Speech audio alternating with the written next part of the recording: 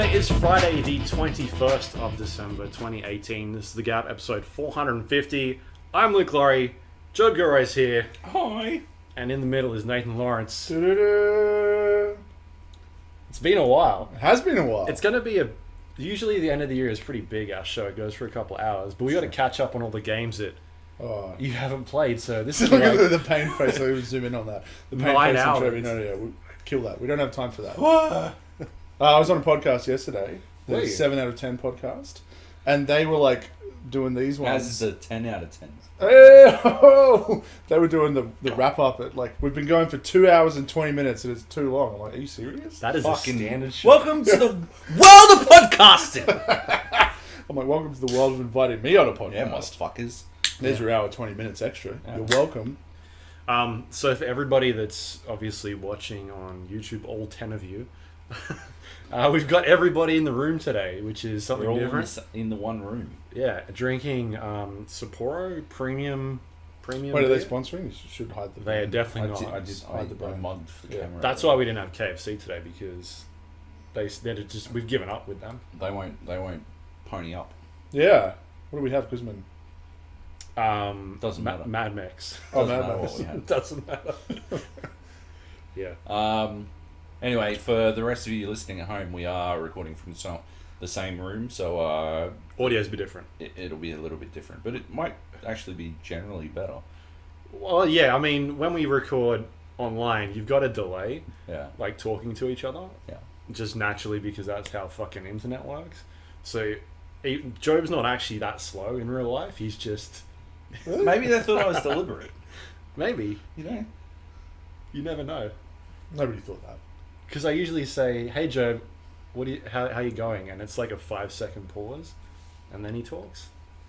Because I'm like, How am I he's going? really asking this question again. Yeah, now I've got to reflect on How your week was. Um, So yeah, the audio will be a little bit different. We've got a literally like one mic between all of us, but it should be fine.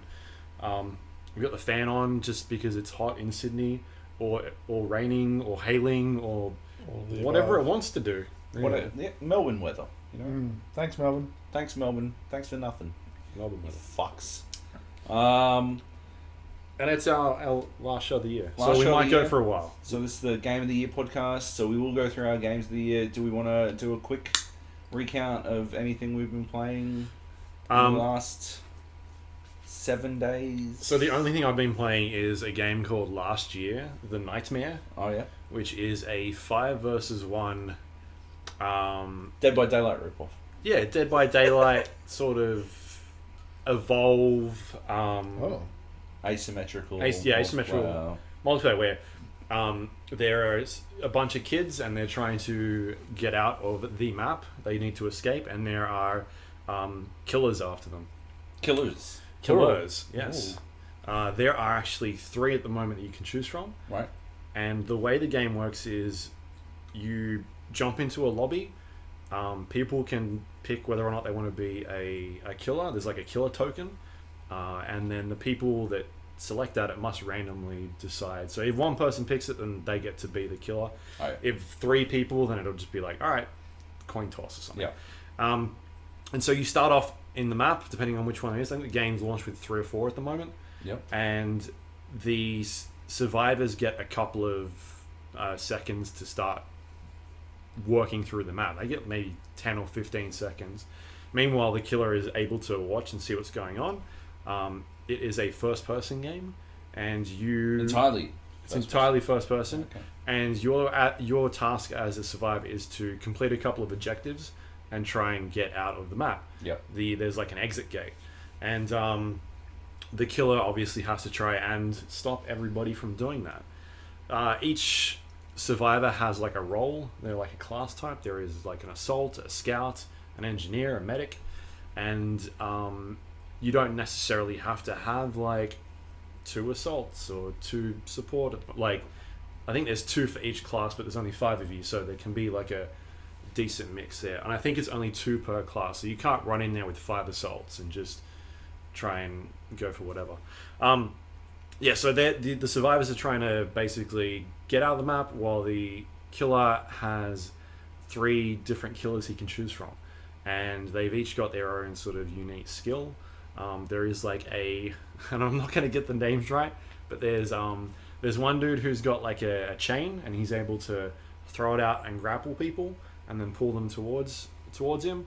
And while that's happening, he does damage to the survivor. Sure. That'd hurt me. If he gets a hold of them, he's able to hold on to them and start moving around and walking away. And as that's happening, they're losing more and more life. And eventually you get to the point where you can actually kill them using like an execution move. Right. And the survivors have to try and either come and rescue them. It's something really simple. Like they can come up and just press E to save them, and then they'll run away. Or you can maybe use some of your abilities to try and get rid of them. Sure. But basically, if you kill a survivor, they go into a like a respawn state, and eventually they'll come back and they'll be in a location in the map where they're behind a locked door, and another survivor has to come and rescue them. The killer's job is to stop the survivors from doing that and making sure that all the survivors are dead before they get out. So does being behind the locked door count as dead? You're dead, but someone can come and get you and let you out, and you keep on going. You're alive again. Does the killer know that they're behind the door, or where they are behind the door? Eventually they'll show up on the HUD, like, you need to protect this door. Or here's 3 doors, and you need to protect all 3 of them. Oh, well, they go in different rooms. They'll be in different locations, and they'll be, in some circumstances, like, I've got to actually protect. Do I want to protect the objective, or do I want to go and protect the door that they're behind? And also, you don't know where people are. You can't see them. There's no like sixth sense ability where you can see them through the walls. But as a killer, and this is something that's really unique, and it's very tropey in terms of like a horror game, you are able to phase in and out of the environment. So you can be like behind a wall and then disappear and go completely invisible and move really fucking quickly around the map. And that allows you to start sort of attacking people, backing off out of view. I think you either need to be out of line of sight or a certain amount of distance away from them so they can't see you. And then you can teleport or phase out. I think it's called Predator mode. And and then move to a different location. So like maybe you're on one side of the door and you're attacking somebody, you phase out and then go to the other side of the door so they don't know you're there, and maybe they come out and look on the right, but you've spawned. Or you go into the room and around the other side of the entrance, like a different area of the map. And so you're constantly moving around all the time while like hitting people and doing damage to them, which is a really unique way of doing it. Because sometimes... And can any of the killers do that? Because you only described... Any of them can do that. Like... Yeah. And then so there's 2 other killers. There is one who is like a big tanky dude who he's really slow, but he takes a lot of damage, and he's got like a charge ability, and he can pick people up and throw them. So that's quite handy when you're on higher elevation areas and you want to just throw them off the fucking edge. And then like all of a sudden the other survivors have to be like, do we go get him or do we just keep doing whatever we're doing? And then the third one is I think his name is the Slasher, but he's just sort of an in-between dude who has an axe and he can do a lot of damage with his axe. So the guy with the chain doesn't do a lot of damage up close. He's kind ranged. He's ranged. He's supposed to break up people and like pull people away from doing the objective. Smoker of the group. Yeah. And it's really fast paced as a killer because you're just warping in and out of situations, like grabbing somebody and then teleporting behind them and coming out from behind like another door or behind an object in the world and then grabbing somebody else, and just like it's frantically moving around.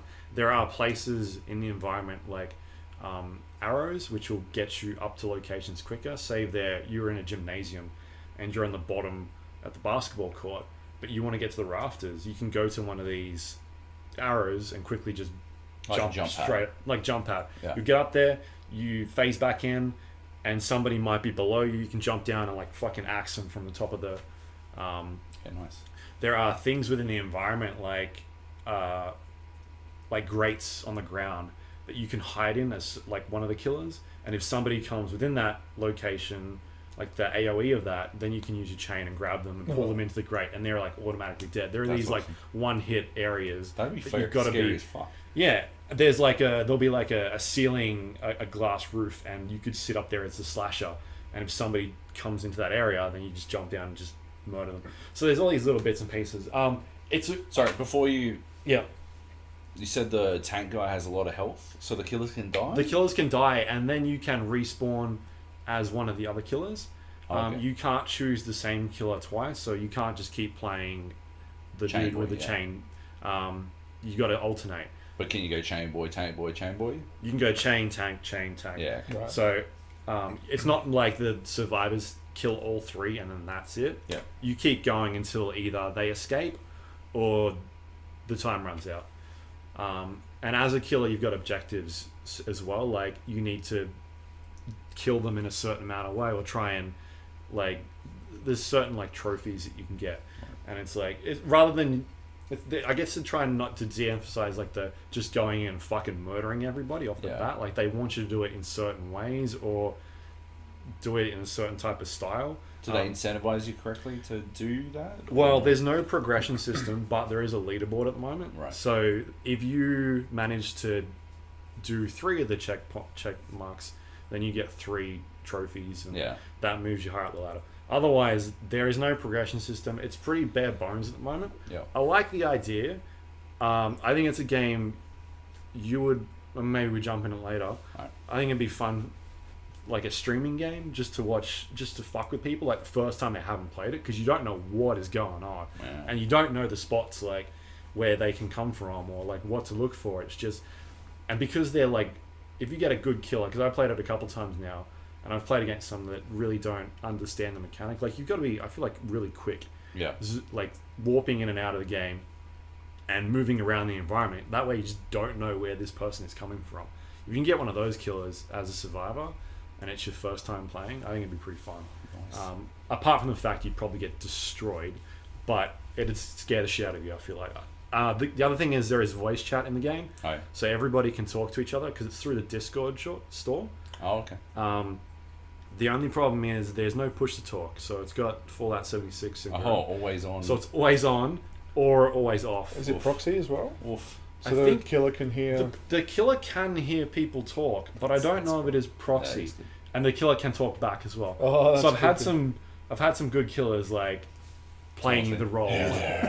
That's awesome. I thought Yeah. that's your role, isn't it? I played a bunch of games as Survivor just to kind of learn how to play it. How to kill them better. Do the survivors know the objectives that the killer is trying to perform, so they can No. stop them? Right. So and they have their own objectives that the killer knows, though, or they're both kept separate in terms of... So at the start of what the they should be game, doing. all the maps have different objectives, Right. and it'll Yeah. play like a little 15-second video okay. clip for of like, both. Is Hey. it static per map for the survivors? Is it So, yeah, randomized? well, so the thing is, I don't know. The objectives are, but Yeah. they're not in the same location. Right. Okay. Like, it'll be go get the fuel to power the scissor lift, and you kind of know where to look for it, but they'll be in different areas, Okay.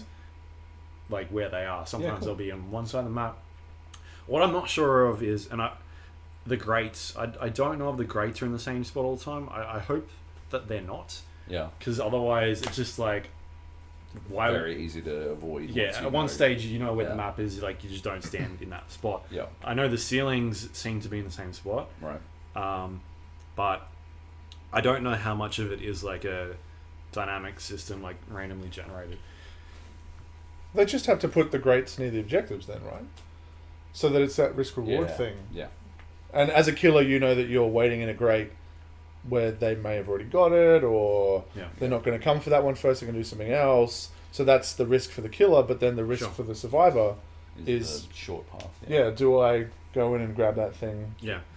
So the lobby system is pretty good. It is not dedicated servers as far as I'm aware, Right. but it is using like a distance system. Like, if I want to play people that are near me, I think it's like near fucking far away or some shit, and you just kind of select it. And so I'll get paired up with Australians. I played the other night, and there was, I didn't have any problems playing with Australians. and we all had really low ping, which is good. The cool thing is that once you finish a map, it keeps you in the same lobby, so you can keep playing as a group. That's pretty cool. And just keep on going. And so if the host leaves though, then it boots everybody. No out. migration. But I played for a couple hours the other day, and you were running into the sort of same couple of people. Yeah. Sometimes like a couple of maps later, I'd run into whatever. But when you get a group of people that is actually talking to each other, I guess kind of like Deceit's a big game that we've played, and we might talk about later, I'm not sure, where communication is kind of key, and playing this game without communication is not as fun. Yeah. So in saying that, I like the ideas of it. It is pretty bare bones at the moment. Yeah. I think they've got some work to do with some of the killer stuff and some of the survivor. I just like to see more variety in there. Yeah. Like it not just be get the gas canisters and then fill up the scissor lift every time. Because that's literally all it is in that map. In the next map, it's like go find the blowtorch and then you open up some hatches. And I mean, there's variety there, but it feels like the map doesn't change enough. So I'd like to see some more things within the map that change around. Because Dead by Daylight had that thing where you play a map, but they got to the point where it's set tiles and the map will always change. Yeah.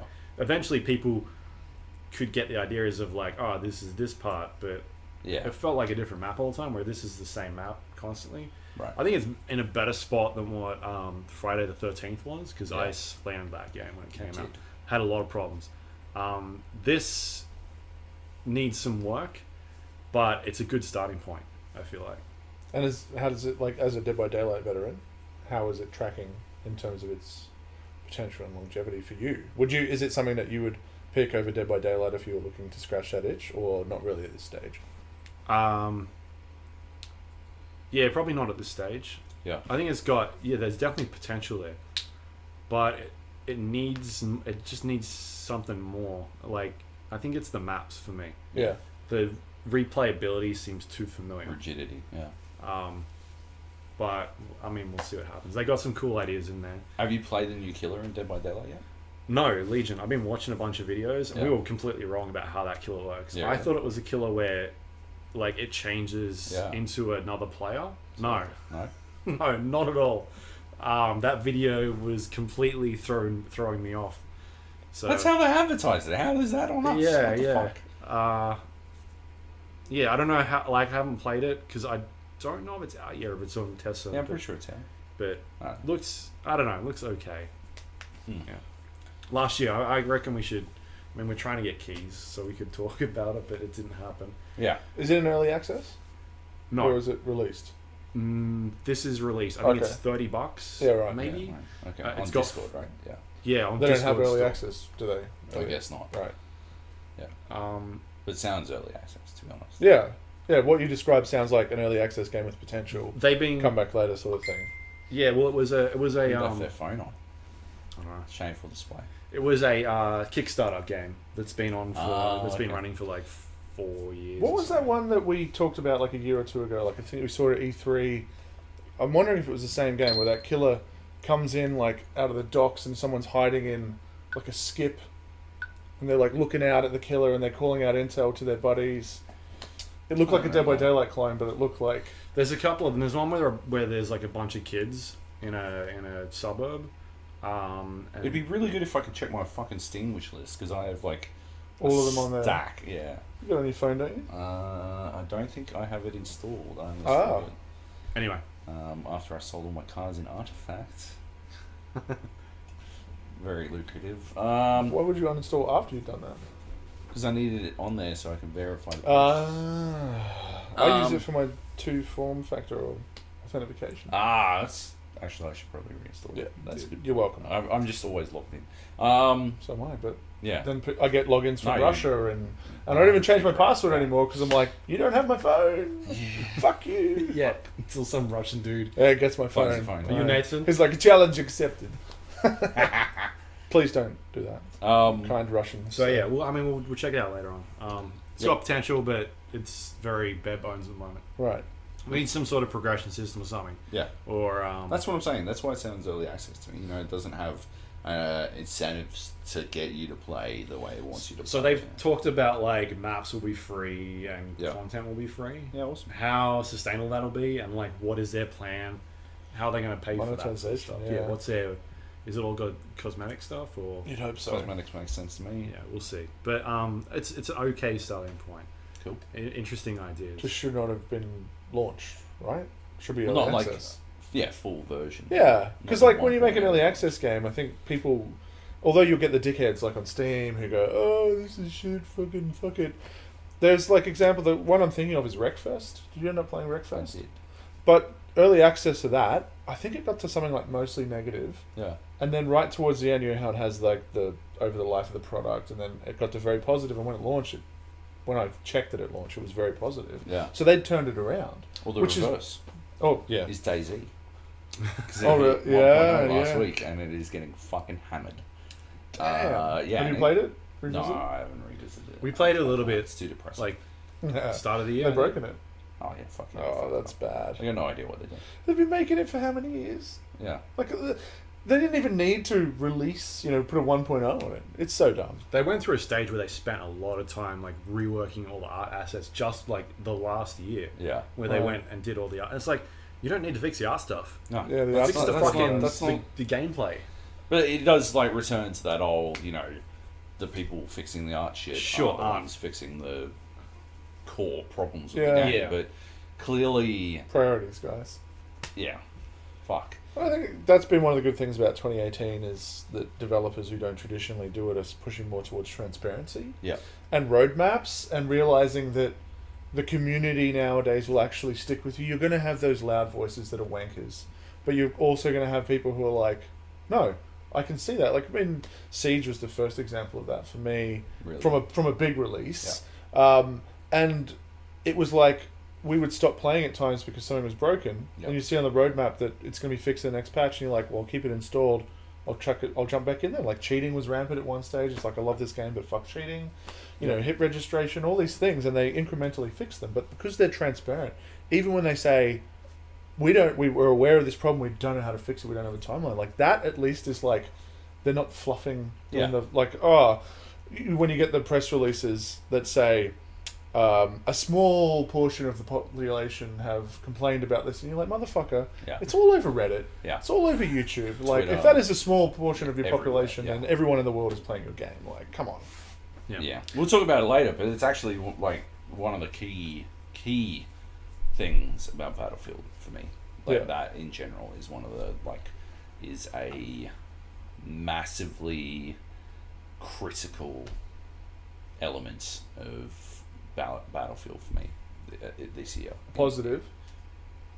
Like first one and then the other. Yeah. Like their treatment of everybody, like, and then the way they reacted to certain things. We'll talk about it Yeah, later. that's it. Yeah. I know, I was just like, give him the trailer, Jody. Yeah.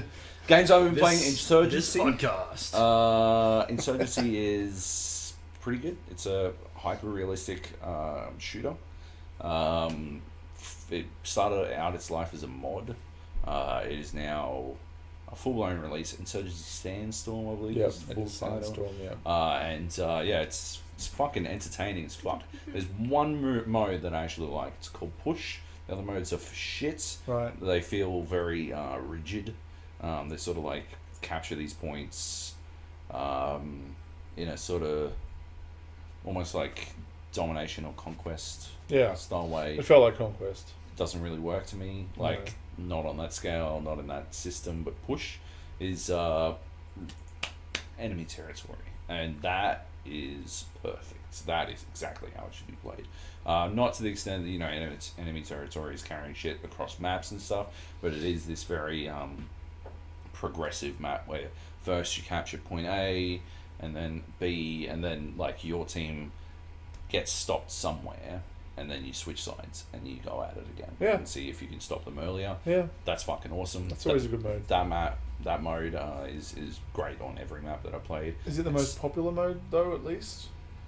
I haven't struggled to find a full okay. server for it, so Because the problem is that like that Conquest model is so familiar Very, that it becomes like, and I feel for like DICE, just touching on it quickly. With the idea where they've created some genuinely exciting modes in the past, but Conquest is just the default, so they get played for a little bit and then it just you can't find a game. So that would suck if their best mode is not being played.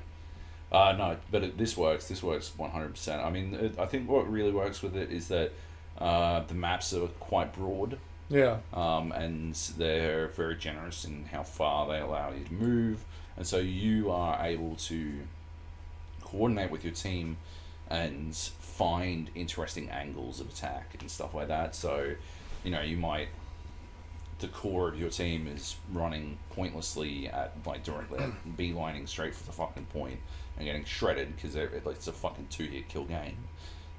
Meanwhile, you and two other dudes are skirting around the sides, and you'll just fucking inch your way in, pick off anyone along the way, and then bust on into the fucking point from an unexpected angle, take everyone down, or as best you can. Good enough for the fucking lemmings to rush through the middle, and that's it. That's all you need. And then on the next point, the few enemies aware enough to be, not just shooting down the middle, will have adjusted and will start trying to accommodate those tactics and start trying to take up interesting angles of their own to defend and stuff like that. And I think that's super interesting, meta gaming style stuff. But what makes it better still, is that the in-game VoIP is proxy. Proxy, locational. Yeah. So if you're on the other team, Luke, and you're talking, I can hear you. And so there is this situation where when you get close enough, it's just zero comms. You stop talking because you just have to fucking go based off instincts on these 3 randos that you've never met before, who are just rolling with whatever the fuck you do and backing you up through the fucking door, because you can't be talking anymore because you're able to hear all of them fucking yapping on the other side of the wall, and they'll be able to hear you. And that's just fucking super exciting. It's really good. And you can wallbang. You can. Holy shit! It's not restrictive in terms terrifying. of the walls. I believe it is restrictive based on caliber of bullets. Oh, that's good. That's what you want. Fucking these dudes on a fucking technical sat at the back of one of these points, and I was defending at the time at a sniper rifle, and I had taken up what I thought was a pretty fucking sneaky spot, and it didn't matter. They parked the fucking technical, so it was facing away, so they could drive forward out of line of sight and then reverse back into line of sight and just fucking emptied into these buildings. And it was terrifying. It was fucking out of control. Everything was just popping off. A little bit later, I had the sniper rifle. It's a high caliber weapon. So they managed to get on that point, and I was coming back on the respawn, and I could see the fucking muzzle flash out of this window. So I just fucking popped into the wall next to him, and down he goes. I had another good one where we wound up right on the point. I was the last person alive. They had 2 waves left. I was never gonna fucking do it. It was literally impossible. But because I had this fucking sniper rifle still, love the sniper rifles. In that game, at least. I mean, because it's one of those games where being an aggressive sniper is a hugely fucking impactful sort of thing, because of the wall banging, because of the silencer, because of the the one shot kill, because of the scope, AWP. You can basically dictate all ranges of conflict, as long as you play it correctly, as long as your positioning is good. But I'm back on our point, and all they have to do is kill me or blow up the point to win. I could hear them running up alongside this fucking, and so I just started banging through the fucking wall. And I saw 2 bodies just fall down in front of the door, but a bunch of other dudes came through. Another time I was about to go through a door. I'm hiding in this fucking corner. I've got a fucking M4. I don't know why. There's an M16, which is the default rifleman gun. You can switch it to an M4 for literally no cost. The M16's a burst fire. Why would anyone use a burst fire in any circumstances ever? I fucking hate them. You've played PUBG with me. Come on. Oh my I god. destroy people with Yeah, that gun. I You know. can burst but fire in M4, right? You can switch As to burst a fire. fire selection. Yeah, it's got 3. but So you fuck can me. have all of the benefits. Right? Like, Full auto. Yeah, agreed. fuck. But yeah, I'm hiding in this corner and I'm ducked. And all of a sudden, fucking a billion bullets just piss through this fucking wall, like, at where I would be if I was standing up, like head height. Like, hammer through, and I'm like, fuck. Step around, turn around, and just spray into this fucking wall. And then I open up the door to finish him off. And there's 2 dead bodies on the ground, but there's 3 other cunts standing next to him. And I'm like, Got it! I fucked up. Yeah, but how awesome is that? It was so fucking cool. Yeah. It's got a theater mode. It's got like a... Oh, you found it? I did. Nice. No, it's like Call of Duty's. They're all fucked. Oh, so Doesn't work. Hasn't worked for years. Needs to How be is PUBG the best at this? or Halo Forge mode. Right? Yeah, like right. how old is Halo Forge? And that was awesome. What's the deal with the bot mode? I haven't played it. I haven't played. Doesn't it sub in bots when people leave as well? I don't To know. keep I'm pretty sure it does. I have not To keep noticed numbers any bots. fair all the time, but those bots are pretty hacky. Oh, Like spin okay. around, Yeah, headshot. right. No, type because I thing. heard there's a mode where you get like You do co-op. Yeah, it's cool. yeah, there's like a mode where it's like you and a team versus a bunch Yeah. of bots. Yeah. It's good training for like learning the maps and stuff. Yeah. But it's nowhere near as fun as the other one. I played it in early access, but what I found after a couple of rounds was that they were just jerks. Oh, yeah. Like I had really bad and they weren't even aimed at me. Yeah. They were just like lighting up this last guy on our team for using an LMG. That's what you get for using a fucking LMG, dickhead. And I'm like, is that a bad thing? Like, Yeah. Yeah. They were a bunch of dickheads. And is the this proxy, like, yeah, but like that is a different problem. the proxy chat leads to like straight up taunting from like opponent. Like I was running in to stop a cap, and they finished the cap. The guy finished the cap, and he's like, "Well, I just solo took that cap all on my own, you fucking dickheads." And I like turned the corner, I shot him in the face. I'm like, "Well, I just solo killed you all on my fucking own, you fucking dickhead." And then every time I heard him in the chat for the rest of the game, I was just like, "Well, I just solo owned you on the fucking chat, you fucking dickhead." And yeah, it was like, you know, I'm pretty sure I'm the cunt in that No. situation. You're reactive. Like you didn't instigate that. I definitely held on a lot. Yeah, but that's longer than I fine. probably Yeah, you should have. needed to learn that lesson. I'm all for that sort of stuff. If someone's going to be a wanker, you let them know with a nuclear missile that they are a wanker and that they should rethink their life choices. It was just like such an odd thing to be proud about, because like obviously, like the bodies inside that room were everywhere. Like there were clearly a giant firefight, and he had emerged the sole victor while everyone else was. Or he's Stephen Bradbury and came into the Yeah. end when everyone had killed each other Yeah. and just was like, solo cap! Oh, this is so easy. Oh, I got Yeah. to solo. Solo baby. capping is terrifying in that Yeah. game because you're just waiting for it to go contested, Yeah. and then you're like, how many are here? And then you're like And that's turning when around. you're, Where's my nearest teammate? when you're trying to Like, learn, fuck. learn the maps. You're trying to not make noise. You've Yeah. got some guy on comms telling you about the other point that you just could not give a shit about because that's not the point. Or someone on comms going, hey, yeah, cut that point when he respawns, and you're like, what do you think I'm doing, motherfucker? Yeah. Like, Or the other thing I like is there's no like indicator about grenades. Yeah. I wasn't ready for that. I like heard this clanky clank, and I like look. ran for it. What is I that? walked through a doorway. I'm like looking on the ground and what was clanking. I'm like fully expecting someone to be there. And I look on the ground. I'm like, is that a grenade? Boom! Like, he crouched down. Can't throw I the should've- back or I anything like should've. that. No. It's a big rock, right? Yeah, that has to be a big rock, big spherical rock, green spherical rock. You can kick down doors. Yeah, that's pretty cool. I also noticed that people cough when they're in smoke. Yeah.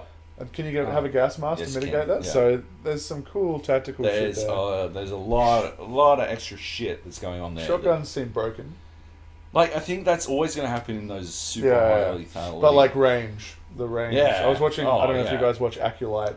No. He's like this Canadian YouTuber who's just super chill no matter what's happening, and he was playing some, so I watched him, and he had a shotgun with a silencer on it, and he was just, like the quick aim Yeah. for the range benefit, and he was dropping guys at ranges like Jeez. one shot that should not be happening. Like they should absolutely take damage, Yeah. but they should not be allowed to one shot because that is a one shot kill, and if you back your aim, they don't have a chance. They don't have a chance. They might hit you once, but they're not going to kill you with their SMG or whatever they have. Cool. Anyway, it's cool. Yeah, man. It keeps popping up on my list. I've got it as well. I thought I had it installed. I downloaded it again. Who did you get it from? 5-star. Right. But they sent me a beta code way back when, and it just turned out to be a game code, which I tested recently. So that was good. Cool. I haven't been playing anything except for Battlefield 5. I've also had a power outage, as you know. So I haven't been playing anything for the last two days? No, day and a bit. I've got that itch, man, when you haven't gamed in a while. I want to jump back in. I should have just lied to you guys and said, no, power's not back on. You'd see me pop up on Origin or something like that. Yeah, but Battlefield has been consuming my life, so that's it. We'll get to that. Do you have a tech thing on there, by the way? A tech? Yeah, like a tech awards thing for the year. No. No, well, I'll rant about a tech thing for a second. Should we?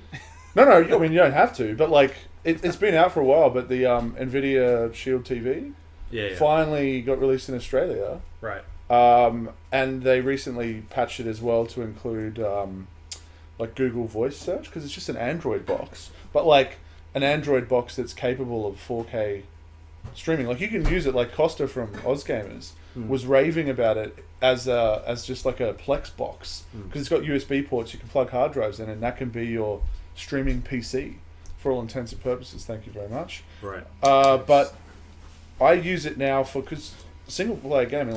We're on a couch right now, and there are certain games, third person games in particular, Assassin's Creed, Tomb Raider, that lend themselves to more enjoyment, I would argue, playing on a couch rather than in front of a computer. Not at Or in the case of Tomb Raider, just it never had a third game. What third game? Exactly that. The original Tomb Raider. Oh, the original. Oh, hello. But that has now become something that I do 4K gaming, because I've got a 1080 Ti. It's not the best card on this couch anymore. I'm really upset. I'm just going to address this to you. Yeah, What a and fuckhead. so it's a What are you talking 4K about? 4K capable card, right? But the problem is, I was saving up for one of those fancy 4K G-Sync 144 hertz screens when they were announced. I'm like, They are expensive as shit. I'll allow $1,200, $1,500 max, and then it was $3,000, and I'm like, are you fucking high? Who is buying this? So I spent $800 on, what do we have? The Acer Predator XB1. XB1. Fucking amazing. I think I got it on eBay Is it special. the 1440?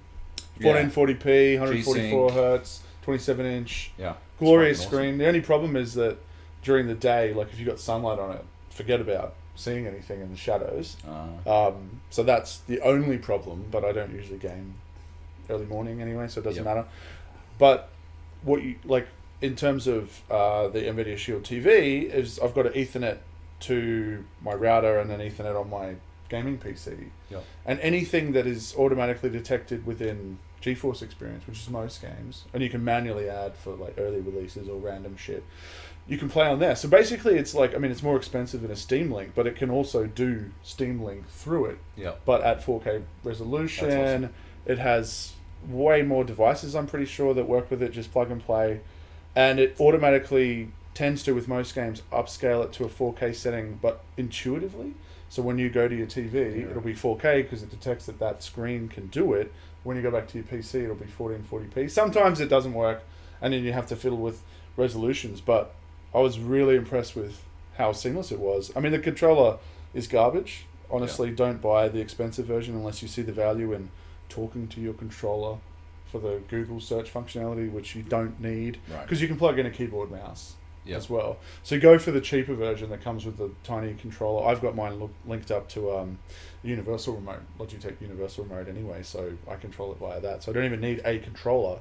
Yeah. But as far as a little streaming box, but primarily for PC gaming in the lounge, as long as you do the Ethernet connection, it's fantastic. But the most TVs are only 60 hertz, right? So yeah, so you got to chuck it in gaming mode, but 4K 60 for the 1080 Ti at least that's was as much as you're gonna get. Was pretty much you're not even going to get 60. You're going to get 60 if you're lucky, but you're looking at more like 40 to 60 on, say, Assassin's Creed Odyssey. Pretty sure close to maxed out, if not maxed out. About 40, 50 frames at 4K. And that game looks fucking stunning. But like just putting in your TV in gaming mode and having that responsiveness, but not playing at that 30 hertz, which I played Origins on Xbox One and it looked great, but I also got sent a code later to do some testing on PC, and I'm just like, I just wish I'd waited. Like it's like that extra 20, 30 frames doesn't sound like much, but as PC gamers know, it's just that responsiveness that just feels so much better. Plus also, I played that and Tomb Raider primarily on controller, but if I have to do any archery, I just put the controller down and go to keyboard mouse. Headshot everybody. Yeah, exactly, because I feel limited in my aiming ability, and I don't like activating like auto aim. Yeah. You know, Predator mode. Predator mode? Yeah, there's a Predator bow. Are you talking about Tomb Raider? No, in Assassin's Creed. Oh, right, the one that you control. Odyssey. Yeah, you've got to unlock. That's an ability, isn't it? Yeah. I never unlocked that ability. Oh, okay. Which like would make sense for a controller, but just stopped really caring. But I got pretty good. They use fucking bow and arrows in that game anyway. But exactly, so that like Stab everybody. 95% of that game is controller for me. And occasionally I'll go keyboard mouse if it frustrates me. But having that option to just, and I've got like some wireless Bluetooth keyboards that are just connected, and I'm just like put them on the lap for 5 minutes and then back to controller. It's really cool. Yeah. And it's like stopped me from thinking about the third person games that I'd rather play on my couch. Yeah. Or thinking I've got to fuck around with my Steam Link and it's only a Steam game, or what about Origin? Yeah. All right. Well, you can talk about your tech then that you got. Nah, we don't need to. We'll do it later. Okay. I want to talk about two more games before we kick off. That you've been playing? Yes, that I've been playing. Definitely Sky Noon. Oh, yeah. We played this at Looks PAX good. 2 years ago. It came out earlier this week. So it's basically Quake 2 grappling meets Cowboys meets Super Smash Bros. So you don't deal damage to people per se when you shoot them. Instead you knock them places. Knock them off the edge type thing. Yeah, exactly. And so the idea is to knock them to a point where they can't actually come back from.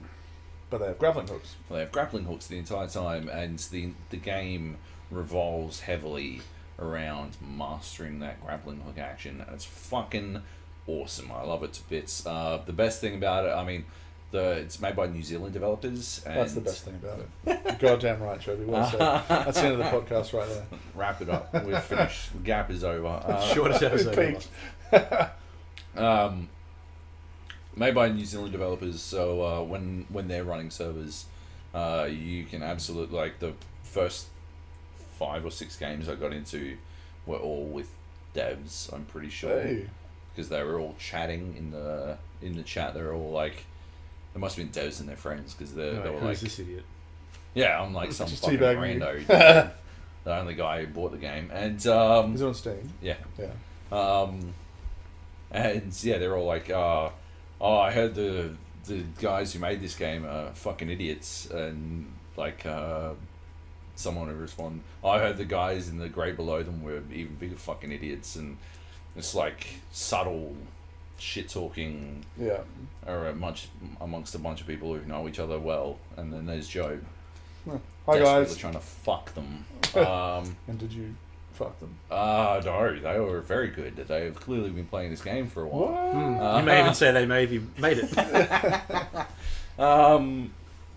But I went back after, like, I took a break for a bit and went back, and I couldn't find a local server at the time, and then I looked through the other options, and there is time trials.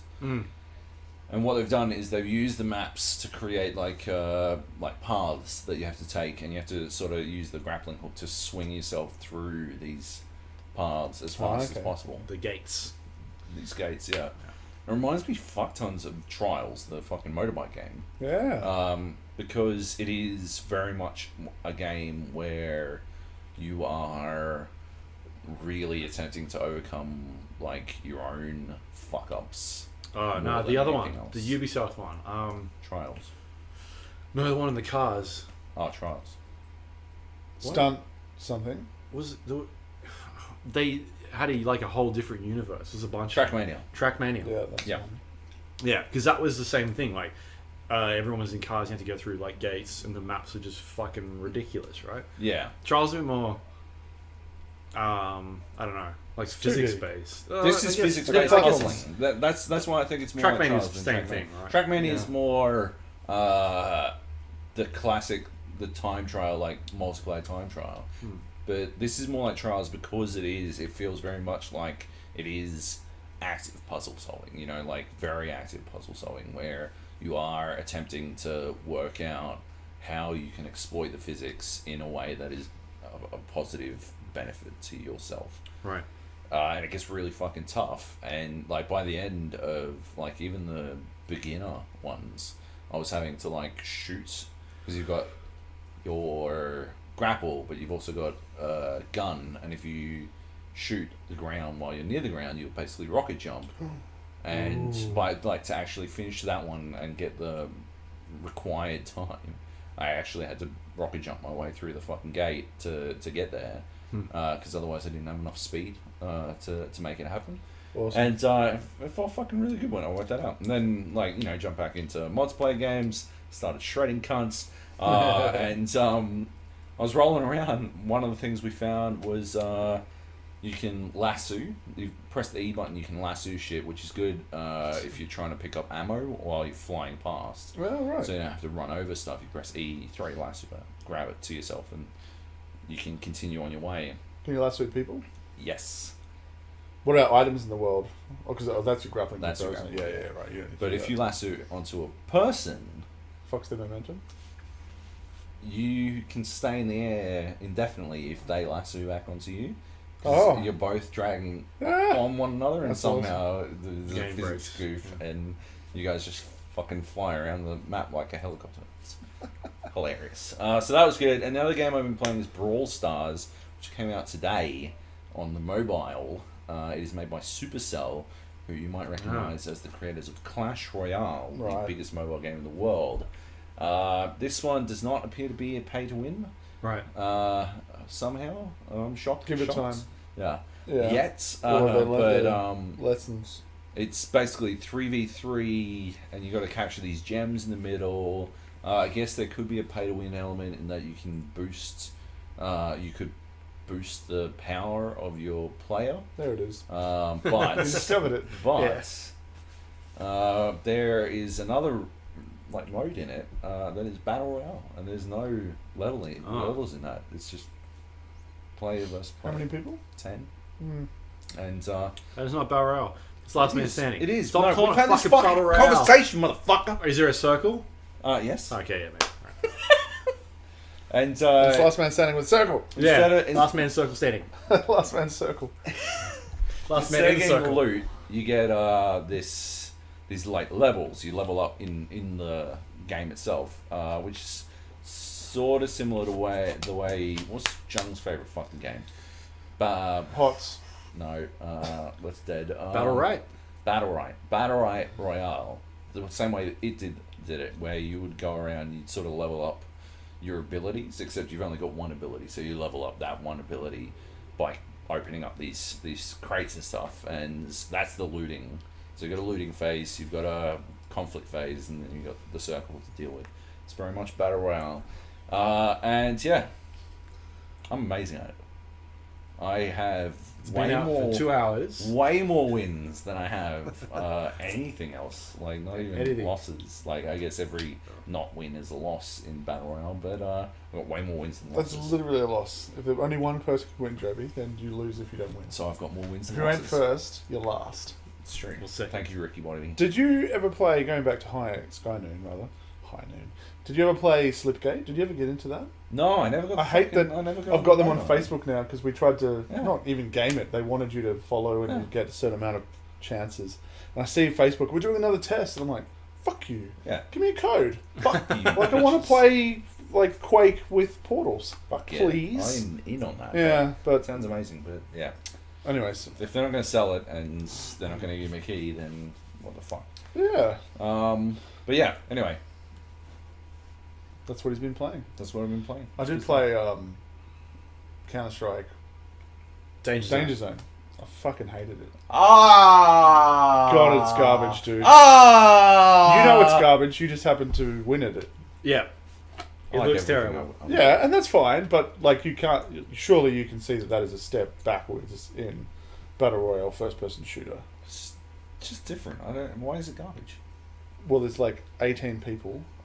We're going back to the number count thing again, which I don't subscribe to, but You don't think that it needs there's an expectation of a certain amount of players. I don't. It doesn't have to be 100, but I don't think you need a certain amount of players for a battle royale. If the map is the map felt empty, because of it. Yeah, absolutely felt empty for me. I did like the drone, the risk reward of the drones when you call in stuff.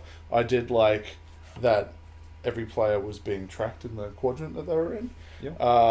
But yeah, I was just like, it just felt slow and sluggish. I mean, I guess that's Counter-Strike. It is pretty Counter. But I was like, I think that might be the defining thing, is that I don't feel it's slow and sluggish, because it feels like Counter-Strike to me. But I know that when I first started playing it, and I kept pressing the fucking shift key to sprint and to start walking, I'm like, this. Yeah, you're like, I am not moving fast enough. Rewire my brain back to Counter-Strike ways. And no ADS, obviously, which is fine, but yeah, it just made me think about how far we've come. How many times did you press right click? I actually got shift was more my problem over right click. I basically had to move my sprint. Like you go, what do you got to sprint on? Fucking shift square bracket. Yeah, that's what I'm saying. But like, it doesn't have sprint. All the Luke's buttons are fucked. Half a run, baby. No, left mouse button. J's jump. What are you talking about? Hold left mouse button. P for prone. S for shoot. This is all making sense to me. Numpad 9. Yeah. Lean is lean left. Prone. And shift L is lean. Like, why are you fucking with yourself, man? Yeah, and that was at that weird LAN cafe at, what the fuck was it called? First Round Esports in Ashfield. Right. Which was also during a storm. They had a LAN cafe up the back with not many games installed, and it seemed that people were just going in and installing their own games. Oh, yeah. So, was this that's a LAN cafe classic. What the fuck? So we had Counter was the only thing on there. That's why we played. Sure. I'm like, hey, let's try this thing out. Yep. And then we ended up playing Nidhogg 2, which is amazing, Sweet. which may even be on the list. No. All right. Well, it's the best first-person shooter RPG of 2018. Did that come out this year? Spoilers. It didn't it? All Didn't right. it come out earlier this year? Yeah, it is. All right, I'll put that on. And Age of Empires 2 Nice. HD, which HD. my god, did that make me just go, can you fucking hurry up and release Definitive Give Edition? us this fucking Because Definitive. Age of Empires Definitive Edition reminds me that Age of Empires was not a great game. It was a great start. Holy shit. I think it was it was great at the time. Yeah, but then the sequel came out. But yeah. The Terminator 2 of sequels. Exactly. And you're like, oh my god, that's Exactly. Age of I can't go Empires. back. So all of our memories of Age of Empires basically start with 2. Yeah. And the fact that they added Idle Villager button to Definitive Edition, right? And I'm like, well, that's a good change. Yeah. But I just assumed that Ring Bell to call villagers back to, town centre when they're under attack was from the beginning. No, it wasn't. That's in 2. So there's all of these things and like formations and stances and what else was there? Like, it was just such a deep game, and it was so like asymmetrical between the factions beyond the initial stuff. I picked a faction that didn't have to build houses, so I was like, okay, villager high. Which faction is that? The Huns, I think, off the top of my head. Really? Yeah, and then you build the castles. It's like just walls, just build a castle, and then you build the trebuchets to take down the castles. Yeah. It was really cool. Apparently it was really imbalanced. I never played multiplayer. I just used to play skirmishes with friends, but apparently the factions were like proper broken. Really? In terms of like special units. Oh, like there's one faction apparently that has like a long swordsman that is like a tank, so it just can walk into whatever range. Because I used to be all about English longbowmen. Yeah. Take everything down at range, but it can just soak up damage and then like one hit everything. And it's just like this wall of unstoppable death. Terminator. Yeah, but like it's a tank plus the damage, and you're like, that's not good.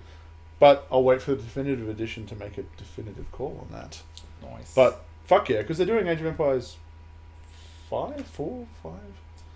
Like a Relic is making that. Yeah, like, that was yeah, announced. fuck yeah. And they said we're doing Definitive Edition for 2, but they didn't say They gotta get that timelines. shit done. I'm like, fucking punch Let's that shit go, out let's this year. go. This year, Microsoft like E3, be at E3, and just say it's out now.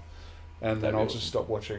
I'll turn off your broadcast. I'll Go just play go it. play Yeah. AoE 2 because Yeah, fuck it's yeah. fucking awesome. Yeah. Cool. Should we move on? Should we start the podcast? Do you guys? Yeah, should we start? The game. Oh, Do gosh. you guys want a break before we go? No, I went to the No, you good? piss Are you good? midway through. Yeah, man. We can break like every hour or every time we. It's start already the been an segment. hour. Let me know. Has and it? we can break. Has it really already been an hour? It has been an hour. Yeah. Well, I figured we were just going to do the normal thing of just going off and pissing. I mean, it's a little just harder to hide. it's It's a fine. It's up to camera, you. but I mean, It doesn't there's- help that you angle the camera so that the toilet's in view. But Well, we can move the camera. oh, in do you the leave it toilet. open? And you were whistling. it's- Oh, it's awkward. That's my penis. Your penis whistles. Yeah, You should get that whistles. looked at, bro. All right, let's we'll do a recap or like a highlights Sure. of the year in news. We'll go from Nice. there. I try to make it a bit shorter this year, but we'll see how we go. Yeah. January, Xbox Game Pass to include new games. This is a big one. I feel Oh, like it was a huge deal. because not only did Xbox not have any games that were new, but the Game Pass was basically just doing like old stuff, right? And, until they, I mean, there wasn't a lot of stuff this year. They had like Sea of Thieves, State of Decay. Well, Game Pass Forza. at that point was sort of their version of PlayStation Plus, except it had until then sort of just been garbage. Hmm. It had been largely Which is all just old stuff. shit games that nobody gave a fuck Yeah. about, and you're Yeah. like, I get why you do it, Yeah. because it's essentially PlayStation Plus, but you're not doing it right. Yeah, you're not And then they competing announced on the this, same and it's level. like, Well, yeah. well, yeah, fuck, that's actually a pretty good value proposition, Mm. right? Especially if you have a game coming out that might be Worth shit. getting it. Well, might, only be entertaining for a week. Right. Like Sea of Thieves. I didn't say it. Yeah. Yeah. Yeah, like I mean, Sea of but Thieves. State of Decay 2. you look at 2 or 3 years from now where Microsoft has like signed like what 8 or 10 different studios now. Yeah. What does Game Pass look like in 10 years? Or sorry, 3 or 4 years? Are they gonna roll back on this proposition? Like, you can't. I don't feel like they can. Right? They No. can't take it back. The choices I have are become the Netflix of video games or Yeah. roll back on it, I guess. I Or think just that's up what the they're price. pushing towards, right? Yeah. Like I was equally expecting the studio acquisitions announcement as well as we're not making any more Xboxes. Like Yeah. I was just anticipating Microsoft was going to go, why are we still putting money into this? We don't have to. We make bank out of software. Yep. We don't need, and they don't. We do not need an Xbox division. Hmm. But they've clearly invested in it. They're here for the long term. And their announcements of studios was not the same as saying we've got all these surprise games coming out. It's basically like we've got games coming out in 3 years. Yeah, for the next. which means Because they fucked up this console. yeah, like we acknowledge that we've lost this console generation. We're not competing on anything other than the Xbox One X being the most powerful console on the planet, and they want us to think that when we go into the next generation, because that'll put Sony on the back foot, because the expectation is the Xbox, whatever, will be more powerful. Mm. There's rumors that there are 2 coming in 2020, and another discless version coming before that. Yeah. So, I think they're set up well, and I think that, like I said this recently, that every time Digital Foundry runs a comparison video, like Red Dead Redemption 2 being the most recent one that springs to mind, that's just more Xbox One X sales, because Xbox One X beats PlayStation 4, PS4 Pro every time, Yeah. and the only time it doesn't is when it's an exclusive game, so it's not competing. Yeah. And that's just, I imagine, just like thousands more sales. Just like, oh yeah, I should probably get one of those. Mm. Yeah. Because I'm certainly loving it on Xbox One X. It is glorious. Sure. Red Dead Redemption 2. We'll get to that later. How dare you bring it up yet? Yeah. How dare? How I'm you doing dare another jump teaser. ahead. Doing a teaser. This one I put on here because of you, Nate, because I figured maybe you have some experience in this Thank you. department. Is it Battlefield 5? No, it is Nintendo Beanie Labo. cunts buy more games. Oh. Oh, Labo. So Yes. Nintendo announced this, and it was like a cardboard gaming device. Yeah. I didn't touch it. I don't think you touched it. No. I Surely touched you it. did. Yeah, absolutely. Yeah. I got sent it for K-Zone. Yeah. It's interesting.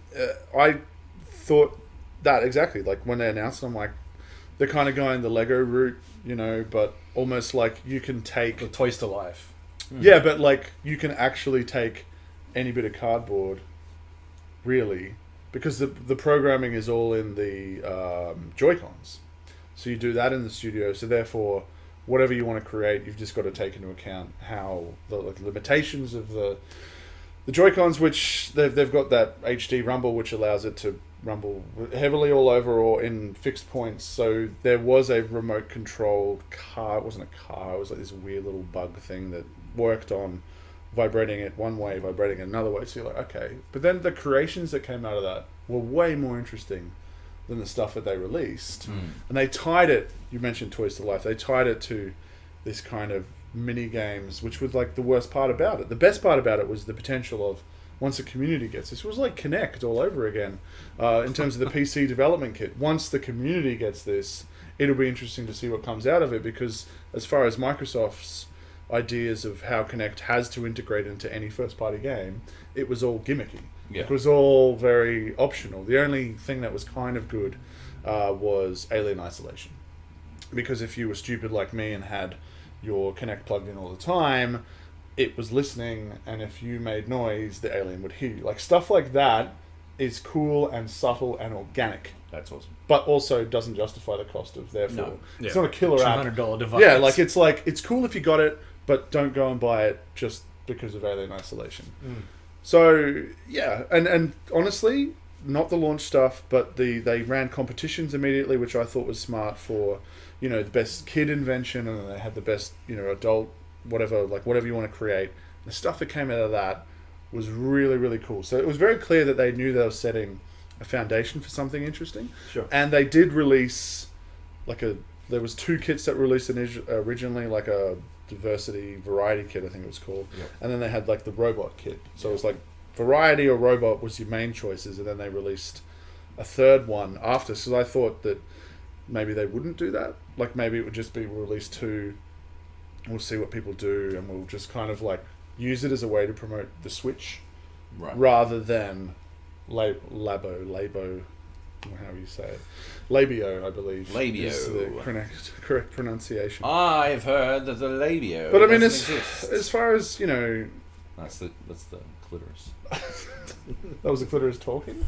Or you saying that, yeah. Anyways, as far as like living in an apartment goes, which is a lot of people, most people in Sydney, and the idea of having these giant box constructions that aren't really display worthy because they're literally Yeah, where are you going to put the cardboard art. Yeah. Where are you going to put them? So that means that, and it takes a while to put these things together. You're going to have to break them back down and put them away. And it's not like Lego where you can just rip that shit apart real quick or do most of it and chuck it away in a box. Yeah. This stuff takes up space. So it's just like, I don't see the appeal. Whereas something like Starlink, I cracked out those ships and I have them in display units because I'm like, they look cool. Like that is the benefit of proper Toys to Life, is that you actually have a toy that you can display, and that looks cool, and you want to collect it all, as opposed to what is just glorified cutout cardboard.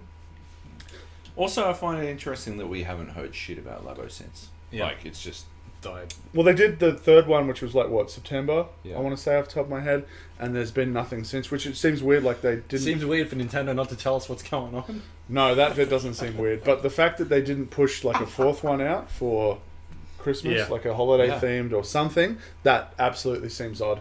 But at the end of the day, unlike Toys to Life, which ultimately I believe at least Disney Infinity was killed by the fact that Disney got too greedy and made too many toys and wasn't selling enough, so they had put in too much and they just decided to gut it. And then the Lego one folded up, and Skylanders is on like hold as far as the Toys to Life component goes, but they're still selling that brand. I believe it's now some free to play game on console as of the latest. But the value proposition is not we're spending thousands of dollars on making toys, we're making cardboard that assumedly some machine pre-cuts each sheet, and it's a way less risky investment, whereas Starlink is basically like you're just doing Toys to Life again. Yeah. So you are taking that same punt that other people have taken, albeit without a brand around it, no brand awareness. You've created your own new brand, and I hope that it stays around. Like, the kid in me sees the potential of like spaceships and shit like that, and mix and matching parts and weapons and pilots. That's cool, but it just reeks of another Toys to Life game, and none of them have succeeded. Not over a long period of time. Prove me wrong, Ubisoft. Prove me wrong. Yeah. Job's legs are very shiny. I've just noticed. Well, he's got shiny legs. I got white legs. Yeah, very white legs. I actually don't have my legs are darker than Nate's. Yeah, And his legs are darker than yours. it's the sunlight. It's definitely the sun. Yeah. That's why my legs are so dark. Because of all the sun they get. I'm always out there sunning my legs. Sunny legs. There's probably gonna be some esports stuff in here. A lot, a couple. You don't have to find it just for me. Big into esports. Fucking This throwing some Joab some bones. This one I thought was important. When ESL else will you talk, Joby? ESL issued some takedown notices for, in particular, Dota 2 games. This is when they were running their big tournaments overseas, and at the stage, Dota 2 has an in-game system where you can watch other people playing, right? Yeah. So what people were doing was, in broadcast companies, they would watch a tournament and then broadcast their own commentary or their own like stuff over the top of it. And ESL was hitting up like YouTube and Twitch and being like, no, this is our tournament. This also coincided with their move to Facebook, right? Yeah, Right. and Because streaming they on had Facebook. decided to. That makes more sense. They'd signed a deal. Yeah, exclusivity. To exclusively show stuff on Facebook. Do they know how the internet works? Yeah, exactly, right? Like, not only was Facebook a much worse, like, viewing platform, and it still is. Yeah. Honestly, my least favorite way to view any. Except for Instagram. I hate watching videos on Instagram, but technically still Well, Facebook. that's just a rock. They don't do streams, do they? Yeah, no, but They they just started, snippets, like yeah. Snapchat. Did they? There's Instagram. live streams on Instagram. Yeah, right. Live videos. Well, yeah, Facebook's video streaming shit was awful at the time, and like they were just unrepentant, and then they went after people who were trying to provide people with alternatives. Like I was knee deep in this shit because at the time I was doing all the highlights and stuff. I think at this point for IGN, Right. I was collecting Yeah. highlights and Facebook highlights. You can't. You can't. You can't. Whoops. Yeah, right. Like, but and then you look at the stuff that I did on IGN, right? Like the clips that I would link to. I was I can't remember what they called it. They introduced some sort of like achievement system. Like a clip star. I was a clip star. I think that was it. Yeah. I was a clip star in literally every channel that I clipped. Because the clips got a shit ton of traffic. Yeah. Because the stories were getting a shit ton of traffic. So these channels were literally just getting extra advertising from a place, and if I couldn't clip it, I couldn't advertise it. Sure. Like, what the fuck am I supposed to do, right? But if you're going to compete with streaming services, you have to offer at least what the other ones offer. At the bare If not minimum, more, right? Yeah, like somehow a better experience, ideally. Well, not that Facebook really needs to, because it's got the people, right? Like it's got the population, so it can just phone it in and go. That is pure. We offer hubris, this, right? Yeah. yeah. Classic Sounds like a hubris. money problem. They got paid a lot of money. Oh yeah. Oh yeah, no, but it sounds like an ignorance problem for Go Facebook. back to dump truck and money back. Yeah, what we're I'm supposed only to do. human. So anyway, Valve eventually came out and were like, no, Yeah. ESL can stick it. ESL can't do this. We designed this platform, and the reason like this stuff is in here so people can create their own content. Yeah. It's like the And you're inception of broadcasting contracts. our game, so fuck you. Yeah. And we're like, you can't do it. Well done. There's always a bigger fish. Yeah. Valve managed to do something right, at least for one portion of 2018.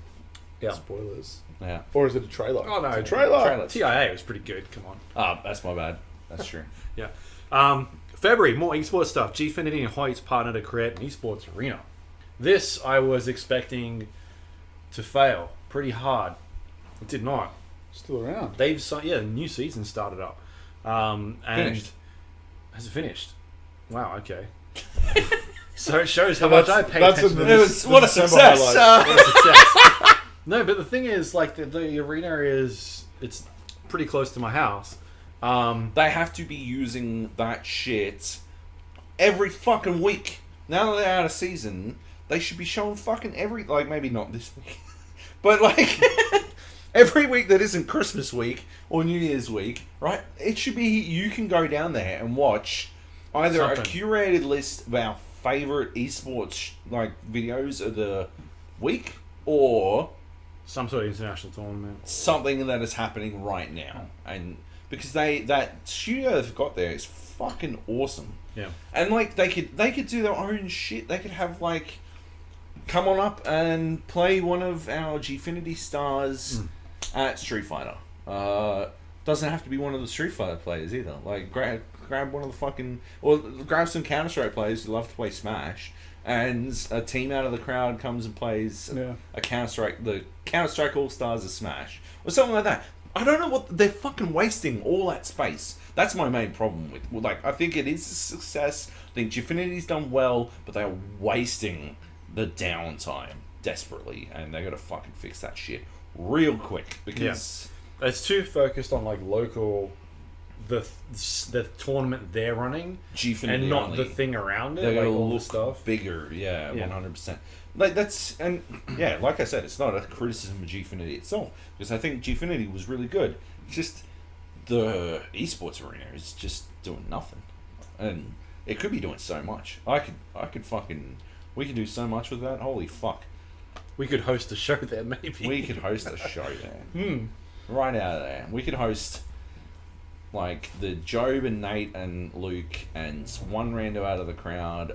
Fuck cunts up at Battlefield Hour. Damn. And it would be an hour of us shitting on the fourth person for not playing their role correctly. Unless it was Unless Skillet. it's Skillet! 37, Yeah! shout out to our boy. Oh, you're the best, Skillet! Even though you didn't accept my friend request, and I'm normally pretty insecure about What? that. Actually, I don't know. Does it say? Anyways, you better have. It would. I think it would not be pending anymore. Is it still pending? Well, I didn't check this morning. Maybe it's not. Maybe you did. Maybe. I mean, you should have. How would Right? you not? We were an amazing team. One death. One death. What was Damn it, it. 57 kills or something? Yeah. Damn. Fuck. Sort it out, Skillet. Not fuck you, Skillet. We don't need you, motherfucker. Okay, we're All going right. to delete that bit. Also in February, the Rainbow Six Siege Invitational.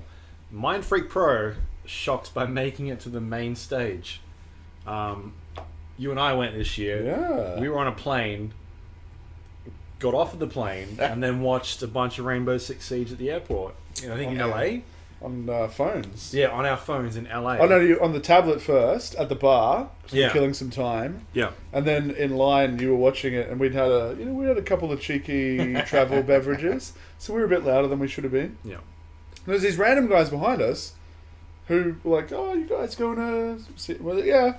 They're like, We're going to Toronto. No, where are we going? Montreal. Montreal, Yeah. and they're like, "Yeah, we just thought we'd come along." Like they weren't even massive fans, which They is were just- which is fucking cool, right? Yeah, like yeah. we're just gonna fly to a different country to check out, Because we asked them, like, who you used to support, which team, and they're like, we don't know. and then we're like, "Yeah, you got to cheer for Fnatic." Was it Fnatic then? No, it was Freak. Mind It was Freak. Mind Freak. It was still yeah. Mind Freak. Yeah. Ooh. Yeah. And then so they were watching it on the plane with us on their phone. And then it was like slightly delayed takeoff, and we're like, wait. Yeah. 'Cause Yeah. And then we're like, yes, because I was watching. I was behind them, or you were behind them. We were all pretty. We were all And then we pretty called close. it out, like they were watching in the final thing. We're like, yes, because they made it through Yeah. to the top 8. So they were. Mind Freak was a part-time team. If you chatted to the guys, like nobody was doing Rainbow Six They weren't Siege full time, no. Nobody. They were students, workers who were doing this on the side, and they were one of the top 8 teams in the world. Yeah, they were beating. Number 8 or 7, I don't know how Full they team. figured it out in the end, but Seven, yeah, they disappointed people. They beat people who were in a gaming house Yeah. doing that shit full time, and damn if that didn't feel good. Yeah. It's pretty awesome. I remember distinctly because you guys were going on the trip and you guys were gloating like the fuckheads that you are. Oh, Oh, the how- rad cunts that We were like, we're going to get there. And Australia's not even a player. Yeah, we were worried because- about that. That's what I. That Because was my. like- that was my. My clapback gloat. It was like, you guys are gonna get there, and the Yeah. dudes are gonna be already knocked out. You fucking wasting your time. You fucking losers. How'd that work Wrong! out for you, Joe? Yeah. Sure showed me. Yeah, so then after their performance, they got obviously signed by Fnatic. Yeah. But then, months later, these guys do it again, and they knock out this easily one of the top 2 teams in the world. What, the second best team in the world, The team according that- to the Invitational. The team that got second at the Yeah. Paris. But not only that, but And they've The majors, the one before that, the Invitational. like, sorry, they've been top 2 Huh. either like the last 3 major events at Rainbow. They've Yeah. won one. I think they come and they second won twice. the first one that I went to. Yeah. So this was like one of the best teams in the world, and by that we mean not top 8, we mean top 2 Yeah, Yeah. or 3 max. But yeah, they and so they come with a man top 4. down. Yeah, Oh, with a man man down. down. So with man their that- coach playing. Man that has appendicitis Yeah. like the day before they have to leave. And you're like, well, that's us done again. Yeah. Damn it. Sub in their coach. So me and coach, Yeah, he says to Literally. himself in the mirror. And the memes, did you see the Dizzle memes that came out? Oh of yeah. Oh, yeah. After they won, because he He's meme clutched status. it. He clutched one Yeah. round. Yeah. Yeah. But But he was getting frags, man. He was the top fragger on one of those maps. Yeah. It's like, really? How does that happen? Yeah. It just was like, let's do it. Let's get They- it done. So there was an awards thing over the last week, was it and Rainbow Six cleaned up? had CI gear, as it CI should go. have. CAG, Yeah. but it won, like, a Fnatic clip won Player of the Year, and it was not the Dizzle clip that No. I thought should have been the highlight of the year. But that was only because Of the it was situation. Dizzle, right? Like it was, Storylines make highlights. yeah, no, you're 100% 100%. right. But like, Aces, wasn't it? Yeah. Got the, yeah, his was amazing. Oh, it was indisputably very amazing clutch, and yes. totally deserved. But then, yeah, that is more of a Hollywood story. Like the Dizzle, the Dizzle story is, and like they didn't expect to win. That I was the thought thing. Dizzles was against ostensibly a better class of team Yep. as well. I mean, Aces was very good, but it was not against the same Genius. caliber. It was not against, It's yeah. not against EG. The same. Dizzles was fuck. Like, but there was a bit of potato. Oh, there was a Oh, lot of no, potato. there was. He would have got it a bit gifted, but But like, fuck. That but was even that, some Job shooting. even the fact, Fuck off, cunt.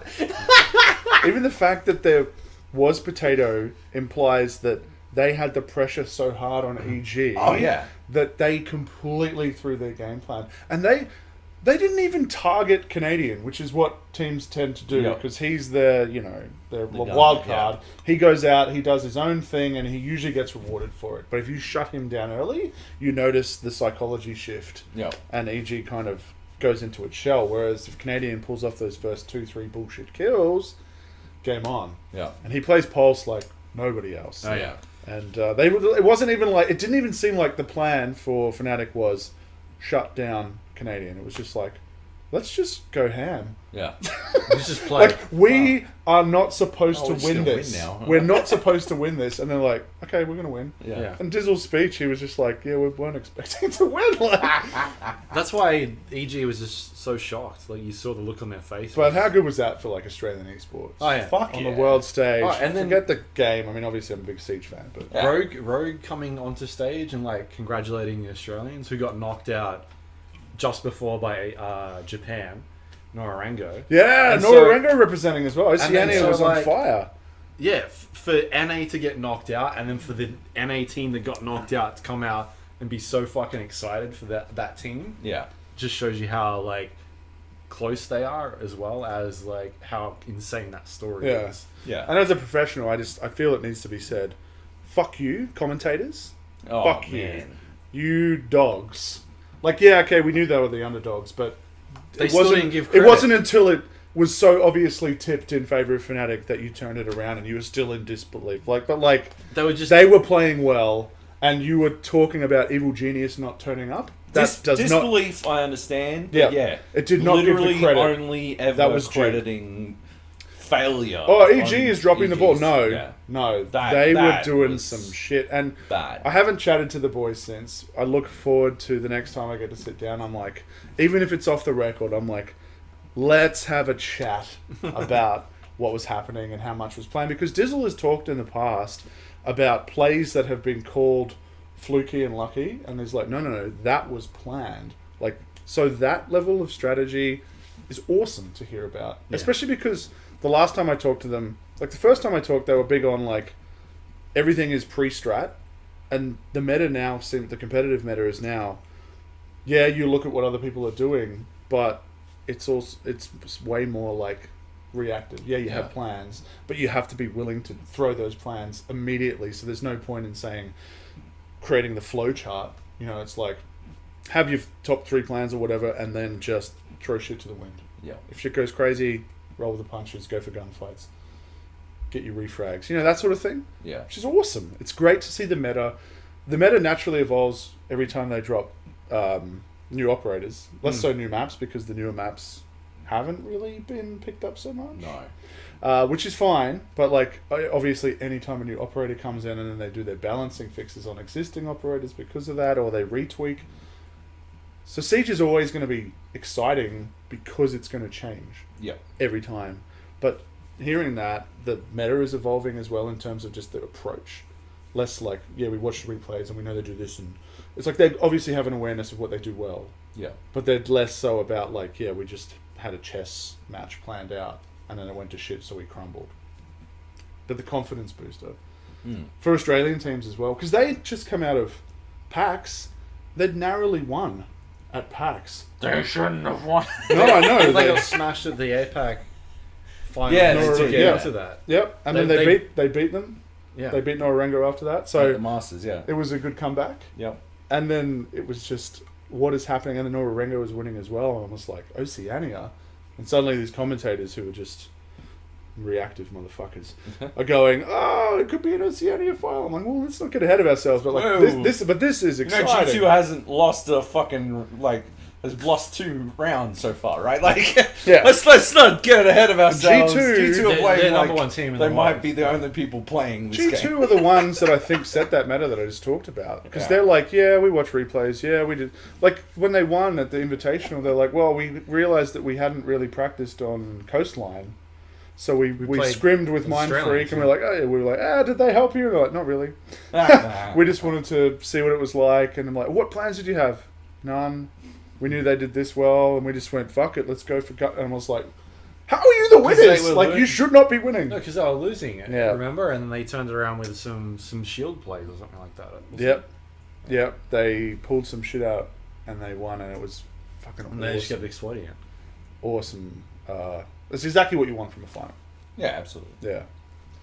Alright, what do we got next? March. What do we got here? Half Brick lays off half its staff. I guess one of Australia's biggest developers. Yep.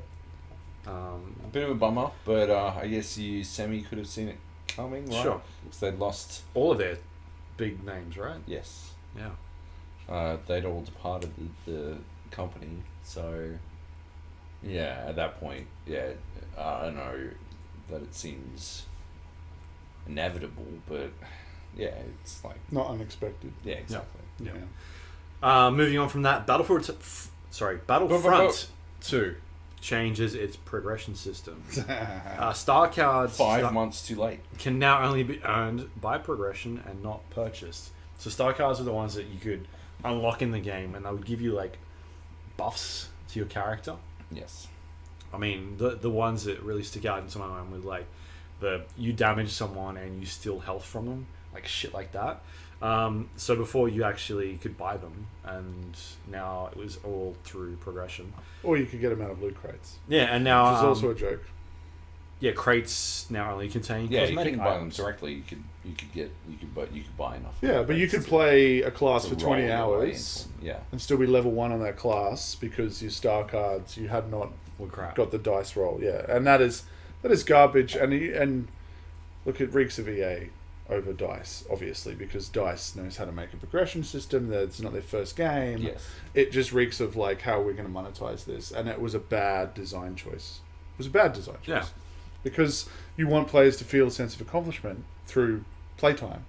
And yeah, people can pay for stuff, but like that, if you played a class for 20 hours and you were unlucky and didn't get shit out of it, why would you keep playing that class if you're getting unlocks for these other ones? Like, it was just that game could have been amazing, because now it's kind of like become a No Man's Sky situation, where apparently No Man's Sky is amazing now. Oh, you've replayed? Yeah. No? Oh, there you go. So that's a bad example, but anyways, It's amazing compared to what it was. yeah, Better. Yeah. yeah, but that's Battlefront 2 as The well. only way is up. But Battlefront 2 added like a squad system where you can actually play with your buddies and stuff like that. That's insane. Why would you want to do that? I know. Stuff that they lied to me and told me was actually going to be coming. Yeah, I remember. Oh yeah, no, you can totally do that. No, you can't. Well, you can now. Mm. And then, Clone Wars stuff, unlocked heroes instead of having to grind and whatnot. So they did all the stuff, but way too late. The damage was done. Oh yeah. PC community doesn't stick around for long when you screw it over. And in my experience with the original Battlefront, they were only dropping back in to check every time a major content drop happened. Yep. But I always thought that game had potential, which was what made it sad. Yep. That there was a lot of good ideas there They that was fucked the pooch quite the way was they did. just ruined by the progression. Like, a lot of other reviewers got stuck on the potential of paying for stuff, but it was really the fact that progression was tied to loot crates that is it. That is the game broken. Yep. Which is weird, right? Because at the same time you had Battlefield 1 coming out, and they were like, they were talking about Battlefield 5, I think, at that stage. Yeah. And being like, all the maps are going to be free, and like Yeah. all that other shit. Like, they learned from Battlefield 1's mistakes. Yeah. Meanwhile, they released Battlefront 2, and it has all this weird crap in it. And like, I'm what are you loath talking about? to go all conspiracy Joe, No, you're not. but but there is a common denominator here in horrifying monetization. And games that should otherwise be First-person good, shooters. and it might be the House of Mouse. Disney. Yeah. Because their mobile games always get monetized to fucking back as well. There's a chance that, because it is a pretty mobile style of monetization, there's a chance that that Disney dictated that they wanted that style of monetization. I guess the problem there is that EA also has a history of They're not player averse to it. exploitation, which is why that marriage between those two companies makes so much sense. Yep. From their perspective. Yep. From a player perspective, I just feel for DICE, because like, Oh yeah. for the longest time we've talked, I think, in the Look, past, turn the lights on. so you can see our beautiful eyes. It just looks like fucking. What the fuck lights are those? They're blowing. That one's blowing. Yeah. put the lights on, right? They did nothing. The spotlights, the lights, they do lights. nothing. They do Tell the nothing. fucking clouds to go away then. That's not Tell my the clouds to fault. go away. Clouds to There's go the name of the podcast. Oh look, I'll try and fix it while we're recording, right? That'll be fun. That'll be fun. This is going to be good. This is going to be a pretty fucking classic GAP episode. Yeah. Raw. So we've talked in the past Raw about... DLC. I knew it as soon as I said it. I was actually looking at like the top gaming podcasts This looks fine from here. in Shut the fuck up. You didn't fix it. No, because it looks fine over there. on iTunes, and then It was just us. no, in US. No, and it I couldn't find you guys, so then I went to Piss AU. off. I went to Oh, yeah. AU. Sick burn. That's Come different. on, I'm not being a prick. But there was like DLC was there a couple of times, and I clicked on it, and I'm like, oh yeah, right. That's. I mean, it's like pretty low hanging fruit name for a podcast or anything. But going back to what we were originally saying, Sorry, yes. no, that's all right. We were talking about it a while back about how some of the legendary studios of our time. It's better to think about them as no longer the pedigree of that name. I remember when I had my first beer. Like Bungie. Yeah. Bungie is no longer Bungie, and it is better if you think about Bungie as just not Bungie anymore. Let's call them, like, I remember... They are Halo. the Destiny creators. They are not the Halo creators, right? Like, the team is not indicative. The team's gone. Yeah, the team's gone. And that's, that happens with turnover rate and stuff like that. I guess their Halo's gone. For DICE, though, while they they make missteps like motherfuckers, Yeah. and they do pretty hard. Yeah. And we'll talk about that more later, I'm sure. Yeah, that leadership is still there. Well, but it feels like they're still pushing stuff. Like when you talk to the Still leadership, rolling the dice. still rolling all of the dice, the loaded dice. No, we're stopping this. This is too far. Podcast over. Thanks, guys. My bad. But when you talk to like Shut the valve. Lars, one of the heads, whoever I talked to about Battlefield Magnus. 1, he talked very openly about like people pitched Battlefield 1 and we kept telling them to piss off. For years they were pitching next Battlefield 1. They're like, we're not going backwards, you dickheads. Fuck off. And then eventually they were convinced. And then they had to go and convince EA. And that was a big thing. And then there was chatter at Gamescom, strangely more openly than it should have been, about how they were worried about Battlefield 1 with the step back, and then you get conspiracy... I don't even think it's that much of a conspiracy theory to say that Titanfall 2 was gutted and sent out to die so sci-fi could appeal with the sci-fi of COD, especially because Titanfall is or at least then, was the next logical iteration of the Call of Duty formula, which was bad for Titanfall, but like it was like they didn't back Battlefield 1. Battlefield 1 went on to be a success. But within even just the setting change, they were still messing around with things. They were still they played with like not just locational damage on vehicles and things like that, but the ability to disable parts. That was originally randomized, but then when Incursions came out, they realized random factors are shit, including random recoil, which fed back into the original game, which goes on to Battlefield 5. But the more important thing in terms of the gunplay was that they made fixed weapon ranges and no more universal weapon classes. So if you had an SMG and you saw an enemy at range, you could tap fire them if they stood still. But really, if they haven't seen you, you're better to try to close the gap. Exactly. Yeah, you were better to play to the range of your weapon, which also coincidentally made snipers shit. Yes. Even like harder to justify. Yeah. But the point being, DICE still feels like DICE. Like the progression of Battlefield, despite missteps, they fixed them. Like Battlefield's 4 launch was disastrous, but it led to a netcode that has gone on to become the standard for Battlefield games. Feels like a little step backwards with Battlefield 5, but I actually don't know if you guys saw it, Battle Nonsense's video. He finally released his analysis, and DICE helped him make that video because they didn't... Well, granted, it's double-pronged because they don't have private servers, which is what he was willing to pay for to make it happen with his Patreons. Sure. But they said, we don't have that right now, but what we'll do is we'll start a server for you and we'll fill it with people that we know, and you can do whatever tests that you want to do. And he reckons he spent 60 hours total doing tests across the time from when he started to now. But I was actually surprised because he said, I'm going to talk about the TTK versus TDD thing. And he said, while there are problems, a lot of it appears to be more perception than anything else. But that's still on DICE. Fucking... But it's still on DICE. It's less... It's the problem for netcode is that if someone who's shooting you has variable latency, then they'll miss a tick of damage and it will get received and then it will get double sent. Shouldn't get...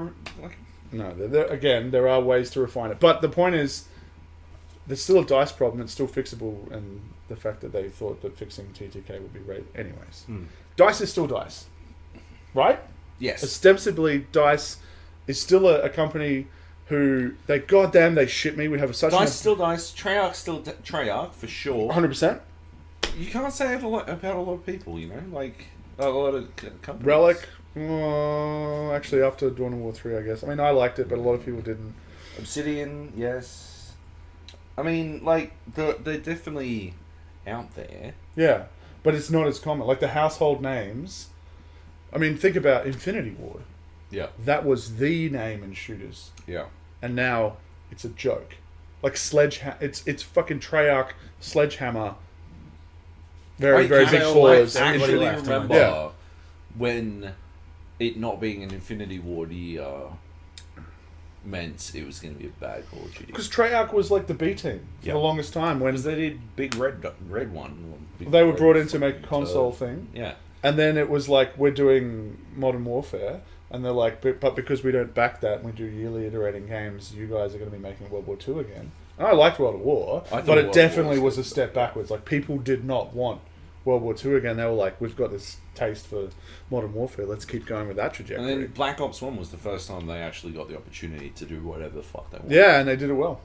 Fuck yeah, they did. I mean, like zombies and stuff like that, which was introduced in World at War, but like refined in Black Ops. Yeah, fuck yeah.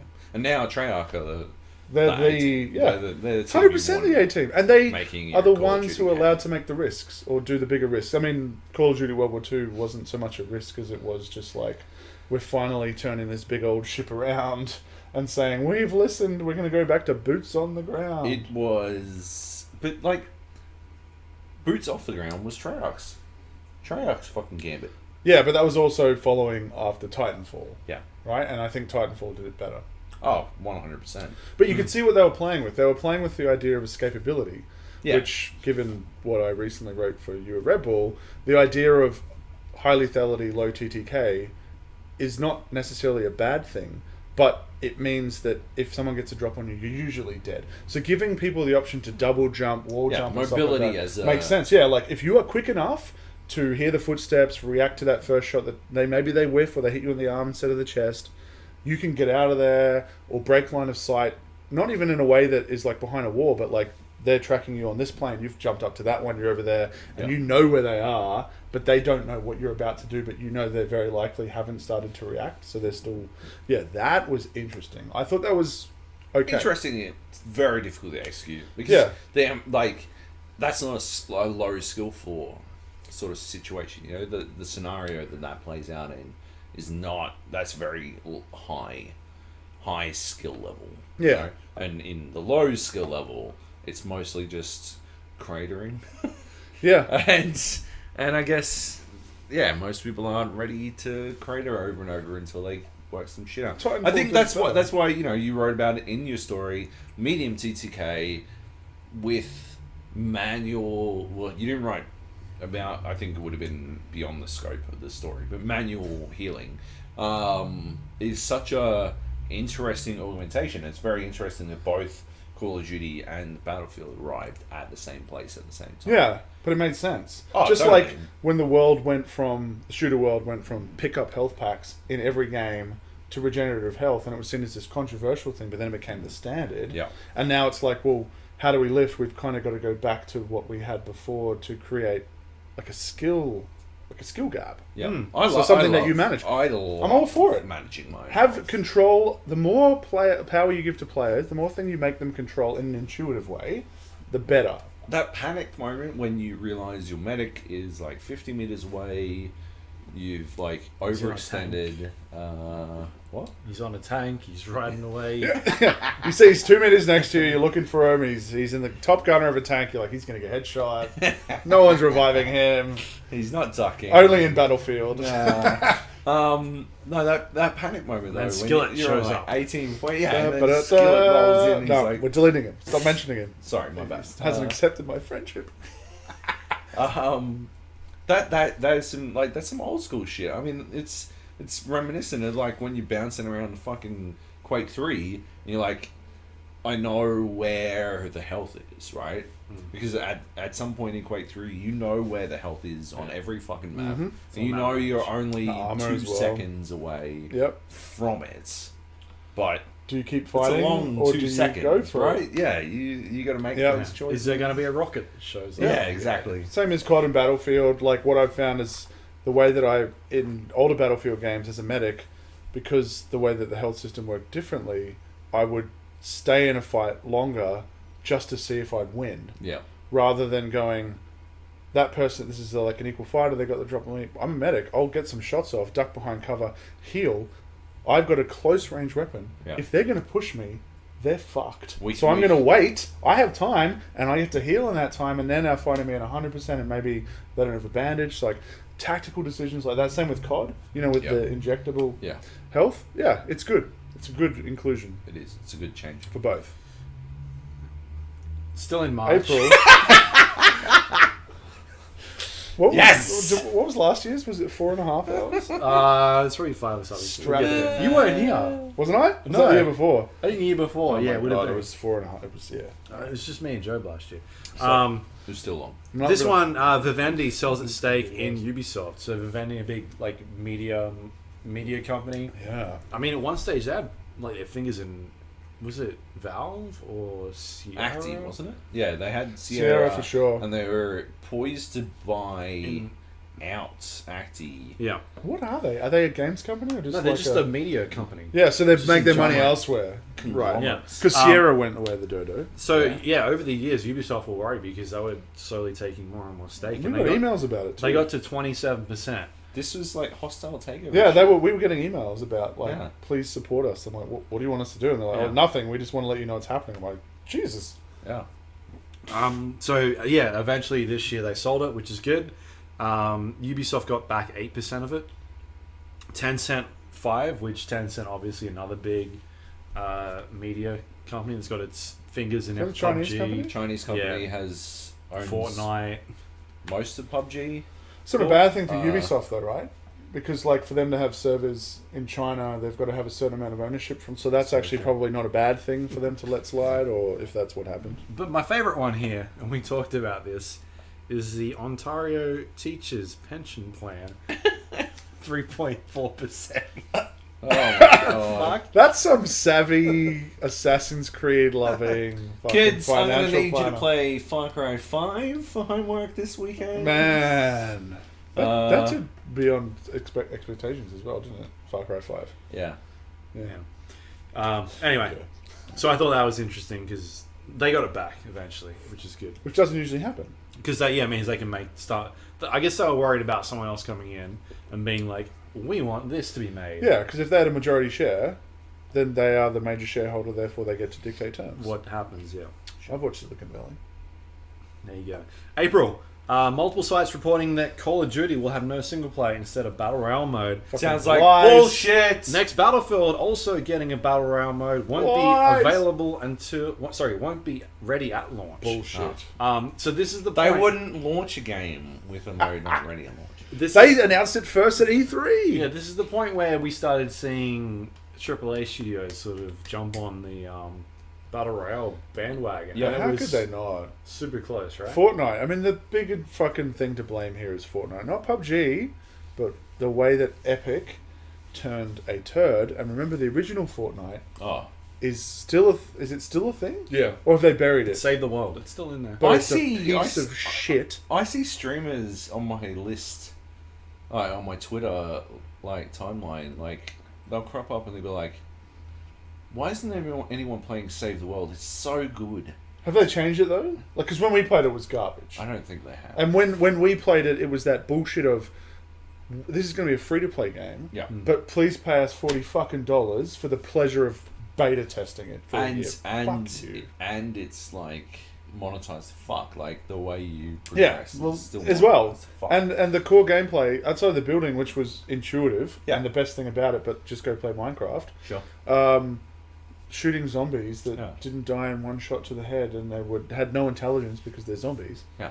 was just garbage. Even terrible. cooperatively, where Yeah. we usually have fun, I was just like, this is boring. This is so boring. Yeah. Yeah. And they fucking saved that, didn't they?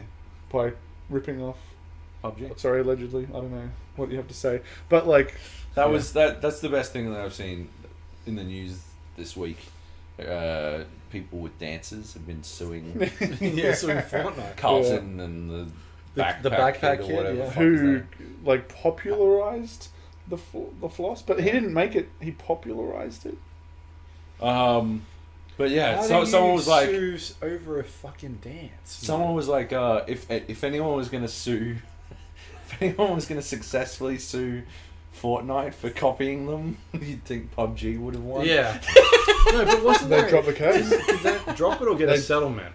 No, They dropped the they case. dropped it, but Yeah. that doesn't Yeah, but that you doesn't mean there wasn't a you don't settlement. know. That's- You know there was a settlement, Mm. but you understand why PUBG was suing, especially because the conflict is that the people that are creating their engine for, how they're now their Yeah, biggest yeah. competitors, Hey, can you fix this code for me? Yeah, sure thing. yeah, What was yeah. bananas and to then you me- see it in Fortnite, and then 6 months later, maybe you get it.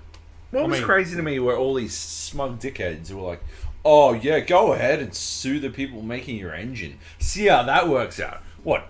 Hang on. Are you on the side of the, are we the baddies here? What the fuck is going No, on but here? also, Who's- what are they going to do? How do they pull out of supporting PUBG and look like the good guys? I guess I'll just wear it then.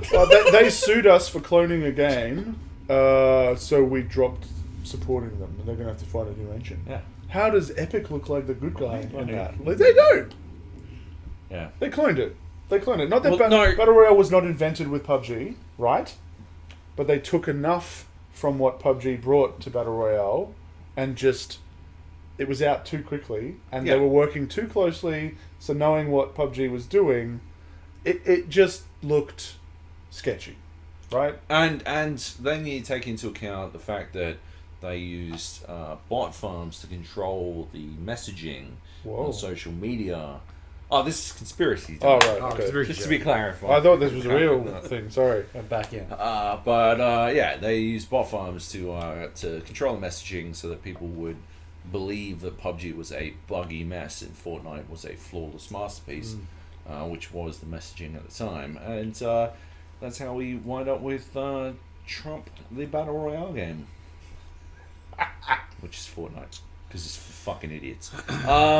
So you're not a fan? It's not your game of the year? Multiplayer game of the It year? is my I mean, It is my multi... How could you argue? I'm sorry. With those numbers. Let me show you. Numbers don't lie, baby. How can hundreds of millions of people be wrong, JB? They've never been wrong before. No.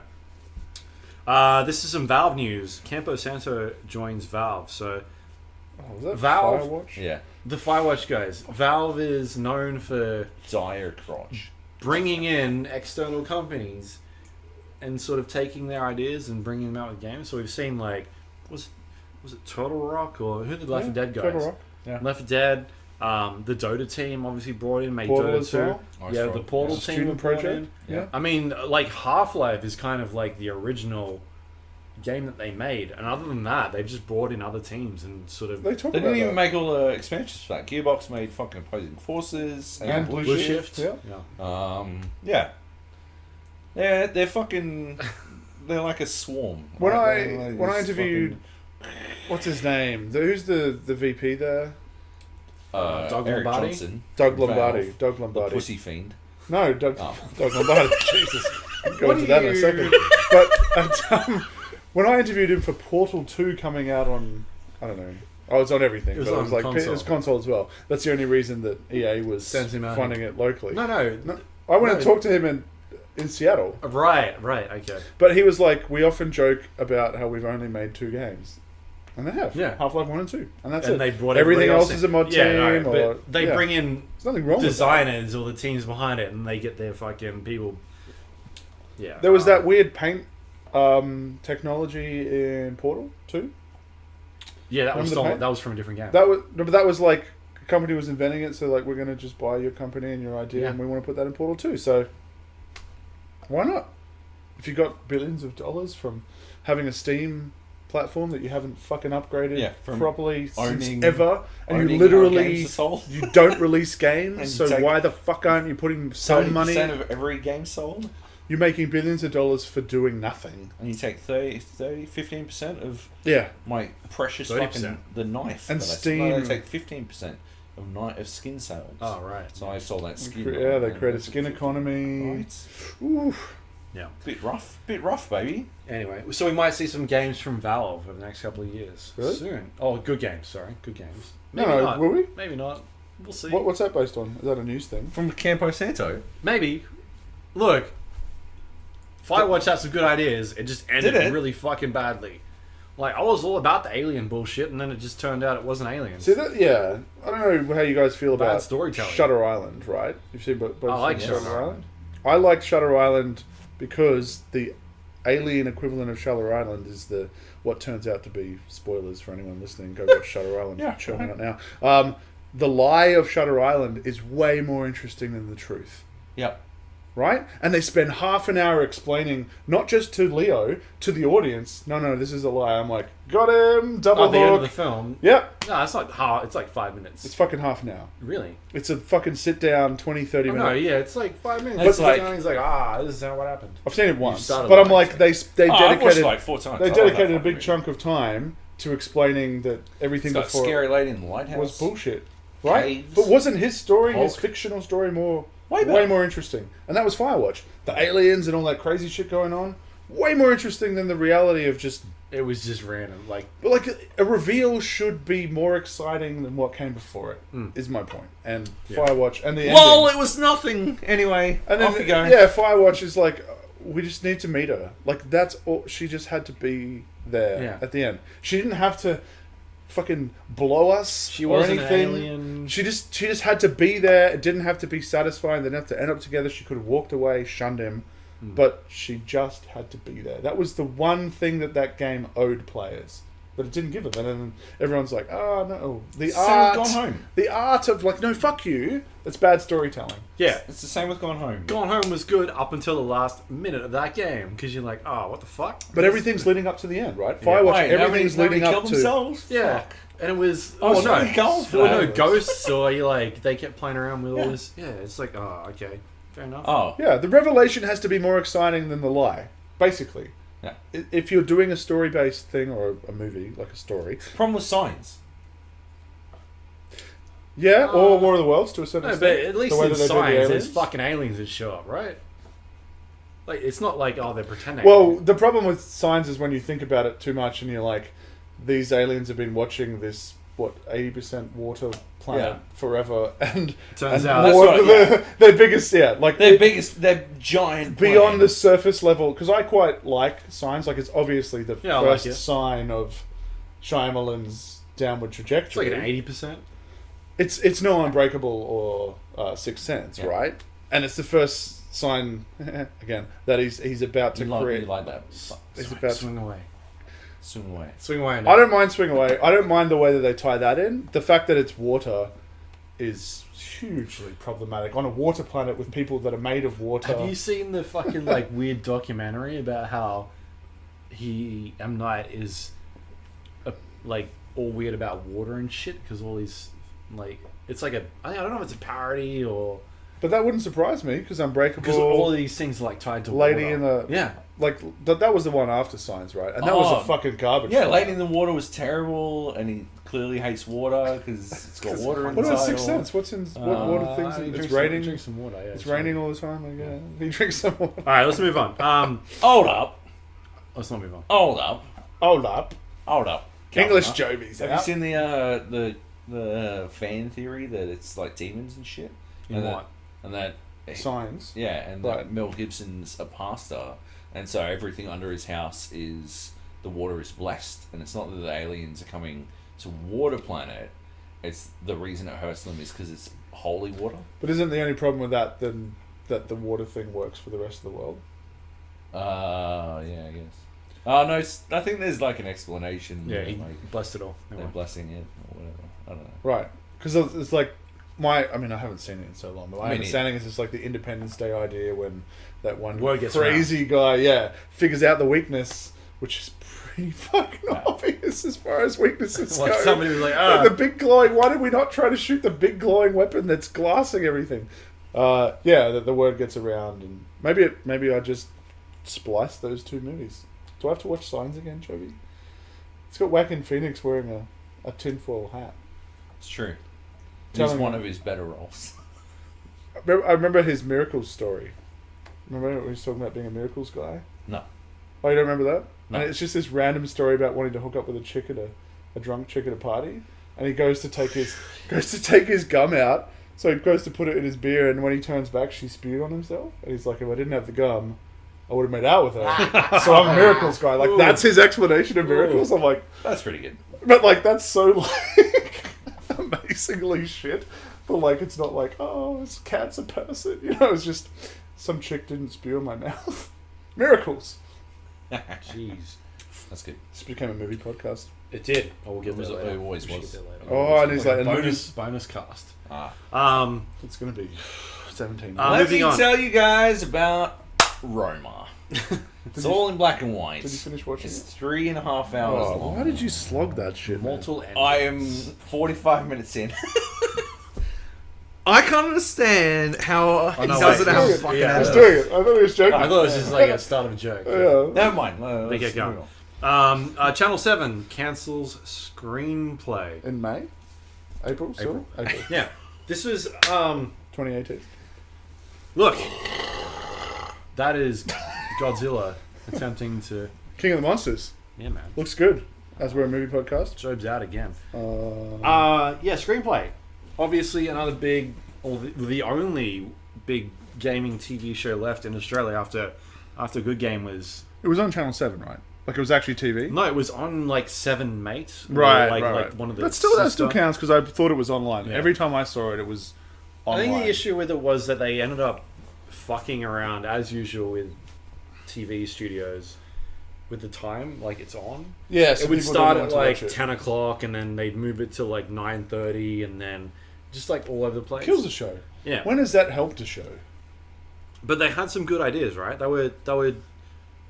They changed the format from like what Good Game was doing, which was a news and reviews show and features, to looking at things like esports. Yeah. They had a lot of esports guys on there, and doing like a lot more YouTube stuff or like streaming and things like that. Which is like Good Game started doing a bunch of that, which was good. Like Good Game was not losing numbers or viewership. It was doing really well. It's just the fact that the ABC was trying to make room room there anymore. Yeah, and Screenplay I don't think got the chance. No. They were doing good shit. Like they had Steph and Nick, they had esports people on there. Miles. Like they understood sort of their community and their demographic.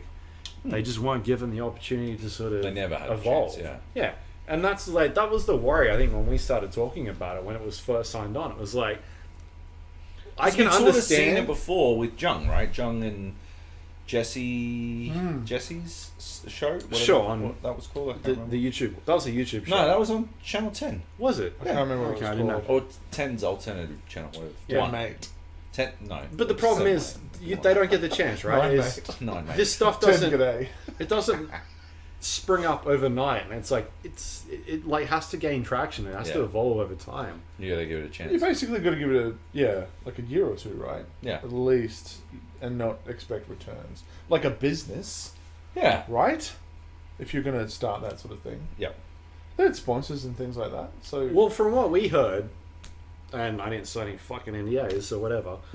Like they were doing fine. Yeah. It was getting a return, but it was just like the point of that's not what we are going as a studio. We want to do on reality our B TV and all that sort of shit. So channel. Reality TV is. Hey, look, massive you've got revenue a kitty litter box next to your toilet. Yeah. Have you ever pissed into the kitty litter box or what? no, Neither have I. I won't either. Pinky swear. that is weird. I was just asking. It was just a question. I'm allowed to ask questions. This is a Right. podcast. Have you ever done a shit in it? Yeah, have you ever done a shit in it? Just one time. No, Did you anyway, put a seat on it first, or did you just like squat? this is all terrible. You can edit it out. Just make timestamps. Like a That's 1,000. that's what we do in this podcast. We edit. We edit. What's that? What is editing? Raw gap. Oh, But it sounds how a bit. dare you? Oh. It's a bit, it sounds a bit. That's rough. No, it sounds a bit porno. Yeah, it does. No. Check out Raw Gap. Oh. So, do you think this is the end of? There's no more video game TV. Oh This no, is they're done? coming back. Who's coming back? Video game TV shows. Yeah. Yeah, they're on the up and up. Seamus Byrne is doing some sort of On Foxtel. finance of esports on Finance on esports. finance of esports on Sky News or something. What? His own show. I think. Yeah. Like, May. We've got May. it's just the beginning, and then like someone's going to pick up the podium because obviously it's got a charismatic host and also Bo who doesn't know what he's talking What's the about. podium? That's good. There were only 15 people who ever watched it. I think this has There's more more. viewers. The video version of our show's got more. This is the podium. This is Although it. due This to- is the- But to be Legal- fair, legal people issues. like the cat, so yeah, we're we didn't have already a cat losing on the everybody. podium, which was the main problem. I think. They had a pussy called Joab, though. yeah. May, we're going to May. Halfway through the year. My goodness. Not No, halfway. no, it's not even, mate. That's June. But you guys will love this one. I know you'll love this. Boss Key shuts down. Ah.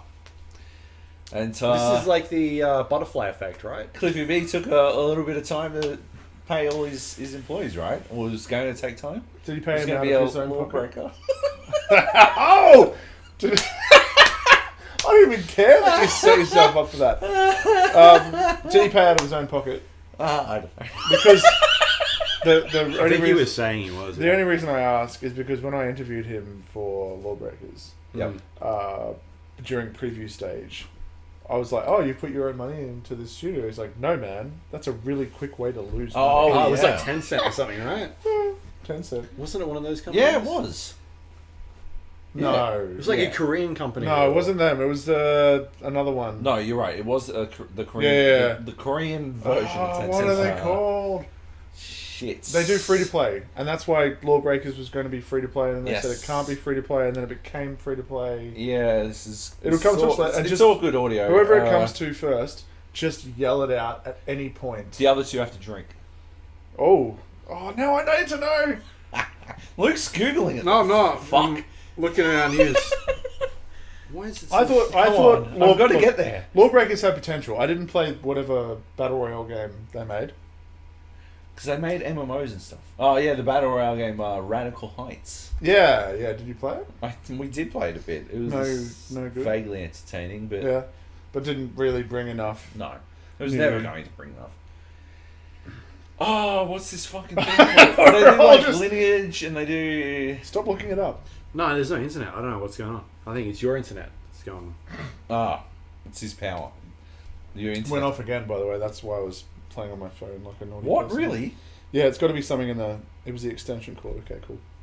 Extension cord. Yeah, but we had to call an electrician out now, so that's actually going to cost Something's money. being tripped. Oh, you're joking. Yeah, but like without active engagement with it, which is the worst because sporadic problems. Telstra cable are the worst Yeah. problems. I feel like it starts with an F, No, it's definitely a not. Z, an X. No. Why? Keep going. Are you looking it up? No, there's... internet's not working. I don't know what's going on. It's gonna come. It's gonna come. Anyway, Try moving it. on. June, E3. We skipped the rest of May because May was boring. Nothing happens in May. Because E3's coming up in What June. was on the list, motherfucker? It was Nothing. just Bosky. shuts Bosky. down. Because And then E3 E3. happens in June. Nobody talks about anything in June. Yeah. Let me check my fucking list. Wait, did you like Lawbreakers?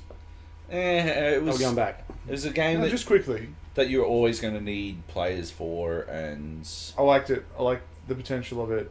Definitely better to play with buddies than randos. heaps of games came out in May. Did they? Yeah. So you've made a May list? Pillars of Eternity 2, which Luke hated because it was too hard. City of Brass, What? State of Decay 2, Dark Souls Remastered, and Detroit Become Human. Oh, the best. The best RPG of the year. The RPG of the year. That's all from me. Anyway. But is that AGA's fault or is that the people's fault? Let's not bring it up. Let's not talk about it. Okay, June. no, Both? lost us. June. E3. You Happened. just wrote E3. Yeah, E3. Because you knew by this stage we'd be 3 hours be in. fucked. And you're like, I gotta get this point on. Yeah. Yeah. E3 did happen. E3 was good this year. Microsoft I won. went. Yeah, man, I thought it was the best one I've been to this year. It was Wow. really good. You're Like we've gotten to the point where Play that banjo, mate. I love this Sony presentation. that was the low light, and And that's then why they're not doing it. They're not there next year because they're like, 'cause we phoned it in so hard last we year. fucked it up. Like Luke said, it was shit. We're not going anymore. Oh, that was it. You were Luke was the- like, if I don't get a seat, I'm fucking done. I'm not Yeah. coming next year. Like we got to a point where E3 you had a lot of behind closed doors presentations and a lot of hands off stuff.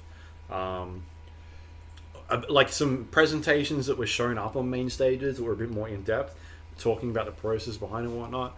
But by inviting the public in 2 years ago, you got to the stage where people needed to play something and they wanted to get their hands on with it. And it got to a good point where you had all these really big AAA games, and this year you could play them and you didn't have to fucking line up for long because they were The public or the public, yeah, because the public were the publishers were ready for that audience to come through. They catered for it. Like there were stations set up all over the place. Like if you're gonna go play Tomb Raider, there was a bunch of stations set up. I don't like whatever. Were there any good games or just Tomb Raider? Cyberpunk. Ooh. Well, you couldn't. No, but that's the Technically- only time I've been play unless Jealous you of Hella missing, jelly, you yeah. threw my card out there. But no, they had like, I thought it was like the best year that I've been to, because the fact that it wasn't just presentations all the time. I could go and play a fucking game once in a while. Name 3 developers who crop dusted you. I can't Name one. I can't name one, Job. How could it be the How best? could it be the best? I think like When the lawbreaker himself crop dusted us on on our first E3.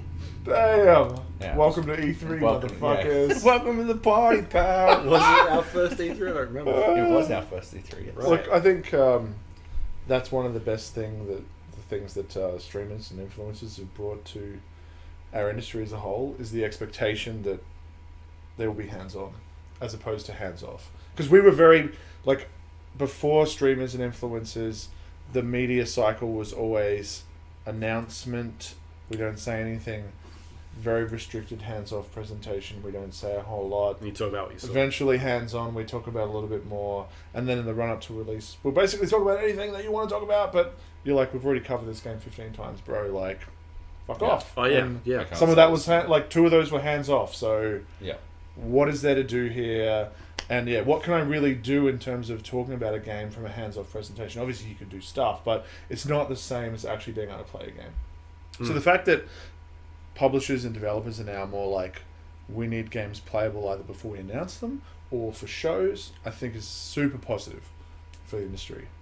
And that's about it. Yeah. Hell yeah. I don't know if it helps it To take a drink. take a drink. That, Mid-sentence. like, you can Yeah. also flash we're as a publication part of the Game Critic Awards or like that sort of thing. Like kind of leverages you a bit more. Right. But at the same time, the fact that it's playable, a lot of this stuff there is pretty big. Because I remember my first couple of E3s that I went to, I'd say like 80% of them were presentations with developers behind closed doors and Yeah. doing interviews. Gamescom That was on it as how. well. Yeah. That's how you do it. This year it was like you can play this game, or like they would show you a presentation and you would have like the creative director talking about the game and walking you through it and doing a Q&A. I remember watching the Skyrim demo with Todd Howard for the first time they showed that, and they were like, that whole, you can go to that mountain and go up there, like you can walk. I remember being in that room and him talking about that, but I didn't get to play it. I remember not being allowed to go into the Witcher 3 demonstration. Right? Yeah. Getting turned away at the door. It was pretty good. Oh, what was that? I hadn't made an appointment. Yeah. And right. So So more to that story, I No. regret asking. No, because I was blacklisted by a company that was handling it at that time. Right, I remember getting in trouble for going to see Skyrim and Prey 2, if you remember that game, right. at Gamescom, Oh yeah. because we were spotted by someone who said something that he shouldn't have, Yep. and we were told whatever publisher took us there. Yep. And apparently that was competing with whatever game they were making, and it didn't make any sense, but anyways. Didn't make any sense. Those were the amazing, like, The days, right? Skyrim? Skyrim, yeah. Skyrim, yeah. And Prey 2, like I was like, I'm all about Skyrim, and then Prey 2, I was like, what the fuck is this? Oh yeah, no. Do you remember actual Prey 2? No, that's what I'm talking about. Yeah, I'm not talking about. I remember seeing yeah. that. I mean, like, that's fucking That sick. is amazing. Because that was not on my I wanna radar. play that that game, and then yeah. I saw that, and it wasn't a Usually, like, you get a presentation, they'll sit down in a fucking room. This was like on a screen standing up in the back of the Bethesda booth, because they did not expect that game to blow up at all, Yeah. and it did. And they Which were is like, insane. But like OG Prey, Which is insane. you don't get excited for the idea of Prey getting a sequel. It's basically like saying Kane and Lynch 2's happening. You're like, okay, or why? Right? Like Prey was fine. Why not? Prey was okay, but It worked out pretty good. yeah, eventually after they got yeah, It's like Army of Two. oh my god, exactly, exactly. Need for Speed the Run 2? oh, I remember that Where one. is it? Where's our Need for Speed the Run 2? What do they just call it? Need for Speed, the number 2. Like just cut past the runs. So at the same time, I'm saying all these things, but then you run into like CD Sorry? Projekt Red doing an old school approach and being like, we're going to show Cyberpunk 2077 for the first time behind closed doors and nobody else is going to see it. And for them to be like, it's an hour presentation, that's fucking nuts. And me, like, I'm literally messaging you guys as we get out being like, this is the craziest fucking thing I've ever seen. But they earned that, right? Yeah. Holy right? fuck! I watched that the stream they did like twice. Yeah, Like it's back stupid. to back. I'm like, I watched it and I watched it again to see what I missed. It was fucking spectacular. Like, and I Shit. hope to not be proven wrong on this, but these aren't the kind of bullshot motherfuckers No. who are pie in the sky. Yeah. Like, that is the bare minimum of what they're hoping to execute on.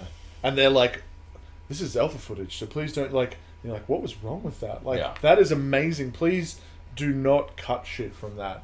And I hope that you're only adding it to it. And after The Witcher 3... Downgrade fiasco. No. I mean, Downgrade? No, they got like a lot of shit for that. Surely not. Yeah, because they showed it super early, like 3 or 4 years early. You can go back and look at it and read the comments. Like, people were upset that it got downgraded. fidelity. People are fucking high. Yeah.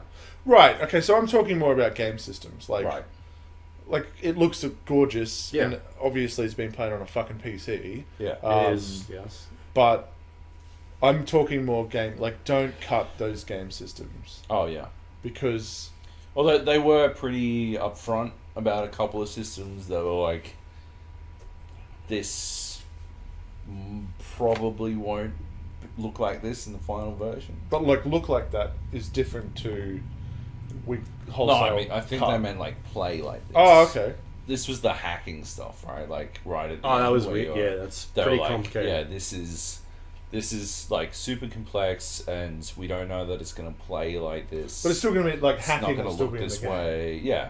What I'm saying is that don't cut hacking. You know, don't cut awesome feature you've shown us completely. Rework it, rejig it, cool. Yeah. Make it more player friendly. Understand you're making it multi-platform. Limitations of a fucking controller, sure. Mm-hmm. But those guys understand and love the PC community, Oh, Yeah. and it's like That's why they made GOG. storytelling, right? It's- right? But like just simple things like Yeah. GOG being no DRM. And then when I don't know, you probably interviewed them back when they were releasing. I think it was Witcher 2, maybe even. And we talked to them about like, yeah, why do you have a no DRM platform? Aren't you worried about piracy? Like, totally loaded question. Yeah. Like, give me the quote that I want about like, we don't care. And that's basically what they said. Like, people are going to do it, but we hope if they enjoy it enough that they'll They'll go buy and, it. Yeah, they'll go and buy it. But we don't think that we should be punishing legitimate players. It's like the problem of going back to movies, movie cast. When you legitimately buy a 4K or Blu-ray movie and you have to go Oh through my 2 God. minutes of FBI warnings versus even like Netflix, which is just play and start, or a less than legitimate version of a movie, which What I just starts. I love how Starts. Netflix has gotten to the point where they skip intros for you, and meanwhile DVD's Yeah. like FBI warning, piracy warning, Yeah, you're Australian government warning. The Like, only reason I'm this saying is on this- Netflix, motherfuckers. Oh, like, if I pirated this, The only reason I am seeing this is because I paid for Yeah. it. I Like, watched- this logic is non-existent. I watched something the other night. I don't remember what it was. porn.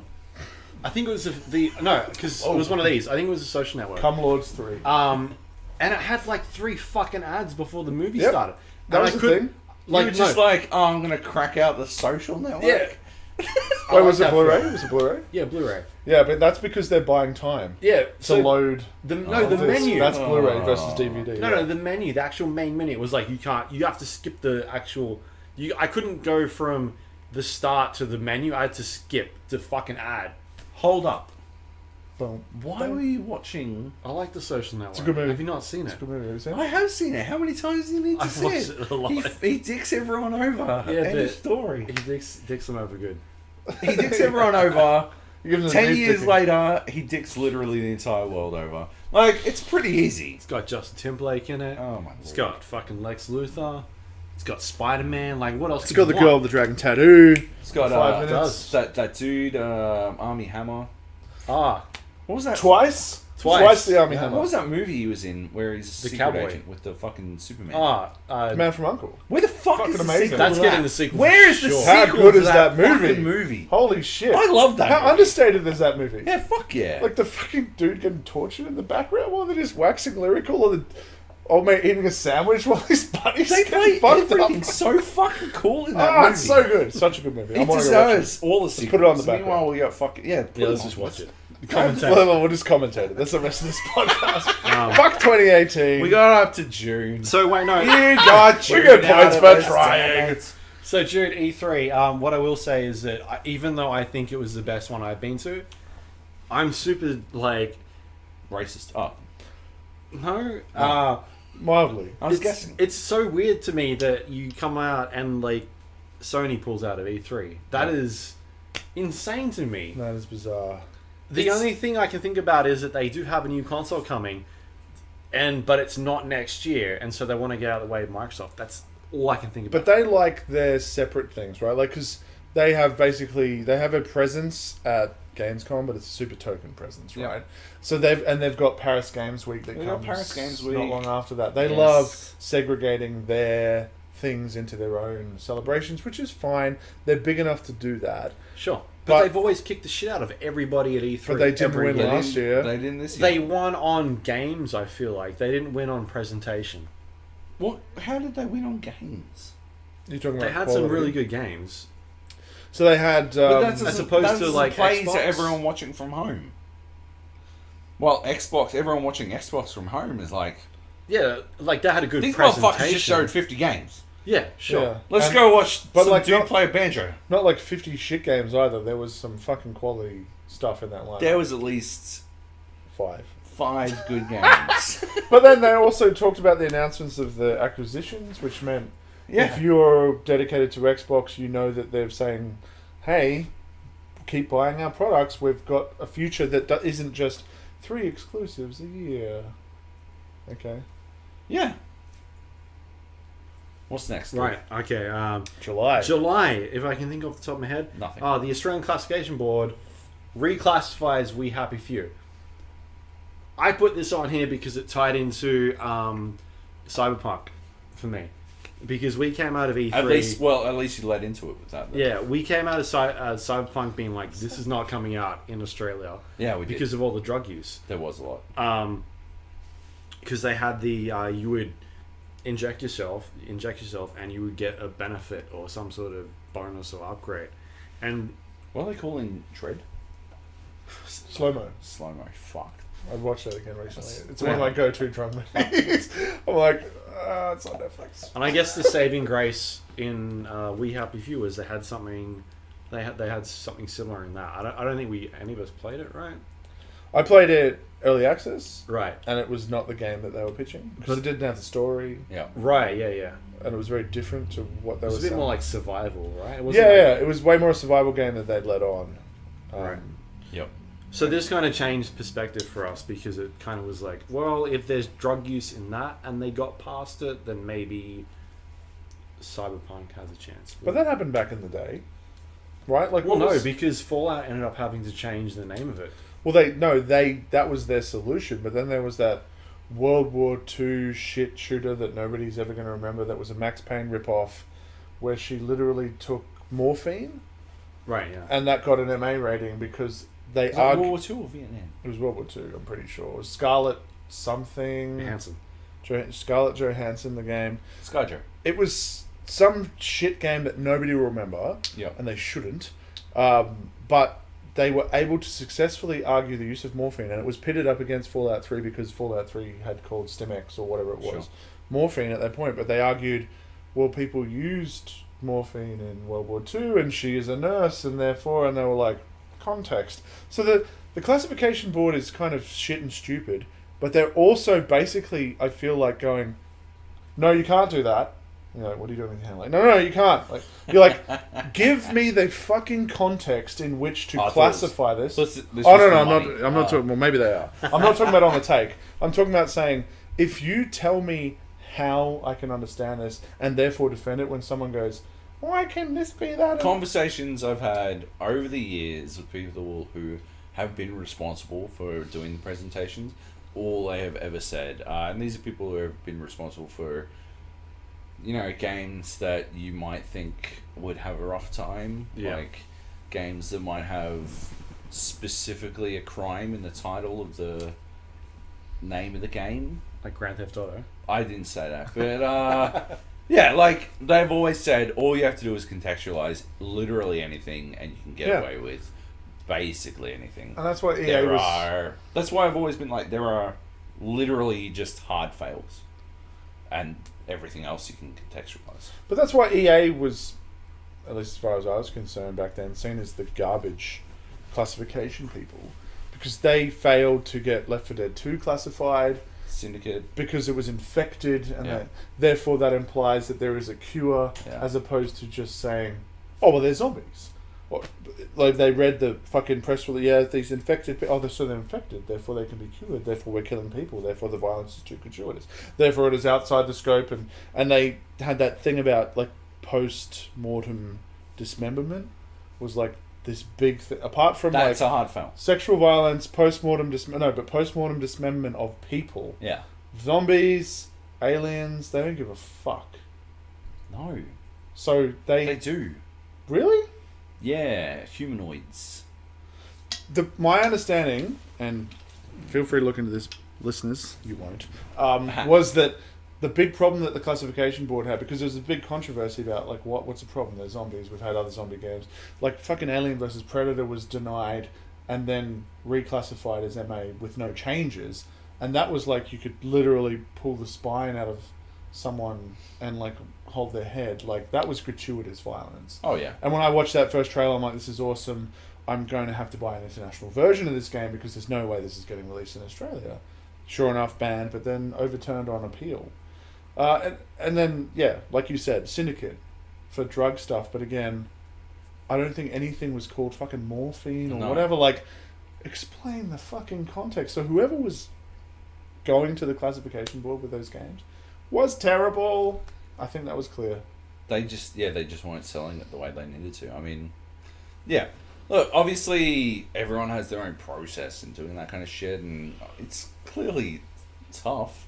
I mean, money's on the line if you fail to get it through, so you want to do your best. Yeah. But yeah, I often wondered if there were, like, philosophical issues at play, like if there were vaguely conservative elements that didn't, like, that maybe thought, they are infected. Fuck, maybe they aren't zombies. Maybe there is a possibility of a cure. I always thought it comes down to the individual. I'm not saying I defend it. No, but, like, you would just say to that argument, you just say, oh no, they're zombies. No, we just call them infected. Pitching to the board. I always wondered if the individual doing the pitching had their own, not agenda, but, like, influences at play. Like, they were just like, yeah, fuck, maybe kids shouldn't be playing a game where they can do this shit. So the representative of the company who's pitching the game for it to be sold in Australia is undermining the game that their company is going to sell. Unintentionally. I don't think people's political biases in that sense necessarily, like, specifically determine how they act in situations. No. But, like, yeah, maybe... Yeah. But I think they have set people who go in. Did you just piss in the fucking litter box, Luke? Twice. We heard it. But I think they have people who go in and, like, and fixed people who pitch that stuff, assumedly depending on their success. So, which was weird, because, like, totally. the classification board has a boner for, like, no sexual violence, which I don't have a problem with that. Yep. That's not a problem. Yep. No reward related to drug use or sex. Nate doesn't have a problem with sexual violence, FYI, he just said. Unless she deserved it. What? Whoa! I said the opposite of that. No, like, there was some weird RPG game that you did one side quest, and you ended up fucking a hooker, I think, and you got experience out of it, and they cut that quest from the game because it was like, I don't know, it was some shit weird thing where they're like, we don't want people to get rewarded for in-game rewards for sex or for drug use. Sure. But if you have, like, drinking too much alcohol in like Red Dead or something, and they start stumbling around, it's like, okay, so there's a negative side to it. Yeah. So that's okay because it balances it out. Yeah. And I think that's pretty much it. Yeah. As far as their hard fails go. Oh, and sorry, post-mortem body dismemberment. That is the, yeah.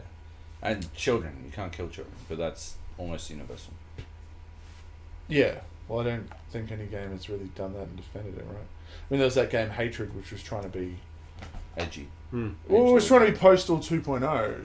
Yeah. But it just was shit. So it's Postal 2.0, actually. the original Postal. No, 2. Yeah. Did you never play Postal 2? I did. No, you were talking about Postal 3. No. Well, Postal 3 was an absolute turd. Postal 2 was hilariously shit. Yeah. It was still fun. There was still fun to be had. It was... Yes. Trying to be good in that game was hilarious. It was so bad it's good. Postal 2 was so bad it's good. Yeah. Postal 3 was just bad. Original Postal is probably not a game I'll ever go back and play, but as a teenager, it was pretty great. Yeah. Hmm. What's next on the August. list, Luke? Okay. IGN Nintendo editor fired over plagiarism. Woo!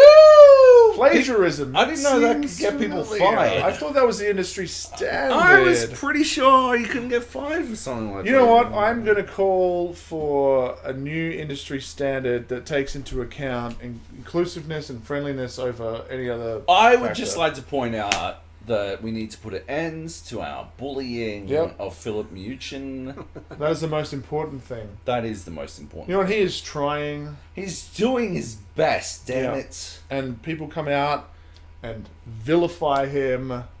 Like, Let's unite against that. I think it is about time. Anyway. Yeah, fuck this cunt. Yeah, Honestly, fuck though. this cunt. The greatest thing Fuck about Philip that Muchin. was that it was What a cunt. just the system works. Right? Within 24 hours. Most of the time. Well, It proved that the system could work. Self-regulation. 4 months ago, the system could work. yeah. I know. I was living high on that. It also showed that you really shouldn't hire influencers Yep. into media Yep. Oh, without some kind of training They... or expectations, Yeah. right? yeah. Like, and I think that's a fair fucking blanket statement because a lot of these kids are fucking kids who... he was not a kid. No, I'm saying they've come in, this is their first taste, they've gotten success, so they haven't had to be involved. Like, they are their self-regulators of content. They haven't had to be involved in systems and hierarchies and structures that have checks and measures, right? And when you don't know something, you get it pointed out pretty quickly and usually behind closed doors so that there doesn't have to be a publicly embarrassing thing for a publication or an individual. And that is the best mistakes to make, right? The mistakes that you make behind closed doors are so much better than the ones that you have to suffer through publicly, which, yeah. But like this guy was... That's why you have an editor. That's why you have Absolutely. an editor. That's what it's because... The editor's there to safeguard the publication and the standards. Yeah, but like at the same time, how it's pretty hard to prevent plagiarism if you're not literally running their shit through a fucking like tool to pick up on that sort of stuff. If your default assumption is that surely nobody at this level would plagiarize, which I think was a fair assumption Sure. to make, I do not blame the editors for failing to pick up that he had plagiarized, right? But a lot of it was YouTube video as well. Like, it's not like you can type in, you can get some of these paragraph and jump it in Google. can't do a plagiarism which is what check you with can someone. generally do in Google. You can grab a line, chuck it in Yeah, Google. yeah. Something comes up, you're like, No, where'd the fuck they he find was this a from? very malicious He plagiarist. was taking it from like audio. I content. have never run a plagiarism check on an article. My default position is that, well, fuck. Half the articles that I edit from younger kids these days are nothing like what they get submitted as, so there's no So way even if that they're they would- copy-pasted, there's no way the plagiarism Joey has get made picked them up. not plagiarize. But Amazing. ignoring that, Yeah, like I would not. My default assumption is that literally nobody would ever do it. It's not until very recently that it's like my eyes have been open to the concept. But again, everyone I've worked with, like on like early, like all the young writers that I've worked with, all came out vehemently against the concept. It seems like there is a bucket of people who think there is a level of plagiarism that's cool, and generally people think that it's absolute horseshit. Well, so I don't think they don't call it plagiarism though. This is the problem. that is the There major is problem. there is, like we've talked about this previously. There is absolutely a discussion to be had about at which point plagiarism becomes sort of like more severe or less severe. Like I have the 5 words stance, which Nate's is got this fucking stupidly hardcore. super harsh.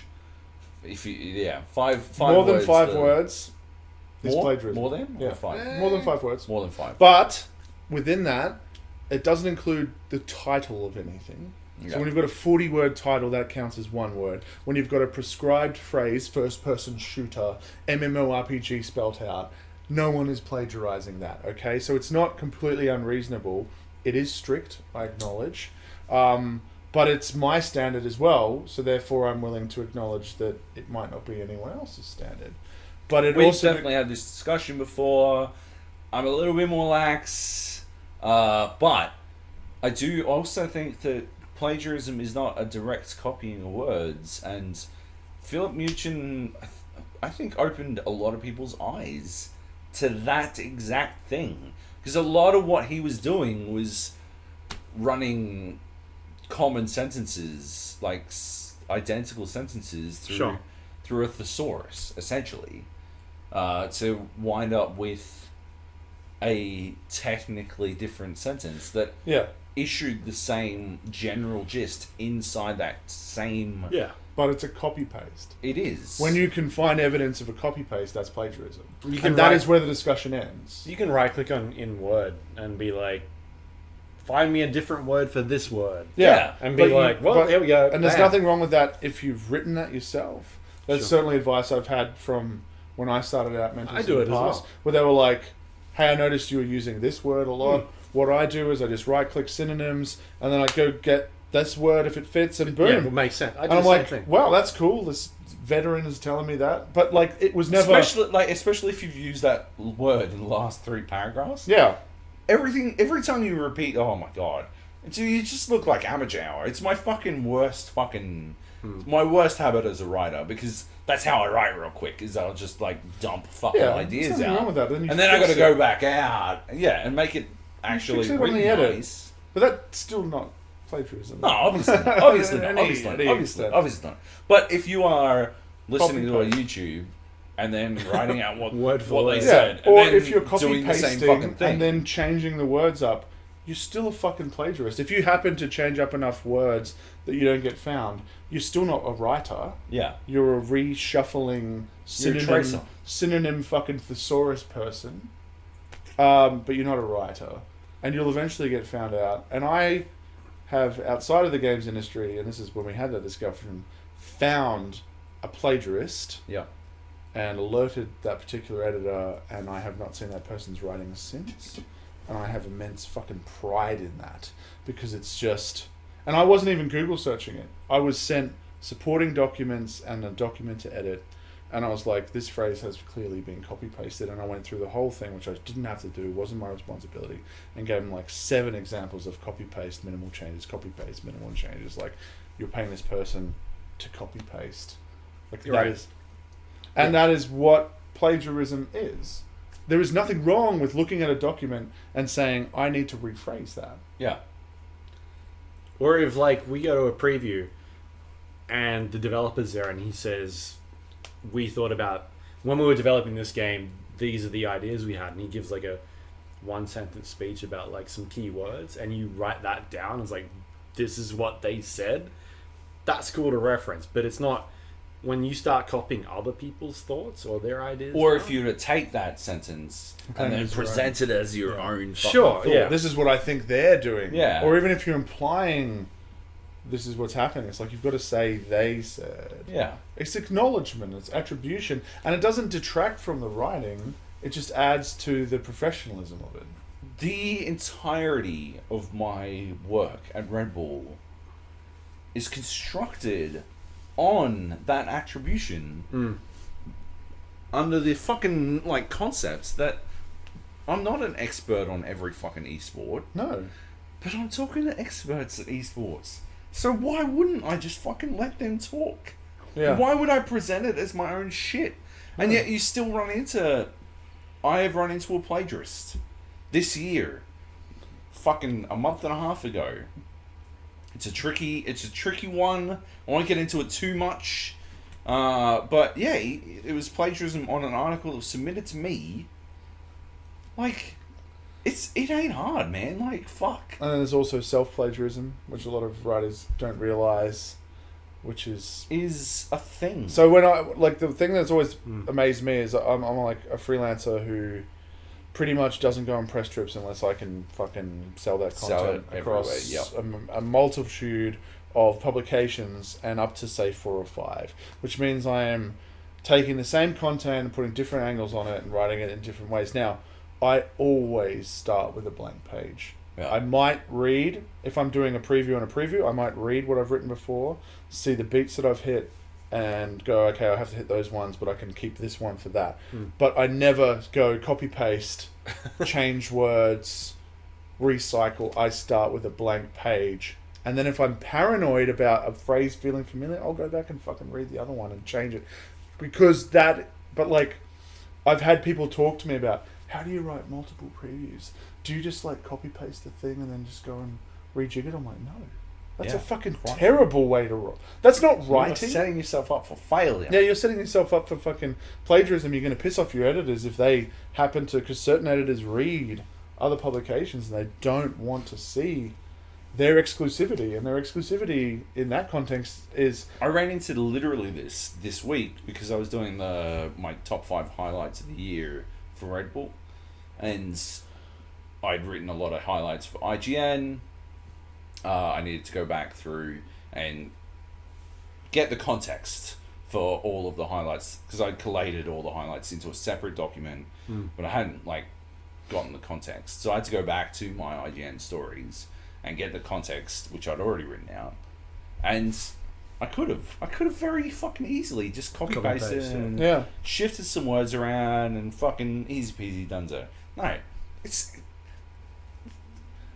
reminds me of fucking fantasy basketball. I'm loath to bring up, but it reminds me of fantasy basketball and those weeks when people are like, "Oh, I forgot to set my lineups and now I'm going to lose. I don't deserve to lose." Yes, you deserve to lose. Literally the entire and I hope you fucking bet game. now. Wait, different quote. Sorry. The entire game is setting your lineups. Literally the entire fucking job is writing shit. If you can't write shit, then you don't get the fucking job. Or it's that easy. If you don't want to write, right? Why are you is trying this your to write? career? Yeah, like Fuck. if you think this is easy or automated, there are certain processes that you can automate as a writer, but the writing part is not one of those processes. You can have a buddy where you do an exchange system of like, can you edit my shit or edit your shit? Cool. Nothing wrong with that. Fuck yeah. But the writing fucking part, the actual writing part, is you versus a blank screen, and it has to be you versus a blank screen every time. Because if you copy paste and shit and try to change, it's going to read like shit. Absolutely. Because you didn't write it. You didn't even rewrite it. You clunkily moved shit around to avoid plagiarism. It's a ransom note where you chopped out fucking words and cut them back in to make something legible. Fuck that shit. It's never going to be. And I would argue it's probably harder than just sitting down and going, right. I want to write this. Just write it. And you've already written before, which means you know that you can write it. If it's not harder, good God, you might have run into the wrong area. Maybe don't be a writer. You might have. Just roll back to the last space because you've out-leveled yourself. Grind in the previous zone. Yeah. Maybe. Right. Look, IGN cops a lot of shit. Yeah. But in that instance, They they heard it. That Yeah, was, They investigated they did it. They took what the they thing should have. down while they're investigating. That guy was fired within a day. Yeah. And they'd commissioned someone to do another review. That is amazing. Right. And so we get to a point where we're pretty passionate about this sort of stuff. And then in the last week, do we want to talk about what happened in the last week? Why not? Let's do it. I'm gonna go piss. I'll come back on the arse end of The this. Australian Games Awards, Awards. had a selection of Journalist of the Year, which, what was it, like 25 people were nominated? Something like that, yeah. Something like that. Yeah. Two of those are on this couch at the moment, myself and you. It's true. Because at the end of the day, it's a popularity contest. Yes. We didn't give a fuck. And we have a Twitter presence, which was a large, Which I still didn't use.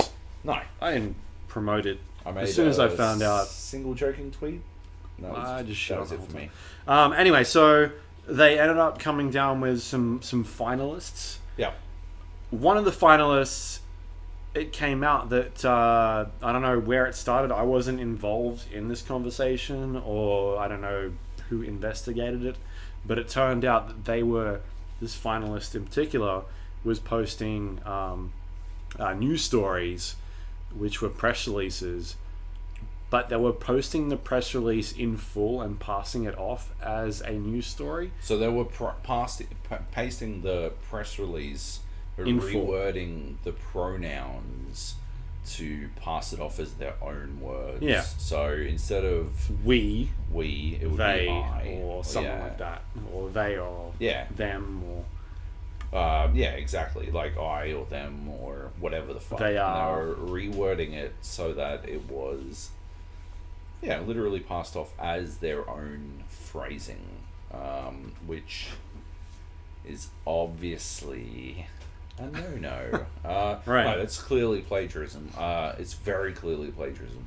And it was an interesting situation because a lot of people came out and said they didn't realize that reposting press releases was plagiarism, which is honestly... it's not if you're doing it the right way. Well, like... Yeah, essentially, there is a correct way to do it, and this was not it. This was the plagiarism version. Yeah, this was passing it off as I wrote this, as opposed to What's up, Nate? this was Two written beers. by someone else. Are there only 2 beers How does left? that work? Are there others? No, there's got to be one more. What are you talking about? That's what I thought.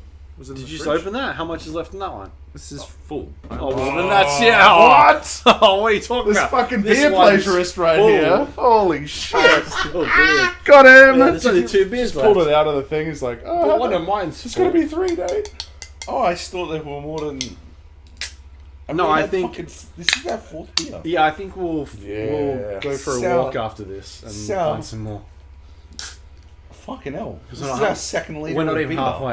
Yeah, fuck a duck. Yeah, Look. I shouldn't open that. Fuck. Did you tap it? Oh, my lord. He was like, he just I asked didn't him want. if he wanted a beer. He didn't And was want- so enthusiastic. He didn't want Job to take it. So That's he's like, I'm going to lick it. You know it's coming. Oh god, what is that? Cat hair. my pubes. It's Cat hair. definitely cat hair. Oh, look at it. Everything in this Yeah. house is covered in cat. There's cat hair everywhere. These are new pants. why I don't get They're cats. now covered I've in- been rubbing my eyes this entire fucking time because Oh, they are huge. Yeah, what is going on with your eyes? He's putting cat hairs in them. I'm like You trying should have to brought Pat round. We could have Oh. fucking. trying to store Cat some would cat hairs for later. Destroy your cats. Oh, that'd be good. Think about the YouTube Oh, it would have been good for Oh, YouTube. that's true. That's true. Pat, Anyway, plagiarists. yes. he's a plagiarist. We did say that, right? Yes. Sure, yeah, absolutely. Yeah. He plagiarized content. It was well established. Well, And Documented. Not just the press releases. no. Oh, that's the thing, right? Is That's it the started kicker. off as press releases, but then it got deeper. And then it was copy paste of reviews. There's evidence of that as well. And we so- rolled into the space that I was talking about before, that idea of specifically taking phrases and rewording, like using a thesaurus to reword things to slightly alter a paragraph so that it doesn't immediately appear identical, but ultimately is the same. And what's worse is that these were these were copy paste from marketing teams, marketing firms, that presented as a review, presented as like an opinion, undermines the entire process. This is like not just for the site go-to game, but Us. for everyone. Yeah. This is the sort of shit that we get lit up about. Yeah. Like Fucking Gamergate. 5 years from now, The people ethics in games journalism, and this was who actually were surprisingly quiet about this. that's true. Probably because it involved actual ethics in game Yeah, journalism. we don't want to talk about that.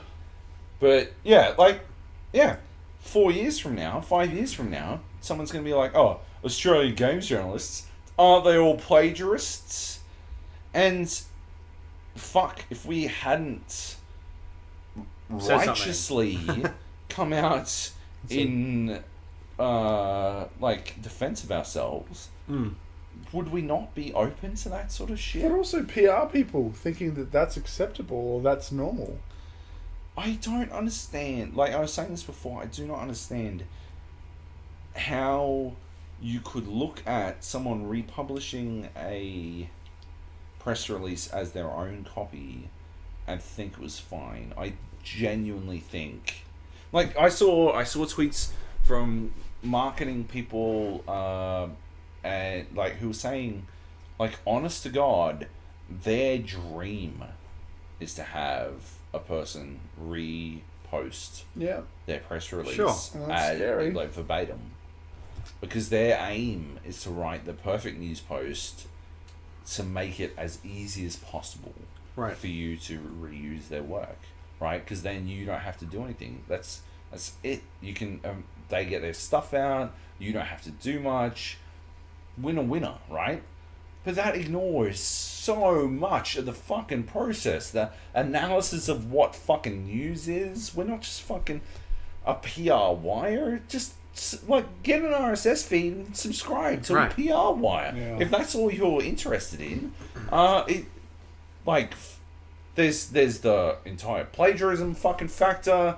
Like, there's so much going on there. There's so many layers to that don't understand the fucking actual concepts of writing that devastate me. Plus, they're an agency Yeah. that's is working with some of the bigger publishers who are sponsors of certain awards, and now they've got an editorial division, and they have not explicitly Oh, we're talking about Ghost Game. yeah Yeah. they have not explicitly drawn a line in the sand, acknowledged the conflict. Right. They are presenting themselves. They but were you can up do for that. Gaming Publication of the Year. They are presenting themselves as a games Yeah, publication. which they're not. Go to Game are the fucking villains here. Forget Des, forget the AGAs, forget all of that shit. Mistakes were made, certainly. Right. But then they came out and defended those mistakes. No, they didn't just defend; they attacked. They attacked They attacked the went, integrity, offense is the yeah. best defense.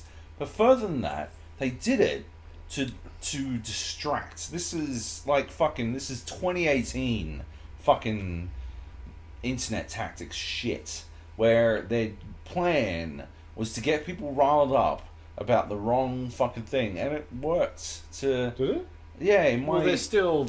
I'm depressed to admit it, but I was full blown riled up about plagiarism, and I will always get full blown riled up about plagiarism. As you should.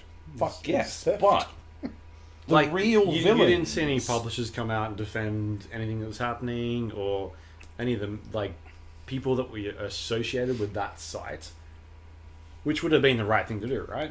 As Yeah. opposed to just ignoring it and being like, you've got a chance to win an award for this. The AGAs needed to condemn it. Yeah, exactly. Which they don't they get off didn't scot do. free in my appraisal. And I would have to look into this, but I suspect that they actually had those initial voting categories listed as best, which is a qualitative statement. Sure. Which is also problematic because, again, as far as I'm aware, they had not been completely transparent at every turn about the fact that this is completely community-driven, completely voted on, which doesn't have to be a bad thing. But as soon as you start saying things like best or journalist, or you even drop that and say whatever category of the year, journalist of the year, Yep. that still implies qualitative more than Yeah. as Most chosen. popular. Yeah, as chosen. And there's nothing wrong with the most popular or beloved or community choice or whatever. There are awards that exist, and they could have called it the Community Choice Australian Game Awards. Sure. And that would be fine. Sure. But they didn't. No. They were basically saying there is a gap here. We want to create awards, and they didn't like. Oh, There's a gap here. there's a gap. There's a gap on the couch. I should move over there. No, I'm saying there's a gap. It's the podcast you're It's on. called the gap. It's called the gap. I thought you were How talking many about of how the close you they need were to sitting. stop? Stop. I don't know what you're talking about. Stop drinking. We're still live, Luke. All right. We're not edit. live. We don't edit. We don't We're edit not this. editing. All right. We don't definitely edit. have to because we're about to run out of booze. That's fine. But yeah, it was problematic. The AGA made a mistake in not being completely transparent about that because it wouldn't have been a problem. Yeah. This is all community driven. Okay. Therefore, anyone going, what about a panel of judges? It doesn't matter. Like, your argument is irrelevant. Anyone who So, argued against that would be I'll irrelevant. put this to you. Yeah. There was because I'm about esports these days. There was a thing a couple of weeks ago in Dota 2 where a player from a major team was saying racist comments in Right. in a public game. Yep. It got called out. They got shit for it, obviously, and there was a lot of talk about disqualifying that team from a major tournament in China. The team didn't do anything about it, and Valve came out and said, we'll let them basically sort themselves out. Like, we don't want to enforce anything. We'll let them do it. The team ultimately didn't do anything about it, and then Valve came out and was like, they didn't do anything about it, so we're going to ban him from the tournament. Yeah. Right? That was Valve's way of being like, we shouldn't have to step in because your player fucked up. You should do something about it. Take care of your But house. then the organization didn't do anything. So then Valve was like, well, fuck you. We're going to come in and do this. That's the same sort of way that this should have been approached. Like, there should have been someone that came out and said, we fucked up, and we'll either... I don't know, we'll do something about it. But they didn't. They came out and attacked all the journalists saying they're being bullied. That post had to say... because I thought it started out quite soft. Yeah. And it was about to lead to... Therefore, we are withdrawing our candidacy as Which is publication not of what the year. happens. And therefore, Des, upon discussion, whatever disclaimers they wanted to add, has decided to... Resign. withdraw from this, and we have taken it seriously, these concerns of plagiarism, and we're going to be better. Then afterwards they could add, however, we also want to address that we feel that we're bullied. Like, I don't agree that they were bullied, but they could have added all of that shit if they just owned up to the fact it was plagiarism. Now, going back to your point, this only becomes relevant because there was a body, the AGAs, that created an awards ceremony that led to the revelations of the controversy. Therefore, the AGA needs to do what Valve did and said.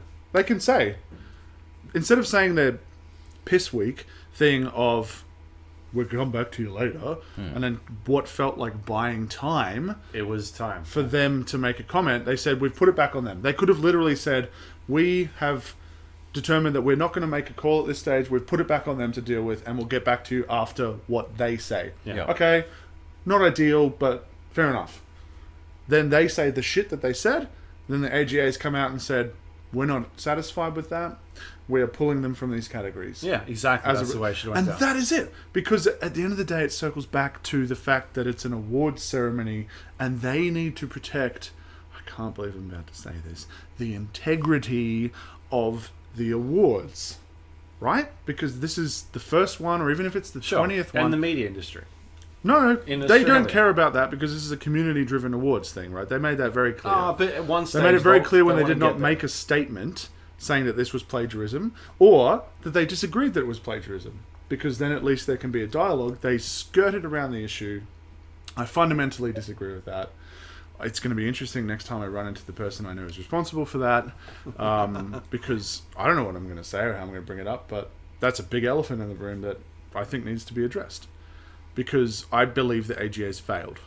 I have To address hardline that it was plagiarism. fucking positions on this. First of all, Go To Game remain the biggest villains in this. They should have withdrawn. They had an opportunity to. They could have done it with their heads held high. Absolutely. They could have been like Learning They exercise. still could have thrown their boy Dez under the fucking bus. Or not. No, they still could have Or done just it. said, like, right? it was a mistake. Clearly, Didn't know any better. He's going to learn. We're going to learn. Yeah, exactly. right? It would have still been. But it's the fault of the editor. It still as well. would have been a bit of a fault of the hospital editor pass. as well. Absolutely. Yeah, but they could have done it and be like, with this in mind, we withdraw all of our nominations. We appreciate the support, but we don't want to, sully the name of the AGAs. Yep. That's how they could have done it, right? As opposed to, you're all fucking bullies. How dare you bully? And second of all, my other hard line, fucking line in the sand, fuck every motherfucker who doubts this position concept is that, yeah, we're not bullies. You are not a bully for providing legitimate criticism of your fucking job that you're a goddamn expert in. And we are experts. At 10 years in this gig, 10 years plus in this gig, we are fucking experts. And 30 years on this couch. exactly I though. feel like we have something to say about this. And the idea that we are bullying people because we are legitimately criticizing the concept of plagiarism is disgusting to me as a person who has made the mistake of scoring a game a point lower than people would prefer and suffered the death threats therein, or made the mistake of, what was it that got Gamergate's ire? Being friends with people? That's what got me specifically named and doxxed on Reddit during the height of fucking Gamergate.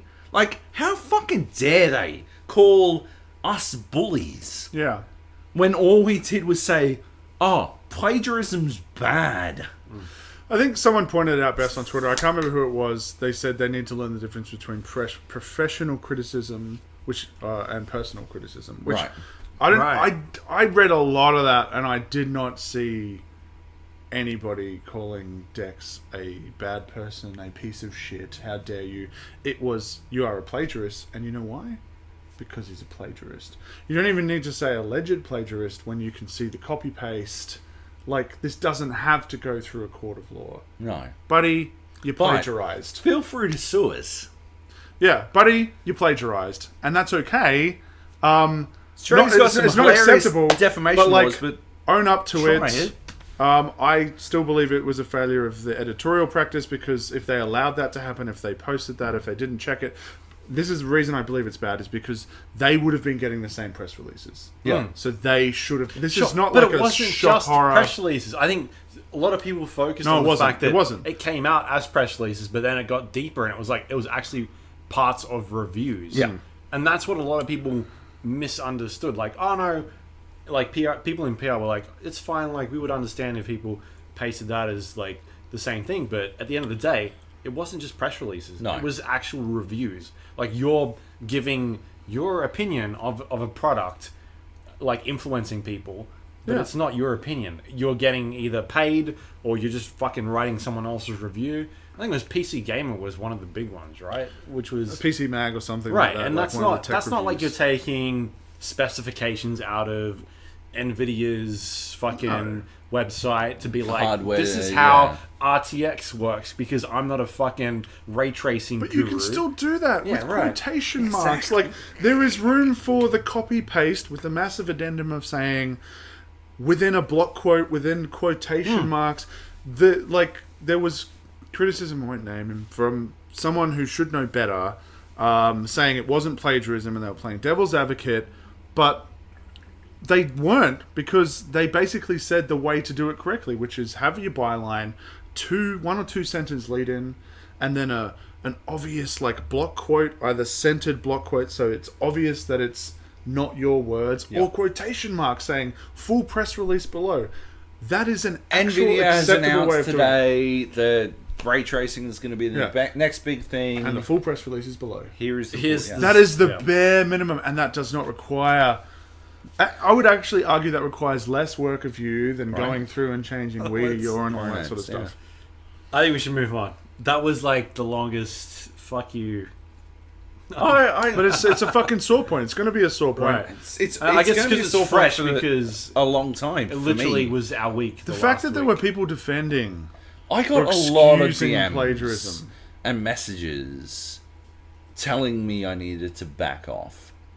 I spent a lot of this week telling those people to fuck off. Yeah. Right. Yeah. I'm sorry, I don't have anything in me that can defend plagiarism. I don't have a fucking easy bone in me that can be like, yeah, I guess it's so cool. Yeah. And Fuck off. Go Do your fucking job. God damn. That's all I ever want is people to do their fucking jobs properly. But that particular publication, I did bunny ears for those listening. They're not really a publication. Pretend. They deserve the shit that they get, because not only did they try to distract and smoke bomb away from the issue, and not own up to it, they I've lost my point because I've been drinking. It's good. Help me out, Joby. We'll We'll come back later on. Not only did they smoke. No, I know what I said. Excellent. But I was like, They tried to make you the bad guy. Well, that was their smoke bomb, right? That was their distraction, was to put it back onto us. It's Trumpian.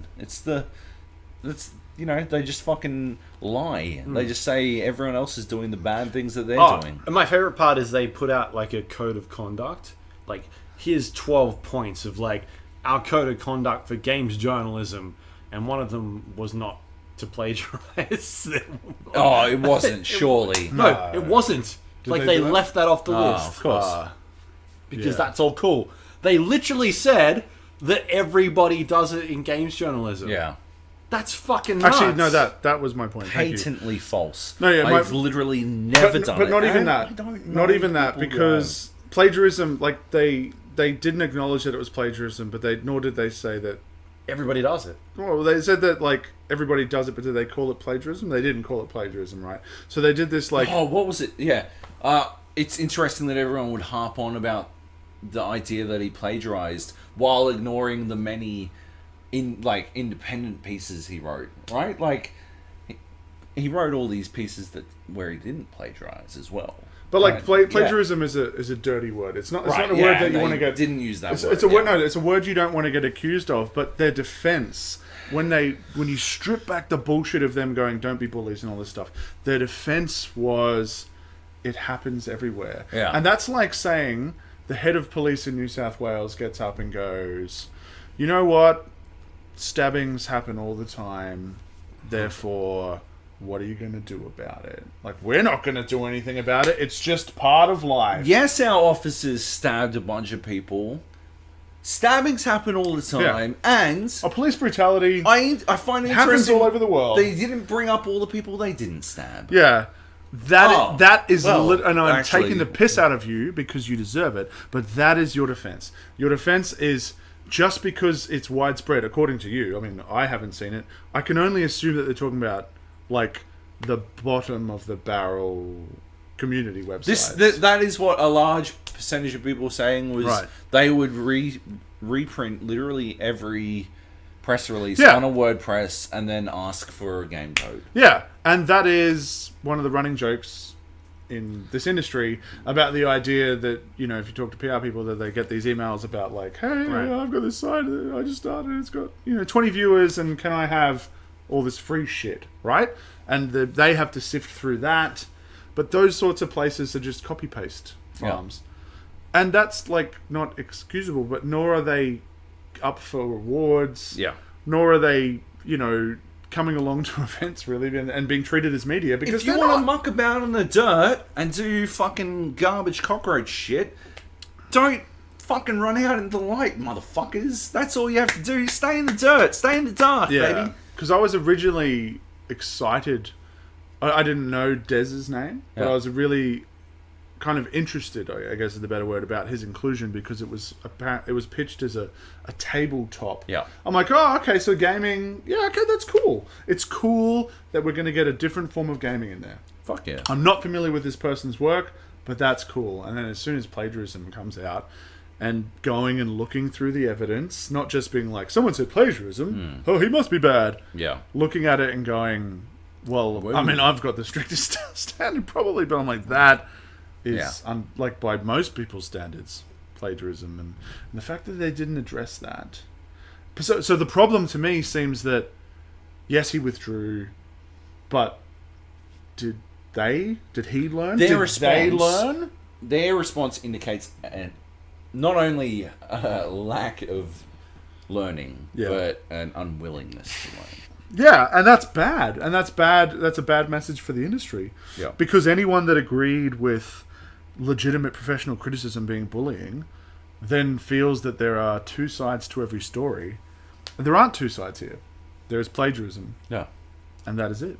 Like, no, there's it's provable plagiarism. There's two sides. There's the right side and the people who are literally by definition wrong. Easy. But like, that's not. Damn it, Toby! Two sides to every story implies that they have an argument. Being literally by every definition wrong is a side in the year 2018. Yeah, but fuck this post-truth fucking bullshit, man. Like, let's not muddy the waters of this. Okay, fine. I go on for you. Fuck them. I got a message from Steve Wright of Survivors. Oh, fucking Stevivore. He wrote, so Steve Farrelly, who is the editor at OzGamers, so Steve Farrelly thinks that a 2-hour podcast is too long. Oh. He obviously doesn't listen to Luke Lawrie and Joby Jojo. I wrote back, I think Joby Jojo, Nachos Justice, and I have spent 2 hours on our Game of the Year podcast talking about plagiarism. Accurate. Let's move on. Might be true. In saying that, we're at February, right? August. Second half of the year! Yeah! We did it! No, I think we are actually going for a record this year. August. I'm cancelling my Christmas plans. Bethesda goes back on review policy. This is big, right? Because they obviously came out with games like Dishonored 2. Yeah. Right. Remember when me and you reviewed Dishonored? I don't know if Job got it. I remember you and I talking about it. Dishonored 2. He was the one who had the 10 series card. And you had no problem. He had no problems. I was the one. We were on the ancient 980 cards that came out 2 years ago. and we got out to an outside area that was like not an outside area in the sense of an open world game. 30 frames. Yeah. No. It was like there was a memory leak. Garbage. 40 frames, 30 frames, 20. All right, we'll drop everything to low. All the time? We were on Discord. Which game was Blue? Was that Dishonored or Which Prey? one was what? Dishonored 2 or Prey. One of those games was like too much blue. I remember seeing a screenshot from one of you. It was just fucking way too much blue. Dishonored 2 was the frame rate. Right. Like, it felt like Must a have memory been leak. Prey. It felt like a mad memory leak. But I don't think this it was. was a couple of years of Bethesda being like, we're not doing review policy. And it came from... It's Joby's fault. No, it was before Job. No, it's 100%. It's 100% Joby's fault. It was the Doom beta where they put out the multiplayer, and everyone was like, "This is fucking terrible." And then eventually, turns out Doom single player was really good, and the multiplayer was fucking terrible. Still terrible. It was better than what people thought it was. The Doom multiplayer. No, the Doom single player was. Oh, good. right. Nobody raved about Doom's multiplayer. Because it was... No, but I'm talking about the community, right? There was that one YouTuber. It was like... Sun Critics. A YouTuber. Huh? Oh, really? Yeah. They don't get paid. With like 1 million fucking subs. So yeah, the idea was that Bethesda wasn't doing review policies anymore. This changed this year, which is, I feel like, for the good. I mean, they slowly started to change it. We were getting codes like a day before, off the record type stuff. Why would you say that? Yeah, you just said it. No, it wasn't. Like it was the thing of like, we'll give you this, but you can't talk about it type thing, right? Yeah, under an NDA. Like literally every other fucking review code. They had set themselves up for failure. They literally with killed their single player games. two All of of them their were best dead. games. Mate, almost 3 of them. Prey was my game of the year last year. Yeah. And I had some of those, like, not to the level that the IGN guy had and cop shit for, but you know what? I actually respect the score that he gave it based on his experience. Yeah. That's what we fucking do. Yep. That's also what you people do when you thumbs up, thumbs down on Steam. Like, you base it on your experience. Anyways, I had this weird game-breaking bug towards the end of Prey where I was losing things out of my inventory. Yeah. I lost my best weapon. I lost two of my best weapons. I was losing inventory items, and I was like, at that stage, I was doing everything on the side. I need to rush to finish because I don't know what I'm going to have. Like, I feel like I'm going to lose everything. And then I had the other bug that you don't want to get. A still not IGN level, cannot finish game, cannot proceed bug. The one of the final missions which loses its objective Quest marker. You had to find the dude in space, right? Quest marker, Oh, but yeah, I then he remember was in this. space. So do I spent 3 or 4 hours. And, like, some of that was watching YouTube videos. I And- remember making a video of like where he you was found for it, me, yep, yeah. yep. And I wasn't there, and then I would Oof. just wait for a new YouTube video to come out, and then I would go do it because I was addicted to that game, and I just Yeah. wanted to finish it. And then eventually, I found it at one of these because it was like random. It was 4 or 5 randomized Yeah. locations. Of course, mine was the fucking 5th. Of course. And I finished the game, and I had problems with the ending, which you talked about. But like the point was, none of that stopped the fucking majesty Yeah. that was Prey. And for 95% of that game, it was fucking amazing.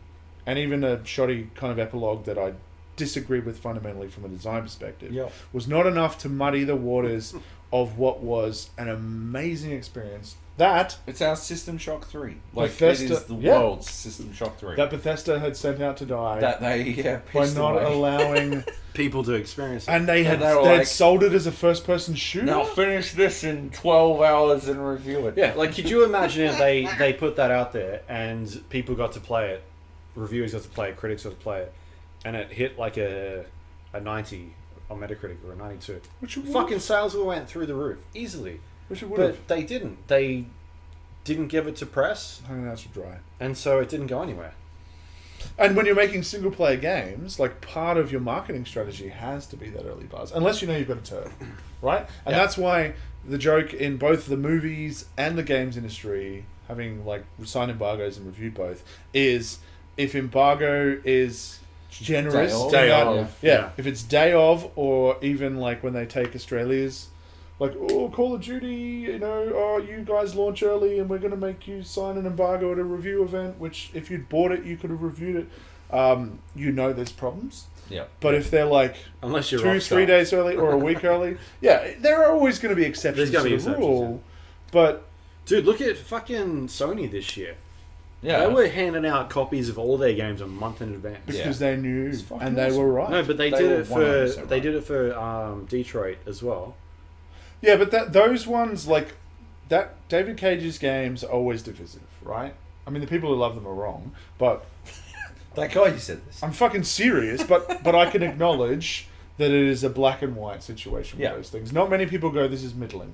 It's like, I fucking fundamentally hate it, or I adore it, and I'm a Cage fanboy all the way through. I fucking fundamentally hate it, or I've never played a video game, read a book, watched a movie, seen a TV show, experienced any media before, and I love this. Yeah. Been lied to and swallowed that shit and accepted it as fine. Yeah. I am a newborn baby, some sort of clone, Yeah. aged appropriately. And I think that they've actually taken that into account because, like, when people like you or me or Luke go, this game is garbage, they feel that the people that go and find our reviews or our type of review are not going to buy the game anyway. Yeah. But the people that love that shit, it's like, I knew it was great all along. Confirmation bias, baby. I saw someone on my Facebook, I cannot remember their name, but they are definitely a former game journo who were extremely passionate about the idea that Detroit wasn't the RPG of the year, was the game of the year. Whoa! Yeah, That was recently. like today. This is why they're not a game Do you know journalist their anymore, name? Joe. I cannot remember their name, but it was in response to... I want to remember. I don't want to It was in necessarily say response it. to a It's not an RPG. Kotaku story about how it was named the RPG of the year. Yeah, right. Which is Oh, we're talking about the conversation that we had in the cab, in the Uber. That person, no right? Different person. Right? different person. All right. That's embarrassing. Anyway, good move by Bethesda. March. on to August. Oh, August. But it's a good August, Nate, because you and I went to QuakeCon. And I feel like this is one of the best trips that I've been on. It was a lot of fun. Not only were we in like a room full of our people, PC gamers, Quake people, Doom, Wolfenstein, people who didn't Joab, explicitly hate Doom 7.1 it. Dude, Doom looks sick. Oh, Eternal. Yeah. The amazing Actually thing, looks sick. I would fucking love to write this story, and I pitched it, and because of budgetary concerns, it didn't happen.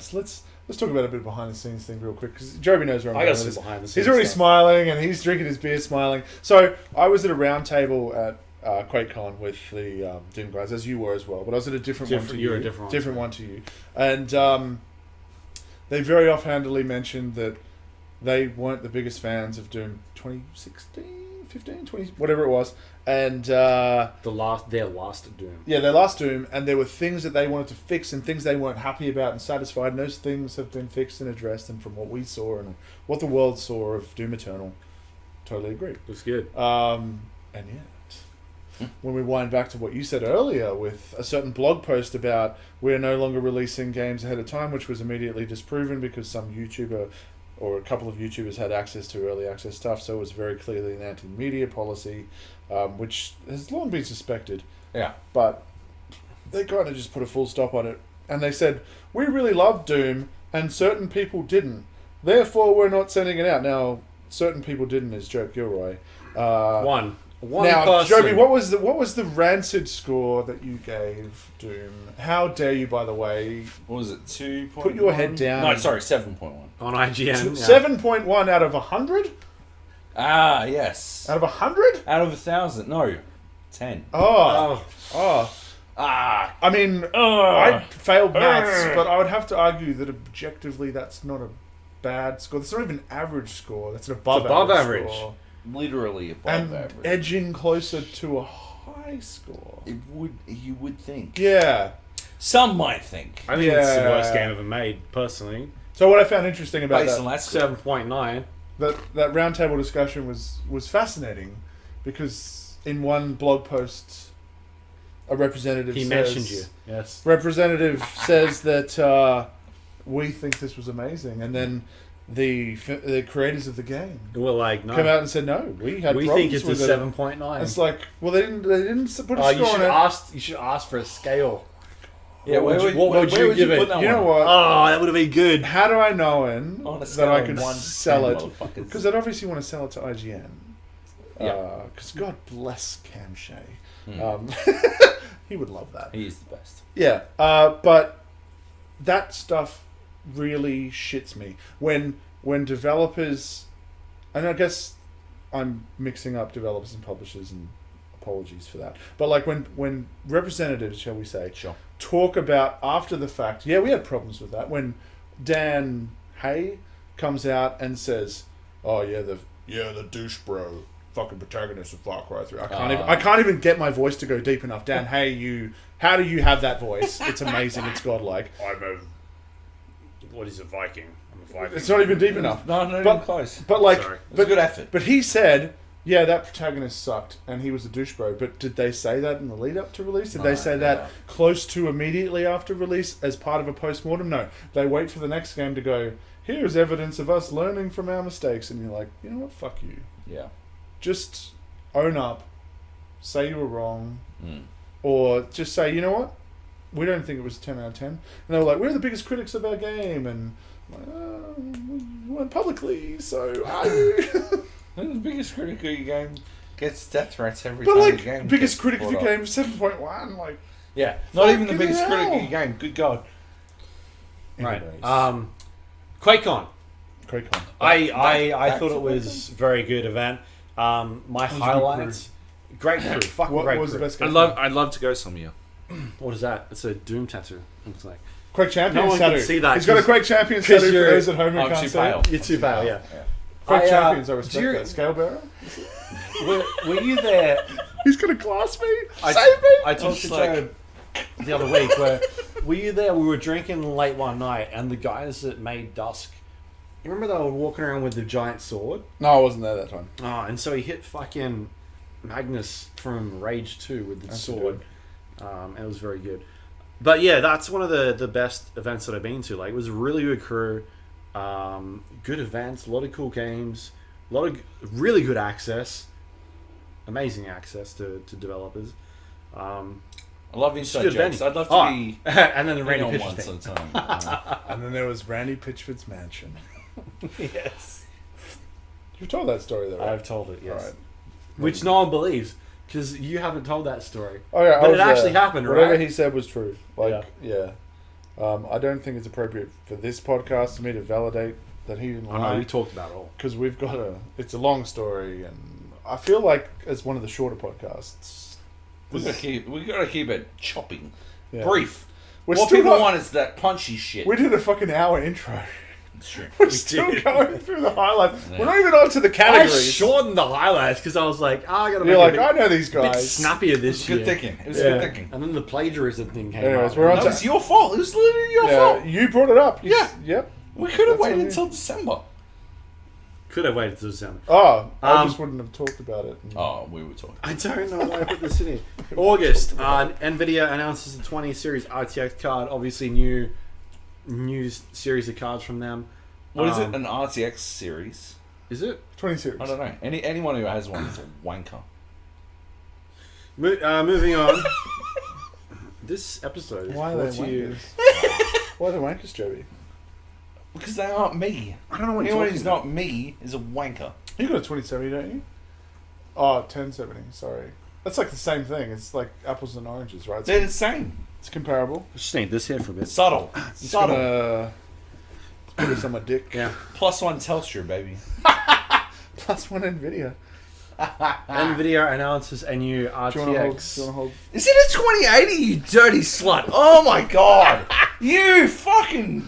It's not. Hey, it's not a Cock. TI. It's not a TI. It's not a Oh, TI. it's Yeah. garbage. It could have been Garbage. worse. Send it back. Paperweight. It could have been. It's still in the box.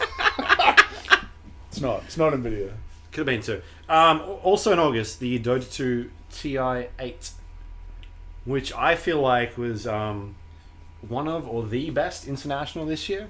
It keeps getting better. Like, it's in China next year, and it's getting closer to us, right? It feels tempting. Luke, TI-8 is the best it's ever been. It's not going to get any better. How could it get? It will not get The better peak. next year. Peaked. The peaks. That is the peak. Mm. It's all downhill from here, but it was amazing. I loved it to bits. Yeah. I didn't, We had Australians in the final again. again, I wasn't being paid to watch literally every episode, every game this year, so I did not watch every game. I went back to my preferred way of ingesting esports, which is video on demand. Yeah. Which is the best thing about how the fuck It's have on we Facebook, not, right? Oh, Bringing it back. Aye. Yeah, watching shit on video on demand is fucking amazing, and it was a cultural event. Like, I was talking to shit tons of people who do not give a fuck about Dota, who were well in, and not because Anna was doing well, not because OG was doing well. People were just in because they knew that esports was a thing. This was a big esports event, and they wanted to understand something about esports. Right. And so it was a big couple of weeks for me, to be honest. So I went to a thing on the weekend with my partner, and there were people there talking about it. Like, they were asking me, like, we heard that there was Australian. It was like a fucking $20 million, $25 million tournament. So it's not just like gamers that are getting into this. Yeah. It's just like It's too much money for it to Yeah, be. it's just niche, bigger right? than the Tennis Open. It's bigger than the World Series Yeah. of Poker at this stage. It's like, it's up there. Yeah.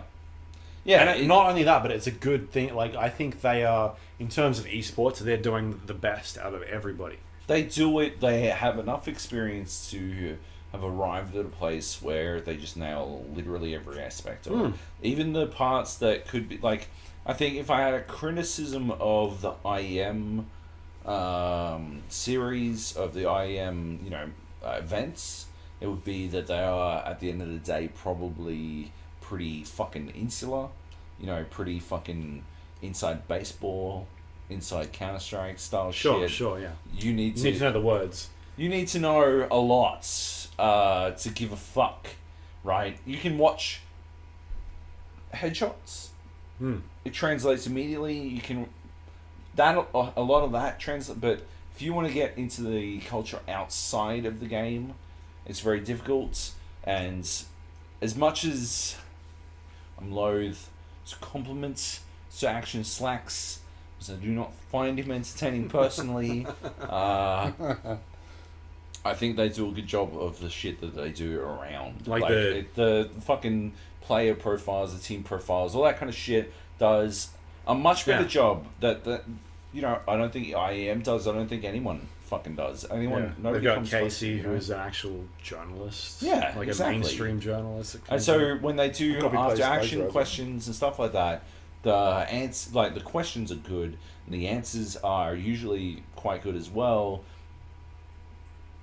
I'm happy for the answers to be bad when I'm at IEM Sydney, because I want my answers to be good, but for the growth, the production values of what they're doing, esports, you need it to be the people universally fantastic, and that's I think the other thing is I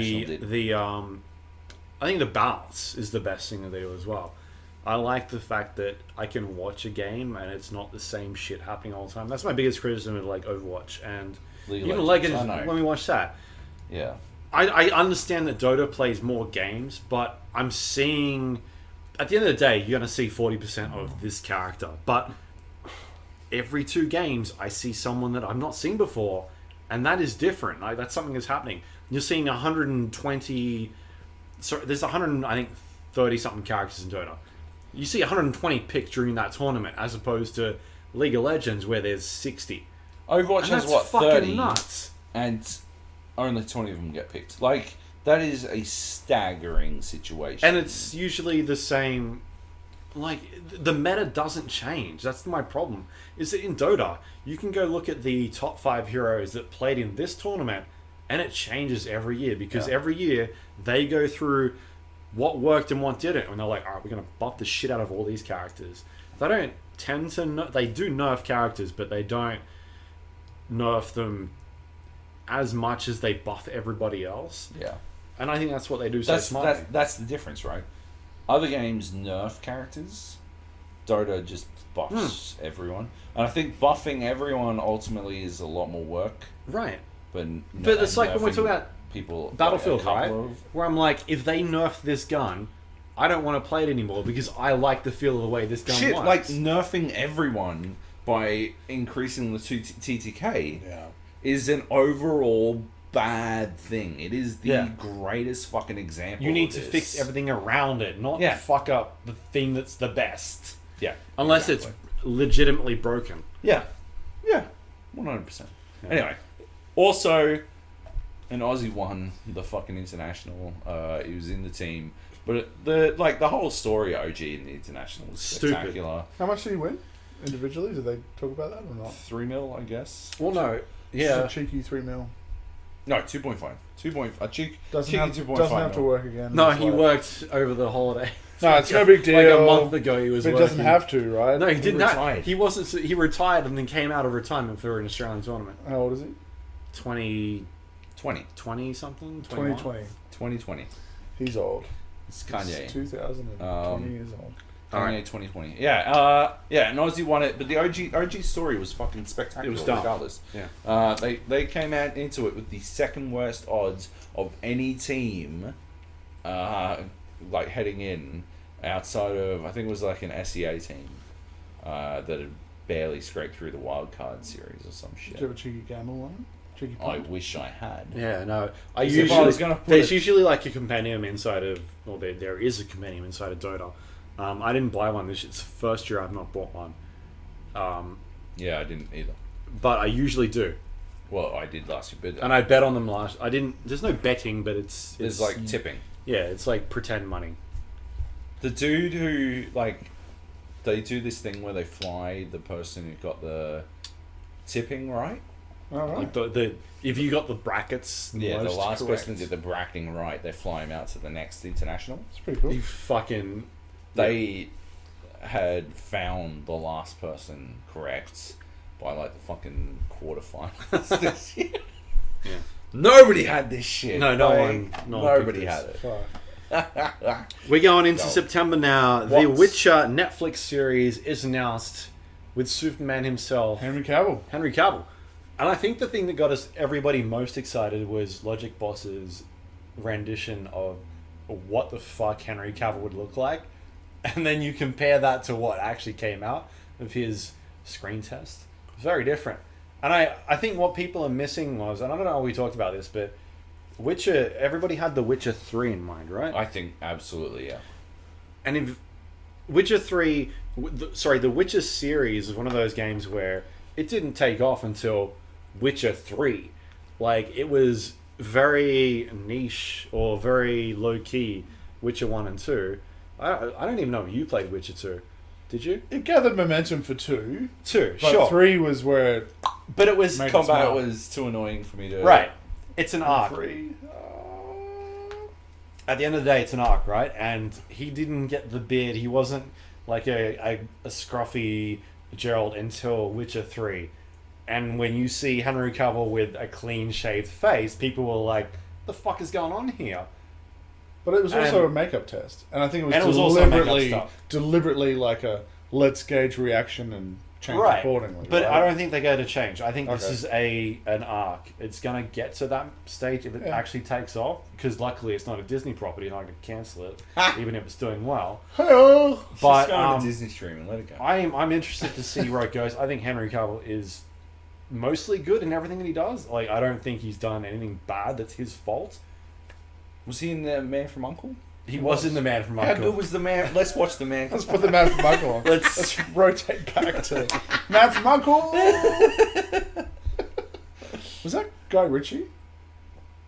Maybe. Yes, Fuck yeah. I think it was. And yeah. Army Army Hammer. was Is it Arnie? Arnie? Is it Arnie Hammer or Arnie from The Social Network. Hamel Negger. Double the... Negger. What the fuck, man? I have to edit that out. Make a I timestamp am not code. remembering that at all. And the other thing I wanted to tack onto this was Alan Wake also starts production. But the difference between Alan Wake and The Witcher is that one of them... them's actually going to come out. Yeah, one of them's actually going to come out. Alan Wake is in super early. I don't know if I like the idea of that, but we'll see where it ends I up. just want Alan Wake 3. 2. It's, I 3? think it's going to be a while. 2? Because they only did 1.5, so 2. Yeah, I want 2. Alan Wake 2. Yeah, man. For sure. Also in September... Was he Sasami? No. No, He it's- loves Alan Wake. Who's Don't, Sasami? don't bring it up. Do you love Alan Wake 2? Alan Wake. 2, yes. 2 T-double-O, Yes, as well as me. I do. Yeah. You He loves didn't? it. You didn't?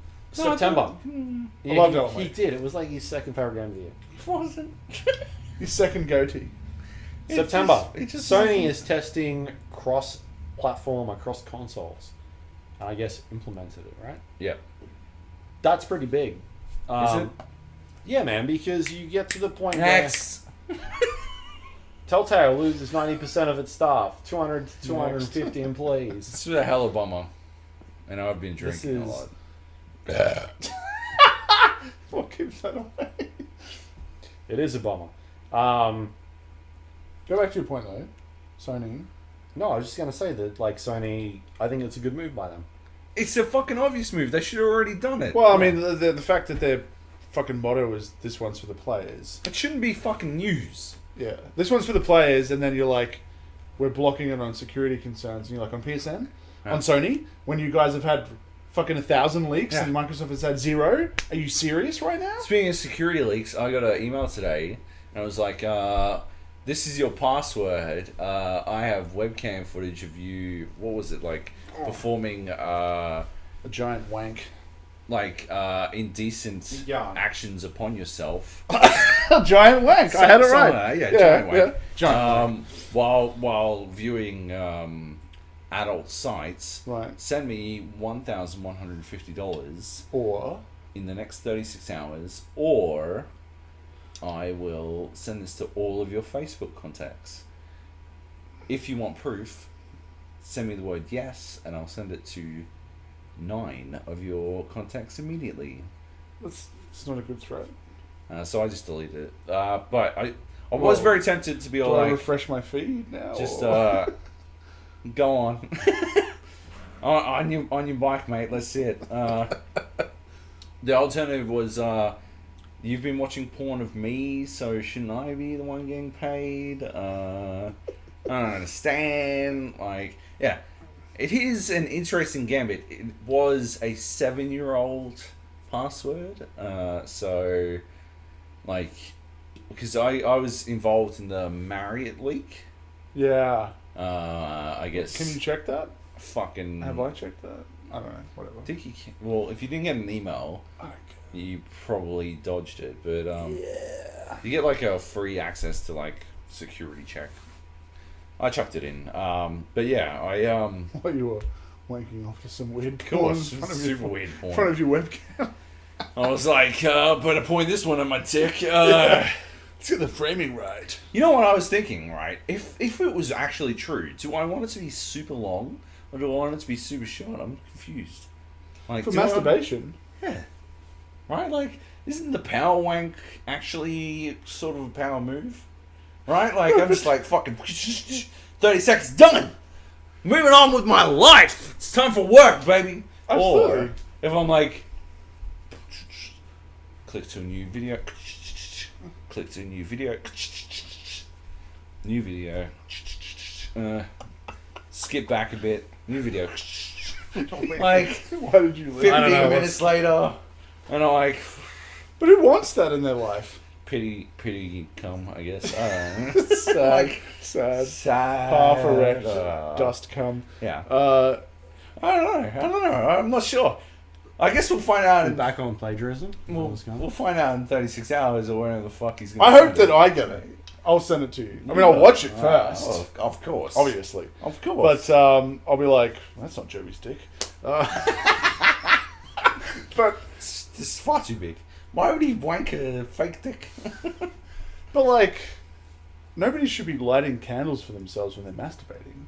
As a guy, especially. Like, and I say that because recently there was some fucking scientific shit that was released that said for good prostate health and to like something like 60% less chance of having prostate cancer, you should be getting your rocks off 25 times a month. So you should not be treating that like a fucking date. 25 dates a month? Who does that? Who has time for that? I don't have time for it. It should be like pissing or shitting, man. The bodily function. That's all I have to say about that. It's true. Luke, Yep. what do you have to say about that? It's all good. I love it. What were we talking about? Telltale or Sony? I'm so confused. We were talking about Everybody. we were talking about a wank leak. Joby has been wank leaked. You'll have to watch. Telltale was sad, Yeah, but at yeah. the same time, like they got to a point where, Not unexpected though, right? right? Either like a lot of their games didn't evolve to the point where None of them did. they right? did They're all the anything same thing. better. They were just the same thing over and over again. Right. Right back from when they did like Monkey Island, like 4 or whatever it Oh was. no, even Walking Dead. The Walking Dead was But the this first one. predates that. Monkey Island, the episodic versions of Monkey Island, which I was not about, Right, was I've got not that. Is that an one? adventure game, and it was the Telltale story, kind of very restricted funnel with a couple of moments of... Sure. Yeah. Original Walking Dead I liked. I've Yeah, heard it was that... what was the Wolf one? Wolf Among Us? Well, yeah, I played that. It was good. Yeah. Never gonna get a sequel. And people got sad because... But maybe someone else will pick it up. Maybe. Yeah, I enjoyed the story to the point where it got me interested in the comics because Yeah. the idea of fictional It characters sounds awesome. The comics sound great. interacting with each Yeah. other. Fictional characters. Don't do that.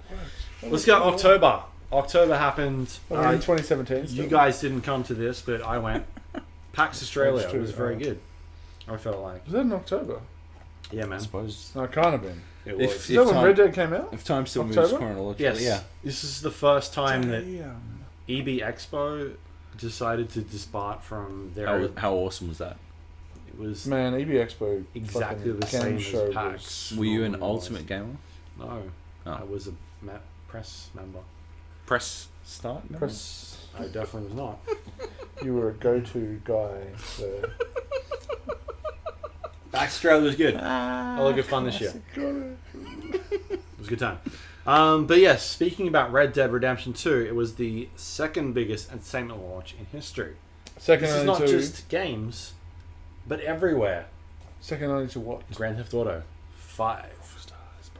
Does that mean they think that they're failures because of that, or What? is that a silver medal that they can wear? I'm saying for Red Dead. Ah, no. Like it didn't beat what came Did you before. see how they positioned it in the press release was biggest entertainment launch of weekend of all time, because Grand Theft Auto 5 Came out on like a Tuesday. Yeah. Ah. So No, but they've like got both Rockstar. records. Does that, yeah, you gotta think, does that affect it? Is one being released on a Friday completely different to Tuesday? Because it's a week. They did the Friday release so they could get the weekend launch. Yeah. I reckon. That's my guess. 100%. Is that 100%. they got like fucking. They knew how it was tracking from pre-orders. And They all got that stuff. shaped out on the. Oh, it's not the biggest launch weekend because it didn't come out on a weekend, and so they're like, "Fuck you, cunts! It Welcome to is. Friday launches." Yeah. That's 100% what happened. Not that it needed any of that, but Yeah. Yeah. You reading your fucking messages or what, motherfucker? No, I've got a. I'm gonna skip this story because I don't care. November. BlizzCon. Diablo Immortal strikes. strikes. Yes. Strike. Yeah. Strike 3, right? Strike is the word. Yeah. Yeah. Can we talk about Wow. another Blizzard thing? I've been playing Rusticon's Rumble Run, which is the latest Hearthstone expansion. Right. It's a single-player expansion. Generally, I've enjoyed them to some extent, although the first time they tried this, I was pretty mad at the RNG. Rusticon's Rumble is literally the worst content that they have ever put out. Blizzard. Rumble Run. Worst Hearthstone content? Worst Hearthstone content. The worst. Worst Blizzard Hearthstone content, right. content that they've ever put out. He said content. Yeah, I heard that as well. I heard It's no Diablo 3 launch, but it. Ooh, so it's better than that. yeah. Right. I think everything is pretty. I don't know, man. But, That game had good scores, and that's why we don't send out early code. Got him! Yeah, it's fucking awful. I cannot understand. I am shocked that a game would be released in this, like this run would be released in the state that it is. The function of it is that you start with a small deck, 10 cards, and over the course of 8 battles, you slowly build up to a larger deck, a normal sized deck, where you get an extra 3 cards basically every round, plus 1 extra every other turn. And the trick, the other thing is that at the start of the game you have to select a modifier basically for your run, and so it could be every time you take damage, the other person takes 5 points of damage, or it could be every time you start a turn, you steal a card from their deck, or every time you play a minion, it gets +1, or all that kind of stuff, So it's very card game based. The trick, the rub, is that the AI player has the same powers, but by the time you get to the games 6, 7, and 8, they have explicitly gotten more cards than you. So they have 15 more cards than you. They have more of the special cards that you get every second level than you. They have more health than you to start off with. You're battling uphill. Right. But they're constructed out of a set deck that is designed to be able to beat you, and you have to pick from one of 3 buckets every time you finish a level. So I beat Nate, and then I get to pick from one of 3 buckets. The 3 buckets, if I've got like every minion I play gets +1/+1, and all 3 of the buckets, all 9 of the cards that I have to pick from, there's not a fucking minion in there, I'm cooked. That's it. Like, I can't, like, I gotta pick the best of the garbage that they've teamed me up with. What they've done is they've created a fucking game mode where RNG is baked into the RNG. It's like they looked at Artifact and like, oh, you think that's too much RNG, cunts? We've got this, motherfuckers. We're gonna RNG the fuck out of this. And that's what they did. Because it's RNG to death. Yo, dog. Yo, dog. I heard you liked RNG. So we put some RNG in Sorry, RNG. RNG'd in your RNG. Holy fuck. It is, honest to God, the worst. And I feel so fucking dumb. Because after the last, like, they exhibited a significant trend. Exhibit. Oh. Brought it back. That's it. We're ending it right there. A trend of like improving on that shit, because after the dungeon run I'd been like, this shit's fucked, it's too much RNG, this is way more RNG than that one. Yeah. And they improved it over the last ones. Right. I was talking to them, like literally talking to Team 5 prior to the release of Rumble Run. I'm like, I can't wait for Rumble Run, I'm really excited, I think you guys have made so many improvements, I'm really excited to see what you come out with. Honest to God, when I play Hearthstone these days, I play the single player stuff. Like I think the puzzle content is great, and the runs are fantastic. And they're like, yeah, cool, man. I think you'll really like this shit. Fucking lie to me, motherfuckers. It's garbage. It is literally garbage. And they released nerfs that actually made your chances of winning significantly worse. Right. Fuck them. Damn. Fuck that shit. Fuck. Uninstall. I actually have on my phone, and I probably will on my PC. It's next level. Yeah. Is HOTS actually dead? Yes. Like essentially. they've announced it. No, they haven't time of deathed it. They announced that they're killing the esports, Right. and they're moving devs to other teams. Oh So yeah. Is Right. it? Yeah, let's skip the rest of November because fuck that. What is it? I had Microsoft acquires 2 more studios. We kind of talked about that. That's We cool. did. We did that. December, Epic Games launches new store to compete with Steam, and also Discord as well launches a new store.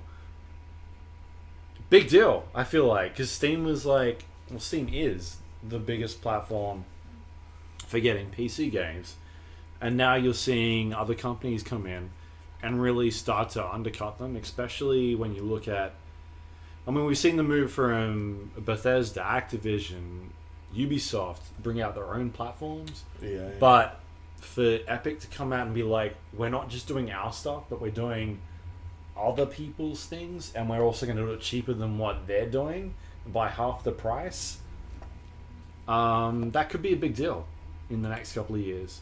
Because they've got the platform, they've got the people. Yeah. I mean, people have to remember that Valve started off the same way. Valve started by launching a store that people were playing Counter-Strike with, or Half-Life with. Yeah. And they've got, what are their numbers? 200 million for Fortnite? That's not PC, obviously. That's their user base, but it's still a big number. If I was Valve, I would be not... Like, I'd resting still on your laurels. yeah, I would be like, I don't Like know about they that. have been for Yeah. forever. Right. It's time for And we're literally anyone at their business in their flat plan fucking management scheme to do Anything. something. and we saw them do Something something, different. right? They've come back with this scheme of like, if you sell this many units for your game, you'll get a discount. But the numbers are ludicrous. It's They're, like they're 10 for AAA million, studios, yeah. like 10 million units for. Sorry. That's like Borderlands numbers or Grand Theft Auto numbers or PC, Call of Duty yeah. numbers. Not 10 million units, $10 million worth of shit. dollars, So, yeah. Then what happens? you Then get, the price comes down. you get 5% more of the cut. And then at 30 mil, You get another 5%. Look, they are basically Uber. Yep. They're not the taxi industry because that's retail. Yep. Right? But Uber came along and Uber was fantastic and people were like, yeah, let's use Uber. And then very quickly, competitors came along that competed on the thing that people really cared about, which was price. And Uber is pretty closely priced to taxis. Yeah. Sure. So therefore... But it was the convenience, right? Of being like, it's on my phone now. Whereas taxis are like, what the fuck? Yeah, but I'm saying, like... You guys have phones, that is right? Steam. That is Steam. But, like, It's Uber... good. Bring it back, yeah. Uber hasn't changed since it launched. Yeah. If anything, its prices have gone up. So it hasn't changed positively, I should say. Yeah. Whereas these other outliers that come along are competing on different angles and elements. And now we've all got 10 fucking, digital platforms installed on our PCs just to play and update games, which is fucking ludicrous. But I feel like if Steam had just given enough fucks and maybe not been a little bit greedy, that they would continue to have this passive income that happens just because they have the people and they have the platform. They still have that, right? Like, of course they will, and they always will. Yeah. But like these other platforms come along and you see stuff and you're like, that's actually appealing. Like the only thing that shits you is that you have to install another fucking app and either set it to start up with your computer, which means it'll be downloading at the same time as Steam and fucking Origin and Uplay are, and all these other, like Windows Store does it in the background if you happen to have their games installed. And that's fucking annoying. Yeah. Like, we just want, like, who's going to come along and go, we are the central app for all of these? Does that exist yet? Is there Well, a like third-party Discord's app? trying to do that, right? With like you import all your games to the Discord thing, but at the same time, it's not as elegant. it's never gonna work. Yeah, but it's the same with like TV, right? You get your satellite or your cable, right, with the Foxtel or whatever it was, but Galaxy back then for Australians, and then Netflix comes along, right? And all of a sudden, everyone's like, fuck, all right. And Netflix started off back in the day as a DVD distribution platform. And they got to the point, because they were like, we're not idiots, we're not going to go the way of Blockbuster. Right. So they evolved, and they got to the point where, like, we're going to do streaming. But then everybody else is like, we're going to do the same thing. And so you get to the point where Netflix has a good model, but then everybody wants to copy them. So they're like, we're not going to sell you our stuff, which is what happens with Disney, right? Disney's pulled all their properties off Netflix. Fucking Disney, Warner and so now Brothers, you've got to Stan, buy, now you've got to buy Amazon, Netflix, YouTube, Stan, Disney, like all the, like this is in Australia, obviously, like Amazon, all the, I don't know what all the American. And I'm not saying it's me necessarily, right? But I fully expect that people will look at the fact that they suddenly need to subscribe to 7 things to get what they needed to. The same subscribe. price, Yeah, right? Same price for one thing last year, and they will look at that and they will probably, not saying it's me, but these theoretical, hypothetical people will probably return to pirating TV shows en masse. Because it's easier. Because it's way fucking easier. Because it's a we return to the fucking location. We return to the for fucking acquiring content. FBI thing, right? Like, why wouldn't I just watch it on Netflix if I gotta fucking watch through fucking 15 bloody things? You've got to load up a website to find out which one's fucking at. streaming it, and Netflix used to have it, but they no longer have it. Now Stan picked it up, and you're like, it's too fucking hard. Oh, I know how I can get it. Yeah, Oh. one website. If I were hypothetically talking about myself, I would just go to the Pirate Bay. What's that? It's blocked in Australia. Oh, that's impossible to get around. How would I ever do it? Idiots. Yeah. Yep, I agree. And it's bad because I think that entertainment, including games, hit a point where it was like... Oh, but games got better. But like convenience, people were willing, and it was proven that people were willing to pay for convenience. And Steam did And now that. we're getting to a stage where there's like fucking 10, 20 bits of software you have to have installed and have to either have starting with your computer, which means in Australia especially your bandwidth is getting fucked, or you have to manually turn them on beforehand, or maybe I've got buddies who want to play Battlefield with us who are on ADSL connections, so they're like, that's an overnight download, and you're like, this is fucking stupid. This is ludicrous. Yeah. Is there a third-party software? People who listen to this, please email them and they'll let me Oh, know. tell us. No, for like a third-party system that combines all of it. Yeah. Like, can you just punch in your details and it just Like, fucking... what was that fucking... Remember when, like, IM messaging got It was way like out of fucking Ventrilo or hand? something. And there was, like... No, there was one that, like, grabbed all Yeah, all of them. I don't remember what it was, but Trillion. But how good I is was that? close. That Trello. idea. Trello, Ventrilo. You said Pretty Ventrilo. close. I don't Yeah, want it was a Ventrilo. VoIP service that was inferior to everything. TeamSpeak. TeamSpeak, Skype. Yeah. You know, Skype was popular. It's popular. It doesn't mean it was... Discord. How good is Discord? The last thing I've got, which is what we talked about last week, the Game Awards. Right. We already did that, right? Not the Australian Games Awards. Apologies. The Game Awards. Well, the Australian Game Awards were on December. Should we talk Yeah. about that? Did you watch any of the Games Awards? No. No? I watched the trailers for the new games that are coming out. Anything that stood out for you?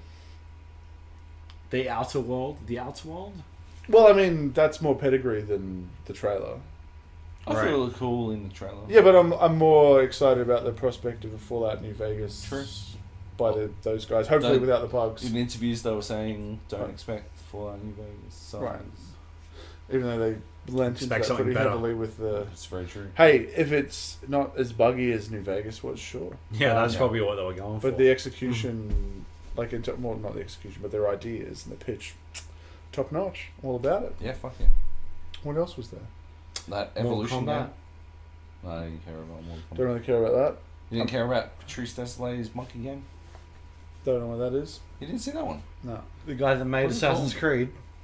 It's his new monkey game. Yeah. You're a monkey. Is it good? Looks like a monkey game. Your monkey bout. Seems good enough. It's very shit. Is that what you're saying? Of course. Yeah. I don't know. I think it was handled very well this year. The actual awards. Did Yeah. Fortnite win best Yeah. esport? It won like a best multiplayer game. Yeah, that's a problem. Not Nah, esport. I think No, it especially can. when there's a judging panel. That's a problem. I think you Or Overwatch. Was Overwatch winning? Yeah. Best one Oh of the my best god, esports, that's So you see what I'm saying? See what I'm saying? When there's a judging panel and it's not just the community, then I there's a tried. problem. I tried my part in that. They need to not just have a judging panel, and they need to have an esports judging panel. And I said this, yes. anyways, but Yeah. yeah. Anyway. So I fundamentally disagree with that, but whatever. And guess what? That's the year. The year that was. So we're done. 2018. Podcast is We're over. halfway through. We just got Whoa! we just got some awards and Yeah. now we get to do the good stuff. What's that We're gonna go take a break. We're back later. category? Alright, we're back. We're gonna do some end of year awards. Should be fun. See how many hours this takes us. The first one is downloadable game of the year. Before we begin, we need some high gosh. quality That's it. drinks. Just The drag it on even Hakushu single malts Japanese whiskey. more. Right, yeah, everyone at home's loving this. They have to know. People who listen to the Gap though, like they do love like this This I think random. the drunk casts are what they're in for. Look, Right, yeah. get your goddamn drinks. Cheers. We get the Jack Daniels cup because we love Jack Daniels. We're all about JDs, baby. Tried to not look at him, motherfucker. He tried. Mm. It's good stuff. It's good stuff. Downloadable game of the year. Let's go through the inaugural games that we've talked about. First inaugural games. We've talked about. 2017's was PlayerUnknown's Battlegrounds. 2016 was Dead by Daylight. 2015 was Ori and the Blind Forest. Nidhogg in 2014.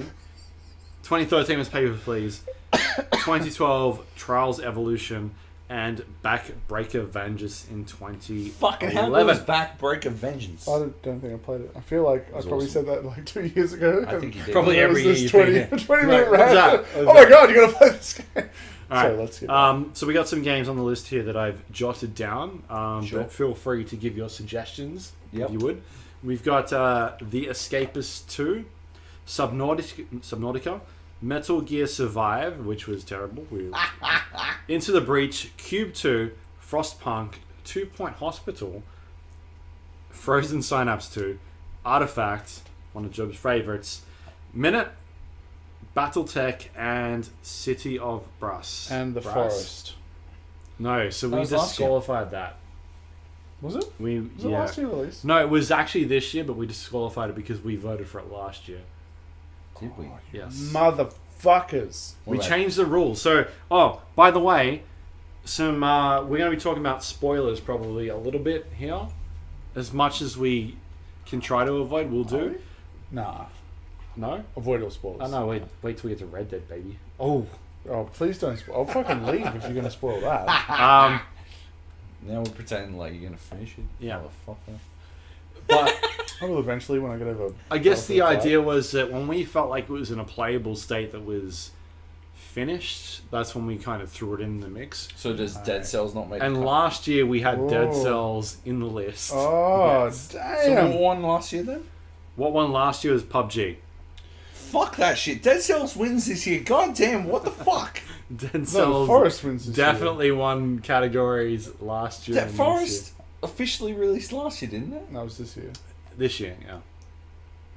Yeah. But we voted for it last year and stuff. We changed the rules. Oh, you motherfuckers. Can't we change the rules whenever the fuck we like? I don't know. We're 4 hours in. I think we can. I think that's Yeah. how running our own podcast by the seat of our pants works. I figured we'd talk about some of the things in here that Let's go. were good. You missed Celeste? What about Nidhogg? Does Nidhogg go in there or did you put it somewhere else? I Nidhogg put it 2. at the bottom, but you can put Nidhogg. in Nidhogg it. 2, download it. It was a downloadable game, right? Sure. It was, yeah. It was good. I What thought- about when it's pronounced correctly? Nidhogg? Oh, God. Nidhogg. Let's stop. That was on you, Johnny. Fuck. I shouldn't have brought Look, it I'm up. going to put this one out there, Subnautica. Yep. I feel like that was a game that came out of nowhere. It was definitely a game.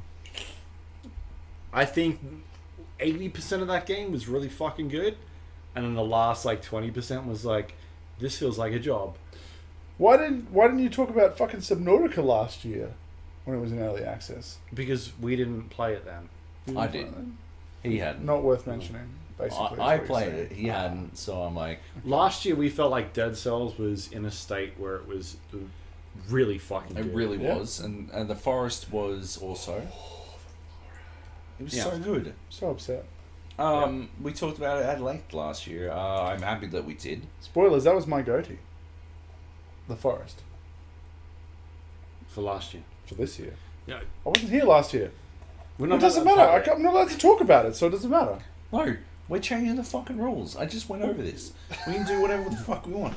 Battletech, yeah, Subnautica was fucking awesome. I 100% agree. And it turned into a real slog because of the RNG fest that was the last 2/3. Well, see, I didn't even get up to sorry, that bit. last third. I got stuck on the RNG on getting the iron versus the whatever out of that one resource that you get out. Everything else was segregated, well, as far as I can tell, but except for this one resource, which was 1 or 2 or 3, was 2 or 3 resources within one thing, and there was a random drop on it. But they weren't so abundant that you actually had to go and look for them, and so that felt like a grind. But nothing else up until that point felt like a grind. Past that, Yeah. that was standard operating procedure. pretty Right. much. Yeah, that's bad. It was objectively bad. In my opinion, it was a bad design because you had, until that point, that was fucking 25 hours Yeah. in. You had been trained to understand that hitting certain things Yeah. would Yeah. result in... There were fixed resource Exactly. locations and biomes where you would find them, and I was okay with that, except for this one. Yeah. But I needed to find that resource to be able to make the prawn suit. That would then allow me Yeah. To make the submarine. No. and then, I had the submarine, but the prawn suit would allow me to mine those resources I was trying to find out of the bigger Yeah. columns in greater quantities. But I had to grind to do that. I knew what I needed to do, and the game was getting me in the Well, way for of me, it was that doing it.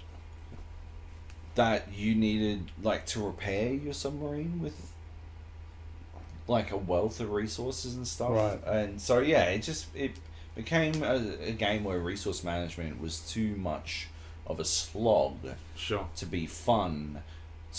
And I didn't think that the overarching story was ultimately that interesting. It was at best an excuse for you to go to a new area Yeah. that Right. would lead you to the next progression of elements. There's no right? forest.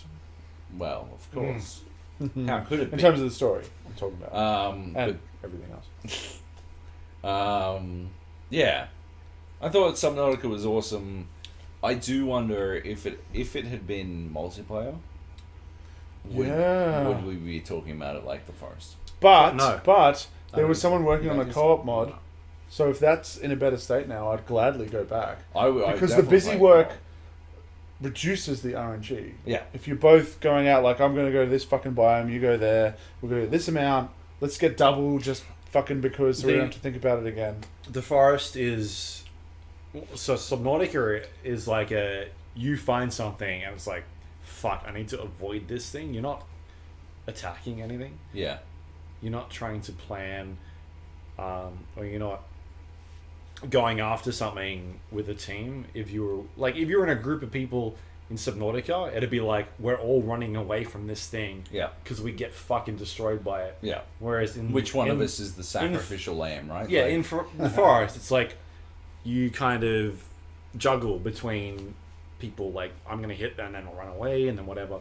But that doesn't happen in the Forest. The Forest is there's not a lot of attacking anything. It's just like, there's a big... Subnautica. Subnautica is like, there's a big fucking thing coming at me, I'm just going to run away. And that's what a lot of that game is. You're not really shooting anything.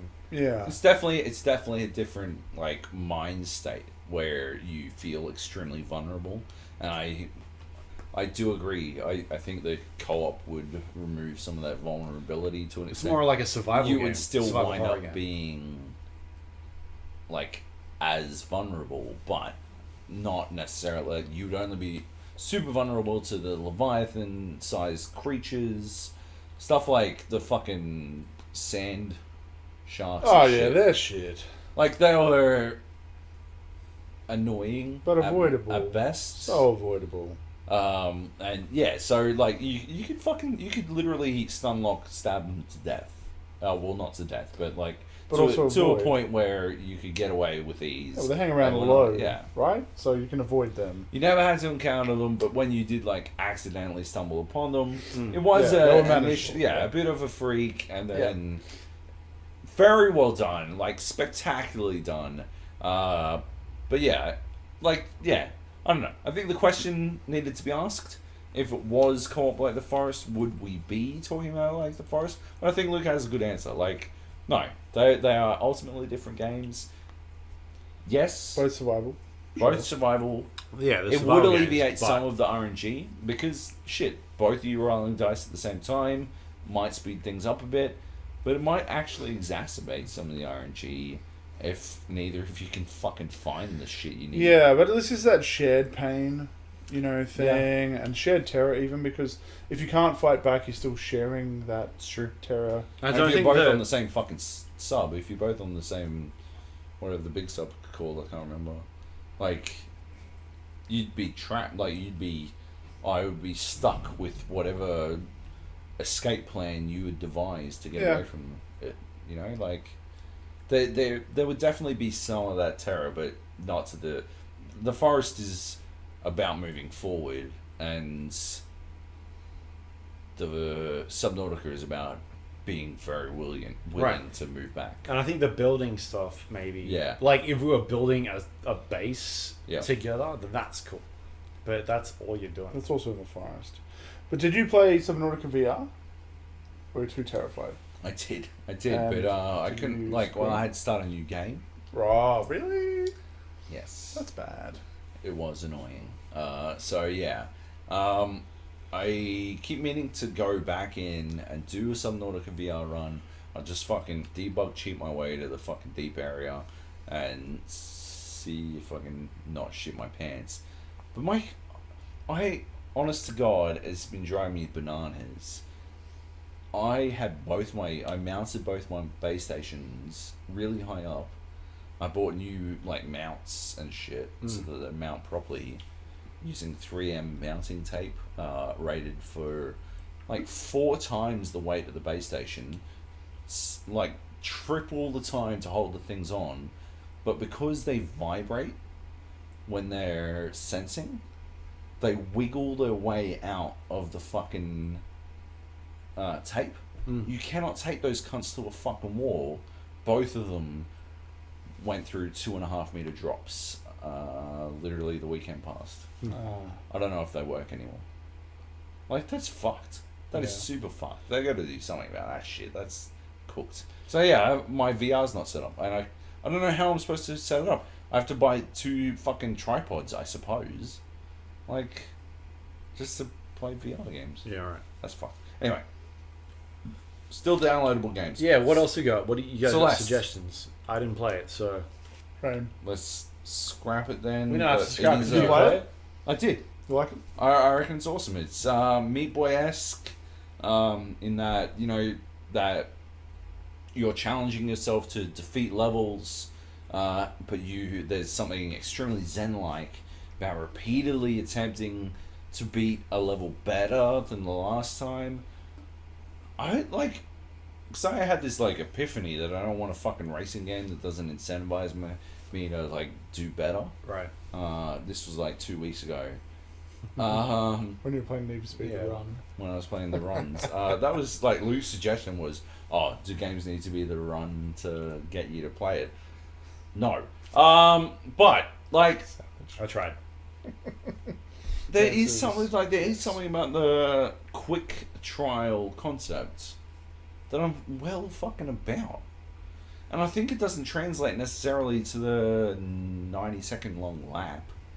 But in a map of like a single screen of Celeste or Meat Boy or whatever the fuck, where it's only maybe 20 seconds for you to Yeah. smash your way through it, and it is a puzzle, it is dexterity based.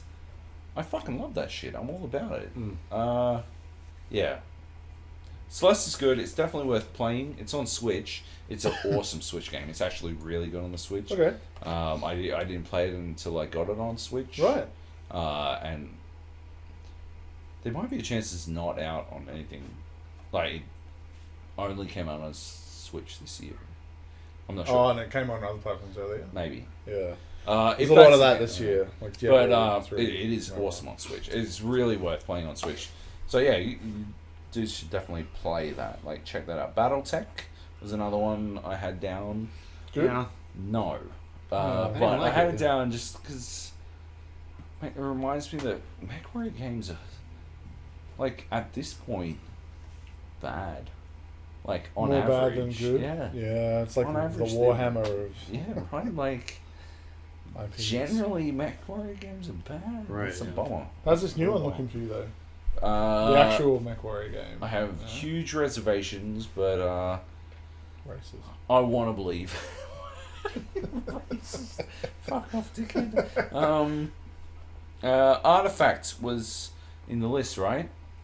I put it in there because it's definitely a downloadable game. It's a turd! Next. What did you think? I didn't buy it. Alright. City of Brass, I don't think got a... I think it was still early access, I but thought it was average. Yeah, it was. It's okay. It was okay. Exactly. It was okay. Not really.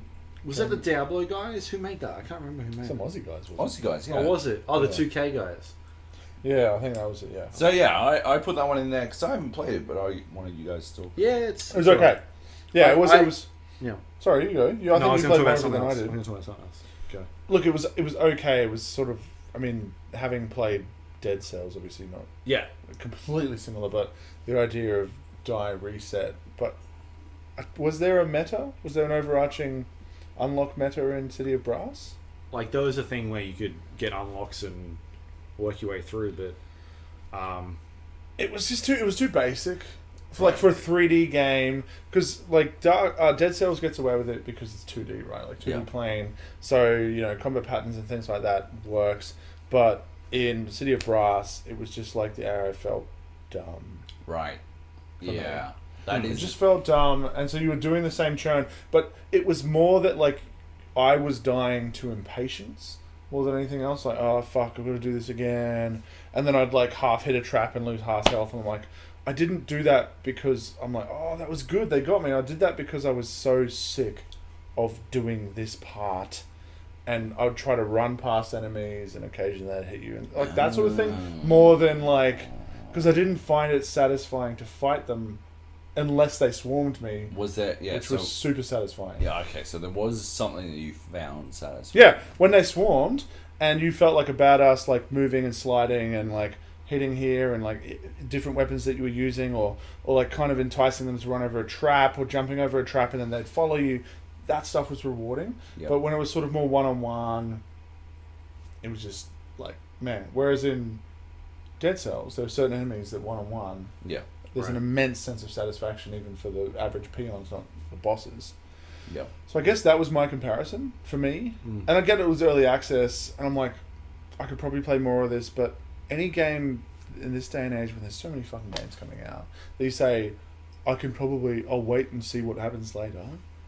When is the time that you're going to stop and pick that up? Yeah, DayZ like 4 years later. Yeah. Well, like Red Dead. Like, I've still got to I said earlier, I want to Was finish. DayZ on the list? No, because we put on their list like a long time ago. And that won a category? Back when it was in early access? It might have. I think you might have. Yeah. It might have been Game of the Year. I mean, Fair enough.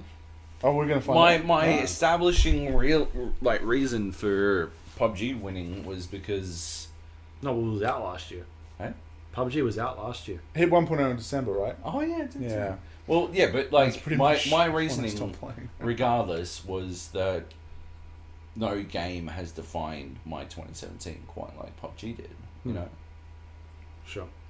And that's why we end up changing the rules last year. We were like with Dead Cells and The Forest, because The majority of we the felt like they time were was early games that they access. were ready. And I might have fucking had you that we were on point with Dead Cells a year before it came out.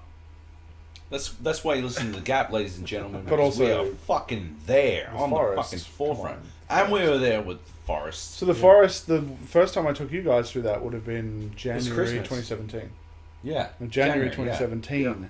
And then it came Yeah, out like like January literally- 2018, and we did it It again a just year came later. out this year. Yeah. Yeah, but Yeah. that was the experience. That was the definitive experience for me.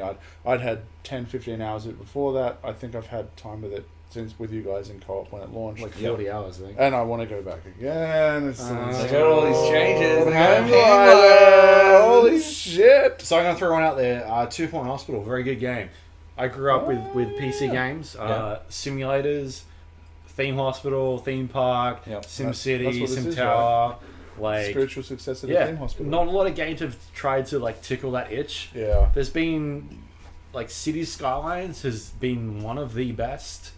Even like Sims. And it Remember, works well on my Surface as well, which I think is fucking awesome. yeah, you remember like a couple of years back, SimCity was looking pretty good. And it Well, came then out and was like, It had that garbage always online launch and yeah, it wasn't very good. And then City Skylines came out and it was like, scratch that itch. holy shit, this is really like understands what people are after. Yeah. And they released a bunch of cool content, and because I played it at the start of, I think it was this year I talked about it. I jumped back in and played a bunch of it, and it was really good.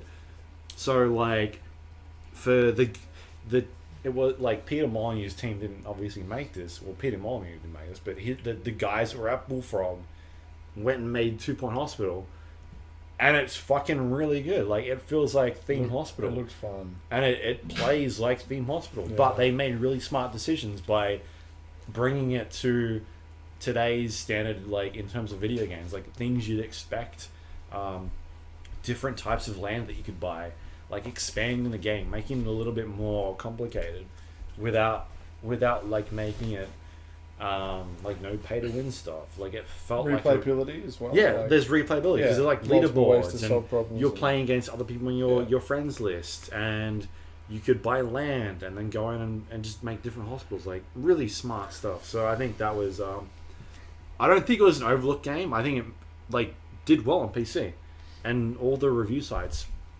reviewed it pretty well. So I don't think it was like a sleeper hit, No. but it still did. One that surprised me. I may be jumping genres here, but did you play either of you play Jurassic World Evolution? Yes. No. I'm jumping genres or I sorry, know, categories, You categories? played it. No, yeah, I played it. It's not good? I think it was really good. Yeah. Very shallow. Right. Because it's on my wish list and I think it's like $20 now. No. Yeah, I was So- pretty And close. I'm I would- super tempted. I saw swear it on it's my a wish good list as like well. 10 hours of playing it, and then you get to the point where you're like, it's all the same shit And it's over and over automated. again. Yeah. oh, that's what I don't want. I want it. Yeah. Yeah. Okay. Fair enough. That's Because good once to you know. get like, it starts you off with little dinosaurs, and then like you build enclosures, and you got to kind of put certain dinosaurs with each other because otherwise They don't they'll play nice. fight. Yeah. Yeah. You can't put the velociraptors with the all the herbivores. Yeah. You gotta because put them they'll behind an just fuck each electrified other. fence, damn it. Nah, but then they They should break all through be the fence destroyed. Can you destroy them all? Let's watch Jurassic Park. Yeah. Yeah. So let's get this movie list loaded Up up. to in the the background. There'll be just like two of us like this, and No. the other person's talking. I think if it goes on sale for maybe $20, I'd check it out because That's what it says!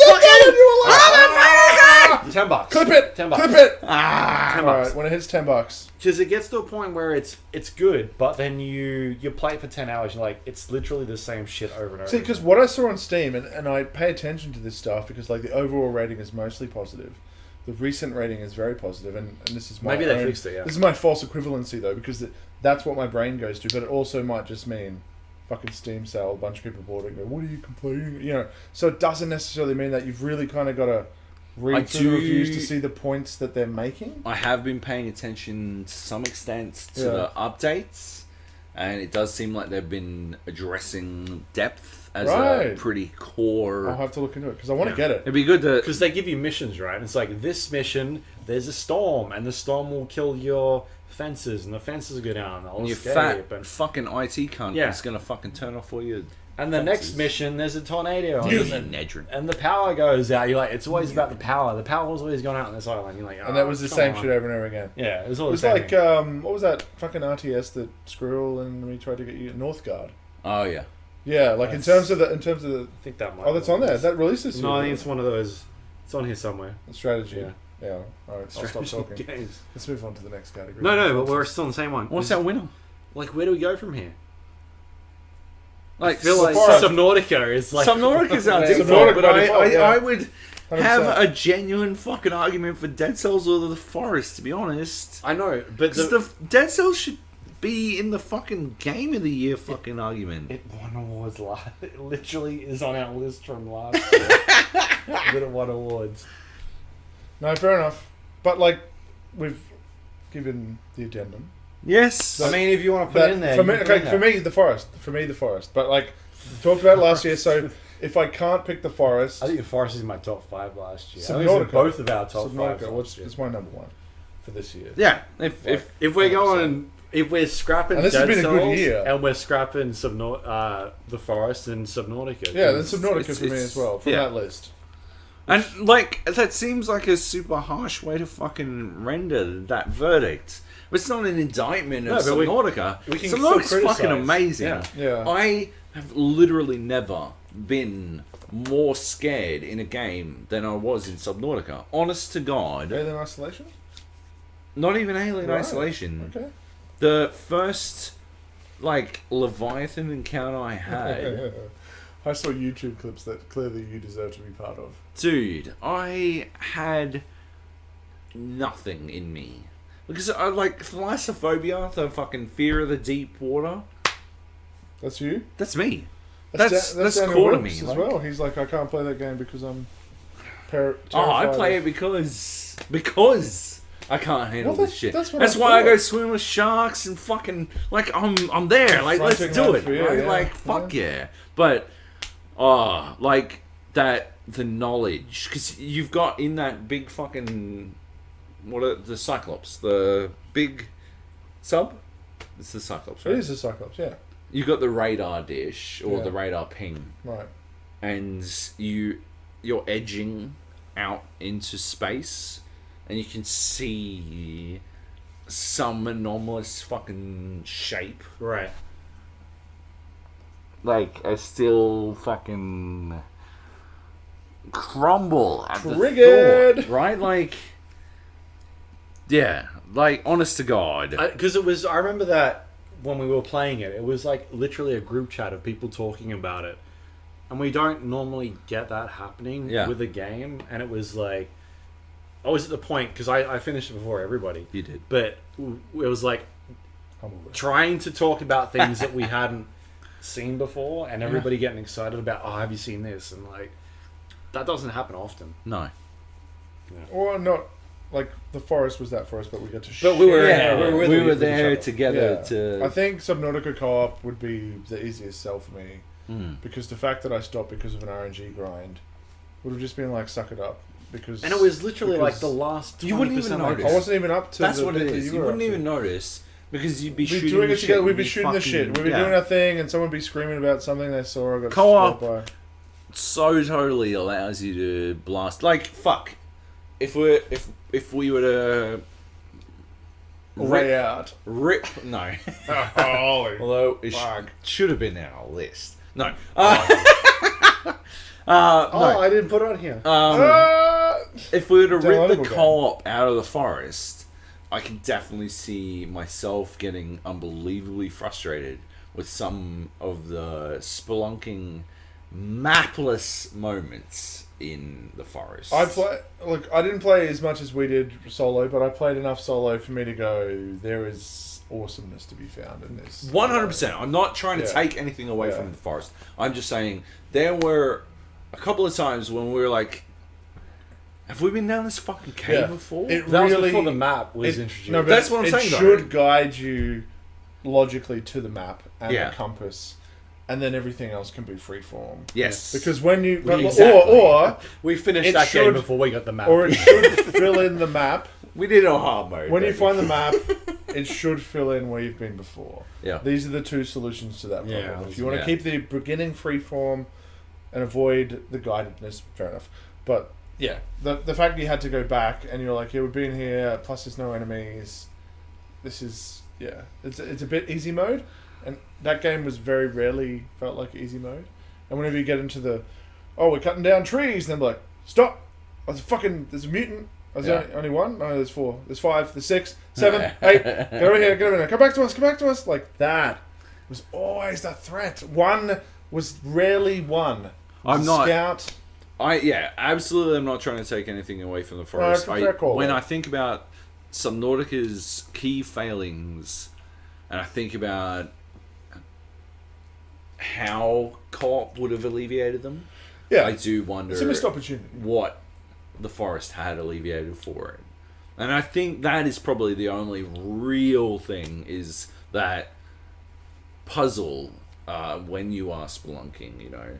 Because, yeah, everything above ground, I think all of us have a pretty fucking top-notch We know that sense island of, like back of our hand. Like, yeah. It's when you're downstairs. But, Yeah. yeah, when you're on the it's ground. disorienting. And, yeah. Yeah. Let's go, yeah. Subnautica. Subnautica. Not a bad game. Very good game. No, Awesome I game. Just that would recommend it to Is people it play. still free on Yeah, I think so. Epic? I shared it with our regular gaming Yeah. group because I was like, this is a game worth playing. It is And definitely for free, fucking hell, I paid money If for it's it. still free, get it. Get it. It is It was 2 weeks whenever Yeah, I man. sent it, so Right. awesome. yeah, it should be Hopefully, still fingers free. crossed. Hit up Epic, and I think every 2 weeks they're gonna release Okay. a free game. Cool. But like, you can go visit Epic and see what's coming up, so Oh, okay. you know when to visit, and I think that's a great point of difference for the Epic Game Store. And the only reason I didn't grab the first game, did anyone grab the first game on Epic? Because this is the second. Oh. I don't remember what it was. I didn't grab it because their phrasing. Fortnite. No, but it sounded. Ah. The phrasing sounded like it was a free trial Oh, for 2 okay. weeks instead of you have 2 weeks to claim it and then it's yours. So, anyways, I'm pretty sure I claimed Subnautica on Epic Games just because Right. it's like there will never be a scenario where I need that. Yeah. But I did, and then I told my partner to get it as well. I'm like, you should get this. Right, hell She yeah. will shit herself. She I'm would like, fucking But I'm like, love it. you should get it. It's a game that I would recommend paying money for, but you get it for free. Yeah. Can you do a pacifist playthrough on that? Because the forest, that's the great thing about the forest. Anyone who goes, oh, I don't like scary games, Oh, you yeah, can absolutely. turn off everything and just experience the You can do creative. Yeah. world building and Oh, like Subnautica? no forest. Oh, you forest. can do it. Can you? You do can it? do a creative in do it- Subnautica, Okay, yes. yeah. Oh no, so that's what you're Subnautica, saying. like, I don't think you... Like, I didn't attack anything in that game. What? No, but Oh no, you hit can stuff. you can Sorry, you yeah, enable a right. pacifist mode where Right. nothing attacks you? You can, and yes. it's just a bit and that's cool. I love that that's an option Yeah. because it's like the game is not for me. Subnautica is not about it's like a horror game. there are horror elements, there are scary elements, there is the unknown, there is the reality of the inherent terror If I were of not a being able to beginner, see what's below you. I would do. There's a level between normal and creative Or like an easy mode or something. where you don't have to worry about I think it's oxygen, food, Yeah. and water. Okay. I reckon that'd be it'd still be a staggering fucking effort. It'd still be a fucking brilliant gameplay experience because you would still get a lot of certainly the panic of being out of oxygen is That is a value add. But Yeah. the jumping above the waves and going under and the seamlessness factor of that and collecting resources and the music and the way that the world is revealed as you swim is absolutely, there is more to the core. Scary Aliens. animals are still scary in that mode. Right. So They just don't attack you. no, they do. No, Oh, they creative they don't attack you, but Oh, you're talking about easy. easy mode they will attack you. You just don't have to worry about breathing, I guess. Just makes me want to go back to the Wild 8. We'll get there. We'll that get was- there. No, Still but, in early but no, access. but just to get that fixed, you know what I mean? I would probably rather go back to the forest, but we've played it twice. And I think that it still has things to offer from what they're releasing. Yeah. But also I'm I just want another thing like that that's different. And the Wild 8 was okay. Yeah. It was pretty good. We played it pretty early too. Yeah, play it What right. about Atlas? What was Atlas? Is that called? From the dudes who made Ark. It's a pirates MMO. It's not out yet. Ark is So yeah, is it? it's out tomorrow. I thought there was a countdown to a time that didn't happen, and then they issued a press release saying it's been delayed. Was that Did game? they delay it again? I'm pretty sure. I was reading that on Twitter. There was a Alright, countdown that maybe everyone not. was waiting for, Maybe it's not. and then nothing happened, and then there was a press release an hour later going, "Yeah, sorry, it's delayed again." Oof. Oof. Fix the countdown site, Yeah. guys, or just replace it with a "we fucked up." Anyways, Alright, maybe not. Subnautica. Subnautica. The winner. Well done. Congratulations. 3 of us agreeing. Wow, what? It's going to keep happening, right? Every category. Of course. That's what we're about. We agree on everything. Absolutely. Sports title / racing Slash maybe fighting. / RPG. / RPG. We'll see. Yeah. Detroit become human. Let's talk about what we got here. Detroit become human. Project Cars 2, 2017. Forza Horizon 3, 2016. Oh. 2015 was Rocket League. Pro Evolution Soccer in 2014. NBA 2K14, 2013. NBA 2K13 in 2012. And NHL, whatever that was, in 2011. 12, I 12 assume. probably. Probably. Yeah. Weird like Do we want to combine Fighter? Or do we leave that separate? It might be interesting. I think there's only one contender for fighter. Right. Fighter. 2017, Gang Beasts. 2016, there was And none. then they good game. fucked it. Did they fuck it? Gang Beasts. I Remember they removed the randomized Oh yeah. fighting and they made it like a proper... Yeah, anyway, sorry, yeah, they fucked it. But that was still when it was in early access. You Yeah. dogs! 20 Your early access votes! Oh gosh. 2016 was none. Because we don't give awards to nothing that's deserving. Oh, Like, if you don't there's no fucking meet default. the peak, I love that. nah. I thought there was a game called None, and I was like, what's that? Nah, nothing. 2015 was Mortal Kombat 10, which is very fucking good. Yeah. Nidhogg in 2014. Fuck yeah. Injustice: Gods Among Us in 2013. Yes, Also a fucking good game. yes. Seems like Ed Boon has got this awards down Yeah, every he's our second boy. He's year. listening and he's like, I got you, fam. I got He's got the white boys on a Yeah. podcast. Oh. Yeah. Scores. 2012 was PlayStation All Stars, which was like a Smash Brothers type Bold. good game. I I liked thought it. you didn't pick garbage. I think I definitely argued Objective? against Yeah. that. And hold on, Ed Boon's back with Mortal Kombat in 2011. Woo! Boom! Oh, he's- boy, Sonic yeah. Boom! boy. If trends didn't even go by, oh no, it's not. Wait, did Mortal Kombat come in this year? No, it announced at the Game Awards. I think it might have hit PC on this year, like early. No, it this wasn't year. like they're in an 11? Injustice game this year. Again, I think it hit PC this year. Right, But it'd been on was last console year. last year. Right. But it was definitely because they had it at PAX, remember? They had Yeah. an Injustice 2 tournament at PAX. Anyway, last so year. we're thinking about either combining these two or keeping Combine them it. separate. All right, I'll rattle off some names. We got MLB The Show 18, EA Sports UFC 3, Tennis World Tour, Mario Tennis Aces, The Crew 2, Madden NFL 19, F1 2018, Pro Evo Soccer 2019, NBA Live 19, NBA 2K 19, NHL 19, FIFA 19, Forza Horizon 4, NBA 2K Playgrounds 2, and then when we dip into the fighting section, we've got Dragon Ball Fighter Z. Someone messaged me. Back in the categories EA Sports UFC 3, so it's in there twice. Super Smash Bros. Ultimate, Soul Calibur 6, and Nidhogg 2. It's a lot of games. We got to try and pick one. Well, my mind springs to Forza and Nidhogg. Forza's very good. And Nidhogg. My shortlist is Forza, Dragon Ball, and Nidhogg. Dragon Ball. Oh yeah, it's okay. awesome. I'm going to butt in a little bit. Sure. NBA 2K series. Nobody, yeah. Yeah, I mean, I feel like they had 2 or 3 awards in a row, and that was too many, so... They, I mean, I think they got to a point where people got sick of the shit they were doing, right? Right. I think this year and last year was the point where the pay-to-win stuff is really... Gone too far. Gone too far, yeah. Critics aren't happy about it. I don't know if the community is okay with it. Like, there's still a lot of fucking people playing it.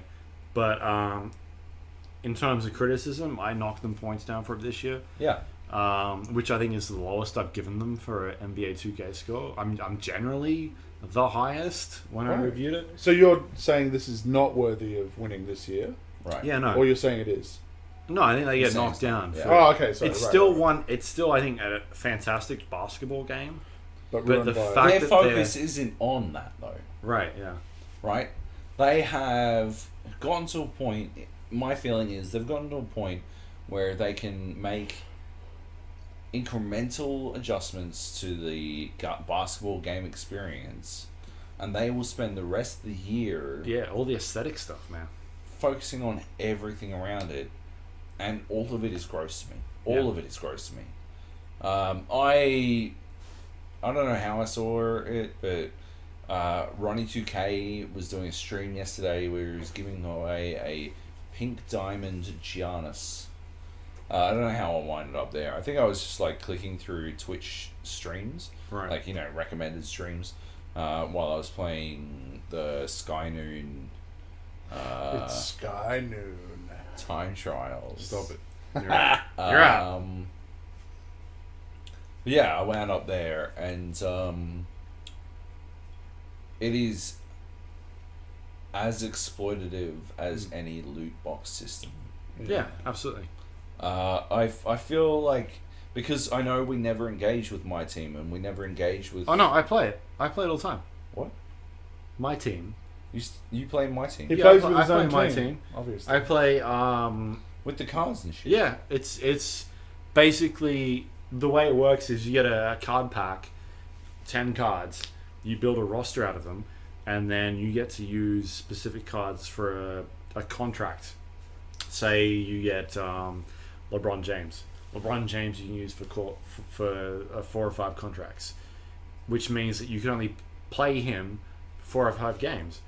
But you may get another card pack one game later where you win it, and it's like you can attach 3 more contracts on top of him. So then you can attach it to LeBron James, and all of a sudden you've got another couple of games you can play him as.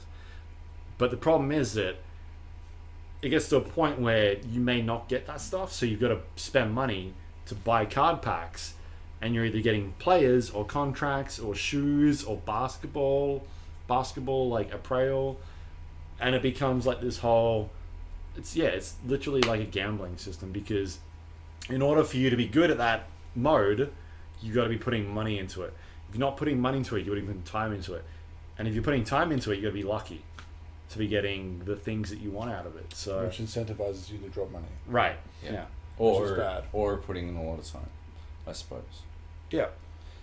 That's like I've never, like, I engaged with FIFA Ultimate Team when it was launched, and that is essentially my assessment of when it, like, FIFA's foot launched, and I dismissed it, and I'm like, Cool. No, thank you. It is clearly the monetization strategy for FIFA, for Madden, Right. for NBA, for fucking every sports game these days. Like, this is how they do it. FIFA makes $1 billion a year out of football. Dude, NBA is At least. 2K's biggest game. Yeah. Without doubt. Yeah. Every year. It's gross. It's gross that it's RNG. It's gross that it's loot crate Yeah. shit, right? Like, That's why it's worth as much selling as it is. certainty can still be argued as exploitative, but at least it's transparent about being exploitative. If it was transparent, nobody would buy it. Really? People are only, like, fucking think of me getting a fucking knife out of the first CSGO crate I've ever opened. That wasn't luck. That was, Yeah. let's give Nah. Joab a knife. The- Maybe he'll come back a second time. That was my boy, You still Eric, playing? Eric Johnson from Valve. You still Pussy playing, buddy? Friend. I haven't played in a while. Yeah, well, that was but, a fucking dumb But he's investment. thinking about it. He's thinking about it. Like, No, I could he's make not. some, We could make double money. Which fucking shouldn't be. God. But, like, think about that, right? Like, the odds of me getting that knife were Statistically, according to the drop rates. insignificant. Statistically insignificant. Let's Right. go with that. Like, not statistically impossible. I think it is nearing below 1%. Like, it shouldn't have had happened. that. Yeah. It shouldn't have happened. And I'll wind up with a thing worth, what do I get? $250, right? That Chop is change. that. If they were to, like, sell that knife Right. flat out for what it was worth, But it has no value. Because its it value only is has value based on the because drop rate exactly that they have created. Yeah. So they would have to create Artificial a value. Yeah. yeah, it's bad news, Absolutely bad news. Anyway, and they take a cut out of that sale too, so they win on multiple fronts. That's Yeah. what I'm talking about. Yeah. yeah. which makes me They create the retrospectively rarity feel bad. for selling it. No, I'm happy with selling it. For say, like, voting for NBA, all the years where my team was the go. It wasn't though. It was my career that was the standout. But They what got was to a bringing the point. money? What was bringing the money? Yeah, but they got to a point where my team was the thing where they got all the there money was a out. point where they realised that FIFA's system. No, I think FIFA copied. No, FIFA copied NBA on the my career shit, but NBA copied FIFA on the my team shit. Yeah. Anyway, it can't be that. And I keep knocking it I don't know what to do unless they actually get rid of that shit. Like, at what They point? never will. They won't. They never I Makes keep too will. much reviewing money. it every year. I'm like, well, all right, this bit's shit. This so is still exploitative. yeah. I don't know. Anti-player. Unless Yeah, they get is to the point where 2K is not sending me copies anymore, but nobody's going to review it in Australia. But Who then- reviews it? Me yeah. and you. There's two of us. In But then you Australia. could still buy it and review it. You know, like if that was your worst case scenario. That's what we do with our Patreon money. We buy the games they won't send us to. Yeah. Fuck it. Someone's got to do it. Fuck it. Like, honest to God. But blacklists happen in this industry, Oh. and therefore We I have, know. you have, we Yeah. have gone out and bought games in the past. So it doesn't change. It just means the review comes a bit Yeah, later. man. Like I guarantee you, I was one of the highest on Metacritic for NBA at one stage. Yeah. And it has drifted lower Yeah. ever since. I went to New York 2 years back for the preview. I didn't review it that year, which Yeah. was lucky because no, I did. No, I previewed it for Red Bull, You previewed it, yeah. and then I think I maybe reviewed. I can't remember, but I think I reviewed it on this show at least, and I was like, no, it's like Yeah.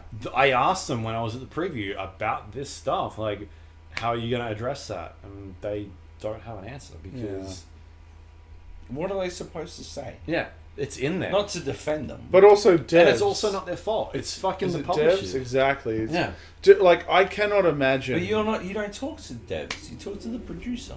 Oh, the do you? producer knows his answers. Yeah, fuck yeah. Yeah, he knows what We he's always talk to the producers. Like, they know these answers. They know what they're selling us and they want to sell us a pity story about how they can't get.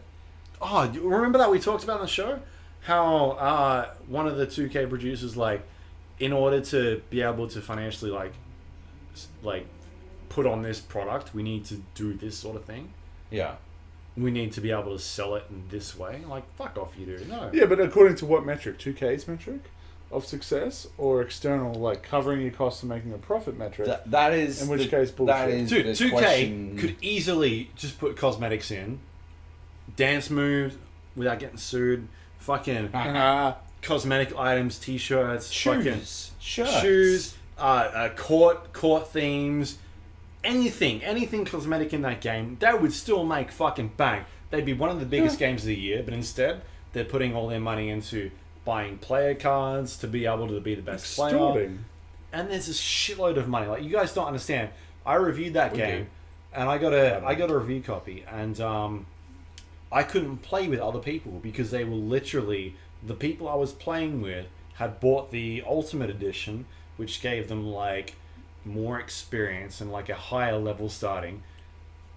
So I couldn't play with them. So you go on the blacktop and you're like level 60. I'm 20 levels below them because they bought their way into being better at the game. I may not be as good.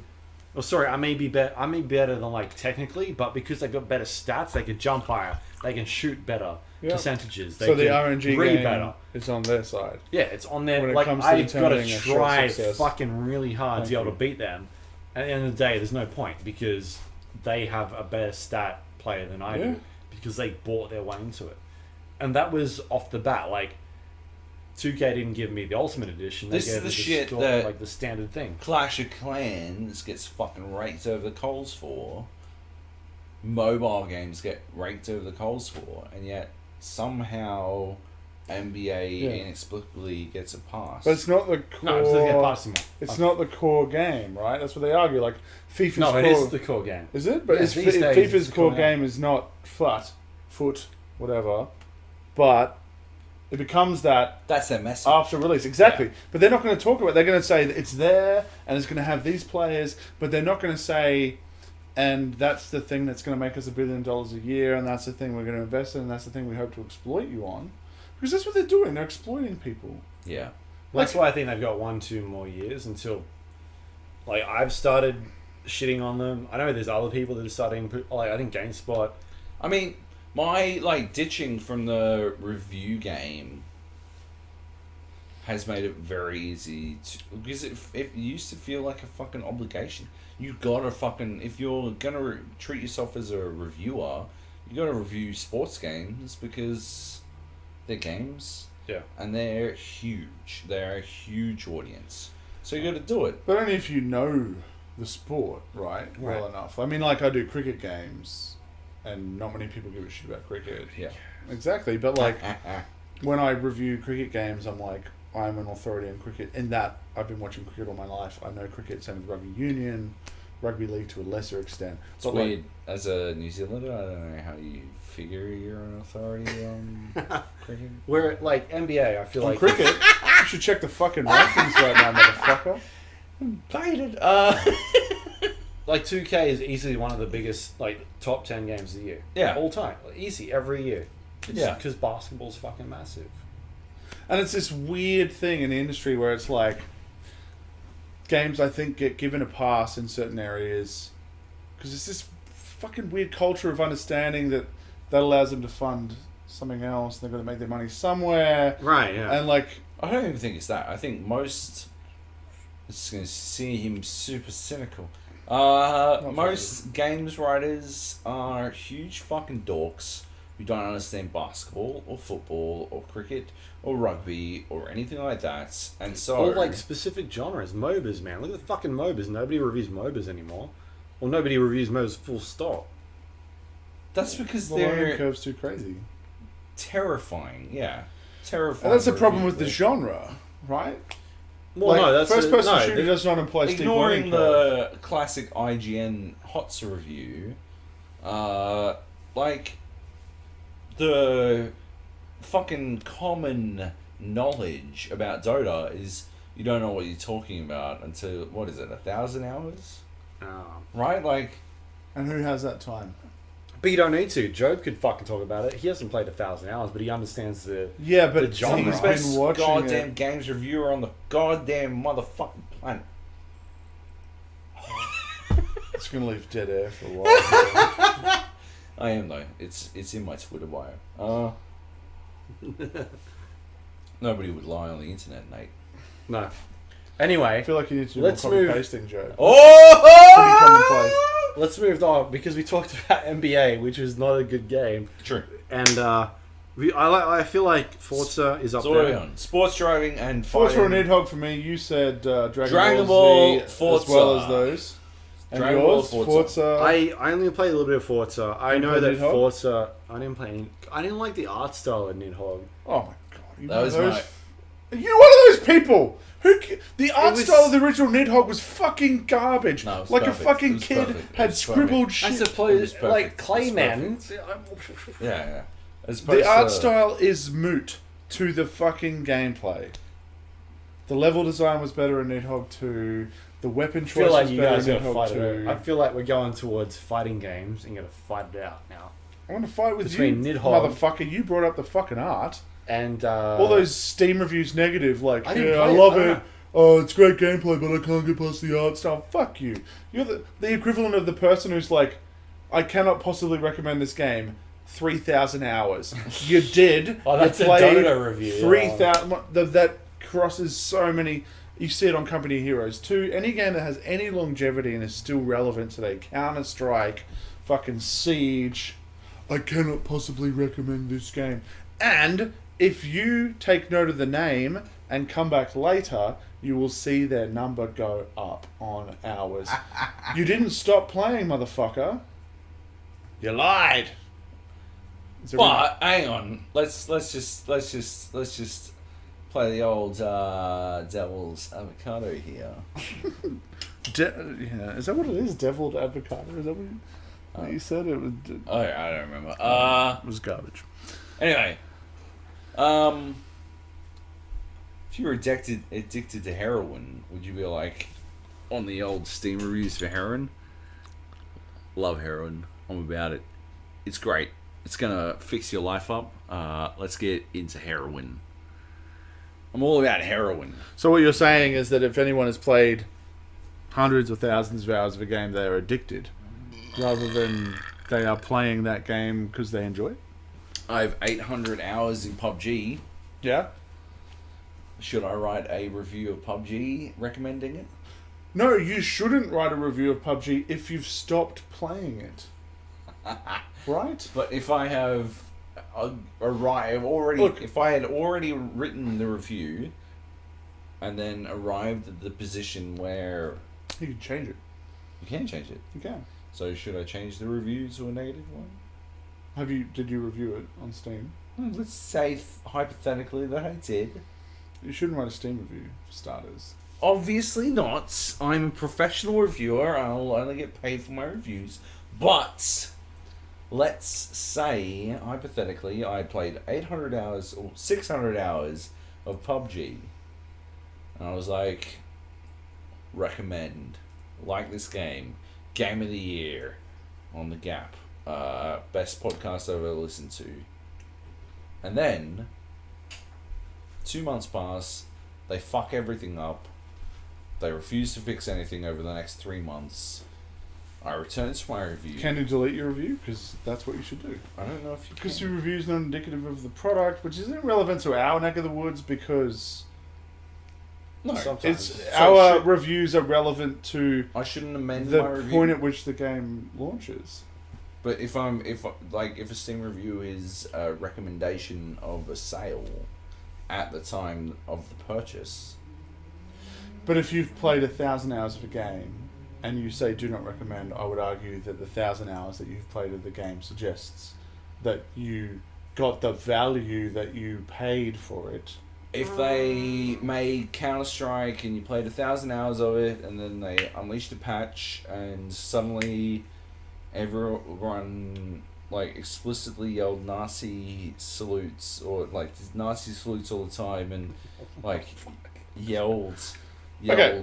racist Joby, shit. let's bring it back to our neck of the woods then. Sure. Are you saying that we should upgrade our reviews based on patch and content drops No. then? Some people do. We shouldn't. Well, no, if they want to pay me to, I'm in. But, But you wouldn't make it a review.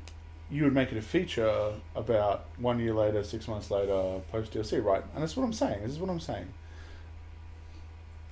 but Steam reviews do They do it. reviews based on the most recent patch.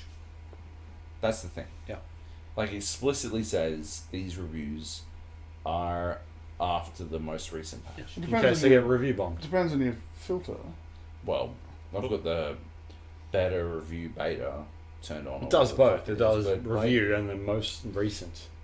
But I've literally seen people say, cannot recommend. Like, if you cannot recommend a product, I'm and then not arguing if that- you've played more hours of it after that, and you've already played I'm a lot of not hours, that would arguing suggest that there are I would recommend hilarious goofballs out Like, there. if you were I'm like, just should I buy saying. PUBG? I'd be like, no,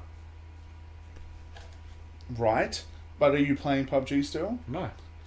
Then it's moot. But I've played 1,000, 2,000 If you hours. looked at of it. his Steam hours, that's the thing that I'm saying, right? Like, if you were then to look at, well, you've played 2,000 hours of it. Why did you play 2,000 hours of it? You know, like, Yeah, because they fucked it. there is a context involved that I think the specific incidents where these guys are then playing another 100 hours, which I've seen as well, in, I think it was like Crusader Kings 2 Oh, wow. in particular. Like, this dude's like, I don't think I can recommend this game.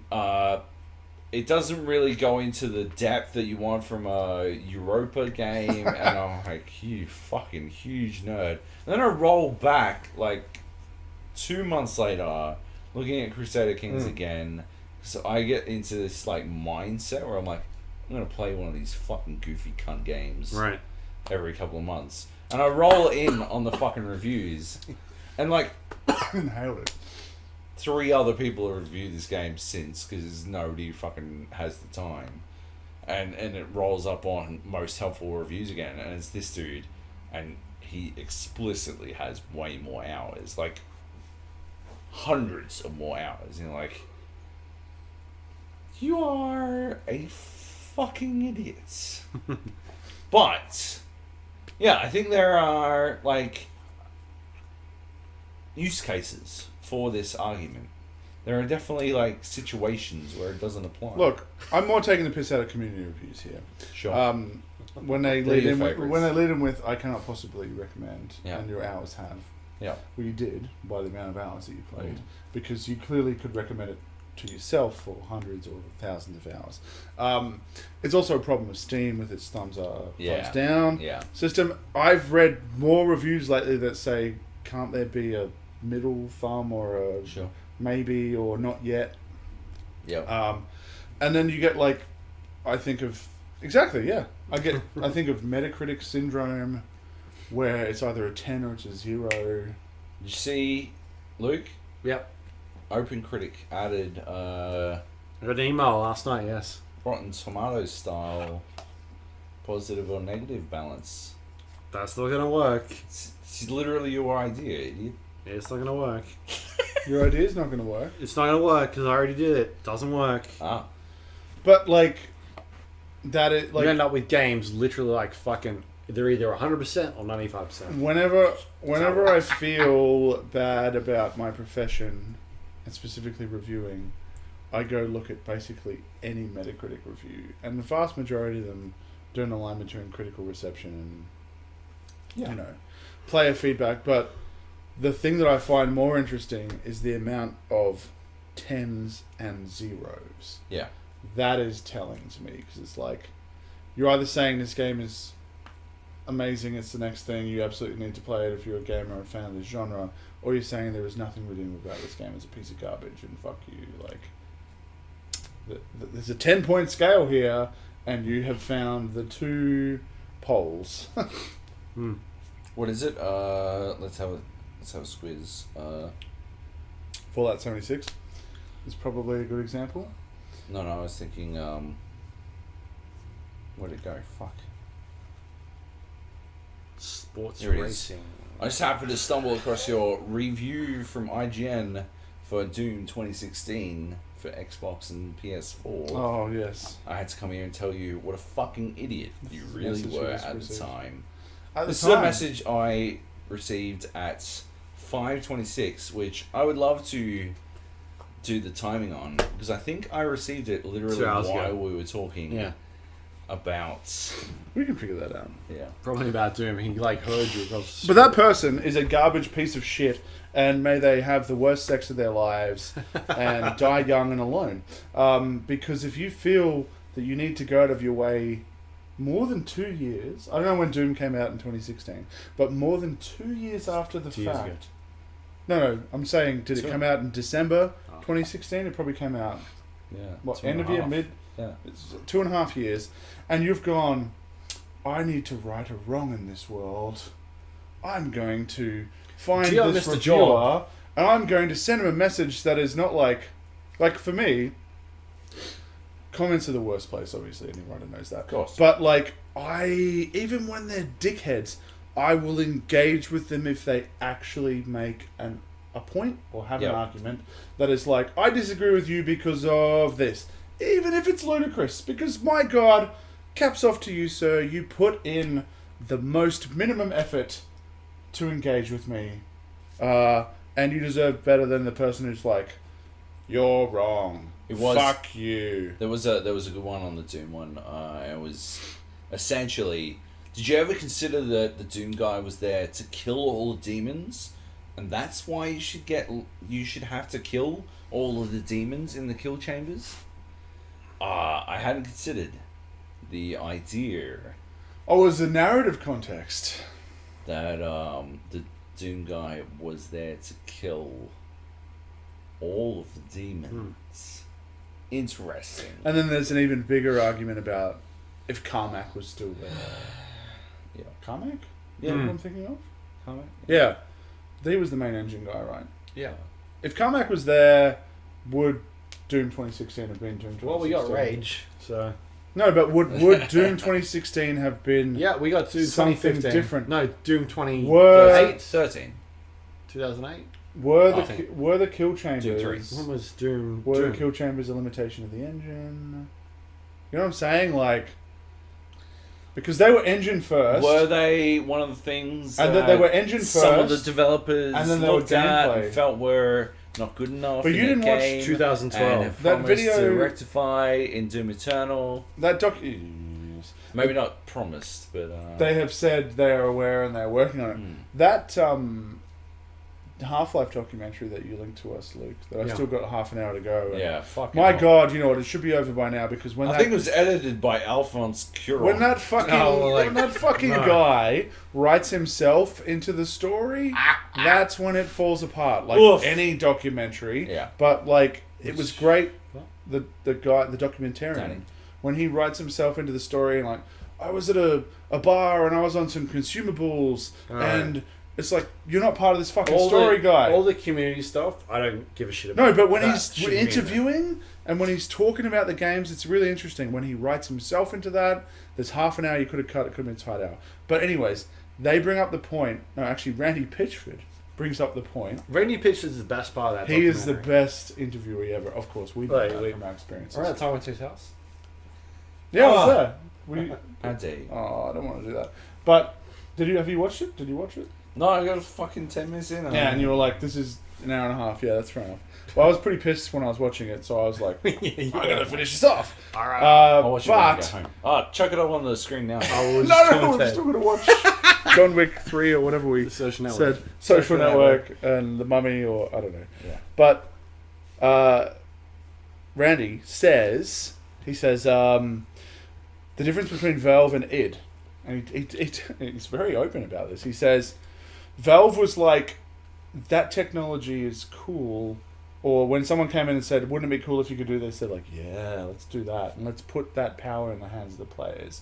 And when you went to id and was like, they were showing you some behind closed doors demo where they could do this with dev tools. And Randy was like, hey, can we do that in the game? And they're like, oh my God, No, no, they'll break it. And he says bless his heart, that was the fundamental difference. Was that id was worried that the player would break it, and Valve was like, let's let them break it, because there was obviously many physics fails in Half-Life 2. Definitely. But being empowered, the gravity gun, Yeah, fuck yeah. amazing. Sports racing. Forza I feel 4. like he's going to keep bringing it back. Forza 4. You know, how the fuck do we get on Doom and sports racing? Have you met us? Have you met us? Don't let us be in a room together. Yeah. Son of a bitch. So Forza, Nidhogg, Dragon Ball seems to be Forza. like. You the- said Forza. Forza. Like, just Let's go on. Forza Nidhogg. Forza Horizon Horizon 4. 4. Dragon Ball Z. Dragon Ball Fighter. Forza Dragon Ball Nidhogg. Dragon Ball 2, Forza Horizon 4. Yeah. Yeah. Nailed it. Forza Horizon 3. 4. 4. All right, action adventure This game. is the last category, right? No, I assume. You gotta order pizza, dude. It's 8 o'clock. it is not. Yeah, it is. 2 minutes. Turkish. Action adventure. Yes. 2017, The Legend of Zelda: Breath of the Wild, Gears of War 4 in 2016, Just Cause 3 in 2015. must have been part of that. 2014 was Middle Earth: Shadow of Mordor. Fuck yeah. 2013 was Grand Theft Auto 5. Max Payne in 2012. 3. Fucking Must have been. cooked. Just Yeah, Max fuck Payne. Was it Payne? Max Payne 3? Did you say pain? Payne.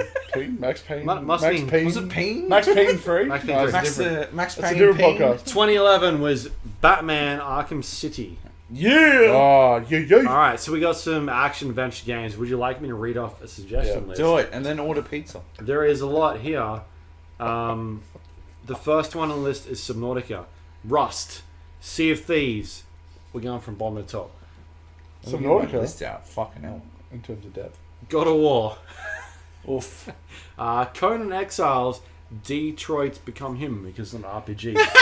Ladies and gentlemen, it's an adventure game. Got him. Marvel Spider-Man, Shadow of the Tomb Raider, Assassin's Creed Odyssey, Red Dead Redemption 2, Just Cause 4, State of Decay 2, and A Way Out, because you mentioned it before. Yeah, that's on me. Can I just clarify? Do we have an action game category? This is action. Is it not action adventure? Do we have an action adventure category? This is action adventure, yeah. Does we have an action category? What is action to you? This is the question. Do we have an action category? This is action/adventure. Action and adventure. Do you know what action adventure is? I do know. I'm questioning whether we have you a write about separate games? action Don't fight my fucking dad. category. Please. Like adventure games. We have an adventure games category. Is that what you're asking? Not on my fucking watch, cunt. Not on my watch. No adventure Right. game Well, was it is winning an adventure award. action in like participation with each other. That was all. That was the. I read out a list of That shit. was the that's whole won it before. question. I know. It was 40 games long. That was all the question was. God of War is the answer. There's some games on here. Is God of War in any other categories? Oh, do you Apart do from game fucking straddling? Jesus, don't do that. I'm just asking. It's No, not. I'm yelling at him, not It's you. not. It No. isn't. No, this is the God of War Alright. Red Dead Redemption. God of shootout. War beats Red Dead. The end. What? This is the Marvel Order Spider-Man, pizza. God of War, and Red Dead Come on, Redemption 2 we're showdown. gonna nut out this category, bro. We'll do this. He's We'll do this alright. one, and then we'll order pizza. You can't So just. we never get to You eat. just Fine. can't- No, you we just get to can't order cut it pizza off. after You this. can't cut it I'll off. just We stop. should. No, he's doing it while we're arguing. Oh right, you and me. So you think Red Dead's better than God of War? Yeah. Okay. What? What? So Red Dead. What? Red Dead has better action and adventure than God of War. Oh, let's play semantic games. I'm just going by the fucking your host's category classifications. Yes, sir. I apologize. You should apologize. I'm not. How dare I was you. being sarcastic. Let's talk about some games here. State of Decay 2. No. Turd. But it was fun to play. But it came from a butt because it's a turd. Co-op and broken and yeah, had potential, did not deliver. Not deserving. Apart from the preview, which was very good for us. Preview was fucking. but it was Preview also- stage was a lot of it fun. was broken as fuck. But we had fun. But I don't think they realized it was That doesn't broken. make it goky though. I'm not sure if I like think I did. I We think they did. returned to. It was fun because it was co-op, and because Exactly. it's not broken. because it was fun. Yeah. Exactly. And we made When it you've got the creative director being there, being like, "How did you do that?" And we're Oh, like, yeah. "We're not going to tell you." Yeah. Like, We don't want you to patch it, and they didn't. and they didn't. Yeah, they still didn't patch it. golden.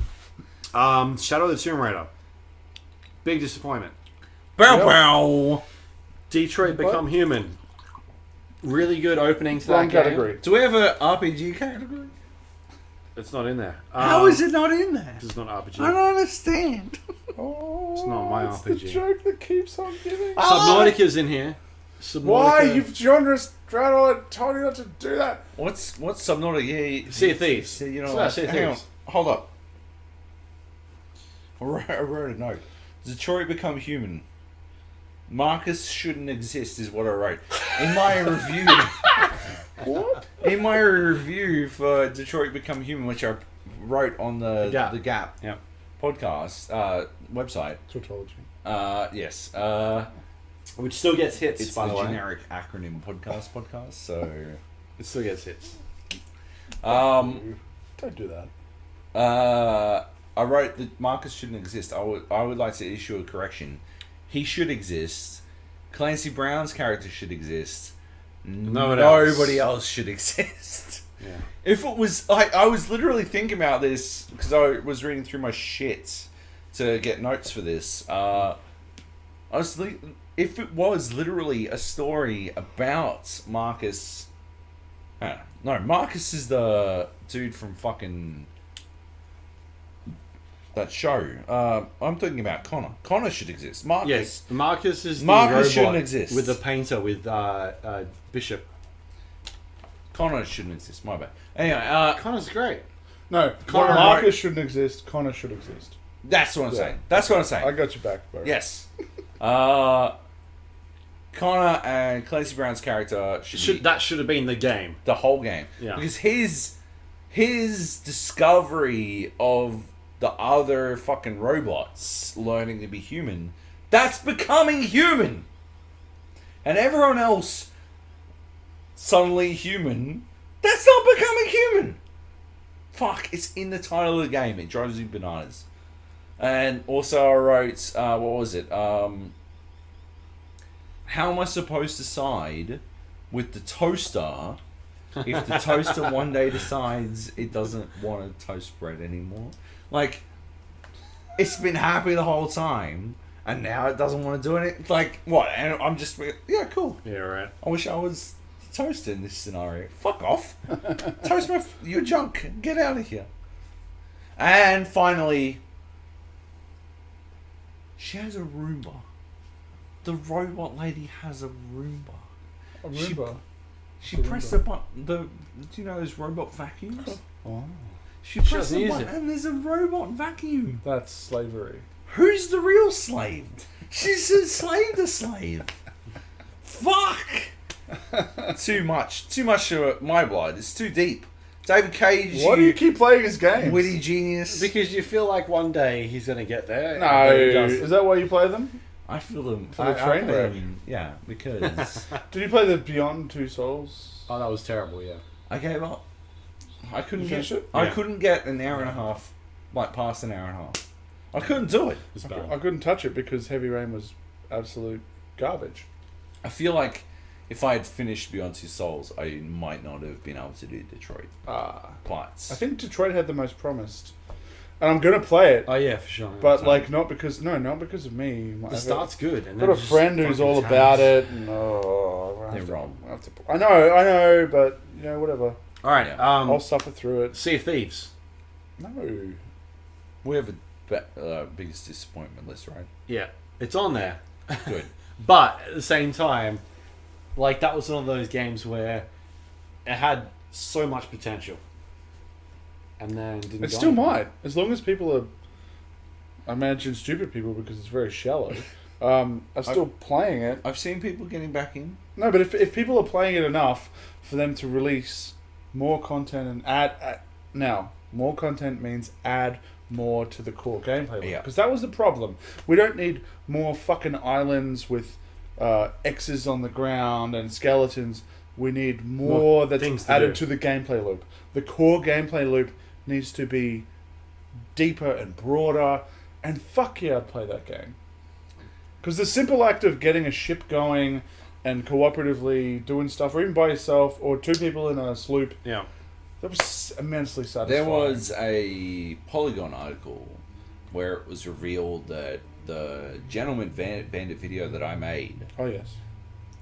informs a lot of the creative decisions about They how didn't watch the video, wanted. did they? No, they did, but I think they inferred the wrong things Right. about what people wanted out of. Was there a way to infer the wrong thing out of that video?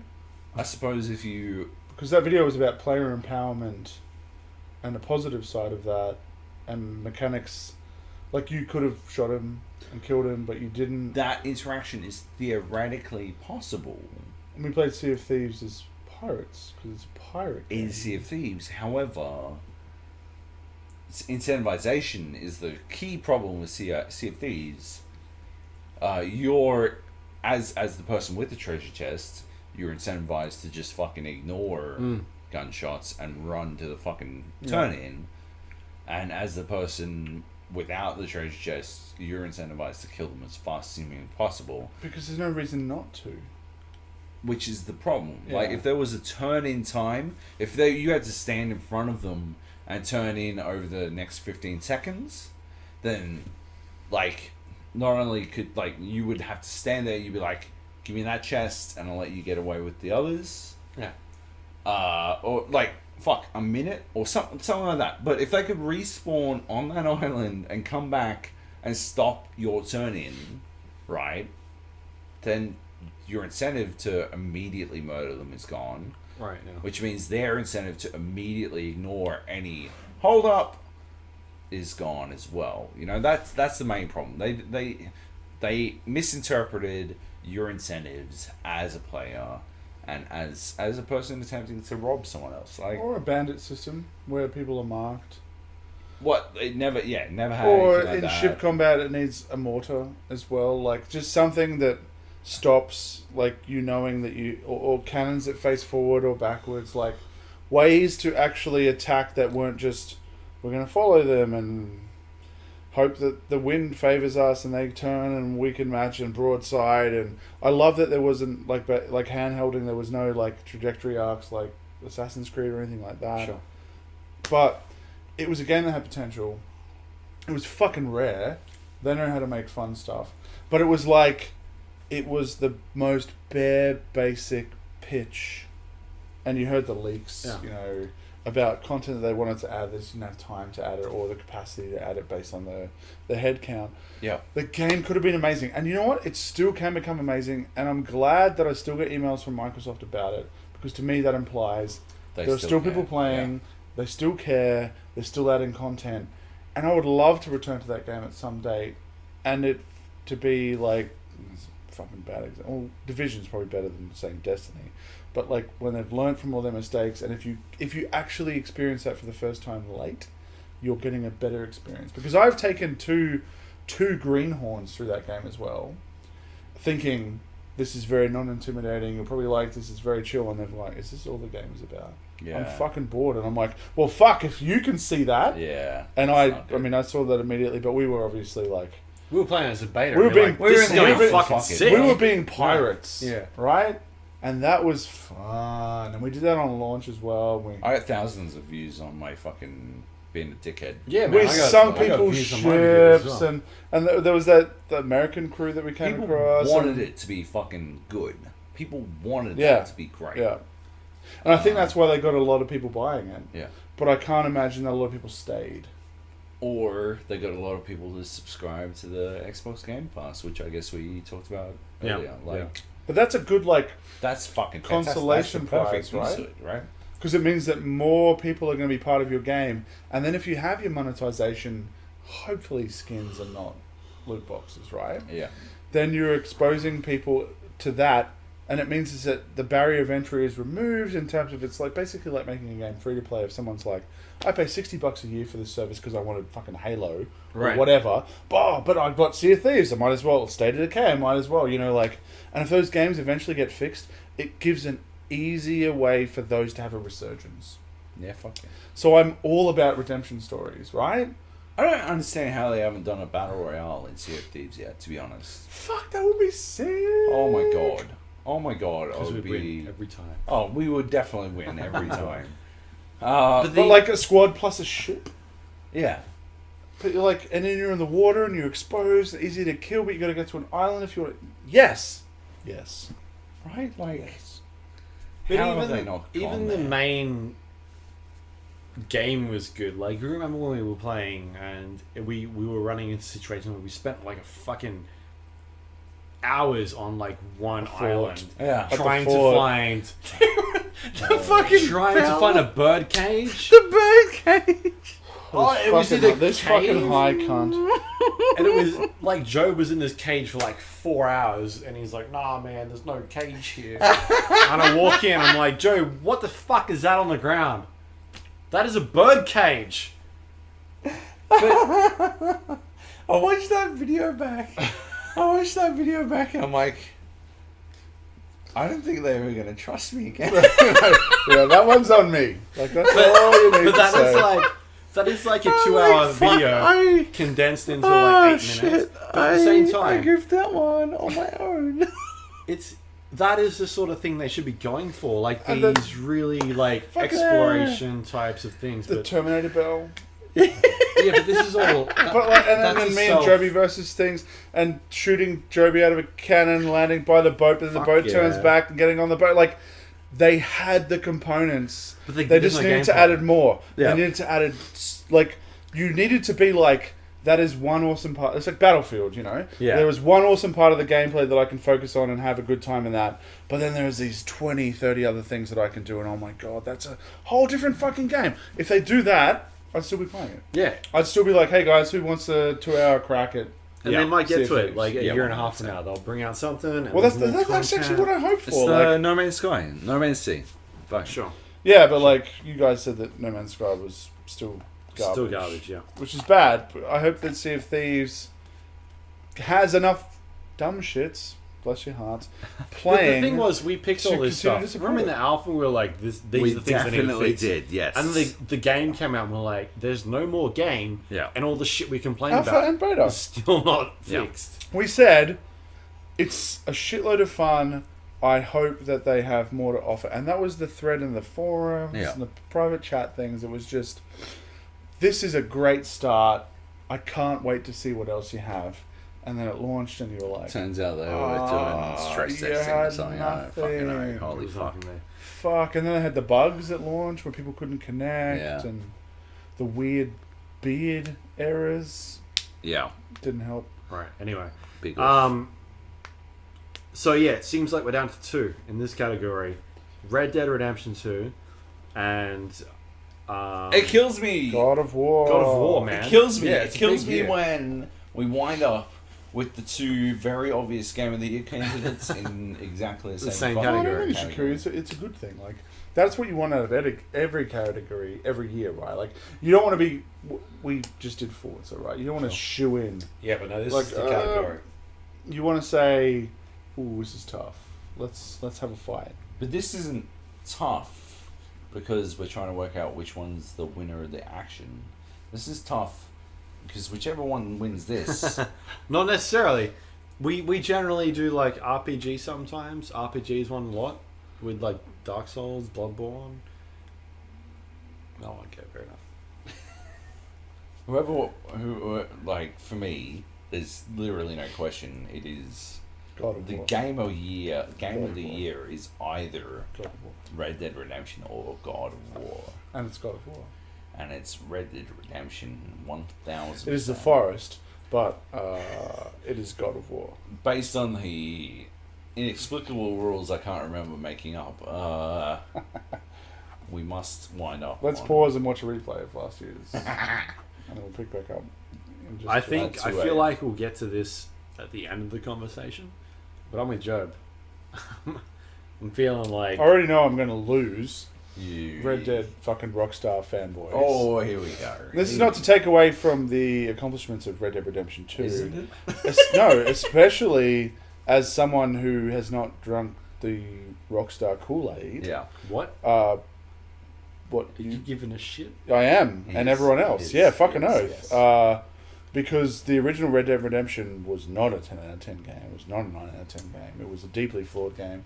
There was a lot of enjoyment to be had in it. We'll get to that later. Yeah. Do you like John Marston? I do. Really? Why? He was a whiny little... If you do that to me 14 or 15 more times, I might just quit. Protagonist in the first one, they still applied their old open world logic that had been surpassed by like Saints Row and its other competitors of pick up quest, go do quest on the other side of the map, come back and turn in quest. So it was a time waster in what was ultimately by design an empty world. I will not. I will not fucking argue. I will not sit here. I will not sit here while you... No. I will not argue that they adhere endlessly to their... I'm talking about the original Red Dead here as well. I'm just defending the shitness of John Marston. Alright. And the... Alright, never mind. If you thought Alright. Red Dead Redemption, the original, was a 10, I would strongly disagree. It's a high 9. I disagree with the part where you said it was a 9. I don't think thought it was a 9. fantastic. I think it was definitely an 8. I think the Mexico... Parts of Mexico were a slog, but otherwise I loved... The epilogue was a slog. No, The opening was a slog. And I love the opening as well. But that is a personal thing. That's the personal shit. But GTA because 5... for me, right, Red Dead taps into some old school fucking Joab caring about his fucking relationship with his dad shit. Because I grew up on a farm. And I grew up in these scenarios, right? He's pulled a card. This is Pulled a card. yeah. It is. Oh, It that's is a good point. Luke What? raises a good point. What? He just said boy twice. Boy. Which I'm assuming is him being creepy, but how did you not relate to the God of War story, which was more a father-son story? Boy, I definitely did. I definitely related to that story in the same way that I related to Red Dead Redemption. I went into this year assuming Red Dead Redemption 2 was an easy win. Sure, yeah. That's... And then I played God of War. And then you played the Forest. And then I played God of War, and I'm And then you like, played Dead Cells on release.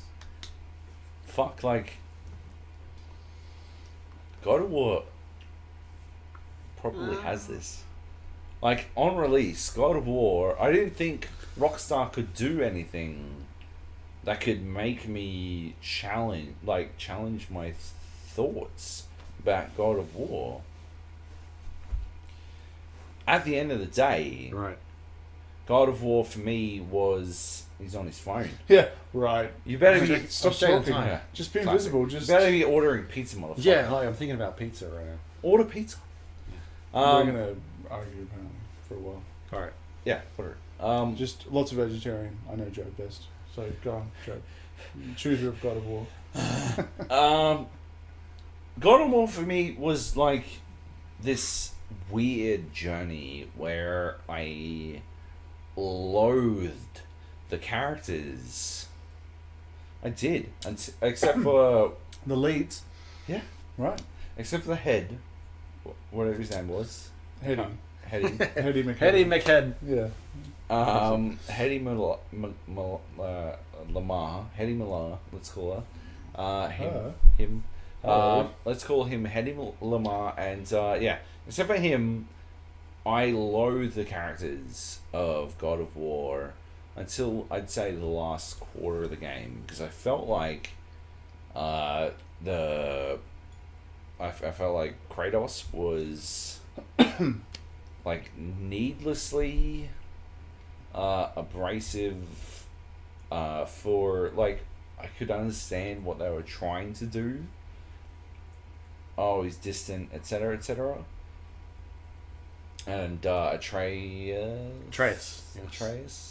was a whiny little bitch, and I just didn't like how did it feel like it was self-justified within the story? Like, he was kind of a dick to his kid, just for no reason. It hadn't been established to me, and his kid was just sort of inattentive cunt. Are you a fan of the original God of War games? Oh yeah. Yeah. And I'm not. And it's kind of weird that I'm about to raise this point, because my take on him being a cunt to Atreus was that he wasn't, like, not able to save his family, and ultimately because of him and his anger, and he's the angriest man in video games and all that sort of stuff. So his idea of parenting is A, very warped, and B, the execution of that, and this is what I took from 2018's God of War, was that his idea was to, I will teach you very practical skills, Yeah. but I will be emotionally distant because you cannot even rely on me. So I arrived there. But, like, and they didn't do it heavy-handed. There was only very rare scenes where that super macho facade kind of broke down in very subtle ways, which I appreciated. That they didn't do it heavy-handed. Yeah. But, Atreus, you have to Boy. understand that I killed my family and therefore I am pushing you away. Like, none of that. It was just like, we're going to respect the audience. And I expected to hate that kid. And the first few hours I was like, fuck, he's annoying. Because I was more understanding of Kratos. Yeah. But then as it plays out, and not even by the end, it was just like, there was a point in the middle where I'm like, this kid doesn't annoy me. This kid is an asset. And in terms of the narrative, this kid is right. Mm. And then this kid starts talking about, like, when he discovers certain things that I still don't want to ruin for anyone who hasn't played it. He starts talking down a path that means, like, he might become a bad guy. I'm like, shit. Like, and obviously I can't, like, it's not a, I don't have control over the interaction or decision making, or, you know, no trees of dialogue choices for Kratos. But Yeah. I'm like, fuck, I can see how he would think that this is important based on the arm's length thing they've set up. So I appreciated it. And by the time that it finishes, But that's I guess what I'm saying is that I only appreciated it in retrospect. right. Right? Like, it only made sense to me once I got to a point where it had suitably established that characterization, especially out of Atreus. Yeah. And, like, more than that, like, for me, I didn't hate the characters. I hated the characterization.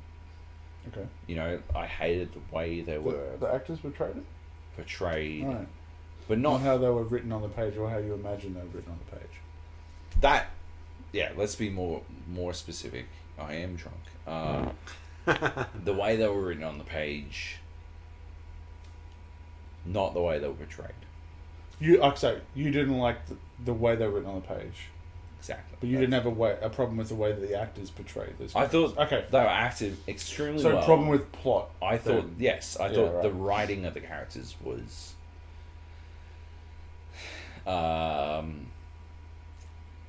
unnecessarily abrasive. You know, Right. like, because at the end of the day, I am still Kratos. I am still the player character. Or the player character. There was disconnect, right? Which I have a huge problem with. You don't have anger problems. I don't. Oh. sadly. No, I mean, I I've do. not played fucking I do. video games with him. I absolutely do. Pretty sure So it is. that is why I can relate to Kratos. I haven't played video games with you. We've never played video games before. All right, But then if then we ever will did, not put that you on would you. understand That you are the I most have- zen gamer ever. I don't think my problems with video games are fucking anger problems. I don't think your problems in video games. This are one anger problems. I time, don't think- I shot a tank, and No, I think that Luke, you can't. yeah. All you had to do was wait 4 seconds for me to put dynamite down. Yeah, Fuck. He's got no anger problem. I found that Pay attention, boy. I found that I could relate to Kratos based on his distrust and his anger, and whoever wrote that initial review for PC Power Play Sure. or Hyper, Whatever his name is, or their name was fundamentally disagreed with this macho interpretation, and it was a very stereotypical male archetype to begin with. I think that's. And what then I'm over saying, the right? course of the game, they were like, "We are giving you what you want," and then they peeled back the layers, and it was like, he is flawed, his son is right, but his son has taken his lead, and his son is going to go astray, but he just wants to connect. And I was like, the emotional through line of this game, I'm about it. But then the story and the mythology and the way they bring everything together was fantastic. It wasn't a perfect game, my god. The repeated boss fights, Terrible boss fights. hugely problematic. In a series that where Especially, when that's love like... the Oh, yeah, boss man. fights. Remember the fucking... Which might be the...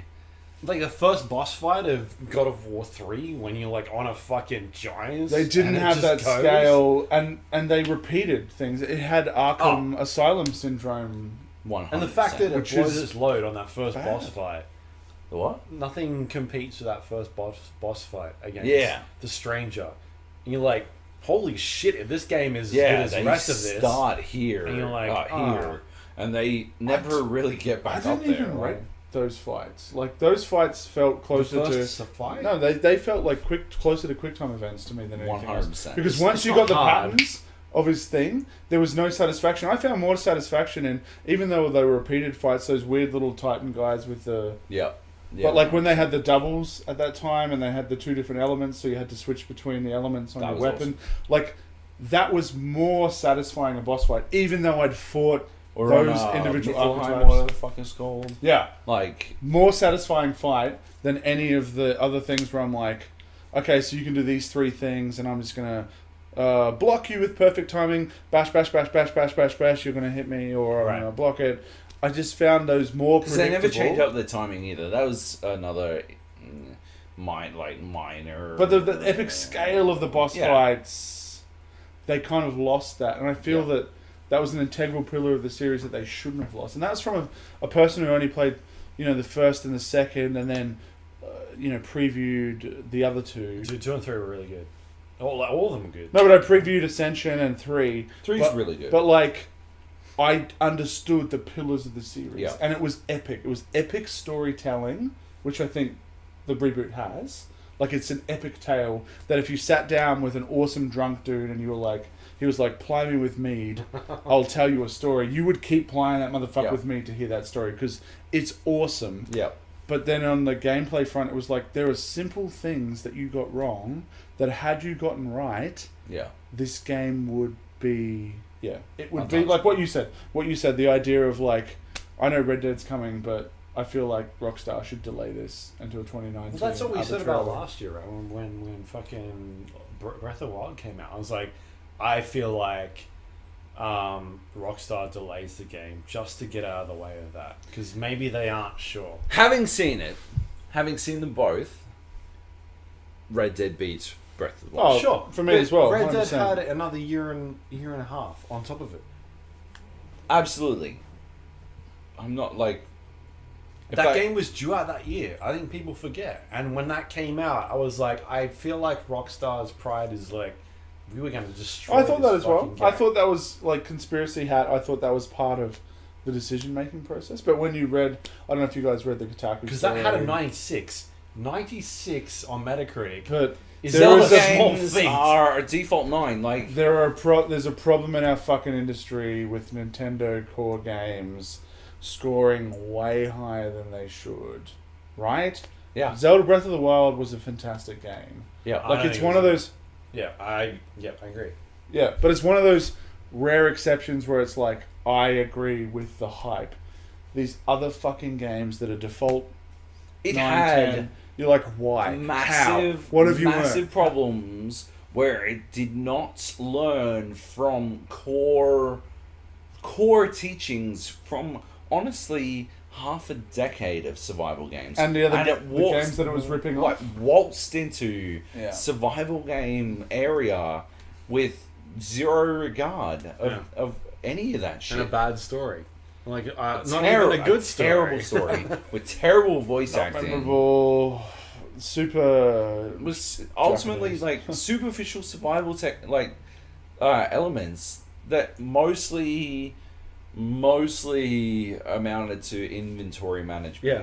And And they hindered the exploration element, which was fantastic. Exactly. Like, they got in the way of you going, there's a fucking mountain, like the Skyrim. But thing you we can't talked about argue earlier. these things with Zelda fanatics. Like, it is... No, Nintendo. But at the fanboy. same time, like, Job and I had this second on our list for Game of the Year. Like, Yeah. we're not pooping on it for the fucking... Yeah, this is Because not... it was this a is bad not game. We're Yeah. just like, No. It was a It- fantastic game, Yeah. here are the problems. but it had problems. Absolutely. And so did God of War. Yes. And Yeah, so does Red Dead absolutely. Redemption 2. No, I'm kidding.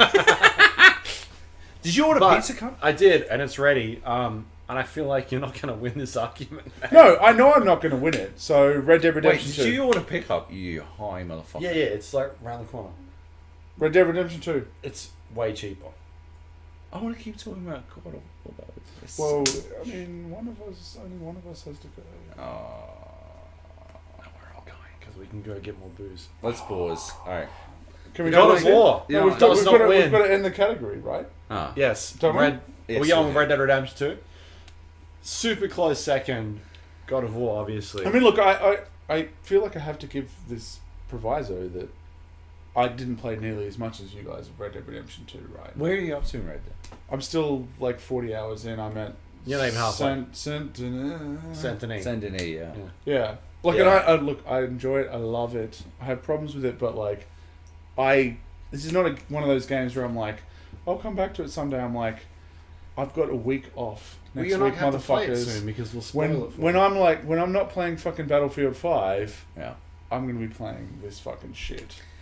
Like, I guess my worry about bailing now is that we didn't talk about Red Dead at all. We'll get there. Oh, will we? I guess I we feel will. like we're gonna I get suppose there. we will. Let's, yeah. We're going to have a break. How are we Look. going time wise? Insane. It doesn't matter. We got time? It doesn't matter. We have plenty of time. I don't think anybody gives a shit anymore. God Anybody of that's War still was, listening- honest to God, one of the, like, Yeah. it's in Any- my top 5. Any other year, God of War wins. Yeah. Well, last year? Yeah, Yeah, last year. easily. Yeah. Over Breath of the Wild? Yeah, For me as For well. me too. We agreed! Woo! And that's the end of the podcast. Thanks, guys. You can find me on... Another classic. Another classic 6-hour joint. Spike Lee joint. Oh, well, so yeah, Spike Lee joint. Job Lee joint. Yeah, Red Dead Redemption 2. Time for a break. Alright, we're back. We've been going since what, 2 o'clock? It So is now 9 o'clock. We've had some food. We've got some more booze. And we're ready to kick on for the next half. Let's do it. Jeez. It's Alright, fucking fair hot enough. enough. Jesus. It's getting hot in here. Yeah. So take off. No, don't do it. Take... Oh, nobody wants that. Strategy, puzzle, You holding up for a high five? platformer. That's where we're going. Strategy what? Strategy, puzzle, platformer. Getting out my fucking list, boy. You ready? You ready for some names? Do it. 2017, Dead Cells. Yep. 2016, Civilization 6. Yep.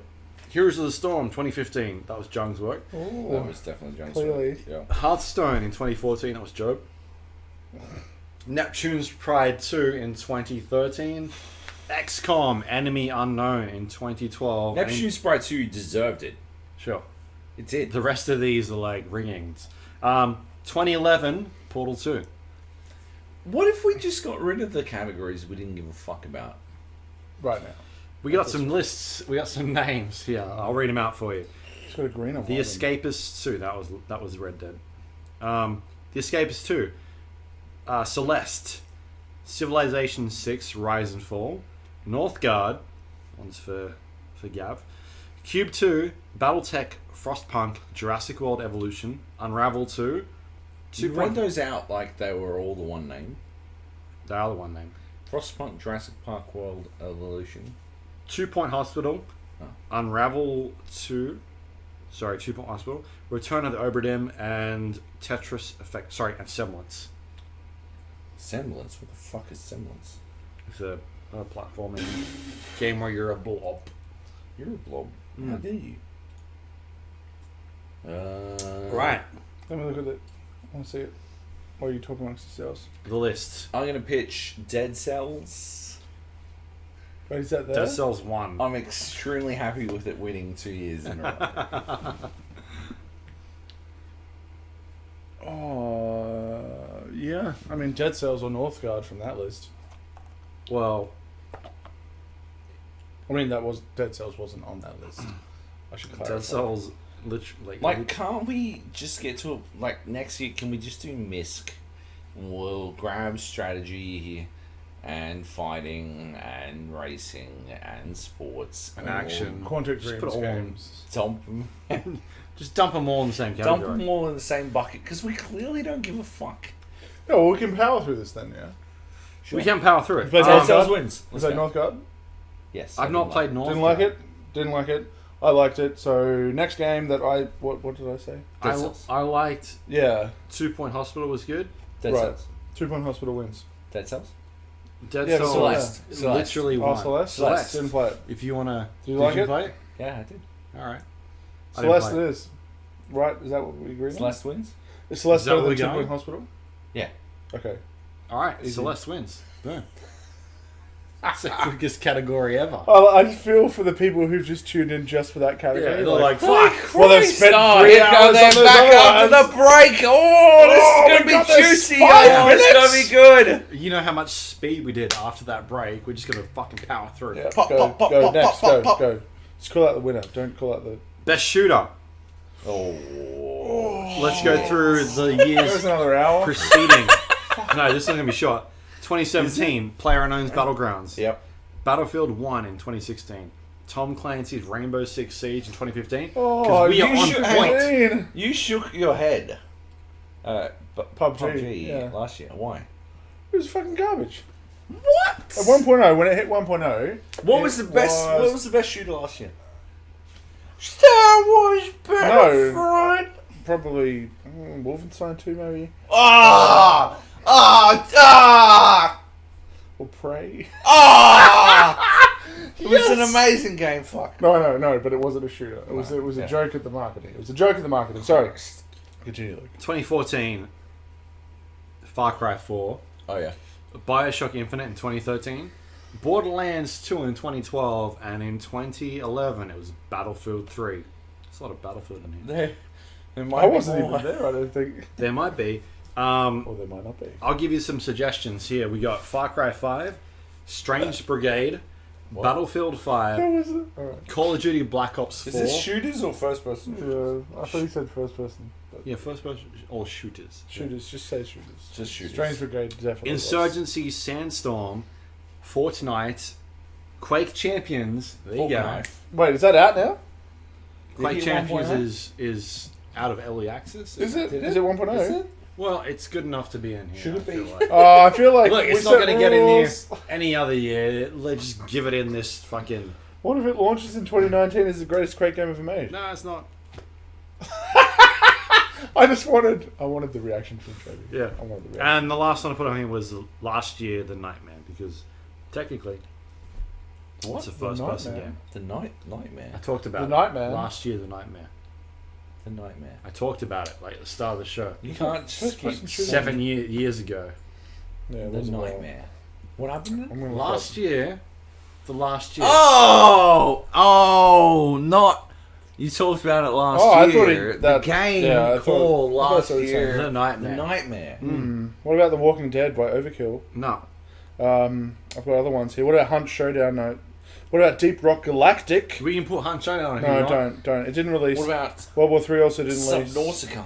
Mother Gunship. I haven't played that. No. Destiny 2 for some. Alright, Let's not. let's stop. Yeah, I don't know, man. There's some big games in here. Well, there are 2 Battlefield 5 and Call of Duty, right? Like, I feel like that's what we're talking It about. is down to Call of Duty or Battlefield. Yeah. Do you agree? You agree? I Why are we agree. messing around with this shit? Yeah, that's not. It's not Why are we too messing good. around with this shit? This is what I wanted to talk about earlier. Here we go. This is do it. what I wanted to talk about earlier. This is a 5-minute discussion. This is gonna be an hour. I know, that's what I said. I'm like, oh god, there's another hour. Because Battlefield fucking had me, man. I reviewed it for fandom. I think I gave it 4 out of 5. I'm not sure. 4.5. 9 out of 10, baby. 4.5 out of 5. I'm happy. It deserves that. I think I pitched 5. I 9'd it. Fully aware that it had issues. Of course. And it still has issues. Yep. Games don't release without issues. Yep. I cannot remember a game that is released without issues. Red Dead Redemption 2 had issues. Yep. God of War had issues. Yep. Games have issues. I'm over the conversation about the perfect game. Yeah. But not, Breath of the Wild not had Fallout issues. 76 level of issues. Like, No. because when people excuse That is- yeah. Fallout for being like, well, have you never played a Bethesda Game Studios game? DICE has That is- issues at launch. The idea that A very fair thing to yeah, say. but Like, DICE very fair. But DICE games are, except for Battlefield 4, very playable at launch. Yes, they have problems, but they're very playable and they deliver on the promise of the pitch. Yes. Those Fallout games are usually like you have to dig beneath a bunch of shit. Yes. It's very easy to encounter bugs. Anyway, I just wanted to make that clarification. So- It was so fair. So fair. and we'll go here from the idea that a 10 out of 10 means it's a perfect game, Yeah. which doesn't make any sense. Well, it doesn't mean that Always- it's a always game gonna do. without. But yeah, also problems. the fact like that no game is perfect, so it can't get a 10. That's like two different. Like mutually exclusive as a scoring concept. Right. You have you've backed yourself into a corner where you cannot have a 10-point system. Because I've spoken to utterly pointless. game critics who are like, I would never give a 10 Yeah. because So- there's no such thing as a perfect game. I've It's like, given 110, Yeah. I think. 1. Yeah. yeah, but you're For crazy Snoopy. Fucking Snoopy's Air Force or some shit. Of course. That game was. because you are Instant high classic. as shit. An instant classic. High as shit. Uh, Maybe. It's all a blur. Was it in K-Zone? No. Oh. We don't even put like Nate only gives 10 the only reason a game goes in K zone is because we expect it to be good because it's all positive. There are no negatives in K zone. Right. How did Snoopy? Sorry. It was in Oz 360. It was a downloadable game. It was basically like the Crimson Skies of the Xbox 360 in terms of the way that it played, Yeah. and it was like a $10-15 game Yeah. that had a lot of fucking fun in terms of solo and multiplayer. And yeah, I was like, this fucking You game. were Snoopy Ace. I don't have a problem with this game. But not just that, but like this game is a shitload of fun and I cannot find anything that I loathe or dislike about it. Celeste won the last one, right? Is that what we got? Yes. It was so quick that I just Yeah, forgot. Celeste. Okay, fair enough. Good work. All right. So Call of Duty Five. Battlefield. You're on Battlefield. bearing in mind Epic disclaimer out of the way. that I am on fucking that Battlefield dick, and I've always been on that Battlefield dick. Honestly, Yo. Battlefield 3, Battlefield 4. It has Battlefield Hardline. Battlefield 1. Not Battlefield Hardline. Slow down. But like, Battlefield free to play. if you look at Shooter of the Year, it has repeatedly won our Game of the Year, and I guarantee you I have been the fucking loudest voice arguing for it every single fucking year. I was about to say however. Or but. However, Oh, it hurts. It hurts me so much. However, Black Ops 4 established a different fucking tempo. We are in a different world. We're in a different state. I cannot fucking handle the way that DICE does patching anymore now that Treyarch has shown that AAA companies can do weekly / sometimes Daily. fucking daily. No, they are literally fucking doing daily patches. updates. Yeah. While DICE will sit there and piss away weeks with nothing, and it drives me fucking bonkers. It's out of control. This week is literally an anomaly, but generally, But no, the fact that it got to this week, to the point where they patched a game that nobody asked to be patched. Like, No, nobody then wanted they it to be done that way. like let's talk about Battlefield for a second. I have had this argument with like hardcore Battlefield fucking lunatics, like Cryptic, who is a pro Battlefield player / pro PUBG player, like others in his timeline of his ilk. He's I'm not gonna remember because we get along, but like. My position is Battlefield 5 is the battlefieldiest Battlefield. It is the game that delivers on the promise of Battlefield like no Battlefield has ever done so before. And that works for me, and for Nate, and for Luke, and for anyone playing with us directly. Because we have always been on deck for that gameplay experience. We've always been there to play the fucking objective. And it makes sense. Sure. Like, why wouldn't you?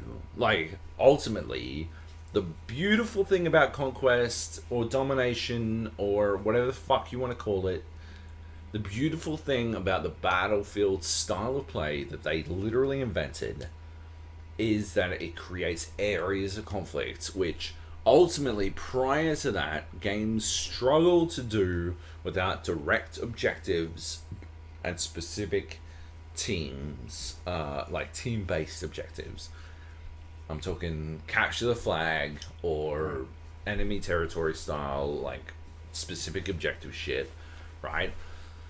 So, if we take that into account, Battlefield 5 does that better than ever because you have never been incentivized more to complete objectives as a part of an immediate team. And that team isn't the grander team. You're fucking broad. The other 28 cunts faffing about in a server can do whatever the fuck they want. But they have created, your squad to incentivize you to play the game that they always wanted you to play. Yeah. And better than that, they have further incentivized you to actually play as a squad using the requisition system and Buddy revive. buddy revives, the ammunition the way it is, like. Yep. I still feel like you could go back to the beta. I flip back on that like every other day or whatever. For the health or the ammo count? Both. Agreed. The attrition system was system. the right call, Yep. and they should have launched with it, and they should have waited 2-4 weeks before they made a change. Yep. Because people complaining about it weren't playing together. Yep. And that was very clear. Yep. I was complaining about it. Why? I didn't like the fact that when I started this very first part of the game, all I was doing was giving people ammo. Didn't make any fucking sense. You're You talking can about still the do that though. ammo. We're talking about the attrition. No, they're both. Attrition covers health and ammo. Okay. Like, Why should I start a game which we're all standing around at our spawn and all I'm doing is giving people ammo? Sorry. Just to make sure that they've got ammo for the fight. Like, it doesn't... They should start but you don't have to do with that. max ammo. Yeah, you don't have to. It's 3 points. They It incentivize is, you. but it's You get so 3 points for fucking you dumb. and your squad. It Why not was just give me rewarding. Why not just give everybody the max ammo? Class is Start. called support. Is there to support. It was a very easy way. It meant To that teach people- you wanted But to it have a becomes support in your redundant at the squad. start of the game. But every point Right. after that, it doesn't. Yeah, exactly. So that's more Every time important. you respawn post the start of the game, it's actually a concern. I changed my fucking mouse button to, I changed my button for, I think it's Gadget 4 or Gadget 3, one of those two, to, on my mouse. Because all I would do as support is just mash the fuck out of that. And that's all I'd ever do. 3, Just yeah. Smash it. Just Okay. I would mash Okay. it all the time, the entire time. And then whenever someone would pop up, I'd just shoot them. That was my game plan, and I'd fucking always destroy people. But you still have to do that later in the round. Yeah. When you come across people who've had a firefight, you can still look at them and have to replenish them. Right, but my issue is that I shouldn't have to do that at the very start of the game.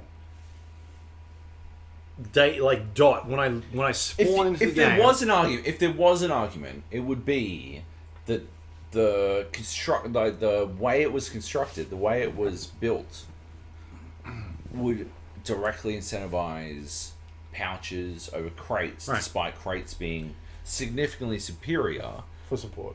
because you could milk a fuck ton of points at the start of the game. It was What is also that? problematic for assault class. And All classes. Fuck recon, but like medic, like in beta, medic was throwing you your backup bandage. I agree with the choice to get rid of that, despite being a medic main, because it's like you should have that. You shouldn't have to in a pub server situation. You shouldn't have to rely on a dumb shit giving you stuff. But with the ammo, it was more of that Doom, dare I say, Doom 2016 logic, which was push forward combat. Yeah. So you kill someone, you move to their body to get another To half get a the round, fucking, yeah. and then you keep repeating. Or, if you're camping at the back, you got a bolt action rifle that doesn't fire fast enough, and you probably can slink back to spawn and be a shit cunt and hopefully get run over and die. Or grab ammo and then go back to your stupid camping spot where you're not contributing anything to the team. So, that's also fine. Whereas assault is essential for taking out vehicles. Yeah. I mean, support to a lesser extent, but more passive. Active is harder because if you want to rush a tank, you rely on a medic. So they keep reinforcing that, but the more they reinforce team play, the more redundant they make recon. But I wish that they had stuck to their guns. But it goes back to Battlefield 1, man, where they were like, kills don't count towards ticket bleed. Yep. And a lot of people complained, and I could only see a lot of snipers within that, because why would you? Nah, I still think kills should So do I. count towards. I would ticket have loved to try it for 2 or 4 But- weeks on a live environment and but- see how it felt. I love like the way it works now, where medics can stop the bleed, because a sniper can get their kills or get their knockdowns, whatever it's worth, but a medic can stop the bleed. I think that's fucking awesome. But that was always part of it. But- They just changed it from respawn losing it. Respawn loses a ticket to bleed out loses a ticket. Yeah, but the way it worked in Battlefield was like it was all sort of cap based, right? Like it was ultimately cap based rather. The change to me makes like sort of everyone happy, right? Like I don't give a fuck about recons. I will happily admit that I have the least recon experience as a class in Battlefield 5 and in Battlefield 1 for whatever it's worth.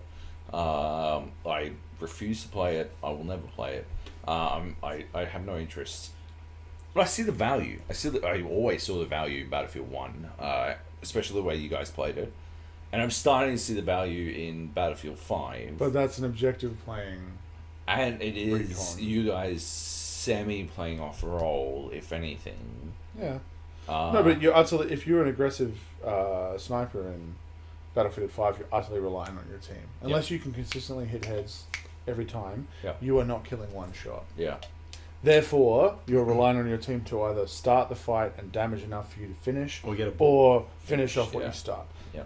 But ultimately, like the spawn beacon is super powerful. Oh yeah. Even the flares, which I still think need a buff They in need a terms of buff, the yeah, area, for sure.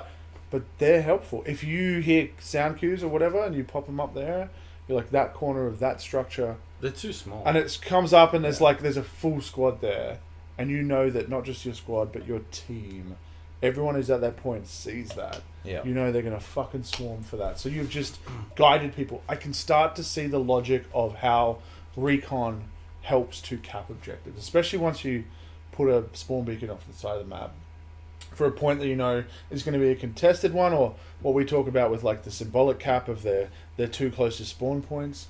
You put one around there that you don't think they're going to come to, so you can just spawn back and go, okay, we've lost some points. Let's just do the back cap. The And backpack, yeah. we'll jump on that, and we'll all run in and we'll start the back cap instead of having let's run up the side. Even though there is fun and there's tension to be found in that, like the push up the side on aerodrome. Yeah. You know, or either side. That's great. Mm. As divisive as that map is, because everyone sees it as a breakdown of the fight over sea. But like you talked about before, well before, or was it you, with the dumb shits? No, it was you. Insurgency, the dumb shits who run up the middle. We need the majority people to fight over that center point so that we can do our flank. Yeah. We can cap back points. We can force the dead people to go, oh, shit, we want to... What is it, Aris? That fucking... The desert map? FCA, no. FFG. Sorry, Twisted Steel. The Twisted Steel fight, FCA, down the fucking... Yeah, down the bottom. Left-hand side, yeah. Like... That's our jam. If everyone wasn't fighting on the battle. bridge, it wouldn't be our squad versus two squads or whatever the fuck, and it wouldn't be as epic as it is every single fucking time. And the time was when we have one squad holding a point, capping a point, versus clearly multiple. 2 or 3. And we die, but we respawn and realise that they've done something. Like our team has done something with capping other points. A lot of the time they don't. But still, there's satisfaction to be found in like holding 3 harassing teams, or holding a viable tactics. Yeah, while a team does nothing. Which in Battlefield 1, it was just like, let's move on. Yeah. Cap, move. Let's find our rotation on the closest points without having to go to the outliers. Yeah. And we'll just run that 3. Occasionally we'll stop to take out a bomber on the AA point, and then we'll rotate again. Like right. And so then there's the wreck point situation, which Luke and I have talked about a couple of times about how they could tweak it.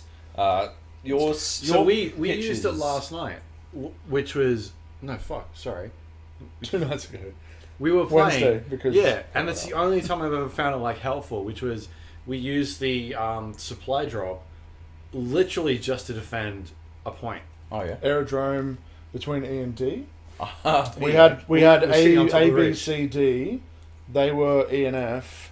They were coming in from E, and we were like, instead of running into D where the majority of our people are, or holding from B or C, let's hold the ridge, sun at our back, and it was like, maybe we should drop any round, so it's like not like, I want to save up for the... So I was like, let's drop it. So dropped it next to him, almost killed him again. And it came down, and it gives you health and ammo. So in the past, the only time I've seen it used was for dipshit snipers in sniper nests, and they're reinforcing and rearming, and that kind of makes sense. But like for that was a tactical play for a squad that is playing the objective normally. We were playing off objective, but we had so few tickets. We wanted to stay alive. Yeah. We had the advantage of the sun at our back, and we wanted to stay rearmed and with health, because I'm pretty sure we were mainly rolling assault class with the SMLEs.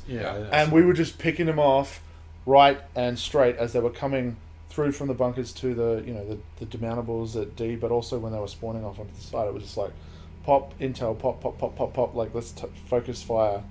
And we won by a handful of tickets. 6 or 7, Nice. Super satisfying. Yeah, It's the only time I've ever used it. Because there's no point. There's no point in using anything else in that selection. Luke's pitch, and I mostly agree with it. Perhaps not the scale, but Luke's pitch is that the V2 V1 is, or JB2 is too cheap, and if it was more expensive, you would be further incentivized to use other parts of the rec system. Well, they said they're going to add other things. I think what they're going to see from their telemetry data is that it's a JB2 race, and we know that from the games that we've played, that when we're playing 3-stack, especially 4-stack, is that we are the first to launch, and then there's another, and then there's another, and then there's another. So you can tell that everyone else is doing the same thing. I think you and I talked briefly about the idea of like the first squad to get it, and then you've kind of got to like, it slows down the rate at which you earn. So it's almost like more to it costs more. It's telling you like, you're not going to get another one. This is a once in a round opportunity. Yeah. So then maybe you save it. Oh, we're winning by 50 tickets.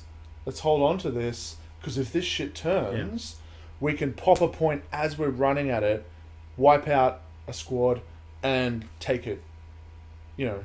Safe cap. It just feels like My the last pitch was- 2 or 3 minutes adjust constantly. My pitch was transport vehicles.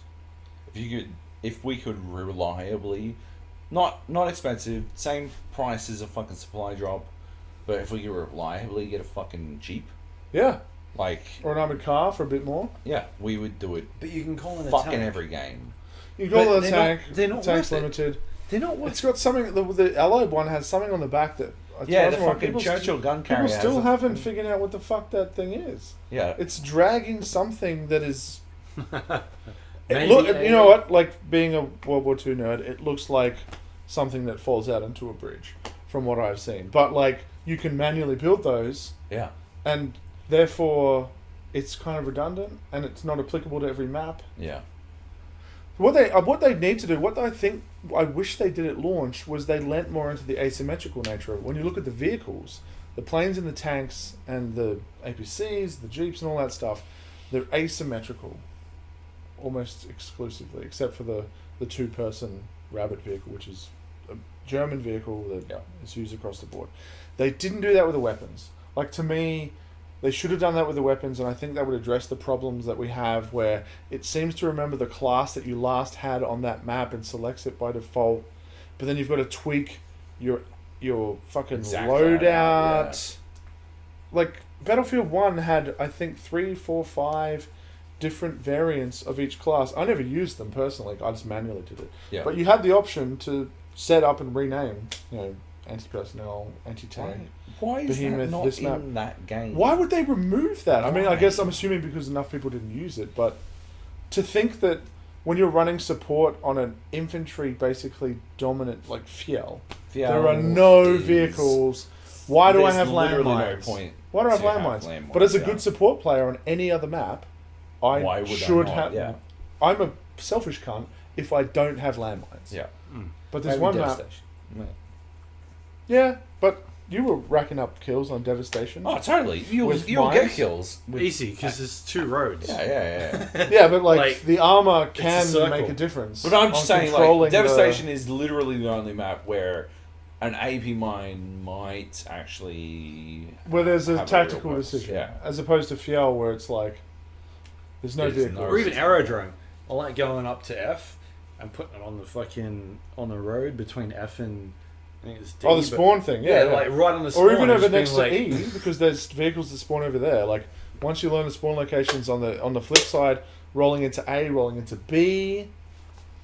I got a But Smarter- I don't play uh, support anymore. So. a trip kill on Fiel, putting them at the... I think it was the spawn to B, is it? That little fucking pass? Yeah. They all ran through at the same time. Hilarious. Hilarious. I think we It learned was that delicious. It was gross. putting Luke on support's not a good idea. That was good, but Did we? you want your best on assault. Oh, here we go! Well, then you'd have Fucking me. here we go! Then you'd have Yeah, me on why is assault. he playing? Why are we What are playing you talking fucking... about? Because I'm the best. Give me an SMLE. Give me. You can't kill I tanks, fucking guy. told you You about can't the kill SMLE. tanks! Kill a fucking tank! I told Kill you. a tank without a fucking mine! I told you and about tell the us 2 more. weapons that you get the God, most kills with I as did. assault. I did the this week's Tides of War thing. Oh, while Easy. we weren't there, Done. how convenient. How Wow, well, it's convenient. not my fault you didn't finish it. Fucking, yeah. So you unlocked a sniper weapon. Well done. Yeah, Oh, perfect. unlock the sniper. Perfect. rifle. That's your main. As assault. No, that's the best thing, right? It gets you to do all these fucking, like, blow up a bunch of tanks and, like, blow up a bunch of planes, kill some tanks with assault weapons, cap a point with the tank, and it's like, have a sniper rifle. Like, what the fuck? Yeah. It's clearly not my play style. Yeah, wait. But what also- who designed this? Where's the love for medics? Right? Medic main, obviously biased, but also across the board, you don't have to look too far to find out that medics have been fucked over. Yeah. Medics, They're have the been, first to get fucked. but they've been fucked over in the very basic sense that they've only got one weapon category. Yeah. Support has 3. Fucking every other one. LMG. Assault has LMG. MMG and Shotguns. Shotgun. Fuck. Yeah. I reckon, Oof. I originally said, and in the beta, originally they had semi-auto rifles or SMGs. Yep. And I can understand that that's too much of a disconnect. They should. Shotguns. they should give them shotguns. The MP If you're saying get up close and Yeah. play close to your squad, give them shotguns and SMGs. Fuck support having that. Maybe medics would be too powerful. Would they though? Like, You do have that infinite ability to heal. Just yourself. keep- yeah, but it doesn't happen immediately. You have unlimited ability to heal, but you can't just pop it and you're back to 100% health in a gunfight. You've got to get behind, you've got to hide. Someone who pushes you can put you down. And if you've got And if you've got the pump, yeah, no. if you've shot your shots on your double barrel, like there's a skill gap there. And I'm all for it. Like, they should give medics shotguns. Yeah. If I their agree. whole argument was that they want medics to play close, and I understand the logic of that for SMGs, Yep. the main problem that I have is that there are 2, maybe 3 choices for SMGs that support objective play, as in frontline, run and gun. MP40. Oh, I didn't even count that. No, not Sten. No, the Sten's okay, but like Sten's okay, the MP40's okay, but Tommy gun. there's the Suomi, there's the Tommy gun, Suomi, and there's that's the MP38 or something like that. Oh. I only recently discovered that you can buff the hip fire to something where you don't even aim okay. down sight, so it works well at close, and it's got 50 rounds up to not medium, but the slower firing ones should work at medium range to allow you to even with a squad stop, clear, move in. As medic, you're basically like, I'm going to hide behind a tree, and I've done this at times. I'm like, Luke, Joab, you take that fight at range. I'm going to throw med pouches at you. Yeah. Don't die. Like, duck Yeah. behind cover. I'll just keep mashing 3 because if I engage, I'm going to give our position away. Yeah. I'm going to get 10 damage maybe in a 10 round burst. And it's useless. It's like PUBG logic, you know, like if you cannot finish a fight, Yeah. don't take it. And I like that. I do like that. But when you get outshot by assault rifles, or back before they nerfed it a little, the KE7, in close range situations, you're like, what is my class for? Yeah. Like you should see medic and What am I gonna win?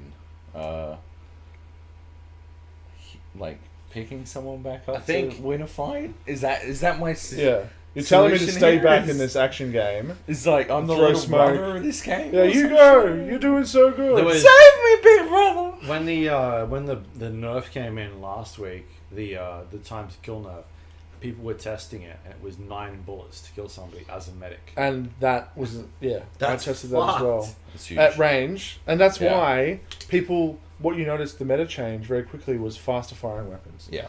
became the ultimate thing, because it kind of blurred the time to kill, because 9 bullets out of the Suomi is very different. It's actually an from 9 bullets out of awesome the MP40. segue to the other game in this list, which is Call of Duty, Yeah, which has literally for years been dominated by faster firing weapons. For like literally the last 4 or 5. yeah.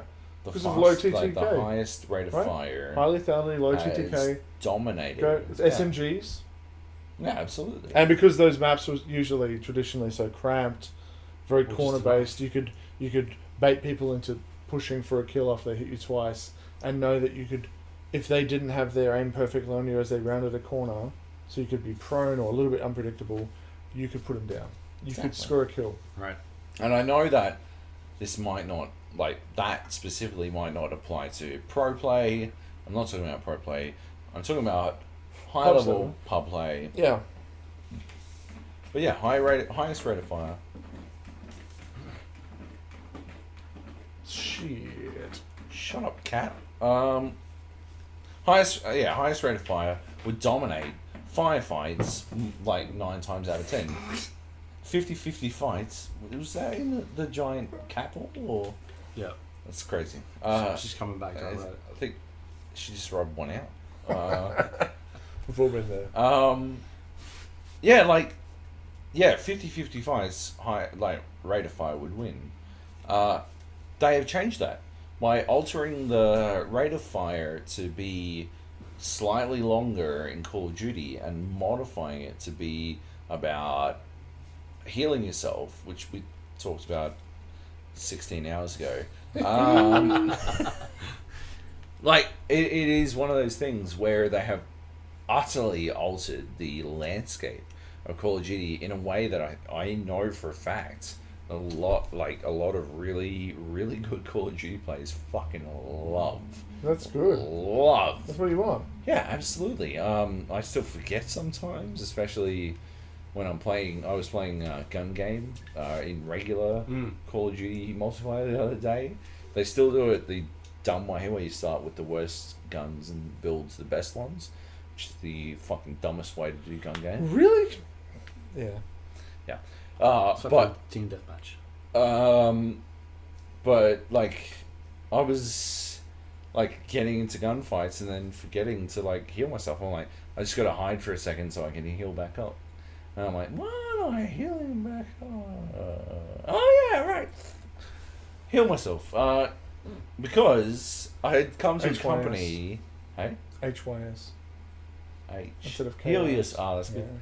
Yeah. I come to accompany the concept of healing with like battle royale, which Med packs.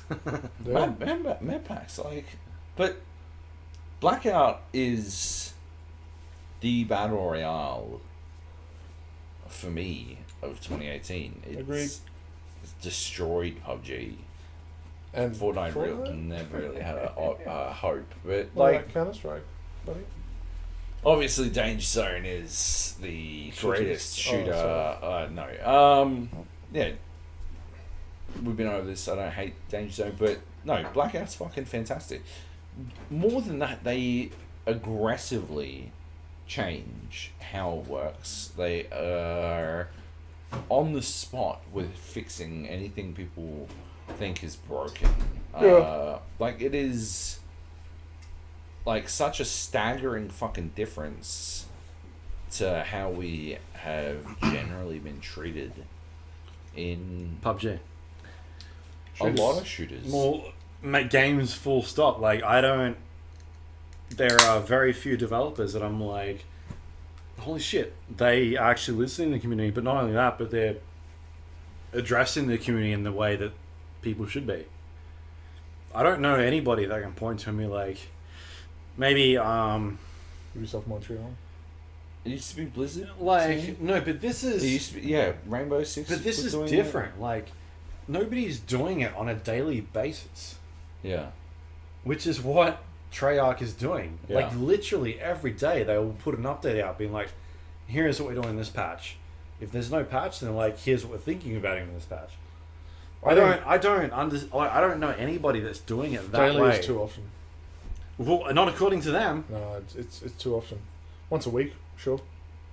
Because you've got to allow time for like the knee-jerk reaction. Like the problem with Battlefield 5 is the knee-jerk reaction despite telemetry data. And then I would argue also the misinterpretation of telemetry data as it relates to churn. Yep.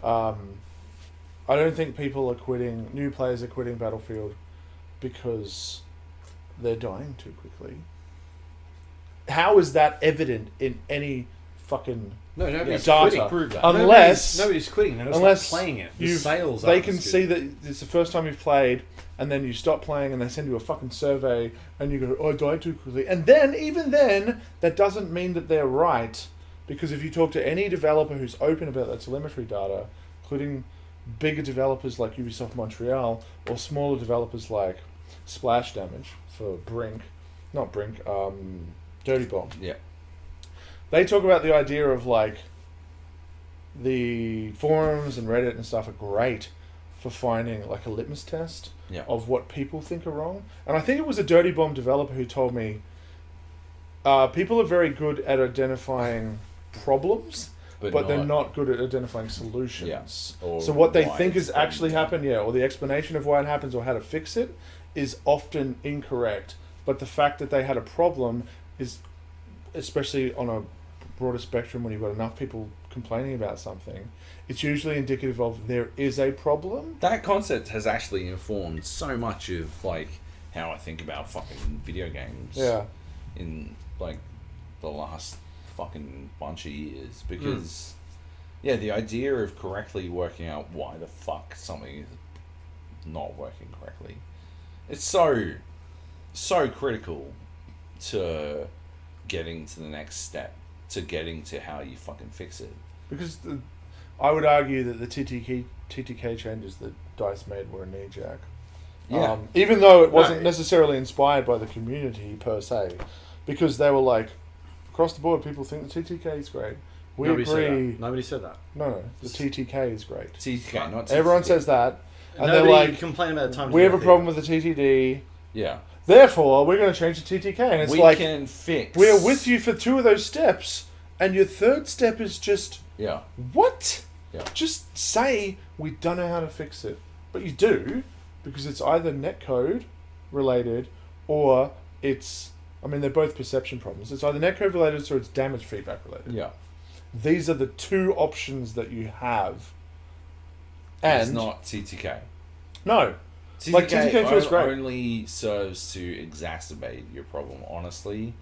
Anytime I've quickly killed someone, I've basically chatted to one of you guys of like, fuck, I feel like I stole a kill. Did you? And they're like, yeah, man. And it's like, but that's, my thing is not like, oh, fuck, TTK is too low. It's like, that guy died because from my experiences of firefights with this weapon and my muscle memory on this gun, when I choose to switch targets and reload, that guy died faster than I expected. And there's an explanation, and the explanation is always that. But there isn't though, because it's like There literally 3 or 4 bullets. If you're playing assault and you can kill someone with 3 or 4 bullets, they're dead, and that Yeah. is a second if you're lucky. If you're playing Yeah, not an even SMLE or a, So you're saying that's good or bad? I think it's the way it should be. Yeah. I don't Yeah. wanna, like the thing I always hated about Battlefield was how long it took for everyone to die, Yeah. which is why we always played hardcore. Because I felt like everybody should die in 3 Hardcore bullets. has descended into a camp fest. There's no reason They why. hated But hardcore. that's it, right? Like, so if An we consider anti-objective camp Call fest. of Duty, right, was always hardcore, and hardcore Call of Duty was literally Rainbow Six. Yeah, no hard and all that shit. No hard, 1-2 hit kill, Yeah. like. Call of Duty's not like that. No kill cam. No, hardcore Back in Call the of day Duty, it was. yeah. Absolutely. Hardcore Call of Duty. Hardcore S&D was 1000%. No, that's No, not no, what that's what I'm talking about, right? Like, hardcore Call of Duty was basically Rainbow Six. Regular Call of Duty was what Bullet sponge. Yeah. hardcore. No, like was what hardcore fucking Battlefield Yeah, was. it was still very short TTK. Like Call of Duty was short. Hardcore Battlefield resembled that, Right, And yeah, then yeah. regular Same. Battlefield was longer still, right? Moderate TTK. Yeah. Very definition of the 5 out of 10 TTK. And this year we have seen the shift to Hardcore. somewhere like between, I think. Closer. It's closer to short than it has been. Very much. Like if we Yeah. were to say that old Battlefield was 5 out of 10, Yeah. with 10 out of 10 being the Division. Yeah. This is like a or- 3 or 4 to kill. Exactly. Probably a 3, yeah. Yeah. Absolutely. Rainbow And nobody. is but one. the thing is, nobody fucking complained about it. Everyone's like, "This is good. It Yeah. feels good." It feels And they fucking turned around and Well, were see, like, what actually, I hope that they did was they wanted to collect telemetry data to help fix TDD. Sure. What they didn't do, if that is correct, is flag it. Yeah. Guys, we're doing this. And it should have been the other way around. It should have been Guys, Conquest. we're going to do Conquest Soft or something. We're going to call it fucking Conquest shit. Test. Yep. Conquest TTK. We're going to do it the other way around, where your majority servers are the launch version. But if you want to, so they're not saying download a test version of the game, get on the test server. We only support Europe and US servers. So if you want to try in the rest of the world, you can have shit ping, you'll play at weird times. They're saying we've included it in core games. So they've got a test environment in the game, and they've gone a minority of servers will have this. We would love if you would be part of it. You know what, hardcore people, you're probably going to hate it. Yep. But you're going to feed us telemetry data that will help us fix TDD? Holy shit. People are going to help. Yeah, absolutely. You know, I would have gladly jumped into that to help out. Because I would have felt like I was contributing instead of being held back. Yep. Yeah. So, this brings me yeah, to the to the core of the problem.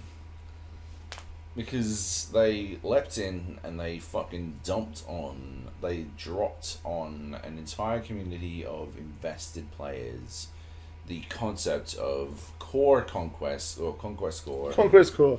Yeah. And What a weird name. regular conquest. Regular. No, I'm gonna go whiskey. And we wound up in this place where Yeah. I fucking hated the game suddenly. I hated this game that I had loved. I'd like, honest to God, loved. Because it ends up taking, like, it doesn't seem like a lot, but 2 or 3 more bullets ends up being a lot in a game where you've got 20 bullets in an assault rifle. Nate says he's a medic, like, main. I would consider myself a medic main as well. I got to level 20 first on medic. Like, I maxed out medic for whatever that's worth. First, like, I maxed out support quickly after, but I'm happy to play whatever role Sure. Of the 3. of the 3 that exist. But yeah, generally I will like play medic as my default. I don't have a problem with it. Except for the SMGs.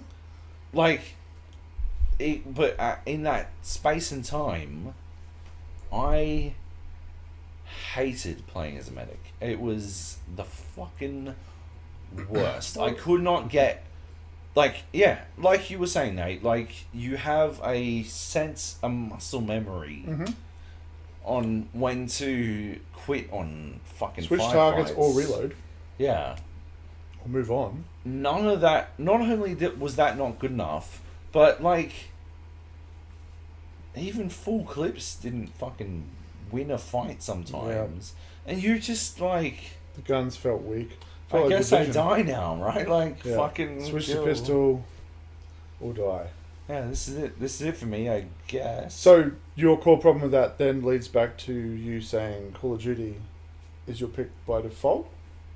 By default. I don't think it's by default. By default, because of that. They have this ability to fucking... They are reactive in a way that I haven't seen from devs before. If we are to consider a first-person shooter as a...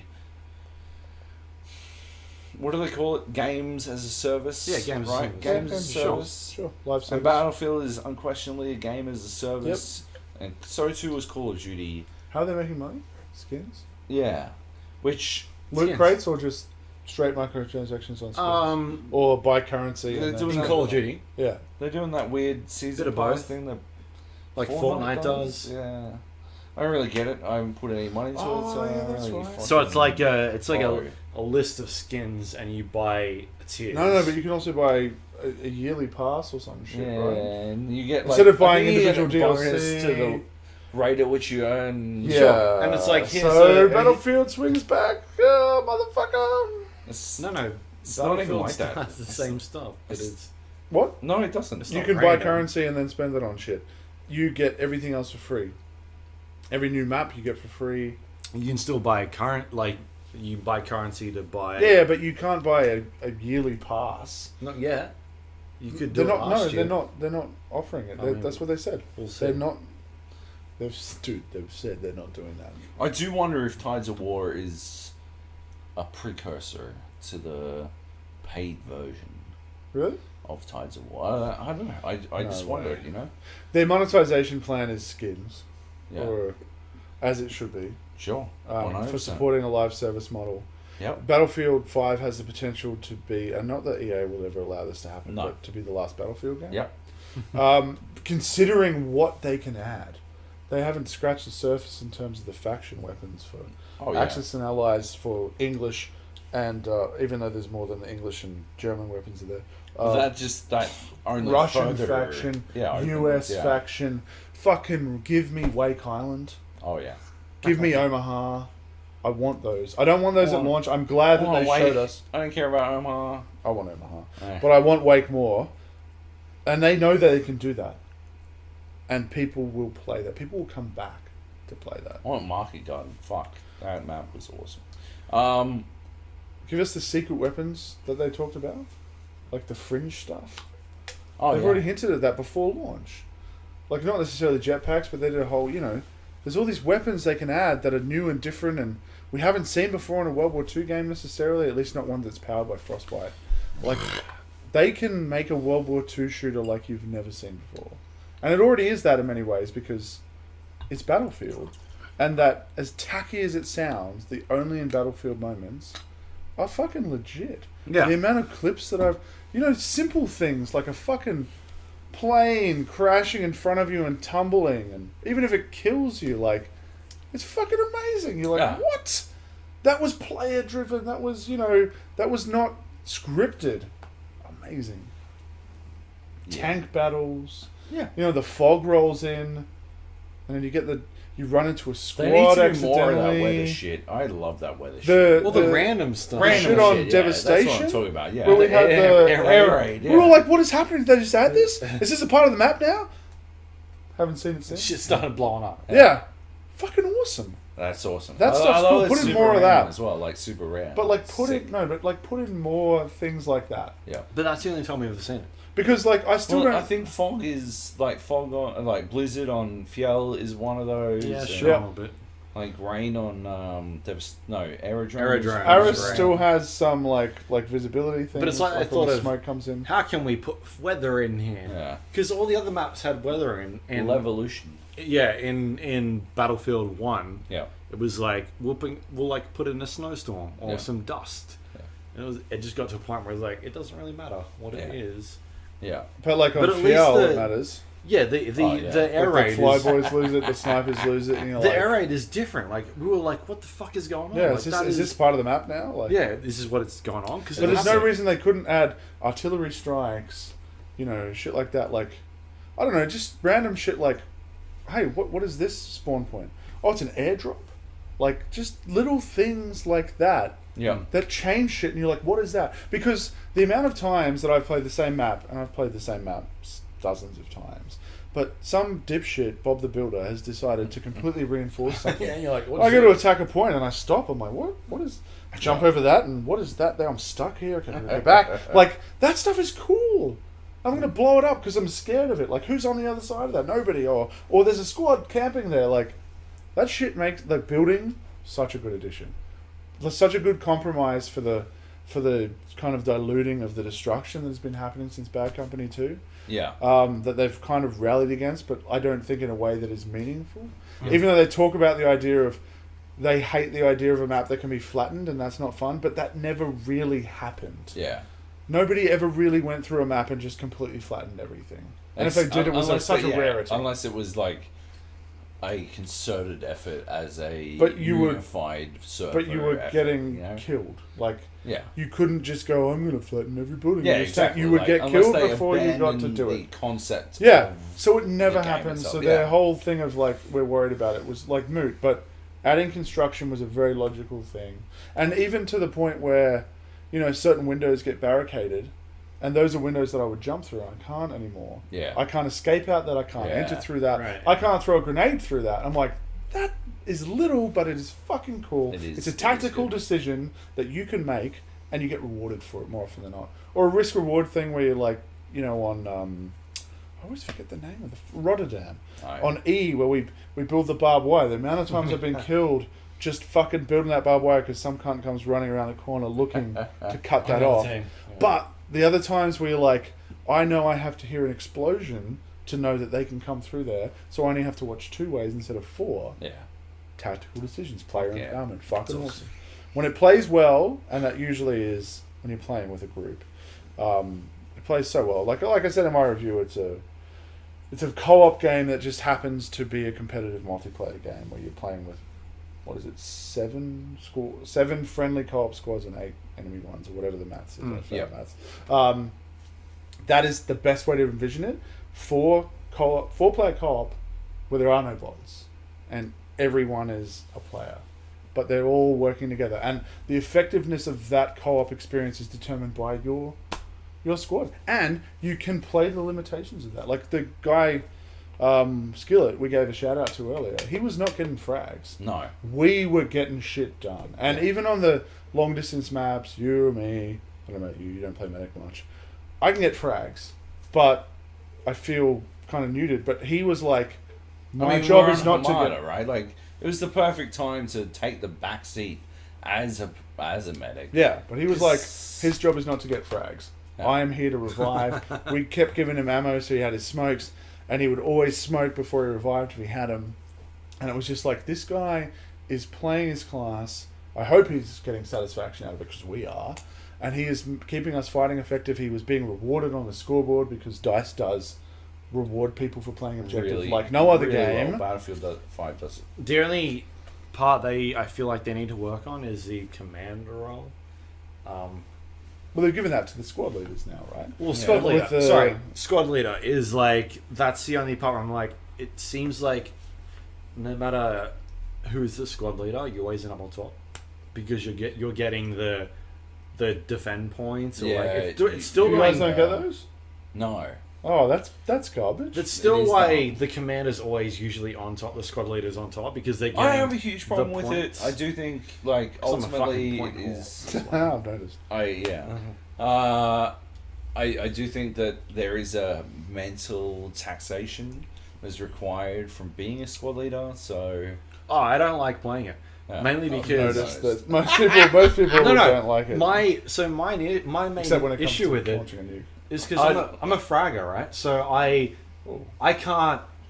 If I'm shooting people, I don't want to be looking around being like, all right, where are we going What's next? the next point? Yeah. I would rather you be like, hey, we're going here, but I'm like, all right, cool, I'm good. I'm going this way, and I will shoot people. I am 100% happy to be sitting there working out a perfect place to fucking drop a nuke, but not having to work out the fucking, that's what it is, right? It's fucking point to point, like bullet to bullet, and then fucking point to point, and then fucking the next phase, right?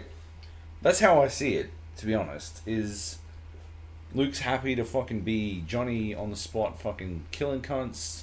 You're happy to be fucking directing us on the next place to go, and I am well happy to be watching the map and working out the perfect place to fucking drop a bomb. Like, I think it works perfectly as a fucking crew. But I'm still happy to be like, hey, Nate, I think we should go here instead of whatever you've suggested. Yeah, totally. Because I just don't like looking around and being like, oh, we should go here. Like 24/7. I would rather be focused on what is going on my screen. I think it's obvious, like when you are squad leader, you're like, which is different, though. Where should we go? Should we go here or here? Because in PUBG, in PUBG I like to be in control, right? Yeah. I like to be like, we're going here. Yeah. I like to tell people where we're going. I can't do it in Battlefield for whatever reason. I don't know what it is. Because I think the objectives of the map change. I think because you're pointing different way. You actually got to point things out, and for me that's like too much effort or too like distractive to the goal of just fucking murdering everybody. Yeah. Whereas in PUBG or any other shooter, you don't have to be like mark your spot. You can just be like, we're going here. I'm just going to tell you where we're going. This is where we're going. I'd so greatly prefer it if we could mark our spots. Yeah. And if Nate was like, we're going here, I'm like, cool. But if I disagree with him, I'm like, I think we should go to this spot. Then I'll say it, and I'll be like, "Fuck you, follow me.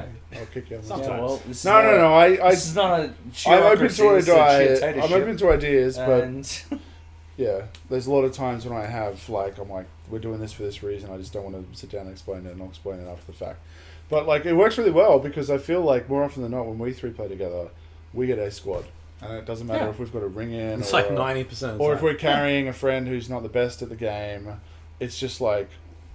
We get shit done. And I think that is the game as intended. 100%. Like, I die, and then I have to remind myself, it doesn't matter, because I'm going to feed intel to my buddies from this view. They're going to get the revenge kill, and even if they're not a medic, we're going to be like, way up whether I can be revivable, or I'm like, you know what, guys, don't get me. This is fucking, I can see a whole squad in a tank.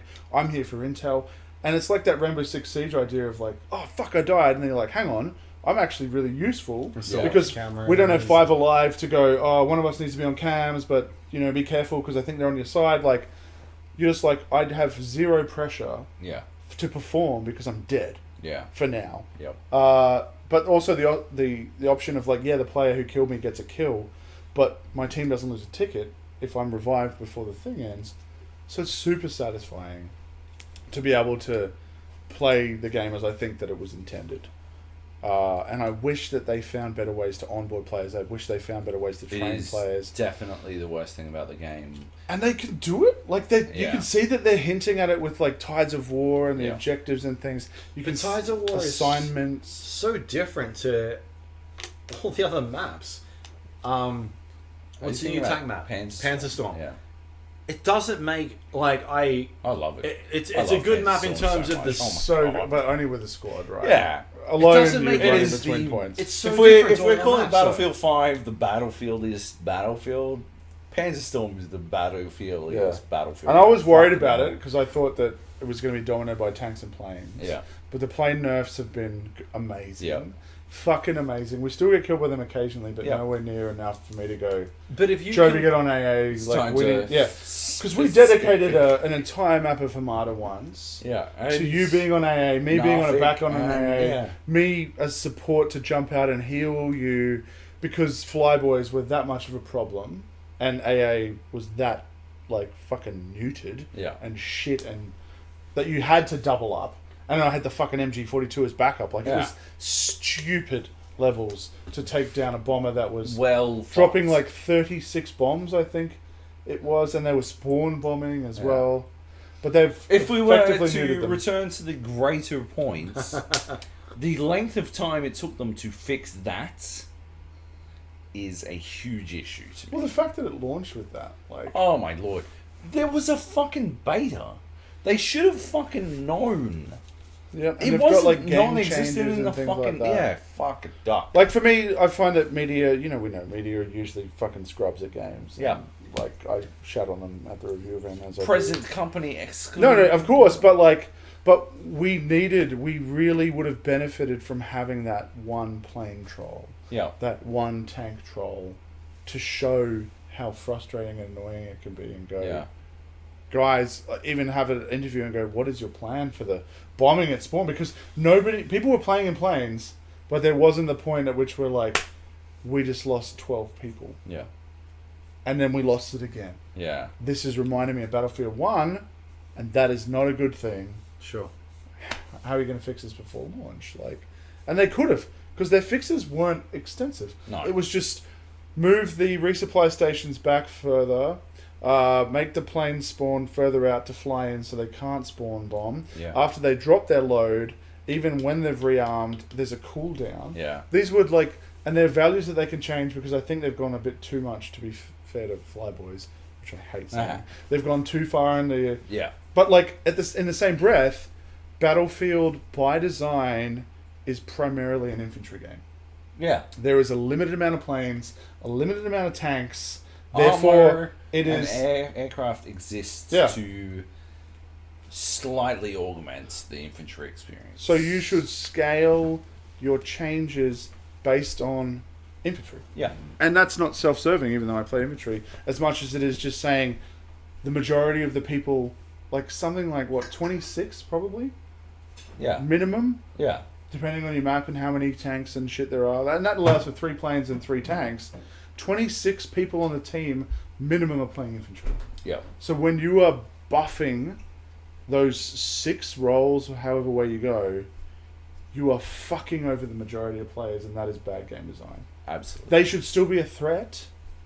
They should absolutely be something that at some point we need to take out, and there's been times when we're like... I think at the moment they are at a place where they're utterly ignorable, which is not fantastic. Bring the planes back a little bit, give them a little, But to fix that, they don't need to then go back to what they had. No. Just give them a quicker cooldown.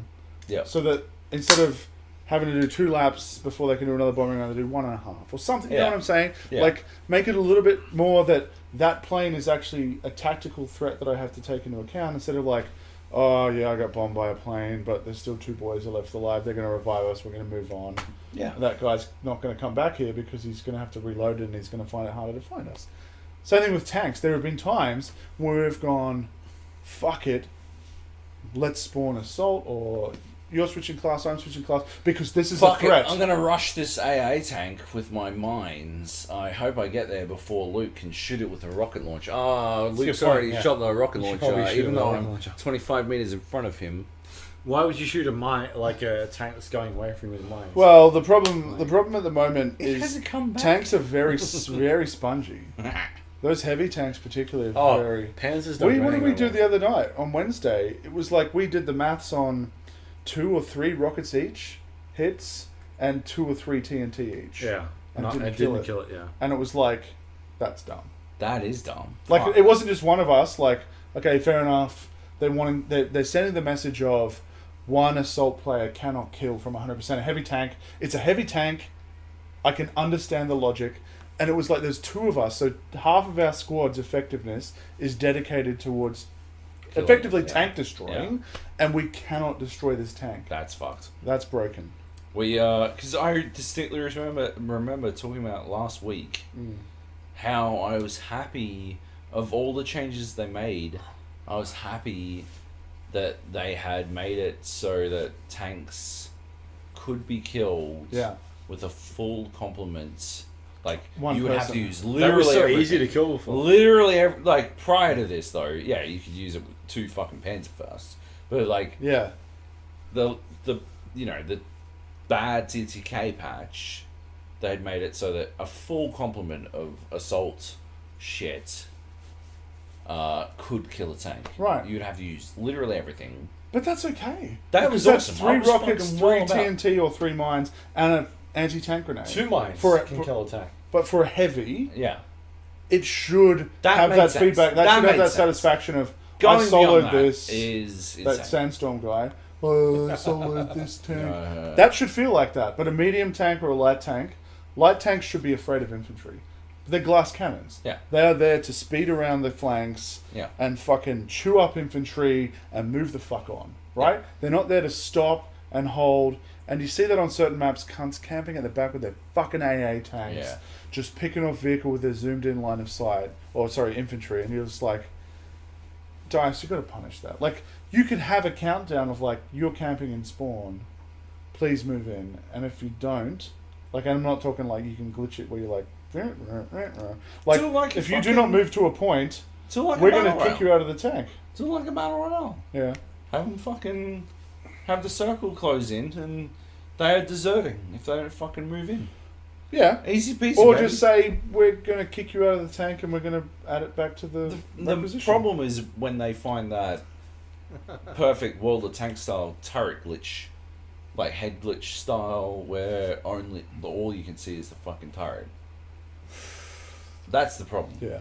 Well, my problem with Battlefield 5 tanks is the Battlefield 1 problem is that when they're not moving, they don't make noise. Yeah. When they are moving, they make more noise than they did in Battlefield 1, which I appreciate. But those tanks are running engines that are basically fucking submarine engines on the heavy tanks. Yeah. You hear them and there's fucking sounds like chains and shit. Those things are loud. And you should hear them, and that's the risk reward like of stopping of a tank. At the moment it's like it's a sniper in a Yeah. fucking tree. And unless you happen to see the outline when you're scanning, and there's a lot of visual information to take in a Battlefield game, especially Shit. once trees start getting knocked down, Or buildings maps start like getting knocked Aerodrome down, where there's or like tank wreckages, Yeah. plane wreckages. Like, you are at a glance trying to determine, is there a threat in front of me? And then you'd like, oh, I died, one shot. Oh, there was a tank sitting Yeah. there. I didn't see it, I didn't hear it.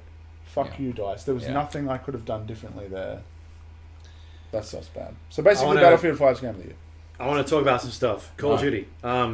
True.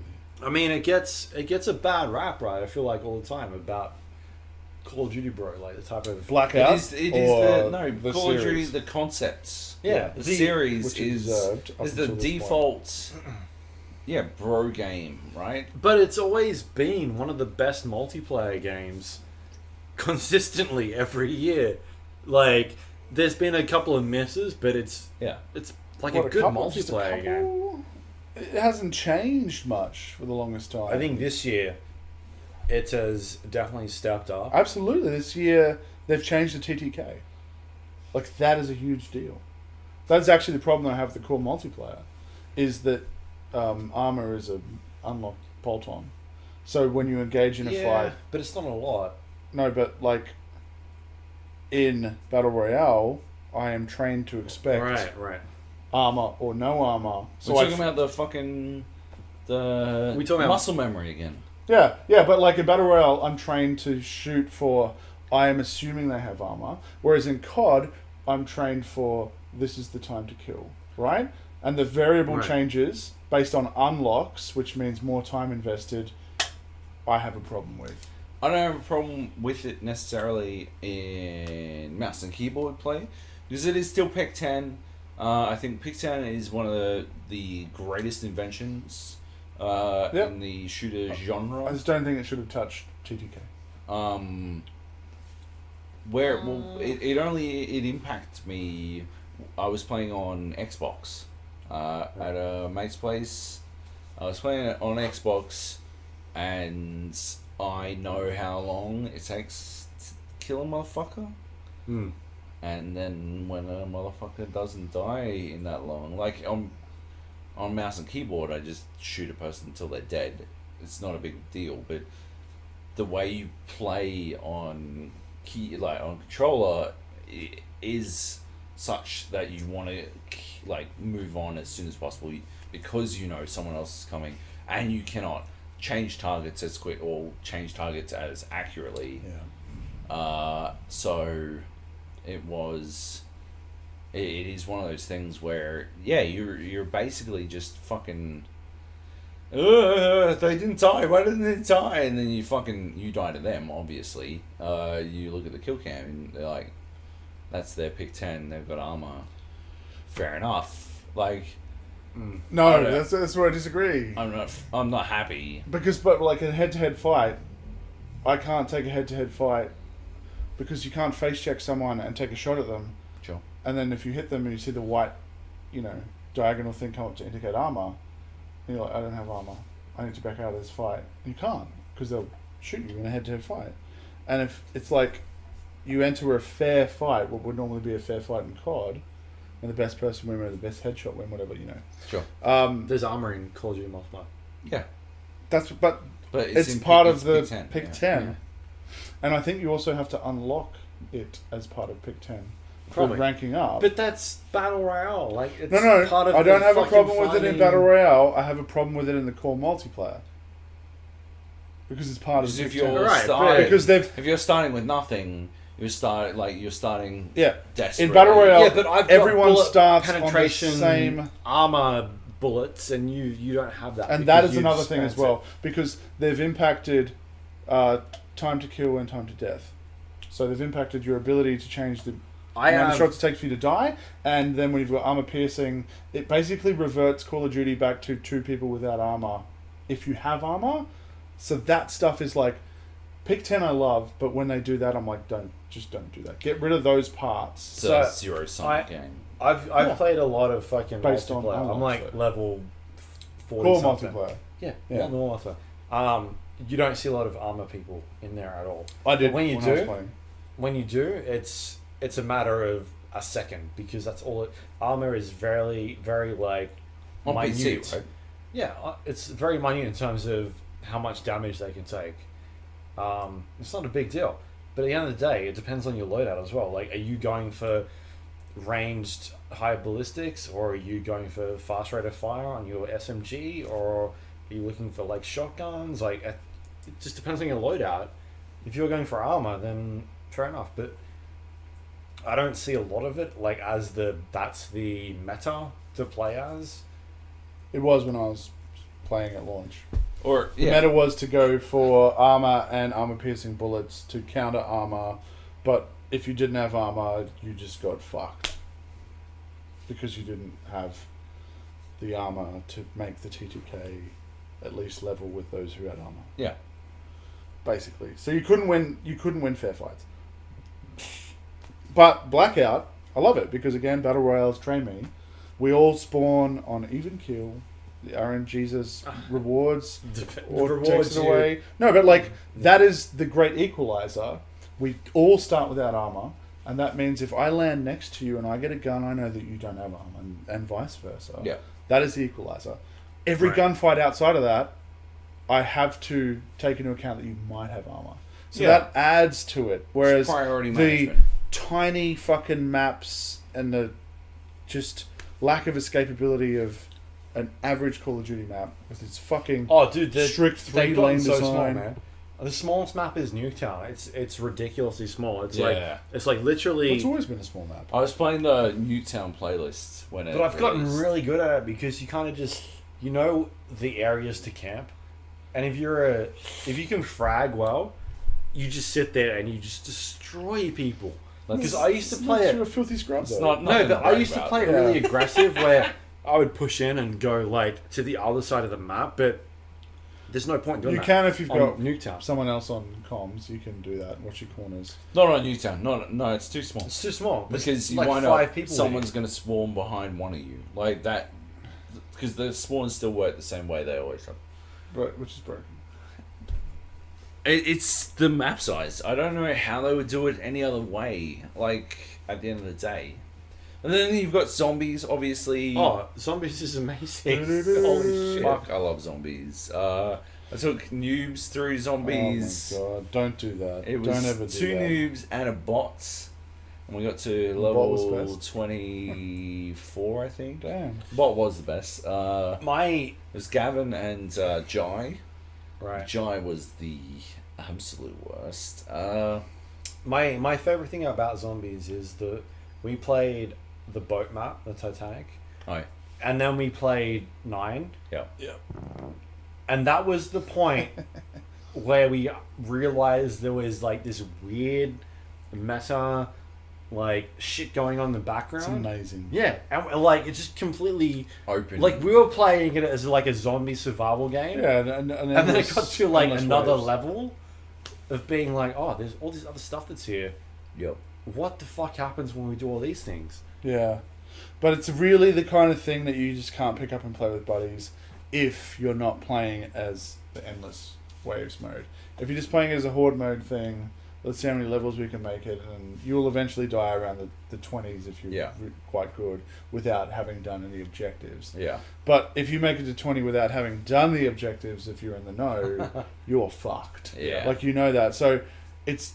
And we would bring people in occasionally who are new, and it would just be 10 minutes of explanation.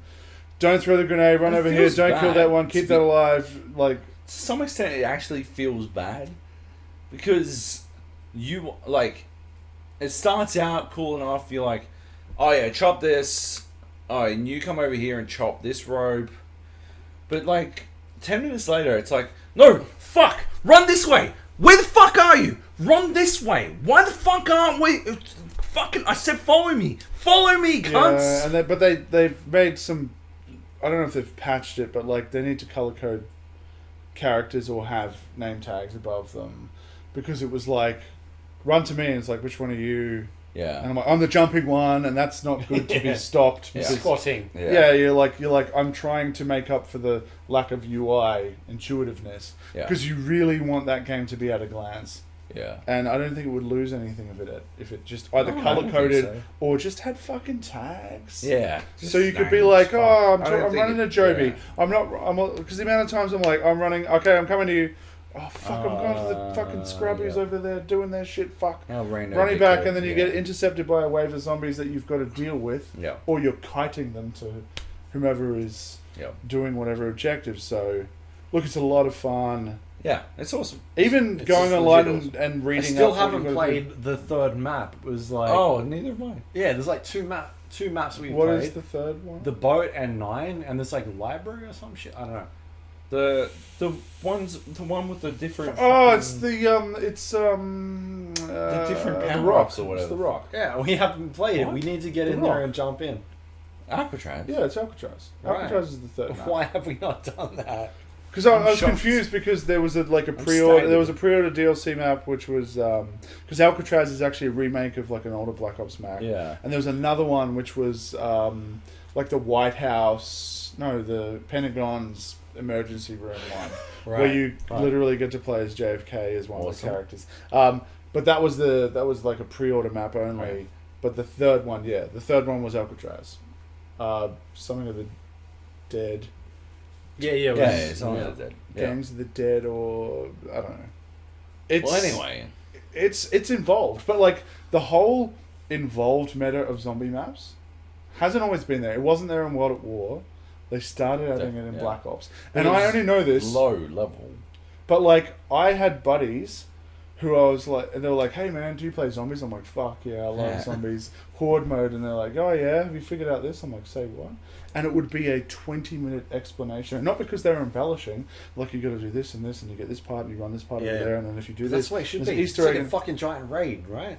Yeah, you're exactly right. It's a fucking raid, and it's so satisfying when you figure out the parts. But like, I don't have the patience to figure it out manually.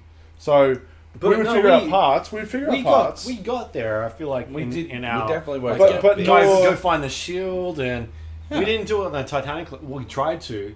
Remember, we were like down in the depths of the Titanic level. We were and like looking fighting for that one gears zombie, to swimming in the open. water. We were looking like for a kiting. pump. We're like, we're going to get rid of water, right? We need a pump. Yeah. This is before there were any guides out. We Yeah. didn't know what we were doing. No, we did well, but like, it was also, there's a point at which you're like, I can't stop and scratch my chin and think about this. Like, I'm running at full speed fighting zombies, and I know that with each wave my weapons become more and more ineffective. Therefore, there's a point where you're like, I was going to be devil's advocate. I'm like, I'm going to go read up on this one, guys. And that's what I liked about it, because I was like, hey Joe, we shouldn't look it up. Because when we were playing 9, I was like, we shouldn't look it up, because I felt like we were having fun trying to figure it out for ourselves, as opposed to reading an IGN guide of, like, what is the 10-step process. I watched the full 9 video.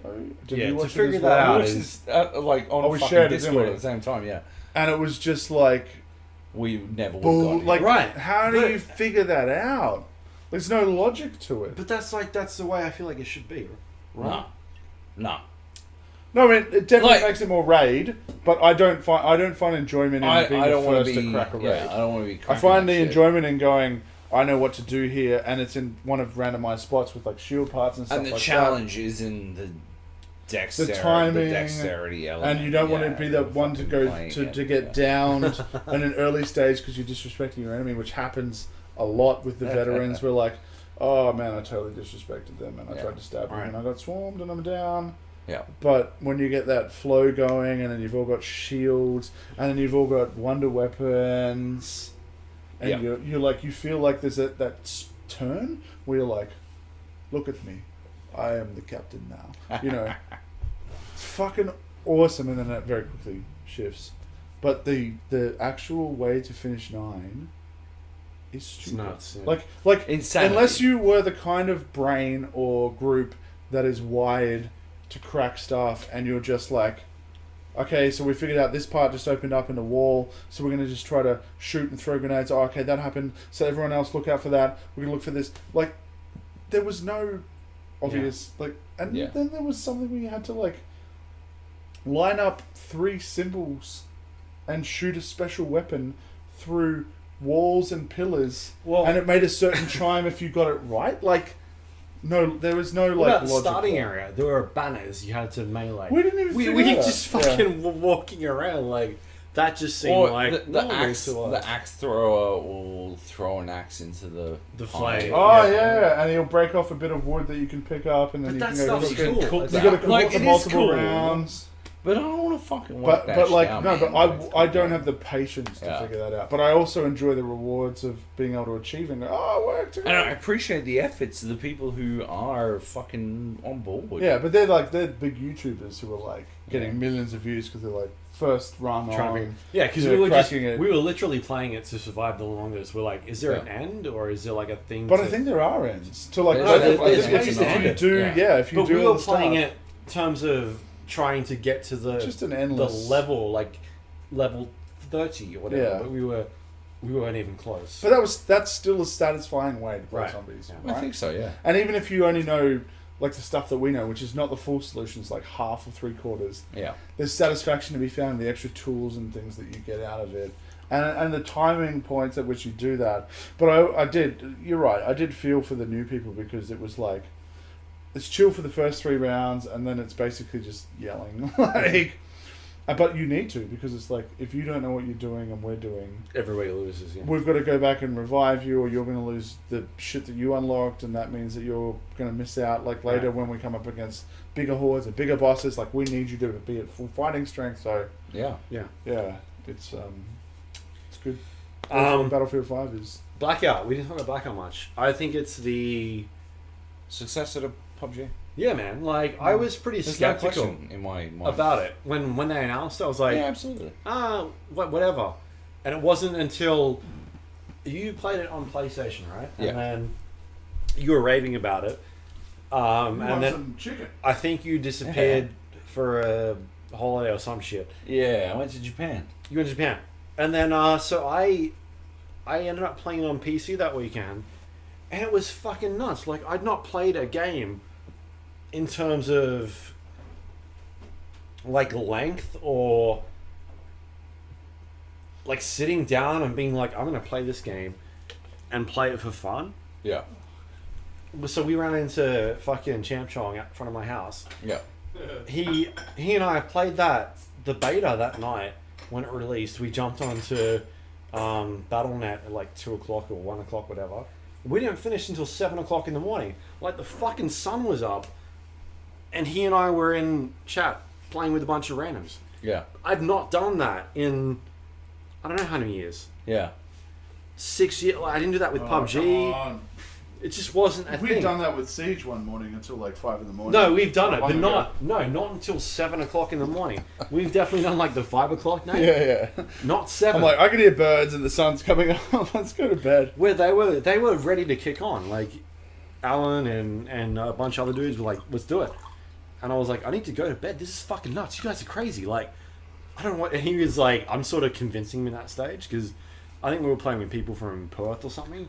And he's like, yeah, no, I think we need to go to bed. This is stupid. Why are we up at that stage? So I've not done that before in a game in a while, multiplayer game. And it didn't, like, it hooked me so fucking hard, man. Which was unexpected. Because, Well, you're the Battle Royale guy, so... yeah, because I didn't expect Call of Duty to come out with such a fucking good mode. It didn't make any sense. And Yeah. they brought out we talked about ways that you could improve it. Yeah. And I think they obviously listened. No, they didn't listen to us directly, but Obviously, I think they fucking listened to us. Look, Because we were talking about armor shields, armor shards. it's pretty fucking clear they listened to us. They literally implemented. We were our talking idea. about it I in mean, like the beta. Like you should put armor shards in here Yeah, because that'll fix the game. Anyway, last week they put armor shards in the game. it's a bit of a coincidence. I'm just gonna throw it out there. Interesting coincidence. But yeah. the other thing that I like that again they're at the point where they are updating the game and updating the community that I've not seen anybody do before. The map is not they're not bringing in new maps. They're updating the map. They're putting new things in the map. Call of Duty, Yeah, changing is doing the map. Like they're altering the map. yeah, it's doing the same thing that Fortnite does, right? They're Yes. putting in seasons or like updates that affect this is the map you're going to play with, as opposed to what PUBG did, which I Nothing. completely disagreed with before they even announced it. Was like putting in new maps or putting in new modes. because Miramar downloads- was objectively a better map than Erangel. absolutely Fucking because oath. they learned from having. Wait, was that the first? Miracle was the first one? Miramar was the desert one. was No, it oh my god, Oh, fuck you're nuts, you. You're nuts. You're What is nuts, wrong you're with nuts, you? you're No, nuts, but you're they nuts, learned you're by nuts. having all these elevations and like the ridges. Natural cover, yeah. covers. But the problem was they kept going from there. They kept adding new maps. They kept adding new game modes. They kept adding new perspectives. And so you've gone from a game that's got two modes, first person perspective, third person perspective on that one map, 2 modes, to 20. Yeah. And then you start diluting. Every time they add a new map, it's like, all right, what do you want to pick? And before they even put in modes like map selection, I was like, this is the stupidest idea. They shouldn't do it. And you look at an example like Rainbow Six Siege, where you technically can't select the map you want to play. Yeah. You can have a a soft selection of like, I don't want to play this map, but chances are that sometimes you'll get it, and that's the way the game wind should up playing be. Yacht 3 times in a row. Because It doesn't matter what Didn't you they want. remove it from Yeah. rotation? at the end of the day, like, For that very reason. yeah, people I will didn't mind Yacht. Oh, fuck Yacht. Do you hate Yacht? if you're playing a battle royale map? game where 100 people are picking a map they want to play, and you've got 6 maps in 2 different perspectives, plus 2 different royale, like 2 different modes, it's insane that like they thought they could get away with that. But I don't understand who is fucking designing that game or what they're thinking about. Clearly, Epic and Treyarch have the right idea by just updating their one map. It's a mistaken. It's a mistaken understanding of the primary concept of what drives a person to love one of these games. If you wind all the way back to DayZ, Right. the primary Like 12 by 12 map of enjoyment This loop is- though is that discovery, that in like that exploration, that new knowledge elements where suddenly you're learning something new, and the way Right. other games get away with it, the way Brawl Stars gets away with it is by tiles, by creating a new map every time. If you've got a static map, right, your options are to either make a new map and have people sometimes go on that, Sure. or to alter the map, which is, I think, really the better choice. I mean, DayZ did it a couple of times by adding new elements, and it created new areas of conflict in a game like PUBG, where the game like is like, I guess, scrunched down to that ultimately 30-minute time period. It's Sure. it's a bit different because you need to land there to find out if it's worth going to. But like, so in Blackout's example, they added the yacht. What do they call it? What the fuck they It's call a it? yacht. Yeah, Yeah. it's a yacht. They added a boat. It's massive. It's got a bunch of loot on it. It is a lucrative place to land. But What is it near Newtown? No, It's, just it's like in to the between west of Newtown and construction. Yeah. Okay. north of Newtown. Yeah, 4 billion cunts land there now, so Yeah. like it's not worth going to.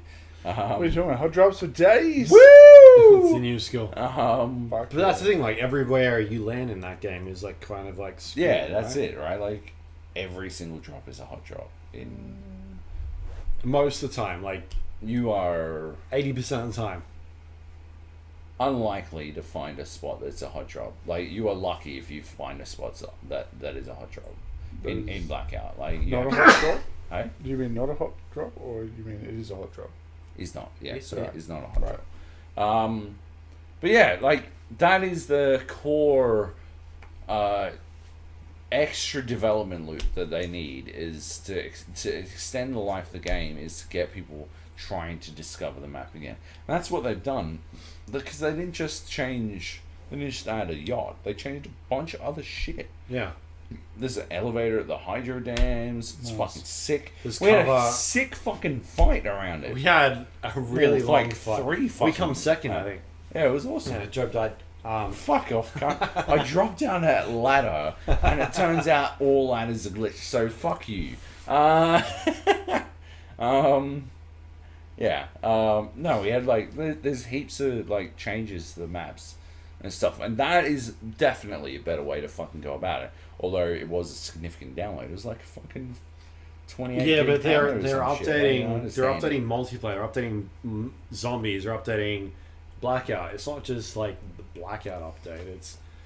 It's a couple of different. I know. I'm just saying, like, it was a fucking hefty download. I still think my last game of Blackout was when Gerald shot me with a rocket launcher. Rocket launch. I think that was... I was there. I remember that one. Yeah, we Oh were. wait, no, I just see the video.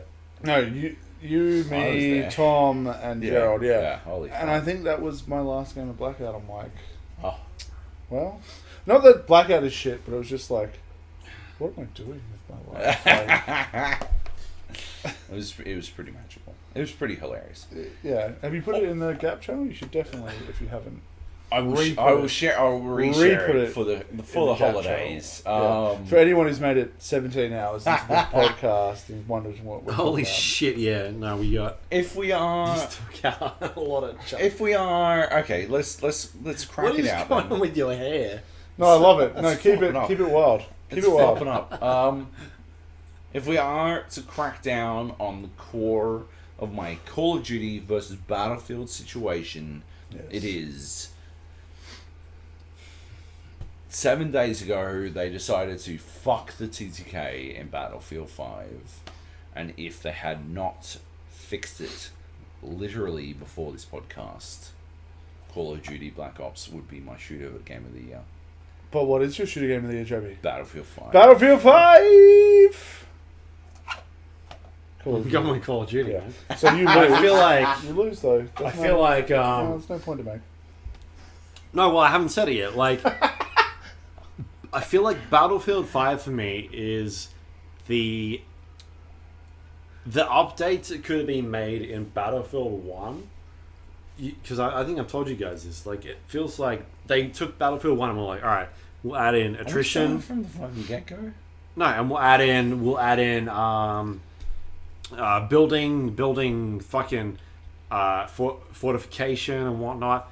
To me, it doesn't feel like a new game. It just feels like Yeah. out of your It's fucking DLC. mind. no, that's what it feels like to me. That is the Fucking bananas serious. fucking shit. Whereas This is an entirely new game.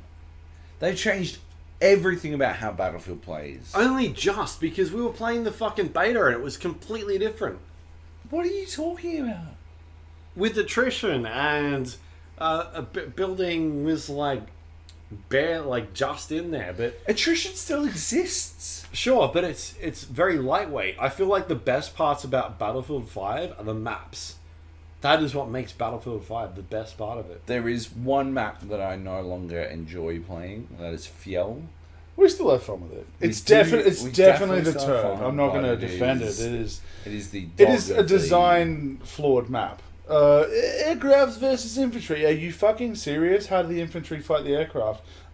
Fixed AA so that they get bombed. Yeah, they get bombed. The support players can stop talking. Well, on the Stop other hand, talking. we have established massive sidelines to support sniping. Yeah, it's a really like. They want to play. I think that if they added AA to like a between D and C, Yeah. have a path that leads up to a top, make it even a point that is like AA central. Oh, yeah. Which gives you full line of sight, which means flyboys have to prioritize bombing that, but you can rebuild it. Like that becomes the contested point. Fuck yeah, that'd be awesome.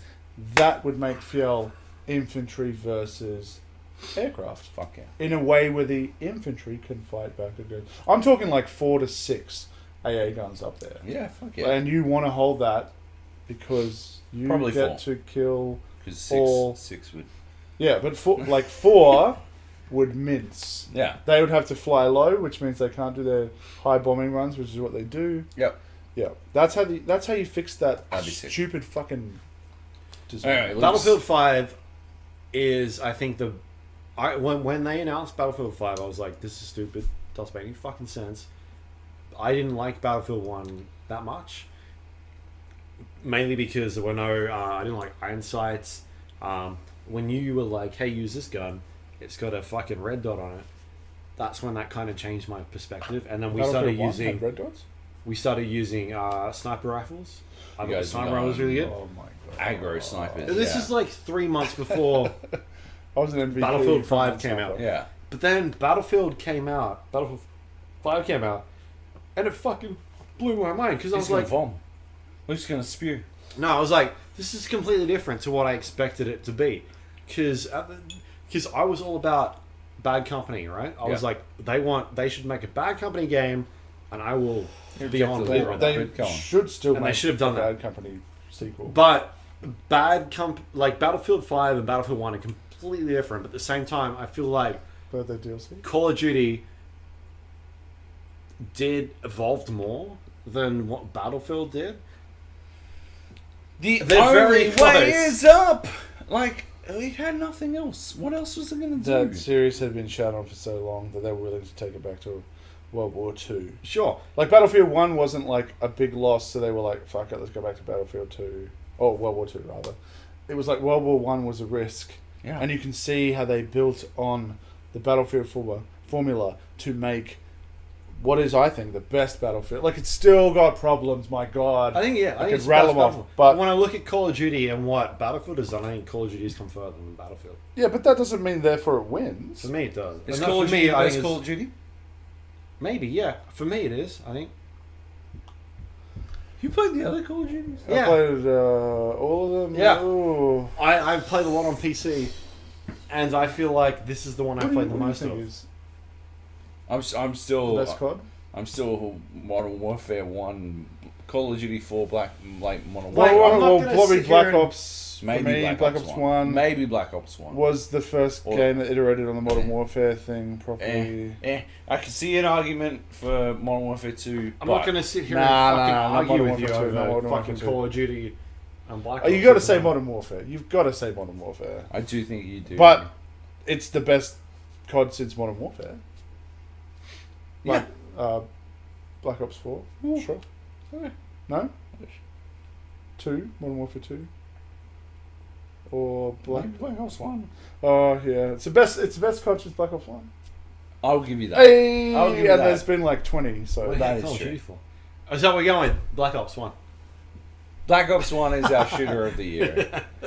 Battlefield Cheers. 5. You lost after all that bullshit. Battlefield 5! Battlefield 5 wins, baby. Next. All right, RPG of the year. Last. You did it. It's obviously Detroit become a human. Let's Yeah, move next. on. Obviously. Don't read anything 20 out. Obviously. 2017, Nier Automata. Dark Souls 3 in 2016. Sweet. Fuck you. You'll love this one. Fuck you. The Witcher 3 in 26. sorry, it was a tie actually. The Witcher 3 in 2015 tied with Bloodborne Ooh. by Nathan Jung. You didn't even fucking play. That was a bullshit. That was a spoiled That was a bullshit This fucking motherfucker. shot. This motherfucker. I was the deciding vote. It's got here fucking Jung and Nate. Yeah. Oh my god. Get wrecked. Dark Souls 2 in 2014. Take back my shooter thing. We're going with Call of Duty. No, it's too late. You've already highlighted it. Po- Green. Fuck you, motherfucker. Pokemon in 2013. Oh, Cal wasn't happy though. Mass Effect 3 in 2012. And Skyrim in 2011. Oh, Mass Effect 3 was awesome. Fuck you. Was it? I got some suggestions for Go you. back in. It was. This No, is I going to be a haven't. tough category because we'll see how it Detroit. goes. It starts It's off obviously with Rock Detroit. City. I don't see how it's going to be tough. Go Monster on. Hunter World, Kingdom Come Deliverance, Vampire, Fallout 76, Pokemon Let's Go Pikachu, Pokemon Let's Go Eevee, Oh. technically the same, How, yeah. no, how do you decide between those two? Dragon Quest 9, Echoes of the Elusive Age, Ni no Kuni 2, Revenant Kingdom, and Pillars of Eternity 2, Deadfire. Oh, there's one more. Ashen. What about, where does Odyssey fit? That's an action. Was that being mentioned anywhere? That was an action No, it adventure game. wasn't. Yeah, Assassin's Creed Odyssey. Was it? Yeah. What did we Where did decide? Hitman 2 fit? Oh, it didn't make the cut. Didn't make cut. Oof. No. Oh, it's on me. What about RPG? Just Cause 4? That was an action adventure. Haha.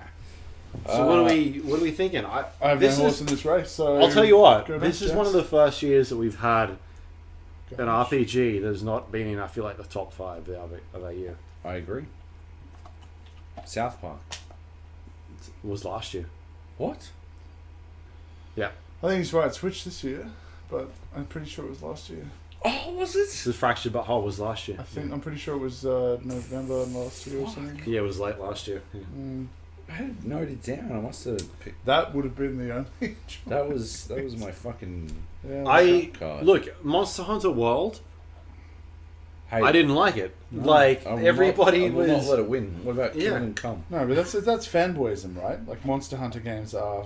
There's no point telling. There a are so fanboy- many people that were like, "It's better combat than Dark Souls." I'm like, no, it's No, not. that's But like It's ridiculous. again, it's high fanboys. cunt. Yeah. Fanboys. Like there's literally. Oh, do you love Monster Hunter? Yes. Okay. Well, have a nice life. Like there's no discussion to be had here because Yeah, you are that's not it, interested right? in Like- discussion. And I feel like if anybody's going to switch off the podcast, it's going to be at this point. Because there are going to be a lot of... What? This this is going to be the point. Yeah. We've got 8 hours. I'm fucking done. I was invested in... Whoa! They spent fucking 4 hours talking about whether Call of Duty was better than Battlefield, but Monster Hunter Summarily is dismissed. I don't fucking think so, cunts. I'm going to delete all of their things and leave a bad shit. review. One I'll star. show you the No, don't leave us a bad They review. are the Uber of podcasts. Yeah, five-star No, reviews. you guys of are that 5-star on iTunes. Yeah, I know 5 out of that. 5. Wait till you get my review. Oh, Please don't. What, give you 5? Oh, I feel so attacked. Let's talk about Fallout. Fallout 76. The disaster that was Fallout 76. Is there anything to say? There's nothing to say that it... It's a train wreck. I think we said it all. You know... There's nothing more Okay, interesting to say. Bethesda Game Studios releases buggy games. They Yes. release buggy single-player games. When they announced that they were going to release a buggy single-player game that happened to be multiplayer, that didn't really work as a single-player game, that was bugginess times infinity. That game was never going to work. It was coming out in this year when we saw it at We saw it. QuakeCon, It was like two and months after. it had frame problems. Like the footage that they chose to show us was framey, and I'm like, okay, But the ideas behind it were interesting. but they weren't like, oh, that's why it's online. There was no aha moment for me for Right. like, oh my god, that has to be online. You know, the shift from GTA 2-dimensional to 3-dimensional was logical. The shift from Fallout 2-dimensional to 3-dimensional, I would argue, was logical. The shift from Fallout single-player to multiplayer is not logical. But that doesn't mean that there's not a world where you could not have a Fallout online experience. What they sold was not... That. Yeah. Oh my god, I'd never thought of that. That is Fallout Online. No, and I'm not a massive Fallout fan. Fallout 4, I think, broke me. I was like, this is just Fallout 3 with building. Yeah. It's got the same bugs.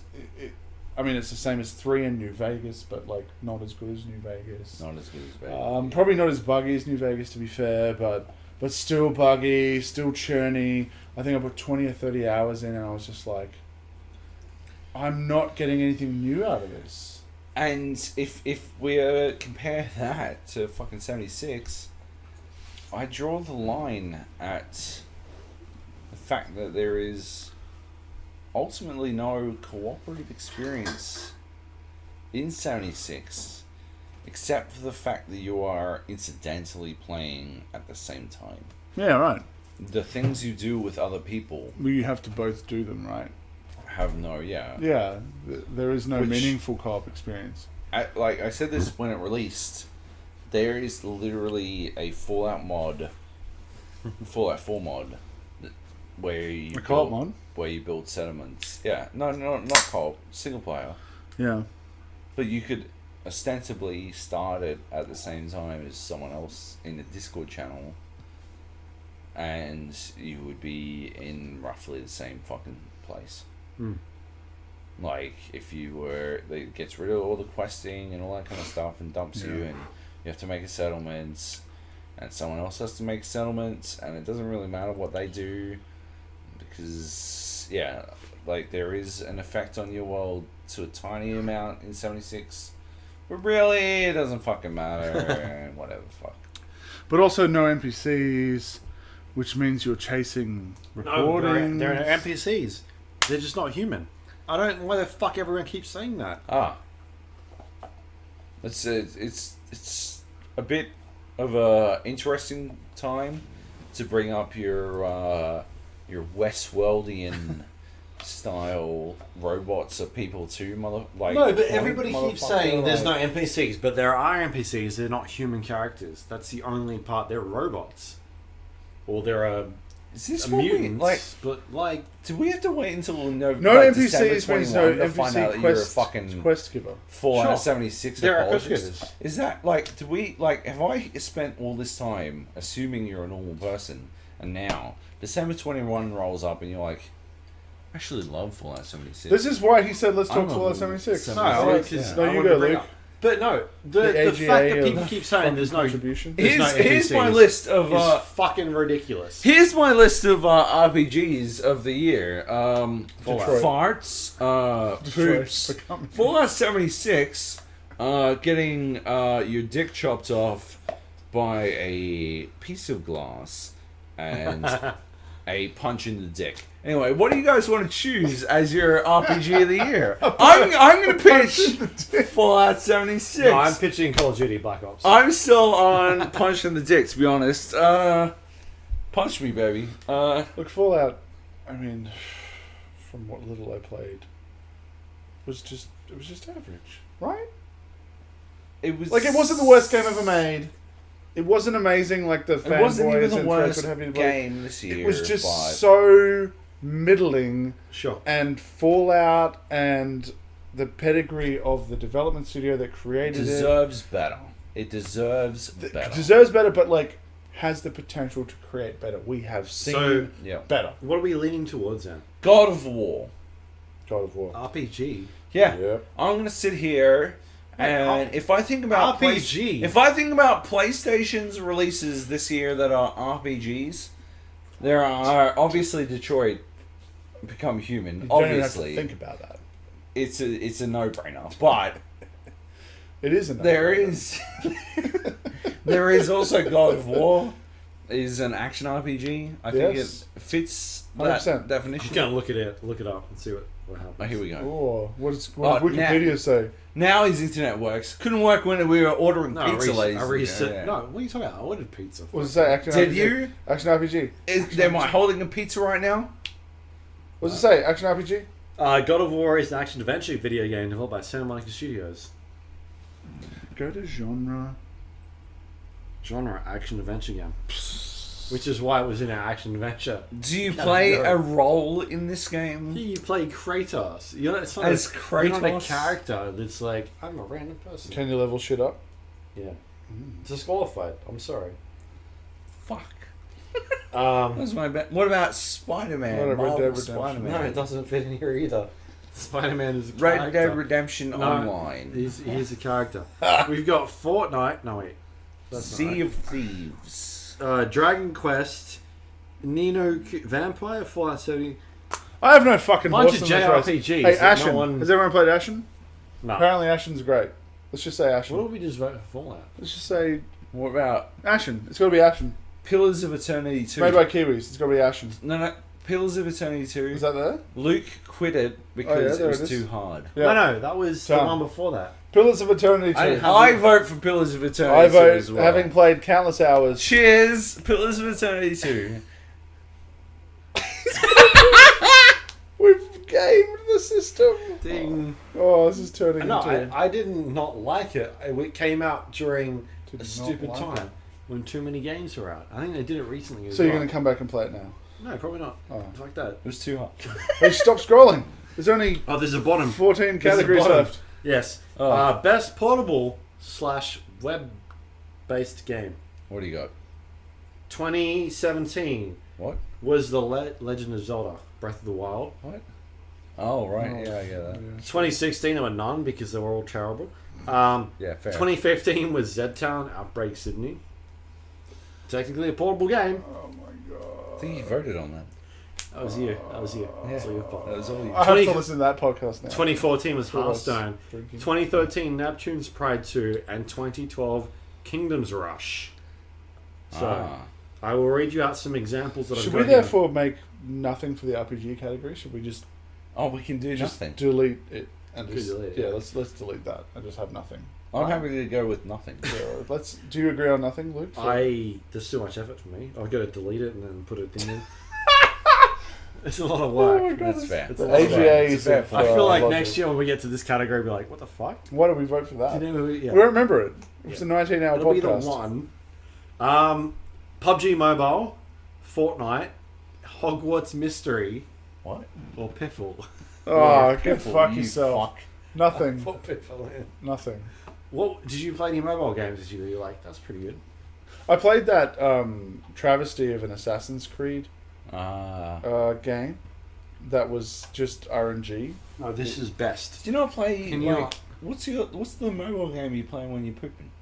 Oh, it's usually Plants vs Zombies. Fuck Duck Steel. Two. Which one? Too? Yeah. Serious Yeah. shit. I shit you not, Coral. No, oh my I god. shit you not. Nice. Hitman. How was Hitman Sniper? Yeah. I'm digging now. No, that's it. That's all I know. Brawl Stars. I'm going with Piffle. Not on your fucking life. Yeah. So nothing. So Nothing. delete You're going RPG. with Nothing yet. This is Delete half the categories. And yep. Blank. I'll just write no. You know what? If they release better games, then Stop making shit mobile games. yeah, then it wouldn't be. A I problem. know what I like. What? It's called Piffle. not. You know what was good? Clicker Heroes. Ancient Bricks. No. Burrito Bastion was good. Burrito Bastion. Burrito Bastion? Burrito Bison. Oh, But it wasn't made. Burrito Bastion. I'd eat that. It wasn't this year. Yeah. Don't Google now, motherfucker. What's our next category? Deleting stuff. 1 second. Oh. Our next category is Best New IP. In 2011, sorry, 2017, it was Oh, this is gonna be. PlayerUnknown's Battlegrounds. Fair call. In 2016, Dead by Daylight. Fair call. Bloodborne in 2015. Not a fair The call. Evil Within in 2014. Also not a fair I call. think that was Steve Farrelly. was on the. Oh, podcast. that's why you don't get. Fuck. Yeah. Anyways. In 2013 was The Last of Us. Dishonored Yep. in 2012. Yep. And LA Noire in 2011. Nope. Some good games. Some. Definitely some. Okay, fair enough. One bad game. What? I've got a list of titles here. One of them may be a little bit Iffy. iffy, yeah. I've got Subnautica, Rust, A Way Out, Vampire, Fortnite Battle Royale, Marvel Spider-Man? Confusing. Artifact, Ashen, Last Year The Nightmare. Subnautica. Congratulations, Subnautica. Subnautica. What was the deliberation on? I forgot the others. Nice. You were like, what are the rest of them? Okay. No, was there nothing else new this year? Let's have a look at the list. So no, my dilemma here was Subnautica, Marvel's Celeste. Spider-Man. The Forest. Is that that's a new IP, right? We can't. You can't. We put it in last year. We'll do it Did win it get last new year. IP It wasn't last mentioned year? last year. No, Fucking bullshit. It motherfucker. didn't win, but it was in there. It's goddamn horseshit. Sea of Thieves. Oh, Sea of Thieves. Yeah. But not a. I'm gonna bring up. It's awful, but Keep don't let the Detroit become dead air happen. Hello Yeah, Neighbor. no. Games are 28. Oh, that No, was but I'm putting that it had in potential, good right? games. I'm just reading Did out not. fucking games. So it's garbage, though, right? DayZ. God of War. No, it doesn't count. Classic. It's the first in the series. Super Smash Brothers. Are we gonna go with Subnautica? Yeah, I think Subnautica is a good choice. we are. Subnautica's cleaning up. What, so hey, far. what about A Way Out, Joby? Like, as a shared, cooperative, painful experience. That is true. We did You have that. don't want to go with Spider-Man? Wait, have I... It's not a fucking new IP. Is it a new IP though? No. It's not. How was Vampire? No good? It's like a 7. I definitely wouldn't put Frostpunk up there.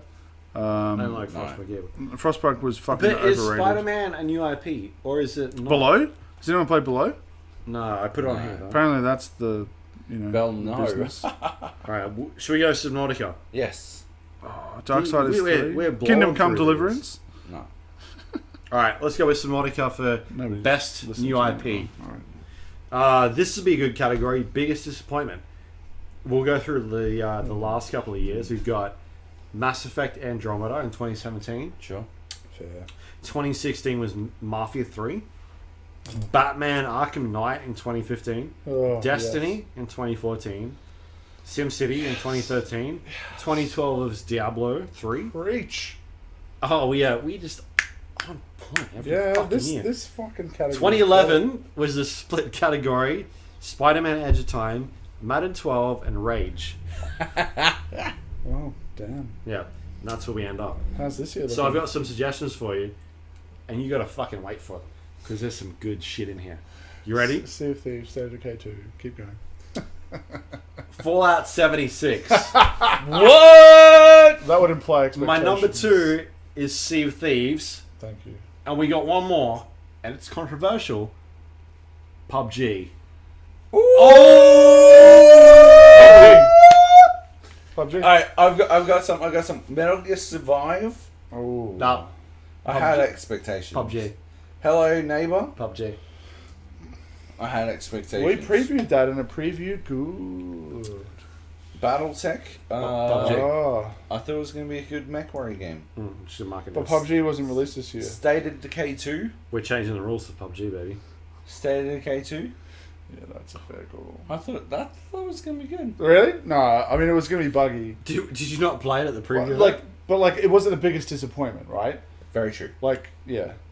Detroit Become Human. Sea of It's Thieves. pretty disappointing. I was at this. You had expectations in it? I did actually. Oh, I watched Jamie, that. have you I played a watched, David I Cage watched game? that. Oh, I thought it was going to turn it all around. It seemed like Based people on were acting David like Cage's fucking pedigree? shit. Or? For once, Artifact. Artifact, you had expectations in that? Yeah, Because absolutely. it's Valve? It's Valve. Fair call. Doesn't work. Just like move it dramatically People in and can't out see the winner. until... Oh, you put PUBG? Just... Anyway, it's PUBG. Yeah, it's PUBG for sure. No. Sea of Thieves. No, PUBG, man. Sea of Thieves. I think I'm Sea of- changing the rules. No. Sea of Thieves.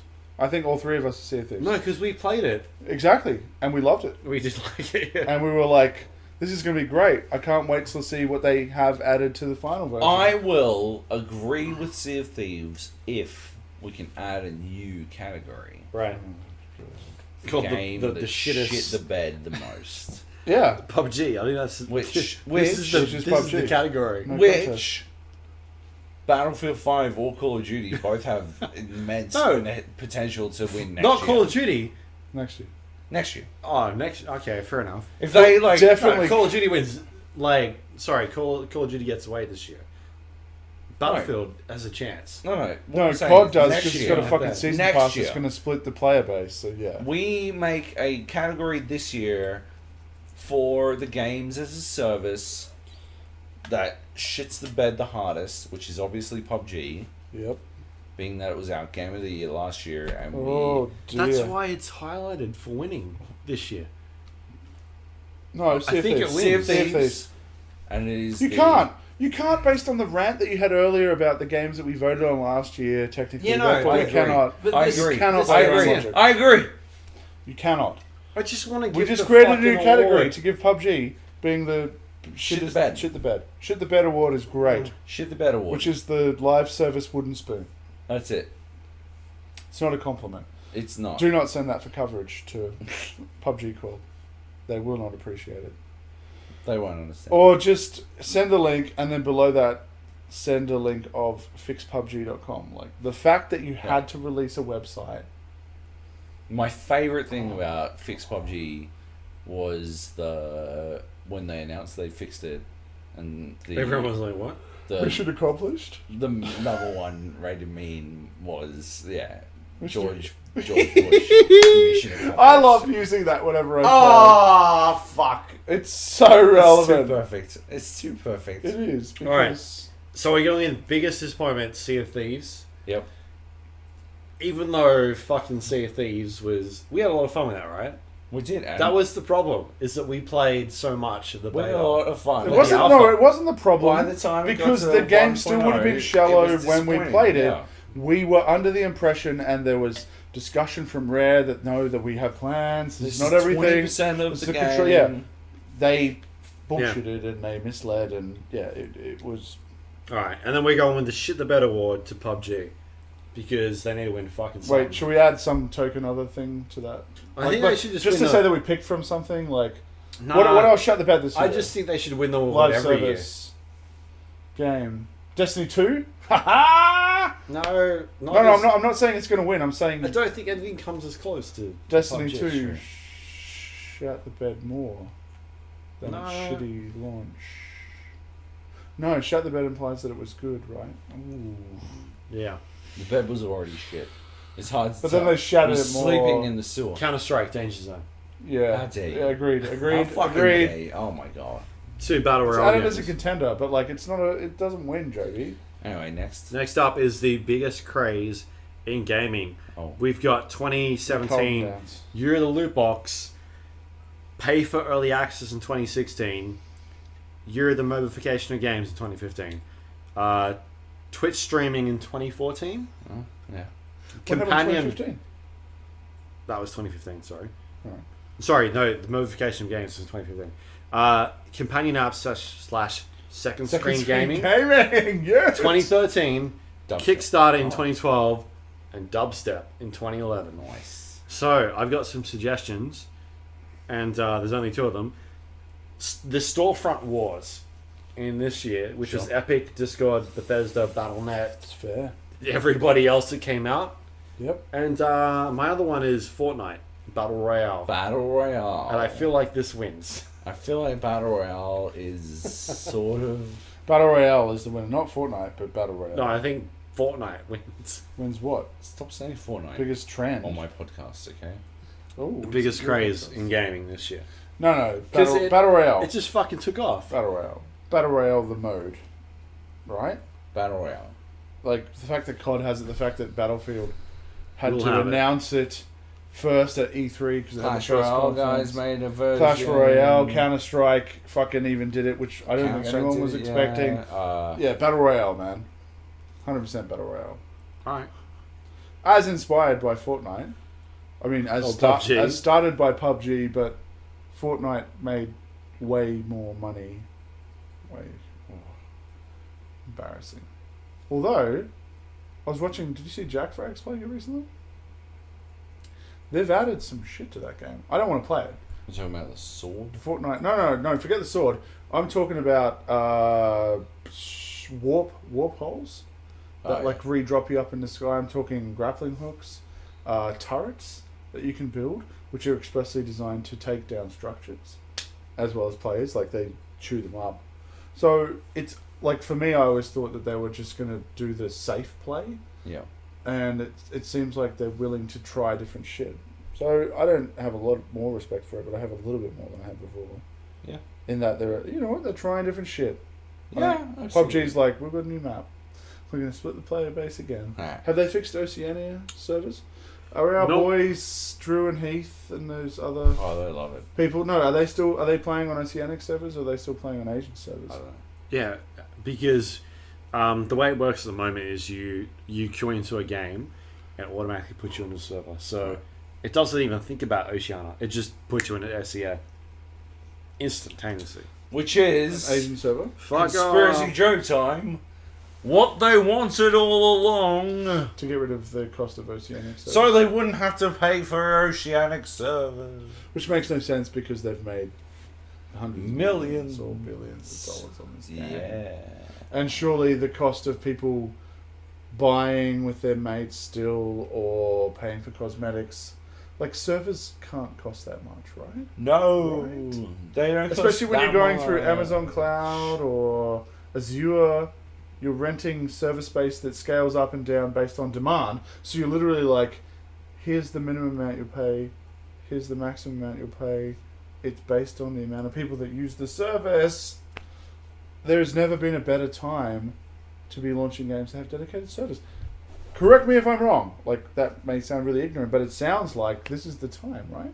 You don't have to worry about rolling out infrastructure. Like, when you look at Battlefield 5's sort of tweets and announcements, you get a lot of people from, like, places like South Africa going, where are the servers based? And you're like, cunt, you're in South Africa. Mm. But they now have servers in South Africa through a non-Amazon partner because they wanted to support that. I can't imagine that the return on that is particularly great, but hey, Fuck yeah. kudos, they've done it. It's what you'd expect of our shooter of the year. What do you got, Luke? Next. That's it. We're going to do some top fives. What do you want to break? No. Oh, man, We going in? Fucking 11:30. We're gonna punch this Good shit lord. out. You got to punch it. Punch it, Chewy. All right. Do we want to just kick on through? Yeah, that's what we said. All right. Let's go from there. You start. I'm writing down numbers. Farts. 4, 3, 2, Oh, he's doing. 1. Yep. He's calculating stuff. I am definitely calculating things. Well, this is a tough one for me. Sure. I did this, I think last month when we did our Game of the Year awards at Survivor. And we had to do the Game Awards, actual whatever it was, top 5. Number 6. I'm gonna put a 6 in there. I did the same thing last year. Well done. Subnautica. Sure. I think it was a very good game. It did something unexpected. I think it is literally the only indie game on my list this year in terms of my top 6. The last couple of years, indie games have pretty much dominated my lists, and this is the first year that like it hasn't really come out, which is interesting because I've seen a lot of people on the internet talking about how this is the year of the indie. And I didn't feel that this year at all. I felt like the last couple of years we've done pretty well. Yep. I mean, we look at last year, you and I talked about The Forest, we talked about Dead Cells, and I feel like we were pretty on point with those, right? We were ahead of the curve. Like, it was literally on our list of Platformer of the Year last year. Yeah. A year and a half, 2 years before it was out. Like, we were on point with that one. It's all of them. So yeah, Subnautica, I felt like did a good mix of taking the survival horror aspects and putting you into uncomfortable situations that you haven't been in before. Yeah. Which is what kind of The Forest did, but The Forest did, I think, a better job, which is why it ended up on my top 5 last year. So yeah, Subnautica 6, it snuck in. Number 5 for me was Battlefield 5. I think it's the best. Fitting. I think it's the best Call of Duty game in the last couple of years. We've played. You said Battlefield 5. Yeah. And it says it's the best Call of Duty game. Sorry, I think it is the best Call of Duty. I think it's the best Battlefield game That's what we were arguing in the about. last couple of years. I liked Battlefield 1, but I didn't like it as much as what it could have been. And when they announced Battlefield 5, I was pretty upset with the direction they were going, but I was super surprised with where they went with it. And yeah, I think the bits that turned it for me was the building was a huge change, and the attrition stuff was pretty massive, and the map design was huge. Like, Yeah. all of the maps in that game are ridiculously good. Yeah. I don't like. GL. I like all of the maps, Okay. hands down. They're all really fucking good. I don't play the maps and be like, oh, this is pretty shit. I still feel like they're all decent maps, and I think they've learned. Like, they've understood that we shouldn't make linear design maps that prefer or that Confer an advantage, yeah. like give a good advantage to one team. Yeah. There are absolutely some maps that I think do that. Aerodome, I think, has a problem with Slide C. extent, Twisted Steel, Yeah, but they've got minor extent, but they've got a good understanding. They can balance that, right? Because they've got the good map layout there ready to go. And that so was Shift D on Twist. Oh, let's not talk about fucking Battlefield hour next hour. of But Battlefield, but if they were to shift D closer to the bridge, I think it would be a staggering change to that Right. map. And so, Battlefield 5 for me, I think is the best Battlefield game that I've played in the last, I don't know, man, like 6 years, 7 years, because I think it's outstanding. The things they did with the teamwork, map design, gameplay, but at the same time, I get to the point where I'm like, why is this a yearly release? Like, why Battlefield 5 couldn't have been a patch for Battlefield 1? I think that's it doesn't make any sense to me.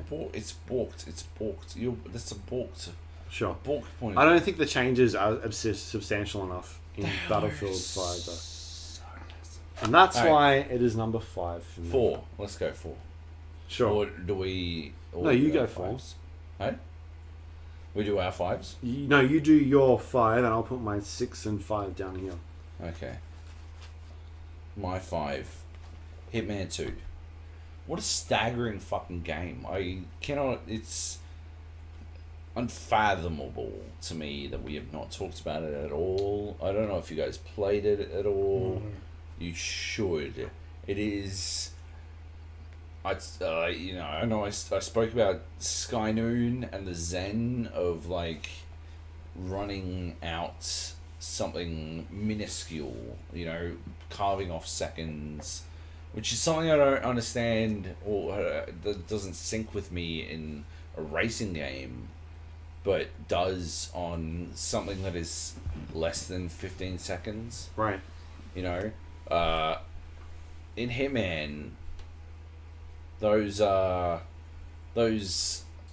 10-second increments are everything. Those minuscule hesitations are the difference between success and failure, and it is a game where you operate entirely in confidence regardless of your ability. It is this simulator of this idea of you playing out your best fucking life regardless of whether or not you can do it. It is, and like, this is the basis of so many characters in comedies.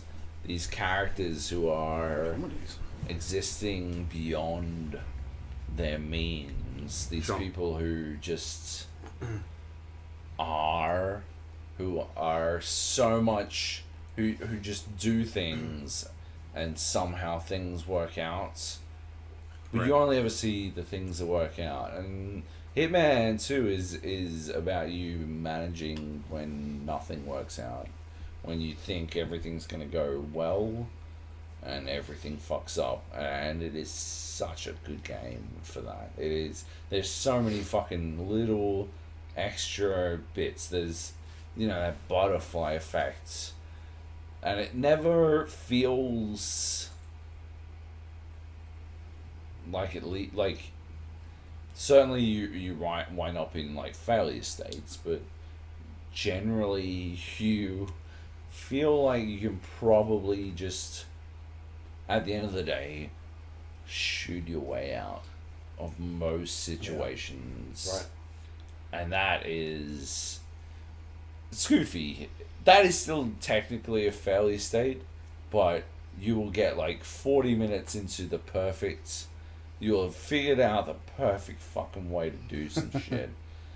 And you will open the wrong door, at the wrong time. And someone will be like, hey. And you're like, pop. And then it happens. It begins. And it is then just this domino effect of idiocy. And that's Hitman 2 to a T. Like, it was Hitman 1 absolutely as well, but there's no more season pass. Is it better than Hitman? I 100% believe it is. Bigger levels, more interactions, more like ways to kill people, more ways to work out how to kill people. Right. I killed St. Bean. Like, there's so much going on. Like... Not St. Bean. Oh. Not again. How could I not? Yeah. Oh, I love that. That is the best. Fucking job. So perfect. I mean, like, I was the guy who was like, the Predator DLC for fucking Ghost Recon. Oh, dude. Was basically goatee last year. Yeah. But, like, because that was amazing, and that shared experience with you guys. They nailed it. But, including Sean Bean... as a killable right? They do in a it so Hitman game. It's our notes for last year. Predator, thanks for goatee. 3 hours 50 minutes of talking about Predator, man. That's 3 hours 50 minutes well spent. I don't think that's what that Game of the Year, Wildlands. What? Ghost Yeah. I know, because I listened to it, and you guys were like, it's obviously Wildlands, and the podcast. No, it's PUBG. Wasn't that what it was? Is that how it went? Yeah. It was a psych! Psych out.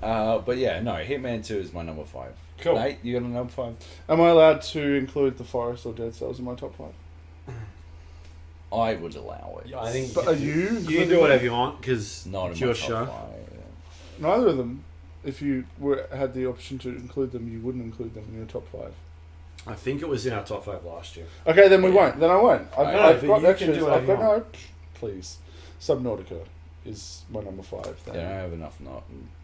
There's not enough fucking numbers. Yeah, look, I'm not including Dead Cells in the Forest. I've written down more than 5 just in Yeah. case. But yeah, Subnautica is my number 5. Admitting that we have obviously Change the rules. we were too far ahead of the fucking I know, curve right? on Dead Cells This and is- the Forest. And the Subnautica. And they are explicitly amazing games that deserve attention. My God, if they're on sale right now, If they are on sale right and you're now, 9 get hours into them, this podcast, boys. stop listening. Fuck. Go. No, I keep listening. Yeah, and shut up. go and Keep download. listening. Yeah. Chop in a bit at the start that says But exactly that. no, please go to the This shit's 9 hours long. Play either the Forest or Dead Cells. while you're listening to this. Nate's on this one. You are- Please. yeah. Yeah. Nate's on, and they're like, Yeah. well, shit. Yeah. Fuck. I'm going to the man cave for 9 hours. If we are, yeah. If You we're come out with a accepting- beard like Is Nate's. this the longest podcast in history? Easily. I think Like it's in gonna be, history, yeah. though. It might be. Oh, Is there a fucking award? Like, are how we long? going to win? Well, hardcore history. We might be. What do going they on do? that one. They edit it though. They edit it across multiple days. Right. And This how long might do be they the go for? longest 1 day effort. You know what? We could do that if we're not it. I mean, I'm not saying we should, but we could. Easily. Right. Oh yeah. Easily. But yeah, I mean, like... We I- can do it on Battlefield. yeah. We could, yeah. Plagiarism. Just the whole Fuck. thing. Or the intro. I don't want to go into great depth about We haven't. Subnautica. We have hit the movie. I don't want to make podcast. waves or splashes. It's good. It's Um, good. I'm liking it. It's a game that makes me wet. No, but look, I had a lot of fun with This is a fluid Subnautica. transition. We talked. Oh, We talked earlier, about my problems, and those were Yes. what stopped me. But that shouldn't detract from the 20 to 30 hours yeah. of addicted engagement that I had and discussions with these guys in chats that started big, and then it's like, what part are you up to? And then those chats would get smaller based on not wanting to ruin certain reveals. Yep. For people, the podcast I was on yesterday, they were very, I guess you would even call them basic reveals that I was cringing at. Like, don't say that. Yeah. Like, right, yeah. and I'm not even It's going to like- hint yeah, at what it's they very are, but like, story-heavy. they're story heavy. I feel like, yeah. Yeah. Like the discovering places. Some of them were. Discovery. The, Yeah. the environmental stuff is like considered to me story. Yeah, okay.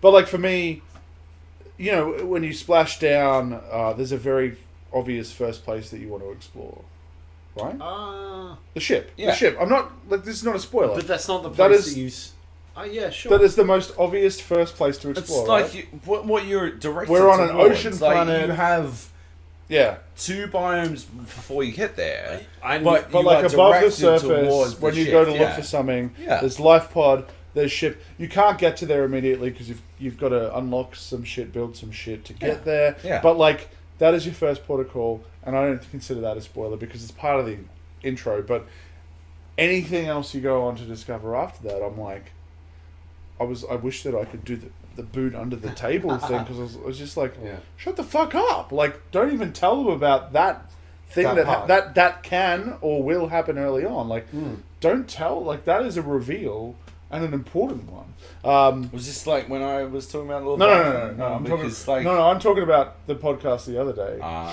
where Steve Farrelly was raving about in depth. Subnautica, Yeah. but then he Did very you show up to our podcast? what Did you show up to our podcast?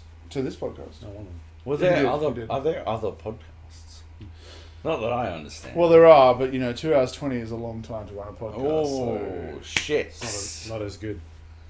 But like, I mean, it's free at the moment. A game I mentioned earlier. Yeah. On Epic Games, go and get Subnautica. Yeah. I don't know when this is going up. I'm pretty sure it's still available. Tonight.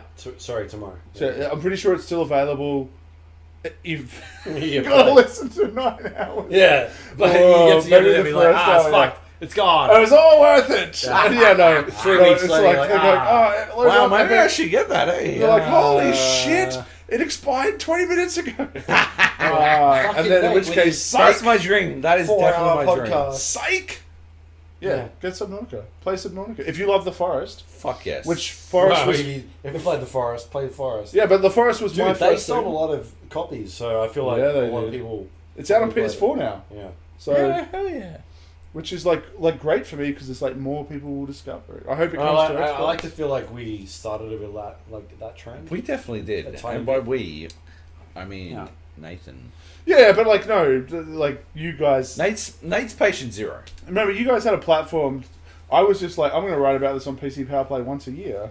And then we brought it. And then I was like, hey, get you guys into this, and you guys could talk about it whenever it was played. So, Oh yeah. like, that is the kind of Hell game where yeah. it's like, if you love games, like, forget the fucking genre. Like, Do you like weird do you like shits? games? Yeah, do you like weird shit? Do you like mysteries? Do you like co-op? Do you like solo little scare fests? Have you ever been friends with a man who inexplicably decided to turn body parts into Do statues? you want some leg soup? Wait, Yeah, what? I was talking about that on that podcast yesterday. Wait, why does that keep? And I was like, happening? one of our group needed fresh water, and we were under attack, and it was very urgent that he had it. Another person in our group Put a kept leg. dropping body parts, and the rage, He got the so rage. upset. No, but it took like 4 seconds for me to be like, why is there a fucking leg in my soup? Oh, you're so fucked. Respect cunt. well, play some America. Yeah, if you love the forest and you've had your fill and you're looking for the next The Forest, albeit solo, and you know what? If there's a mod out there, I want to play Subnautica cooperatively Yes. with you chaps. Yeah, it's definitely worth rechecking. Because the mod was in the early days back when I looked at it. Yeah. And that was about, earlier this year? Well, literally earlier the this year. start of the year. Yeah. So, maybe January they've this advanced year. it. Like it was kicking off at launch. So It's good. Absolutely worth your time. Number 4, what would you pick? what do you got, Luke? No, I No, already did my 4. What What was your 4? Oh no, sorry, I did You did 5. 6 and 5. You Sorry. You go, please. Call of Duty Black Ops 4. Oh, because it's a 4, Battlefield 5 is a 5. I'm saying Dark Side is 3, yeah. Predicted. Wait, how did you know? Whoa, shit! Are you a witch? Yeah, Burn this you're a witch. motherfucker! I think Call of Duty Black Ops 4 is one of the best, well, the best Call of Duty games in a while. That's why it earns the number 4. That's why it's number 4. I think Blackout, like, I've not played a game that has hooked me that much. Like, even PUBG did not do that to me. It didn't grab me as much as what Blackout did. No fucking way. I did not play... There were times where I Motherfucker, played... you were playing solos, PUBG. Sure, but it didn't have me playing Blackout solo at 7 o'clock in the morning. You can't play Blackout solo And I think that was... But I think that was because of because nobody's. PUBG, right? That was PUBG's fault. PUBG got me hooked. It didn't work anymore. And then all of a sudden You were another looking game for came that along. fix, baby. Yeah. And then I could literally play fucking Call of Duty Black Ops at 5 o'clock in the morning solo or with Champ Chong with 2 other randoms or Still get a game? whatever it was and still get games going. And that was the thing, right? Like and I was still having fun with it. I hadn't played Call of Duty for like 5 or 6 years. It's not my type of game, but the fact that they came along with a game that worked, a battle royale game that worked, and it worked well, and it played really well, blew my mind because you were talking about it on like PlayStation or console, and I was like, oh, whatever, we'll see what happens. And then until I played it, I was like, all right, yeah, that's cool. Here's the things I'd change about it. I still think it's fucking really good, and the fact that they kept updating every day, every week, every time I jumped on, there was like a new update, and they made it better and better and better. And you look at a game like PUBG or Battlefield, and every time that they seem to make a change, it's like, why the fuck are they making these changes? It doesn't make any sense. Like, if I was a game designer, that's not what I would do. And when I looked at Call of Duty, I was like, I would make these changes, and that's how I'd fix it. And they'd come out with an update, and they do the fucking exact same thing. Like, it blew my mind that they were on the same like level. It as what we feels were. like there are some game developers who are patching based on telemetry, Right. and we know for a fact that happens. And there are some who patching based on play experience, and there are 1,000% instances where patching based on player experience Sure.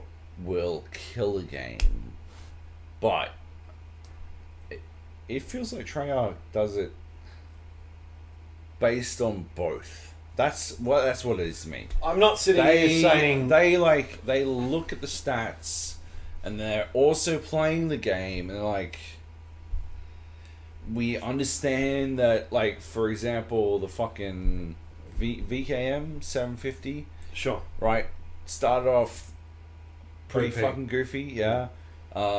And they could have nerfed it all the way into the ground. All they did was adjust the fire rate a tiny bit to be slower, Right. to the point where it's objectively worse.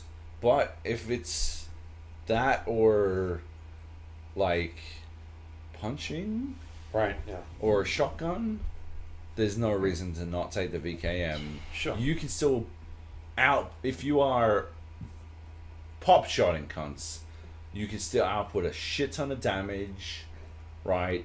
You just have to be accurate, right? And that's the sort of shit, right? That's the sort of shit to me that makes me think that it's got a good future ahead of it. But That's my thing, right? Is I don't feel like they listened to the GAP and they were like, Joab and Luke fucking know what they're talking about. They should've. Let's put armor shards in the game.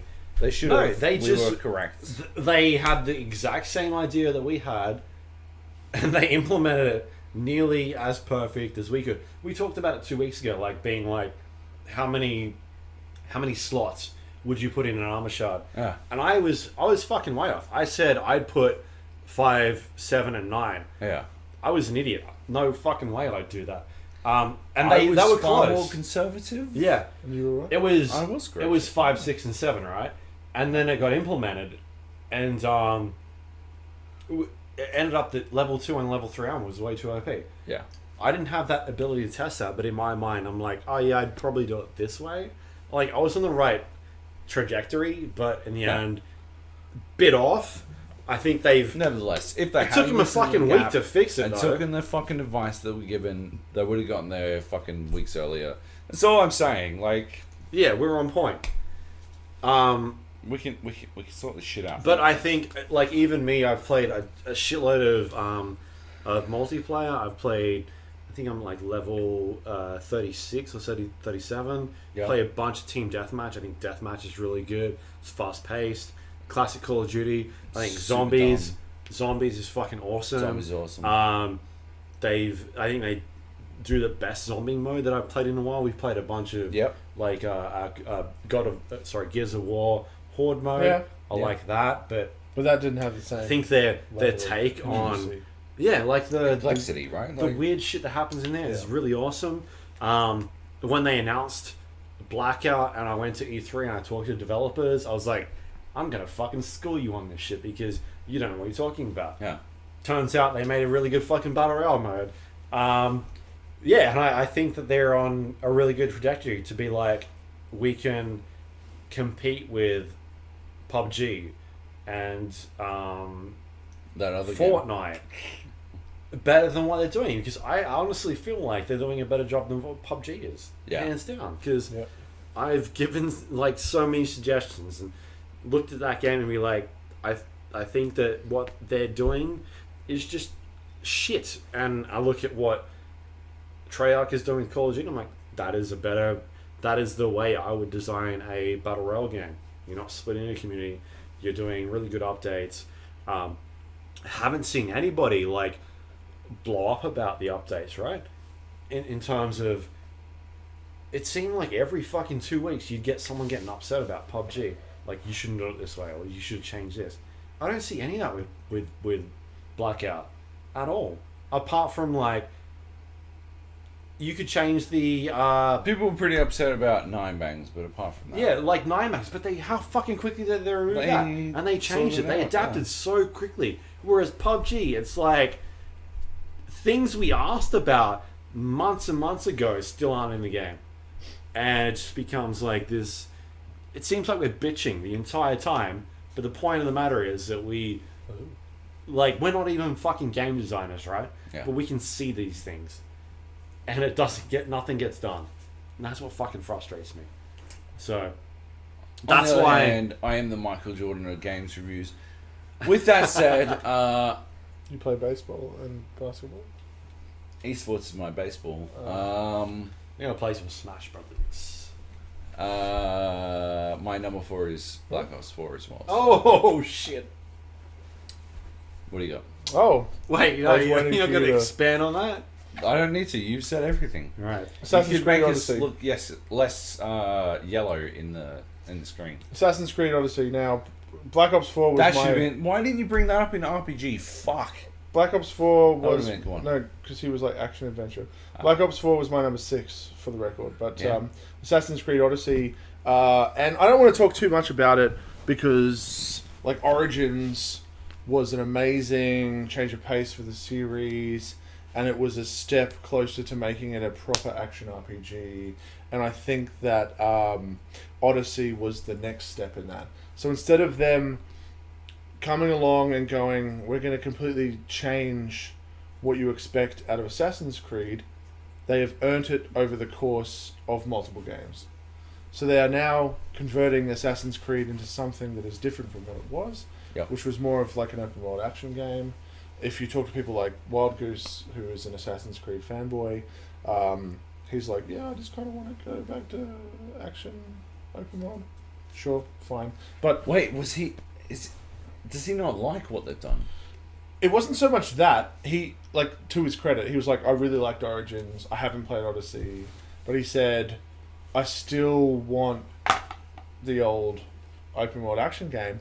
And I'm like, I've been a fan of Assassin's Creed since day dot. Now, granted, I haven't been a fan in the same way that Battlefield, which has fewer, like, cringe moments. Yeah. Because Assassin's Creed, I love the original, warts and all. I thought the second was, like, a lot better in terms of the gameplay diversity. And then there was, like, a middle period with Ezio where it felt phoned in. Yeah. With a couple of, like, bolt-ons that were like, this would have been great if there was more that was different. Right. And then I got fatigued. I hated 3. Black Flag was my jam. I was back in. But really, let's be honest, Black Flag wasn't an amazing Assassin's Creed game. It was 2 games in one. And the Assassin's great Creed pirate part ship was still game shitty. with- But the Pirate Simulator was fucking amazing. And so to the point where Ubisoft's making its own, Skull and Bones. Which as far as I can tell, like nothing to do with Assassin's Creed. Is that what you're going to say? Or? AC4's pirate shit. Like it seems entirely independent. It seems like a action multiplayer. Yeah, but they've taken what was awesome in that it's like a ship-to-ship combat style thing. That was awesome. I No? felt like it was the act of sailing about. I mean, yeah, fuck. I Well, guess look, no, you know what? Sailing felt good. Attacking ships felt good. Boarding ships felt good. If they could take the learnings and the engine and the new combat design logic of Origins and Odyssey and say, we're doing Black Flag remastered, but remastered doesn't just mean pretty. Yeah. It means we're actually changing the combat, because the combat was still that wait for a counter and then, everyone who's close is dead. I would just be like, shut the fuck up and take my money. Like, I want to play All that. they would have to do is get rid of the stealth ship sections. Oh, yeah, they were And I'd be bad. so on board. Oh my god. Oh, I they hated them. were so bad. I hated them so much. I just remember them. That's why I stopped playing Black Flag. But then also the first person I couldn't keep doing them. modern day shit that would just it was so jarring that it switched perspectives. Ugh. And you were like, and you're making me do puzzles and spend time in this area? Are you fucking insane? Anyways. That bit reminded me of Fight Club, and Brad Pitt, Tyler Durden says to Edward Norton's character, he's like, "Oh, it's clever. How's that working out for you? Being clever." Because that's what that shit is. It's clever, and it's not working out at all. Fuck. No. Let it go. And, Shit. And more importantly, I think it was Revelations, the game before, where basically all of the future stuff was we got optional. all the cats. All of the future stuff was optional. Like, it would dump you back in this weird, Yeah. like Matrix, like stuck between worlds reality, and then you could engage with this dipshit who would tell you more, and you could be more in the future, or you could run straight back into that portal and be back in the game world. And I thought that was the best way to do it, because for me, the genius of Assassin's Creed has never been the modern sections. It's always been that it can be set in any era, because Yeah. they have set up a device that allows them to move between it. The future story is totally irrelevant. Yeah. It's just there as a device, a storytelling device, to allow you to move between worlds. Yeah. And even if they relegated it to cutscenes, because I don't give a shit about this asbestos, Aspergo. It's basically Ubisoft. But like that versus the assassins and like, I don't give a shit about that. They even in the trailers they don't have any future stuff, and I refuse to believe that's because they don't want to spoil anything. It's because the real game is set in whatever era they're championing. And I think that moving to ancient Greece was great. I think it added enough new stuff, and my god, was that playable area huge. And then they added the mythological creatures for you to fight. Yes.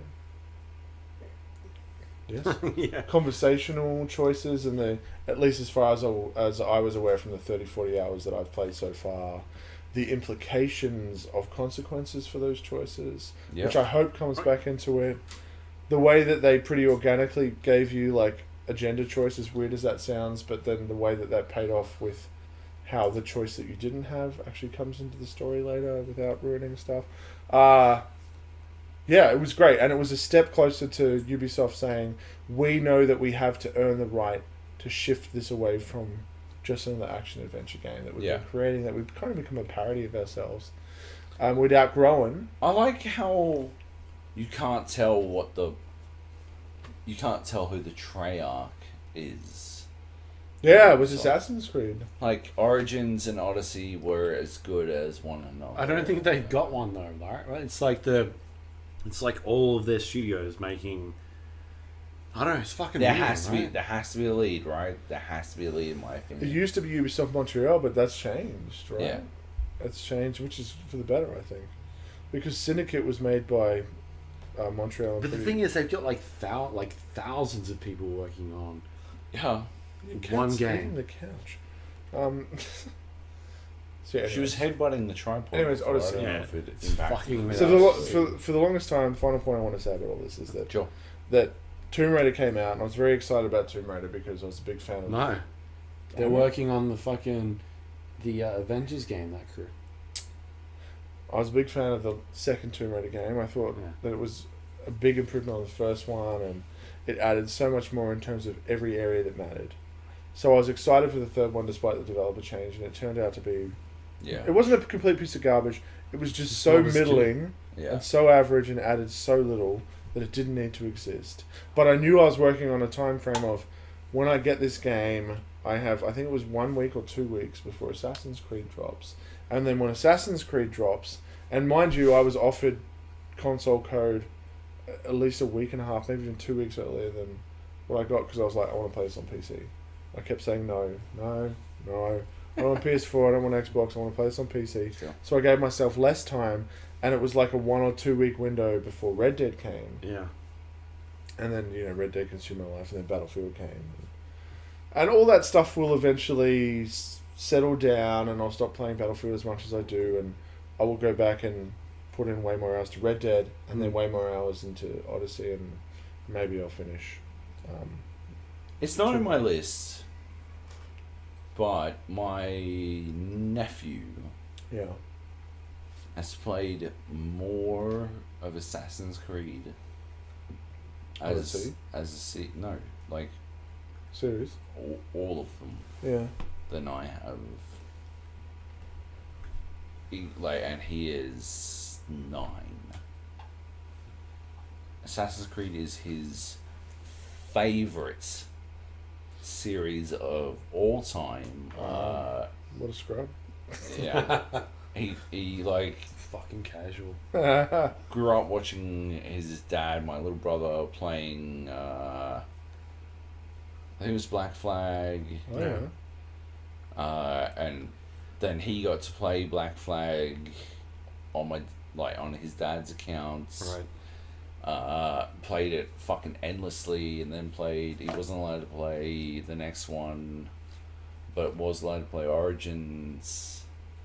Played Origins endlessly, etc., etc., etc. Anyway, point of the story is, he hit me up. I'm like, oh yeah, what games do you want for Christmas? You're 9-year-old. Yeah, fuck you. What game do you want? Fortnite. Like, do you know what industry I work in, Fucking motherfucker? Fortnite. When do that flossing? When I And floss. he was like, Spider-Man. Ah, good choice. Good choice. I'm like, I've got Assassin's Creed. You can have the new Assassin's Creed. He's like, no, I want Spider-Man. I'm like, fucking, Damn. really? It's like, yeah, that's all I want. So you read K-Zone? Because I spooked that pretty fucking You- Must be your hard, fault, man. you You're fuck. welcome. Spider-Man's. You I can was pimp a out Spider-Man. Assassin's Creed. Well, I literally Wait till we could get not... to next number one. Literally could not you pimp, really uh, cut me on this one, you fuck. Now I have to go and buy It was Spider-Man! effort. It was effort getting him fucking Spider-Man. God damn it. Not only his number one game, it's his number two game as well. Alright, so back, what are you? So you now. Oh, we get to number three for me. Yep. Spider-Man. Marvel's Spider-Man. Oh, Darksiders. Yeah, man. I think it's the. I don't understand why it's taken so long for Marvel to make a good fucking or a good Marvel game, right? DC obviously had 2.5 good games. They had Arkham Knight, Arkham City, Arkham Asylum. Arkham Knight was like a weird game that sort of didn't work, and then the spin-off Origins. Origins was super strange as well. I thought you liked Origins. I liked Origins. No, Origins was good, but it was still in this weird spot where it wasn't anything different to what they'd done before. It was That was very my problem. samey. And then Arkham Knight was just a disaster on PC, at least. Awful. So, like... Also, it's story. Yeah. But the fact that those That- games Yes. sold so fucking much money, and then you've had the last decade of Marvel dominating the box office every fucking year, was so strange to me. Yeah. And I guess it came down I'm to... loath to bring up Disney again. Yeah, no, it came down to like the deal between Activision and Marvel, Monetization schemes, baby. where Activision had the rights to do those games, and all the games they put out were trash. And eventually, it came back to Marvel having the rights to... Not all the games. I believe one of them got a... Which one? Award in our list. Looked most disappointing. Oh. Wasn't it? Some Spider-Man thing? No. It might have been. I'm pretty sure it was. And I'm assuming that was all Luke. So they got the rights back. And, we went to the preview of it, and they talked about it. Like, the getting to pick what game they wanted, and they went with Spider-Man. But that could have been Captain America, could have been Daredevil, could have been any of those games. Yeah. Like, super interesting. And So they went with the boring one, is what you're saying. I think they went with a really interesting one. I think it's the best Of course. you do. superhero game since one of the Arkham Batman City. games. Yeah. For sure. I think it's the best not combat hard, though, since then. supposed to be I think it's the best story. Arkham City. Absolutely. I don't think it's better than I don't think it's as evolutionary as what No. Batman Arkham Asylum was, which is why it's on my third. Yeah. I think it's a better combat game. I think it's a better story game. I think that it does some things better than what Batman Arkham did, but that's like comparison, right? You have to draw your comparisons from what you understand. And I think that it did some things better and other things it didn't do as well. But at the end of the day, I think it did an amazing job. And I don't think it wasn't as evolutionary as what Batman was. Like, that is a huge feat to try and accomplish, right? Because at the end of, like, Assassin's Creed, Dark Souls. I feel like there were all these games that were inspired by what Batman did, and it like kind of revolutionized combat in a way that we hadn't seen in games before. Like games have definitely surpassed that with Dark Souls coming along. I'm gonna be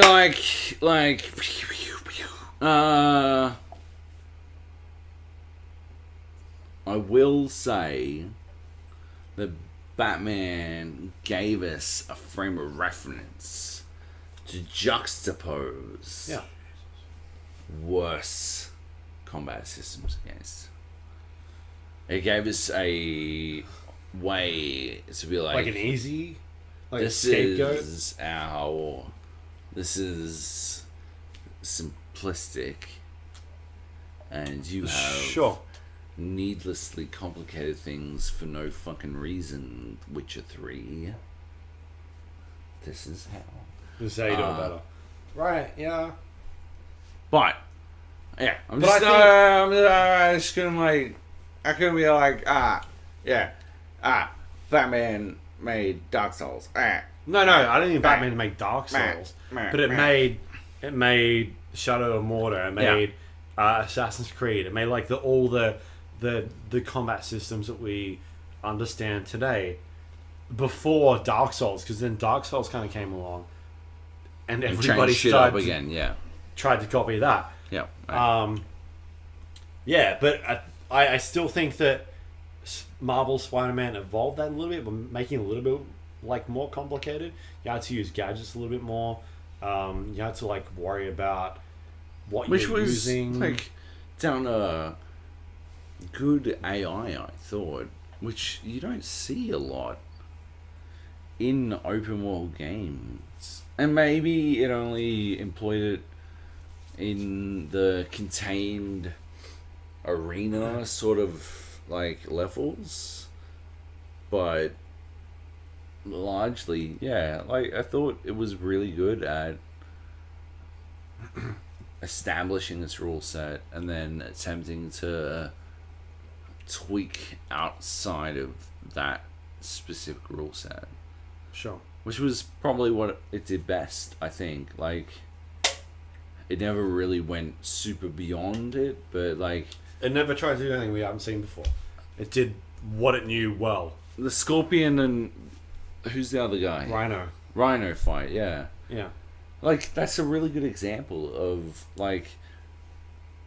It would have been pretty basic to beat either one on their own, but you had to properly think about what Peter Parker was capable of. Yeah. Like, when you were playing against both of them, which I thought was really good. Yeah. Yeah, and so I think the combat was really well done.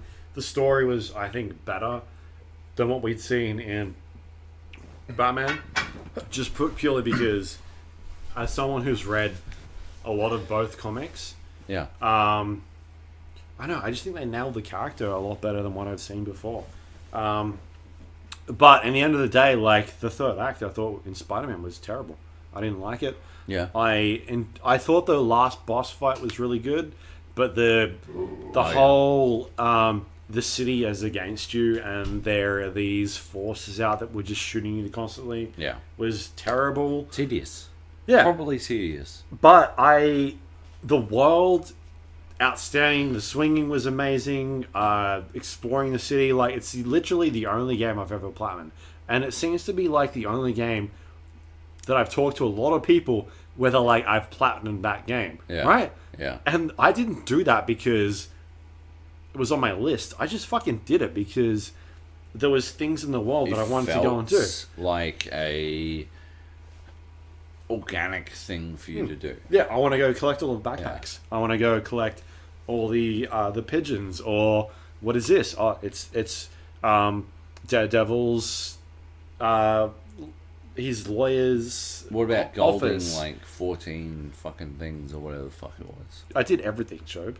But like Golding specific missions. Oh no. So you didn't have to do any of that, but you had to get like a percentage of this much completed, so you didn't have to gold everything, Ah. which was good. Like, because I didn't. That's not how I approached it. I didn't go into it being like, oh shit. But yeah, man, I thought this as someone who like reads all the Spider-Man, I thought the storytelling was amazing, and like I feel like it sets a new benchmark in terms of superhero games. We've seen obviously Batman do it really well, and that's the only one that's done it well. We've seen Punisher games, we've seen Daredevil, yeah, I think Deadpool games. They've all been crap. Like Spider-Man games, being like one good Spider-Man game. And at the end of the day, What's like a good Daredevil game, Nate? Punisher. Oh, it was right. Punisher. Yeah, I think it was Punisher. Bad one. Yeah, no, the Punisher game was good. Yeah. Yeah, and I think that this is it's a good starting point. It's not the best. Like, it doesn't revolutionize gaming like It's a good Hulk game. like what Batman does, but I still think that it's Hulk game where you punch down fucking buildings. That It game sure was a Hulk fucking game. sick. Buddy. It sure was a Hulk game. but I still think it's one of the best superhero games made. Like, full side. Yeah, that's just where I stand. Right. Yeah. My number 3. Well, yeah. Number 3. It's Battlefield 5. Oh, don't do that. It's Battlefield 5. I feel like we should talk for another hour about it. If you want to. I really don't. Alright. Battlefield 5 is my number 3 because the games above it hit me in a way that I think it can't. I'm gonna stop you right there, because mine is Battlefield 5 as well for number 3. So What? let's. Oh, shit! I'm out! I'm done! No, I I'm don't just saying. understand. What is going on? I'm saying we can combo this. Did you say 1 or 3? 3? Number 3. Are you sure? Yeah. Oh, God. I'm very sure. I've done it. I'm fine. I'm fine. You have Like, like stroke or something? Look, I'm a big Battlefield fan. You know that. But Are you kidding? yeah, That but doesn't like, even but there like begin. there are Yeah, delete your problems. fucking- There are big problems. There are design steps that are backwards from what they had in Battlefield 1. Sure. You know, and they should know better. They should do better, and I don't think there's a problem to expect better of them after It this amount of is time. the battlefieldiest battlefield of all time. It is the And I will not hear anything other than that. it to is be honest, the it best is- instance of the Battlefield pitch. This is the elevator pitch for Battlefield. And this is like only in Brought Battlefield to moments life. happen in every match. Every single match. You sure it's 3? I am very sure. I looked at my other ones. There's one map I would prefer to not play, but Yeah, look, but like I said, Fiela's a very simple fix away from, or you know, even if they don't add that extra point that I suggested, they just need to add another option or two of anti-aircraft potential for classes, and hopefully not just the support class, maybe the assault class, because people did a data mine. sure. And they found, I won't tell you what it is in case it comes out, but they found the existence of a gadget that is basically designed to be World War II's equivalent of surface-to-air missiles. Oh. And fuck am I about that. Which is Yeah, basically yeah. it's just mobile flak.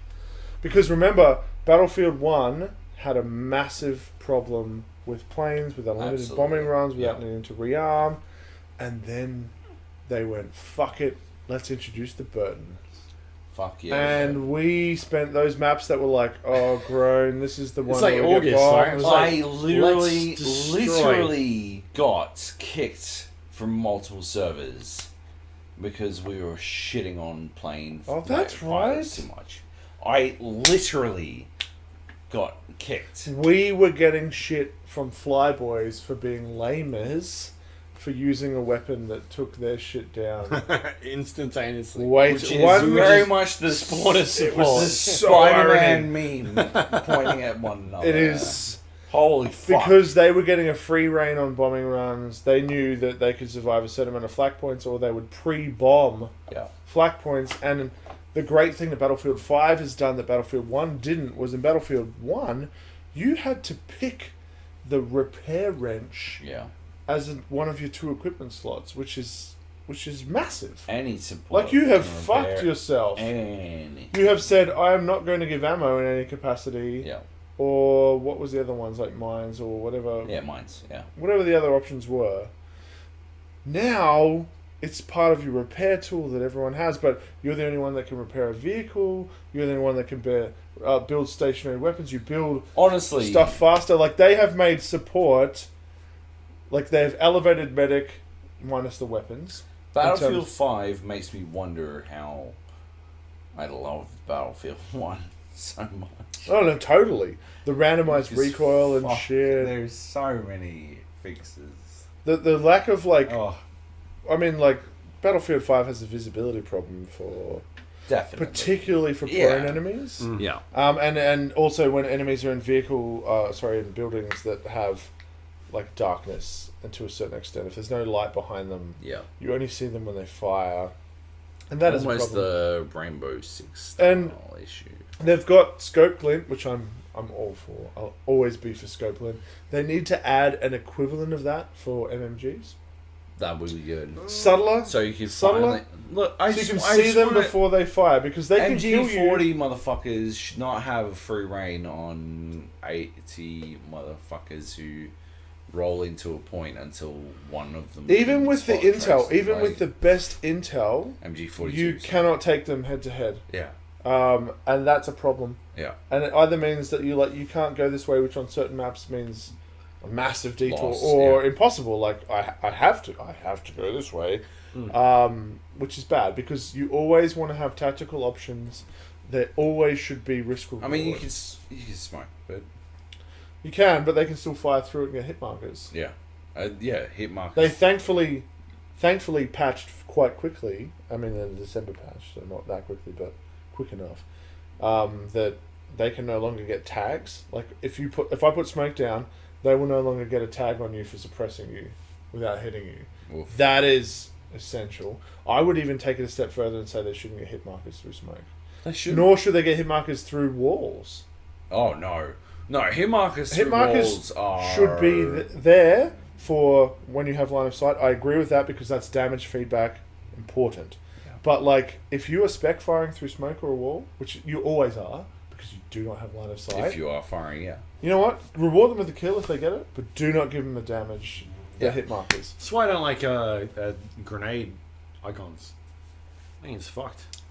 I like Sorry, grenade Battlefield. icons. I like grenade icons I because think it should be because there. they've added throw, right? You can And cook, yeah. and You we still haven't cook and throw, right? Like, we still haven't I haven't unlearned learned the that. old Battlefield muscle memory. Like I still haven't. My first reaction when I see a grenade is to run away, and I'm like, oh no, wait, I can go back. Like You can but pick it up. It's half a second, but it's still like my first instinct is to run because Battlefield has always taught me to run. my first instinct is definitely to look directly at it and hammer E. I'm gonna be like, is that a and rock? then run, because I still don't think I'm throwing. No, far enough. because you just like kind of just Yeah. it went half a meter. I'm gonna die. And yeah, if people cooked it, people have cooked it. You go to do it, and it explodes in your face. Like that's awesome. Yeah. That's awesome risk reward. The guy that's just like, I'm gonna throw a grenade over there because there's 3 enemies. You're like, I get a kill with that. I've also done more recently. People are like, shit, there's a grenade and we can't get away from it. I shoot it, and I'm pretty sure me shooting it means that it makes it my grenade, which means there's no friendly fire. And there's another Alright. tactical decision. That's pretty good. Like, that's next level. But also, if you're right on it and you shoot it, you're going to kill yourself. So you have to be far enough away to The want to make amount that of decision. times I've been the last person alive, Yeah. certain that there is an entire squad coming through somewhere, and I'll just throw a grenade at the fucking lip, knowing that they will not run over. Because Oh, it'll make them stop. Yeah. Yeah. that tactical decision makes the indicator worth it to me. And then you have those awesome moments where you find that, it's like, you're last alive and you find that little bullshit bush or Yeah. something to hide in, Oh, and yeah. everyone's everyone's watching your cam, and there's like, see that, 2, 3, 4. It's a classic. Oh, double It squad's is- running it past. is a bush. I swear that guy just looked at my body and he moved on, decided I was dead because I didn't like shoot at him or track him, and it's just, you hold your nerve. Yeah. That is satisfying. It's Like, fucking sick. there's satisfaction in hiding in a corner. Yeah. Like, I don't agree with corner camping pieces of shit. No. But I'm saying, like, when you're waiting for the respawn and you're on, like, no health, as soon as you spawn, motherfucker, throw health at me, like, immense satisfaction to be found in that. Yep. It is awesome. Alright, number 2. The poo. You can go. I don't have my thing open. Red Dead Redemption 2. Fair enough. Right. Number 2. Well, God of War's number 1. That's the simple answer. Spoilers. Red Dead Redemption 2 is fantastic. I had problems with the opening. Yeah. I'm glad that you and Luke and other people had told me that I should... Not like I needed to be told to persevere, but like it's a slog and get through it as quick as you can. I never had that problem. What? You didn't find the opening No. a slog? Check out Captain Pink. Did you find the opening a slog? Yeah, absolutely. Exactly. It was the third time we'd played it at that point. I mean, Alright, fair enough. Mm. Well, the first time you played it. no.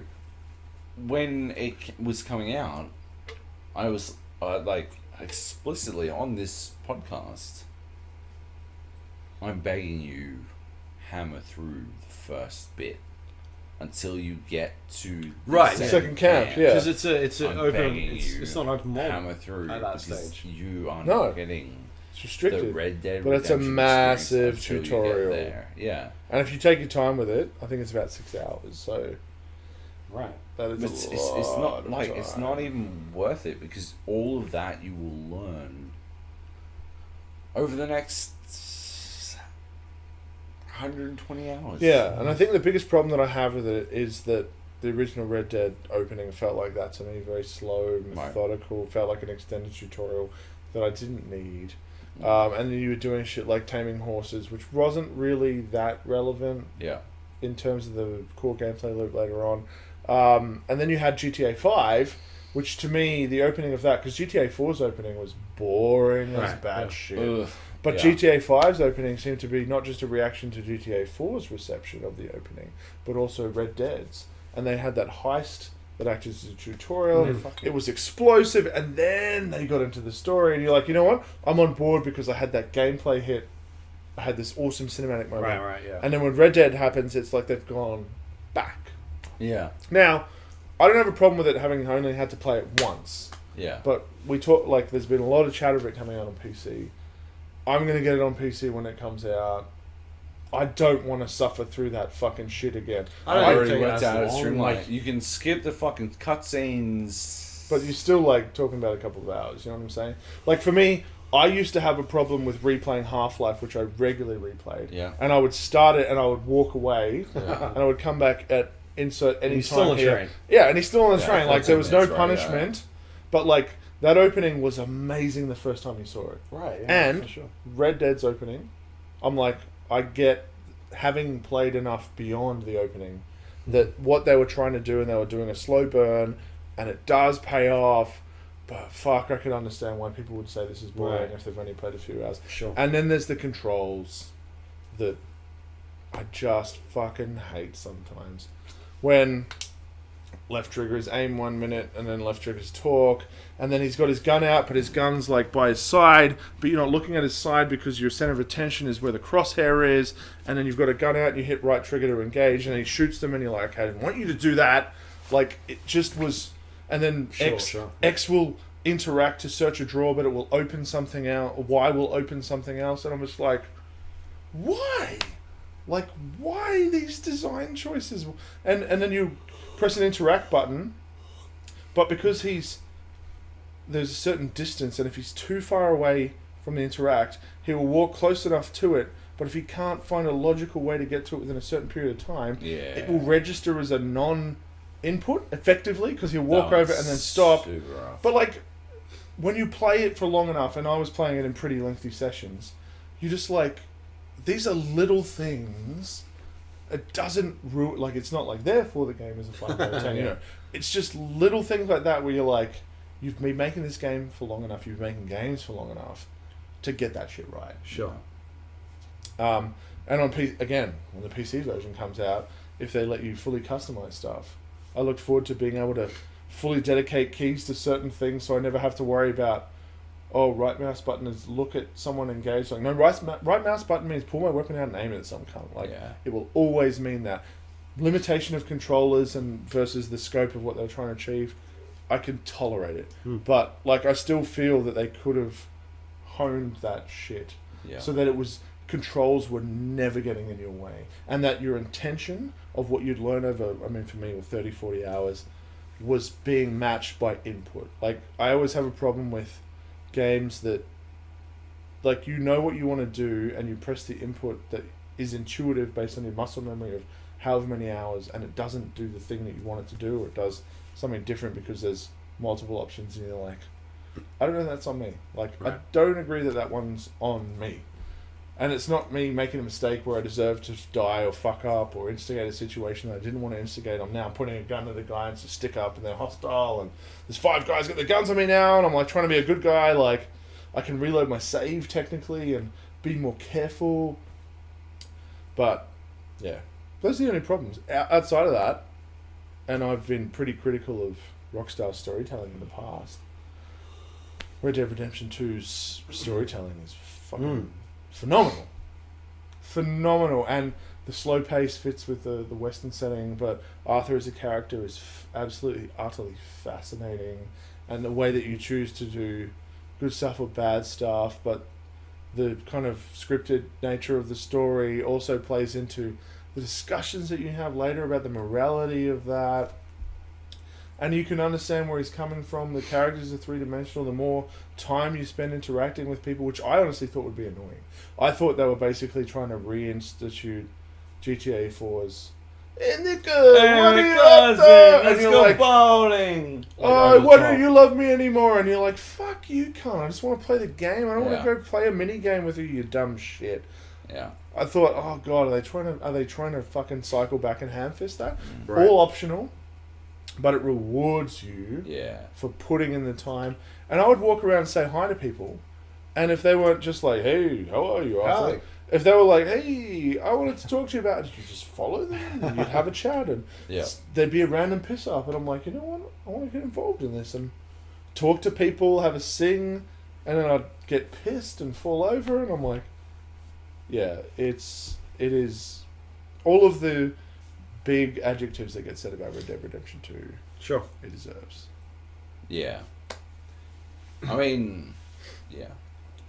It is a spectacular game. A stunning... cheap, like, yeah. I said when I'd finished it that I wanted to talk about it. Nobody finished it. But it was like... if Netflix had released 5 seasons of a television show. Yeah. Just finished 5 seasons. Yeah. Who's done it? Need to talk. I finished it. Yeah. And nobody else had. 10 days have passed. Alright, fair enough. Nobody's finished this, yeah, right? and Job's like, check this shit out. Like, what is it? This is fucking crazy. I'm like, yeah, I know. Wait till you get the next part. Yeah. And you guys were cracking riddles? Yeah, we'll get to that. Yeah. Like fucking... yeah. So for me, my number 2. Sure. God of War. Yeah. Oh, that's a good idea, Nate. Didn't see that one coming. Didn't see that coming. God of War, man. Like I think we said it before, any other year, God of War wins, hands down. That came out at the start of the year, and it was nuts. Like, it didn't make any sense. That opening 30 minutes is unlike anything you've ever seen in a video game before. And it gets to the point where you're like, they can't fucking top this, because they literally can't. It's not going to happen, and they don't, which is unfortunate in my opinion. They get to some really high points in terms of like the gameplay and like the cinematography, but I don't think it tops the Stranger fight, like the introduction of the Stranger, fucking punching on with this motherfucker who looks like Conor McGregor for 15 minutes. Like, that is one of the best openings of an introduction, like, of a character we've seen ever before. And I don't, because we all got it early, right? We all had it like a month in advance, and I'm like, they don't top this. There is no point in the game where they can top this. It doesn't make any sense. And I felt like I was right because they just don't. They get to the end of that game, and there are some really good moments of like big boss fights, but I don't think they're as big as Nothing compares to that opening fight, and nothing compares to God of War 3 when you're on this giant. Yeah. We talked about it before. This giant like Leviathan, giant like a giant, Cyclops, right? Titan, whatever. And you're Fuck. climbing it for Yeah. 30 minutes, and you eventually get to the end of it. And the gratuitous kills, Of course. which Right. aren't as gratuitous, and there are occasional moments, but they're So, not that yeah. visceral. I feel like God of War opens on this peak, and then it never goes any higher. It just goes down, but the peak is so fucking high, like and that's it's your number 2. enormously high. Yeah. What? It absolutely goes higher when you get the fucking No, I talking think it's head like this. It's and you start exploring other it's realms. a line. It's a line that just keeps And going the- steadily. It never goes up. It's just like, oh No. shit! All right, fair enough. We're going this way, or maybe even down, like a slight. No, And no, the only down part is because they just it peaked goes so up. high. It goes up. It absolutely goes up. It starts. That's where I strong feel. and it goes up. Yep. The It's characters, the revelations about the characters that you meet, the fucking talking head, the way that they like make fetch quests feel less like fetch quests and more like some sort of fucking deleted scene out of Homer's epic, Odysseus tales. Right, Like, yeah. you're just like, I know this is a fetch quest, but you're like, God, I missed like about every minute of, and you would stop in the boat and not dock because you wanted to hear The rest this of amazing Myrmidon's story, fucking stories or- of 'Cause it. he's a like, joke from- we'll get back to Yeah. that later. Like, no, shut the fuck up. or a Let's do joke it. from Kratos. Like, you would literally stop rowing because you knew that it would come back later, but you're like, no, I want to hear that now. Yeah. Like, this doesn't add anything to the core story, but as in terms of characterization, oh my fucking god! And the head, and you've got the dynamic between the son and the father, which is pretty well established, and then you've got this head that Boy. throws his shit in there, and then I think I told you guys, and I guess potential spoilers, when you get to hell, and that moment that you guys I don't think discovered when that dude that you fight at the beginning has a confrontation with someone that I won't spoil, but if you hang around afterwards, and the reason I hung around Oh, yeah. was yeah, because remember I you went telling me. back Yeah. to find, I was like, oh, that looks like a secret area, to find a chest, and then I encountered the bad guy on his knees crying Sure. and babbling, Yeah. and to me there was no obvious moment in his arc that was in a cutscene or any major encounter that kind of made him three-dimensional. Like, there were hints that he was kind of broken and shit, but that to me was like, look, you're still a cunt, man, but fuck, I get where you're coming from. Like, Who? the main bad guy. Right. Stranger. Sure. Yeah. Okay. Yeah, after a particular confrontation with a particular character. Yeah. He's broken, and you can, and he doesn't know that you're watching, and you're there and you watch it, and he's just sobbing and like lamenting and yelling. It's like his brother, Broken right? Man yells at Cloud, like that type of idea, but like in a really heartbreaking way. But you're also like, you're still a piece of shit. Yeah. Like, fuck you, but also like, I get what motivates you. Like, I get why you do what you do, which is like awesome characterization. Yeah. Oh, yeah, 100%. Not just And like winning an the, obvious villain, the like twists that come in that game, like Mm. did not expect that at all. And they like set up. I feel like it sets up like a trilogy or at least something that like kind of tacks on to this story that I didn't expect at all. But the basic stuff that it does with, let's just say for the sake of this, again, I don't want to ruin stuff, but with one weapon, the axe, and Oh, what yeah. you can do with that, and the unlocks that you get with Yeah. that, and the progression on that, and the tactical choices that you have based on the progression path that you take with one weapon in a world where we're so used to like bullet points of like there are 30 guns, Yeah. It was just like fucking good on you. and they had the patience with that opening, and they have the patience to, like, when you first row out into that giant lake, Yeah, sure. and then you first encounter the world serpent, like, they just take their time with these moments because they're like, this is a big moment, and it deserves a slowdown in pace.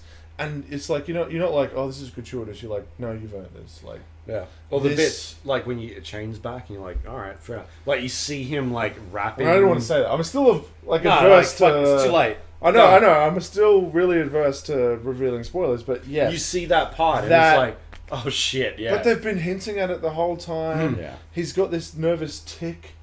It starts at the beginning where he's putting his bandages around. And you're like, oh, I know what that means. And he doesn't want to get him, but when he does, and you're like, fuck. Yeah, again, a fetch quest. It's a fetch quest to get something to get you to somewhere else.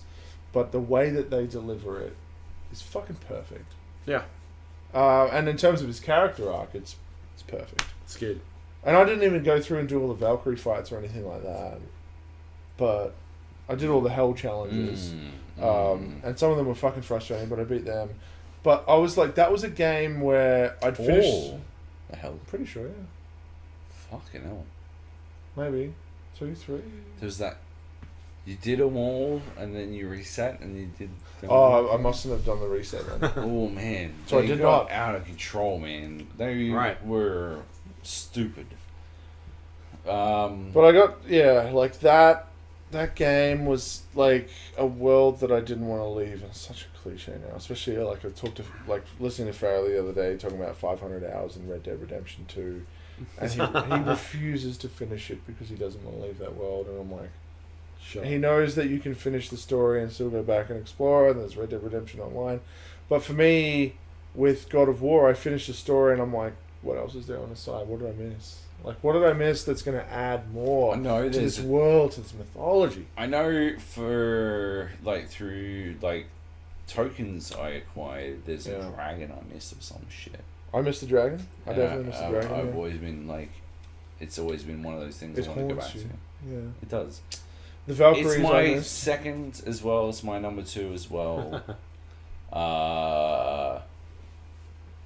The relationship between Kratos and Atreus.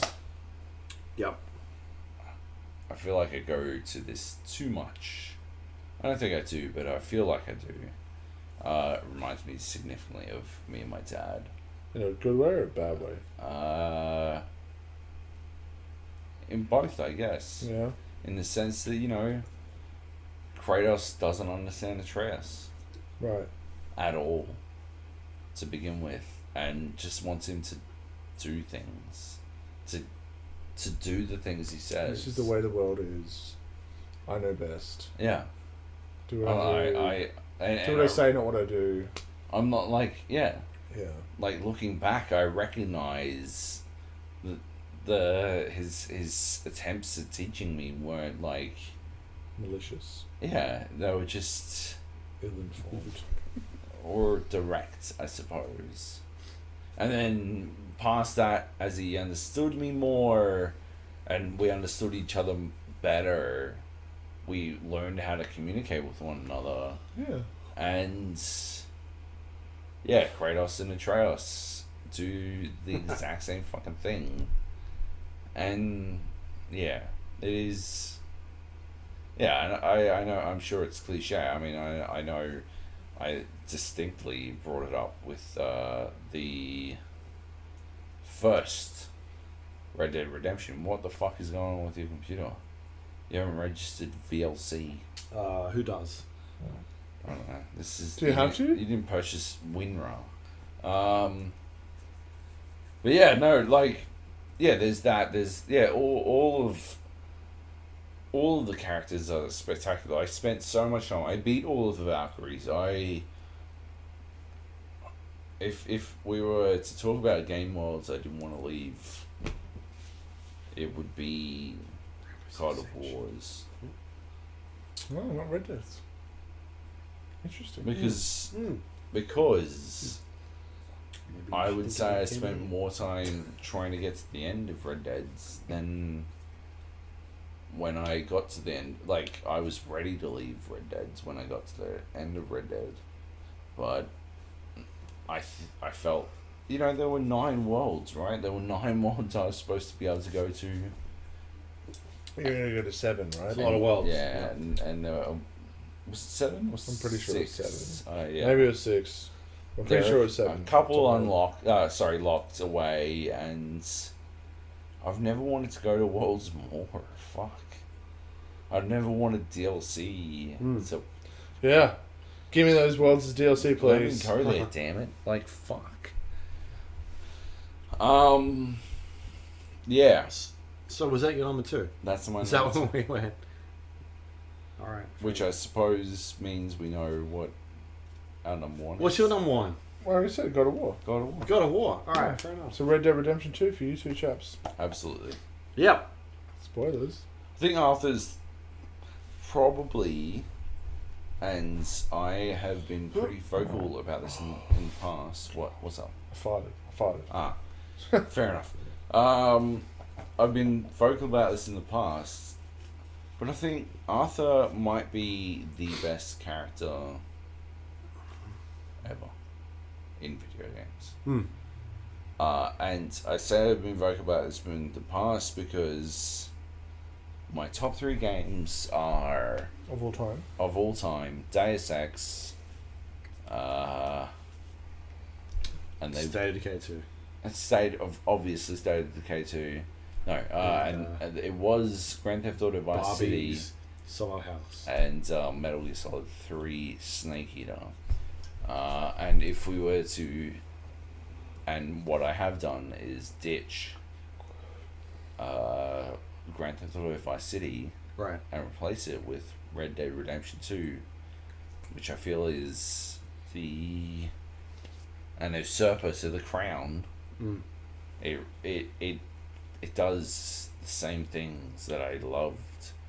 Tommy Vercetti was a spectacular character, characterized in ways that I suppose the Hauser brothers are typically going to do, in that they are obsessed with popular media, and they are compelled to write characters that are definitely inspired. Like, if we were to take Max Payne 3 by example, I wrote a big article back on Game Arena that broke down I think it was 7 main action films that I ripped off to make Max Payne 3, and like, Man on Fire. Yeah, right, yeah.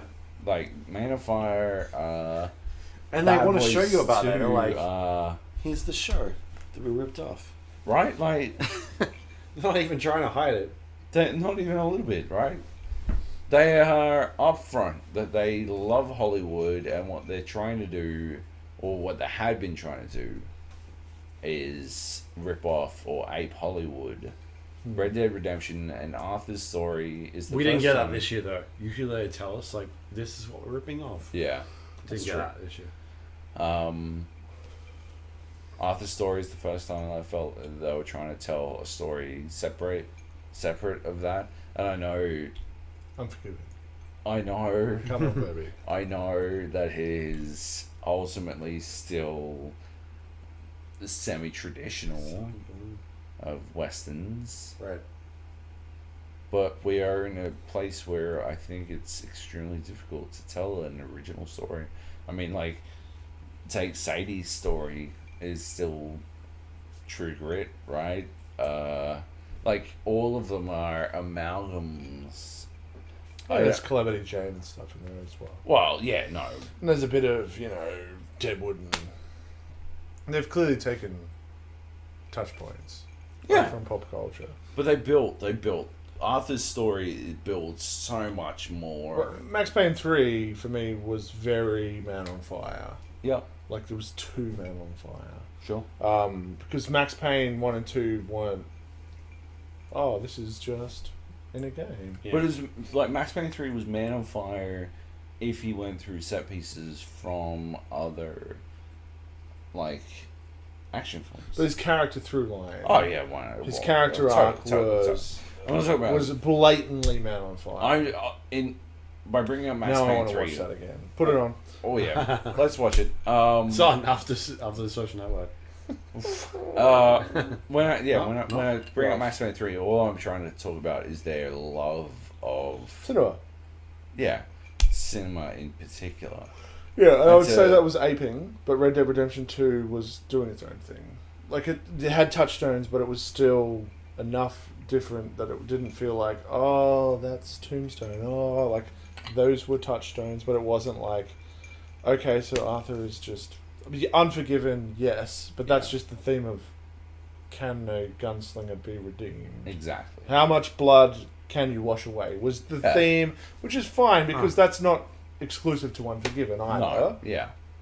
Done best in Unforgiven, but yeah, still, yeah. Red Dead Redemption 2 was original enough to be its own thing. Super really original. The characterization of each individual, like Dutch and Micah, and John came into his own.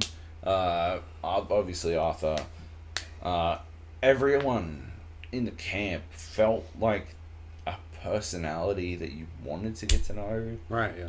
And even the ones that you knew were going to be fuckheads because they showed up in Red Dead Redemption 1. I don't remember that well. Like,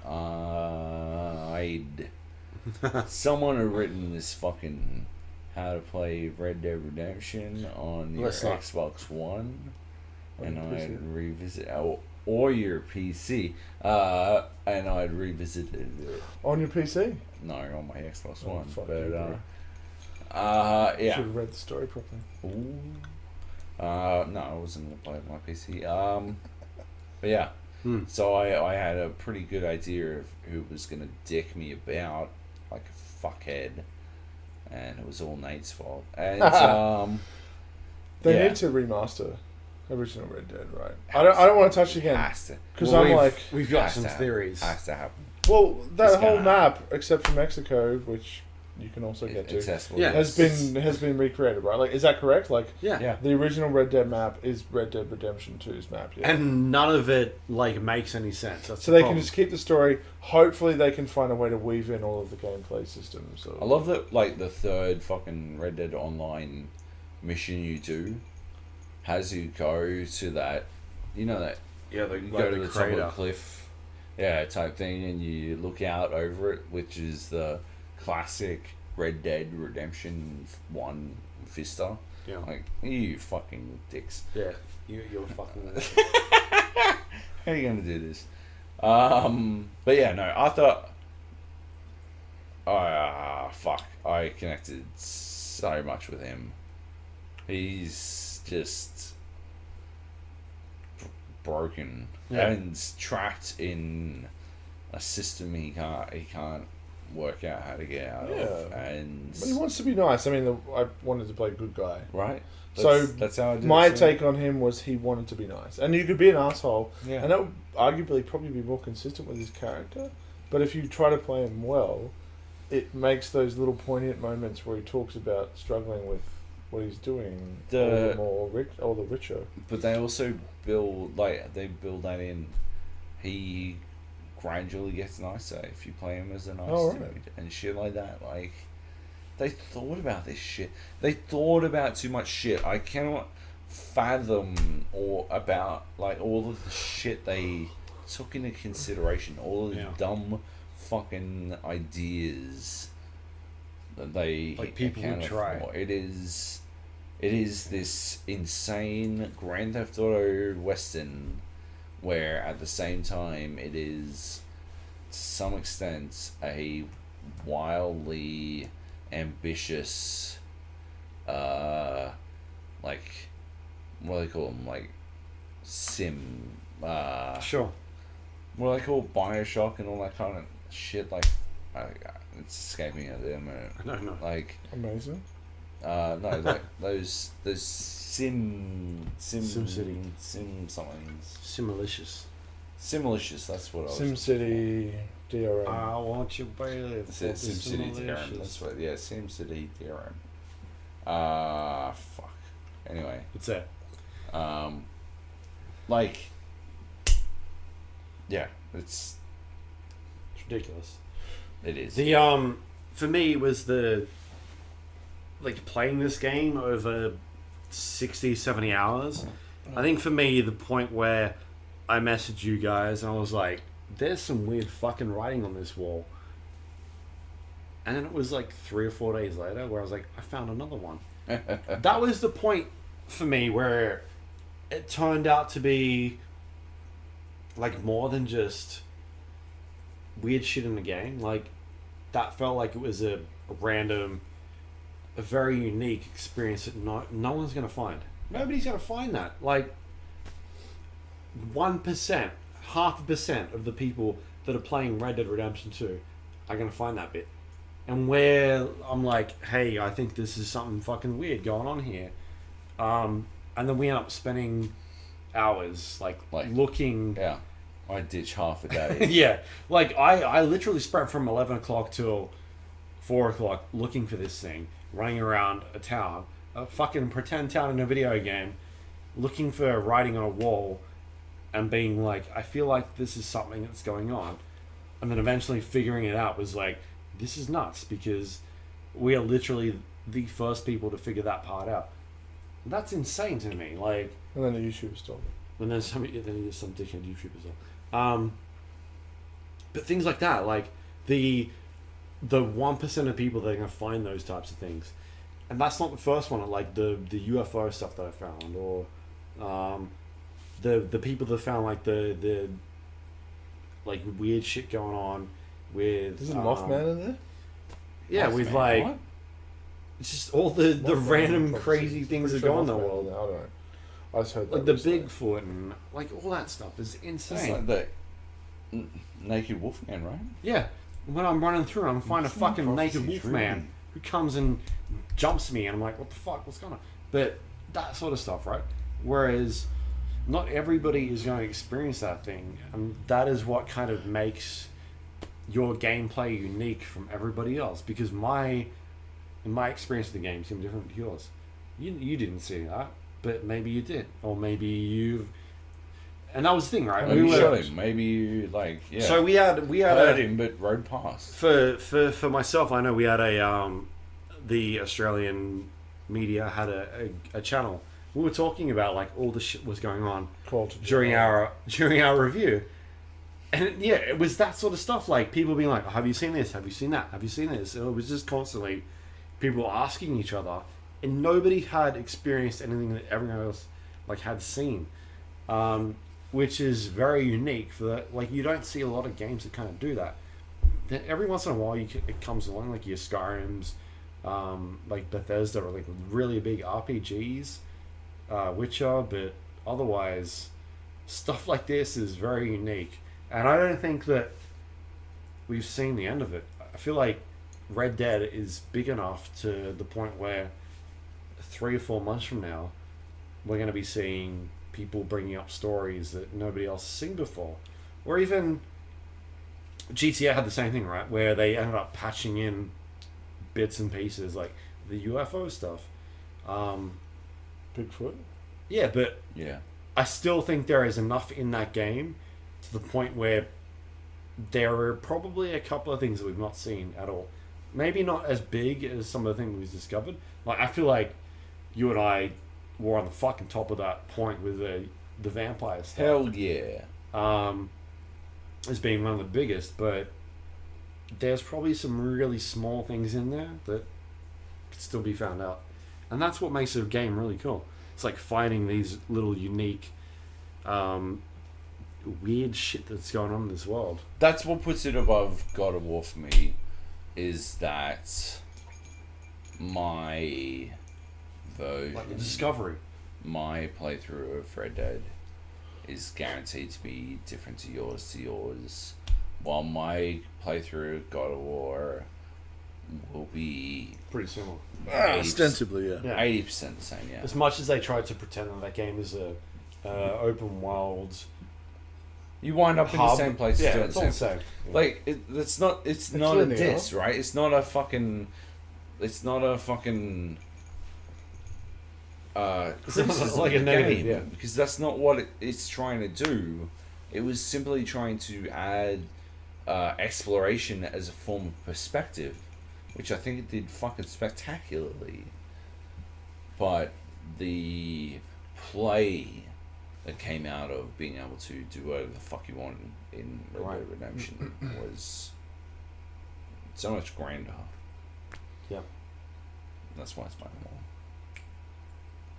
more. Un. Is that everyone? That's it. We're done. Are we going with Red Dead then? Yeah. Overall? You have to. Are you happy with that? No, but you have to. But I He's not happy. to be fair, yours was 2-1-1 and we went 1-2-2. But he's Again, any other year, just God of War wins this category hands Yeah. down. It was just a bad fucking year for God of War. I feel Should have like. delayed it a year. As opposed to Red Dead. what anybody in the Game Awards thinks. Oh my god. oof. Oof. They Big still oof. gave it to Red Dead, right? No, they gave it to God of War. Yeah. What? Game of the Year? Yeah. Because they're filthy Oh, casuals. no, I agree with them. Well, this Thanks. sleepy cat. Why you gotta be filthy casual? That's a podcast. I don't know how long that went for. I feel like 8 hours. It's got on a. It's now 1 a.m. basically. So It's 1 a.m. So it's gonna be. We started close. 2. We had a break. We had some breaks. We didn't have that many breaks. Fucking hell. pretty Jeez. fucking nuts. It is pretty nuts. You can find the Gap on iTunes, Android, Windows Store. All those are wonderful places. You can search for the Gap or the GA podcast. We're on there. You can email us if you want to. The GA podcast at gmail.com. You can find us on social media. Facebook.com/the Gap. Twitter.com/the Gap. Or you can go to our website, Good. You already said that. thegapodcast.com. That's It's got all the links to the sites we just talked about, including past episodes of the show. You can go to our Discord page, thegapodcast.com/Discord. You can go to Spotify, thegapodcast.com/Spotify to find us on there, or thegapodcast.com/YouTube if you want to watch us talk about the things we did and watch Nate sweat. My god. How sweaty are you? I was So gonna check our Discord for questions, but I think we're done. So Discord for next shit year? its pants. It I did guess. shit its pants. We'll get to it next year. Yeah. I'll tell you what though, it's all thanks to our Patreon members. Hell yeah, it is. Patreon.com/GA podcast, the GA podcast, the GA podcast. Here's to you. Here's to you. Yes, thank you, everyone. Every year that brings us this show. You're the best. You're the best. Around. Yes. Real What else we quick. got to pimp out? You got anything happening? No. He wrote a thing on redbull.com You do? about what TTK is, Time to Kill is, and why it was important for Battlefield to revert it. Check it out on It's- Christmas Day. Actually, Forget your family. really good write-up. Thank you.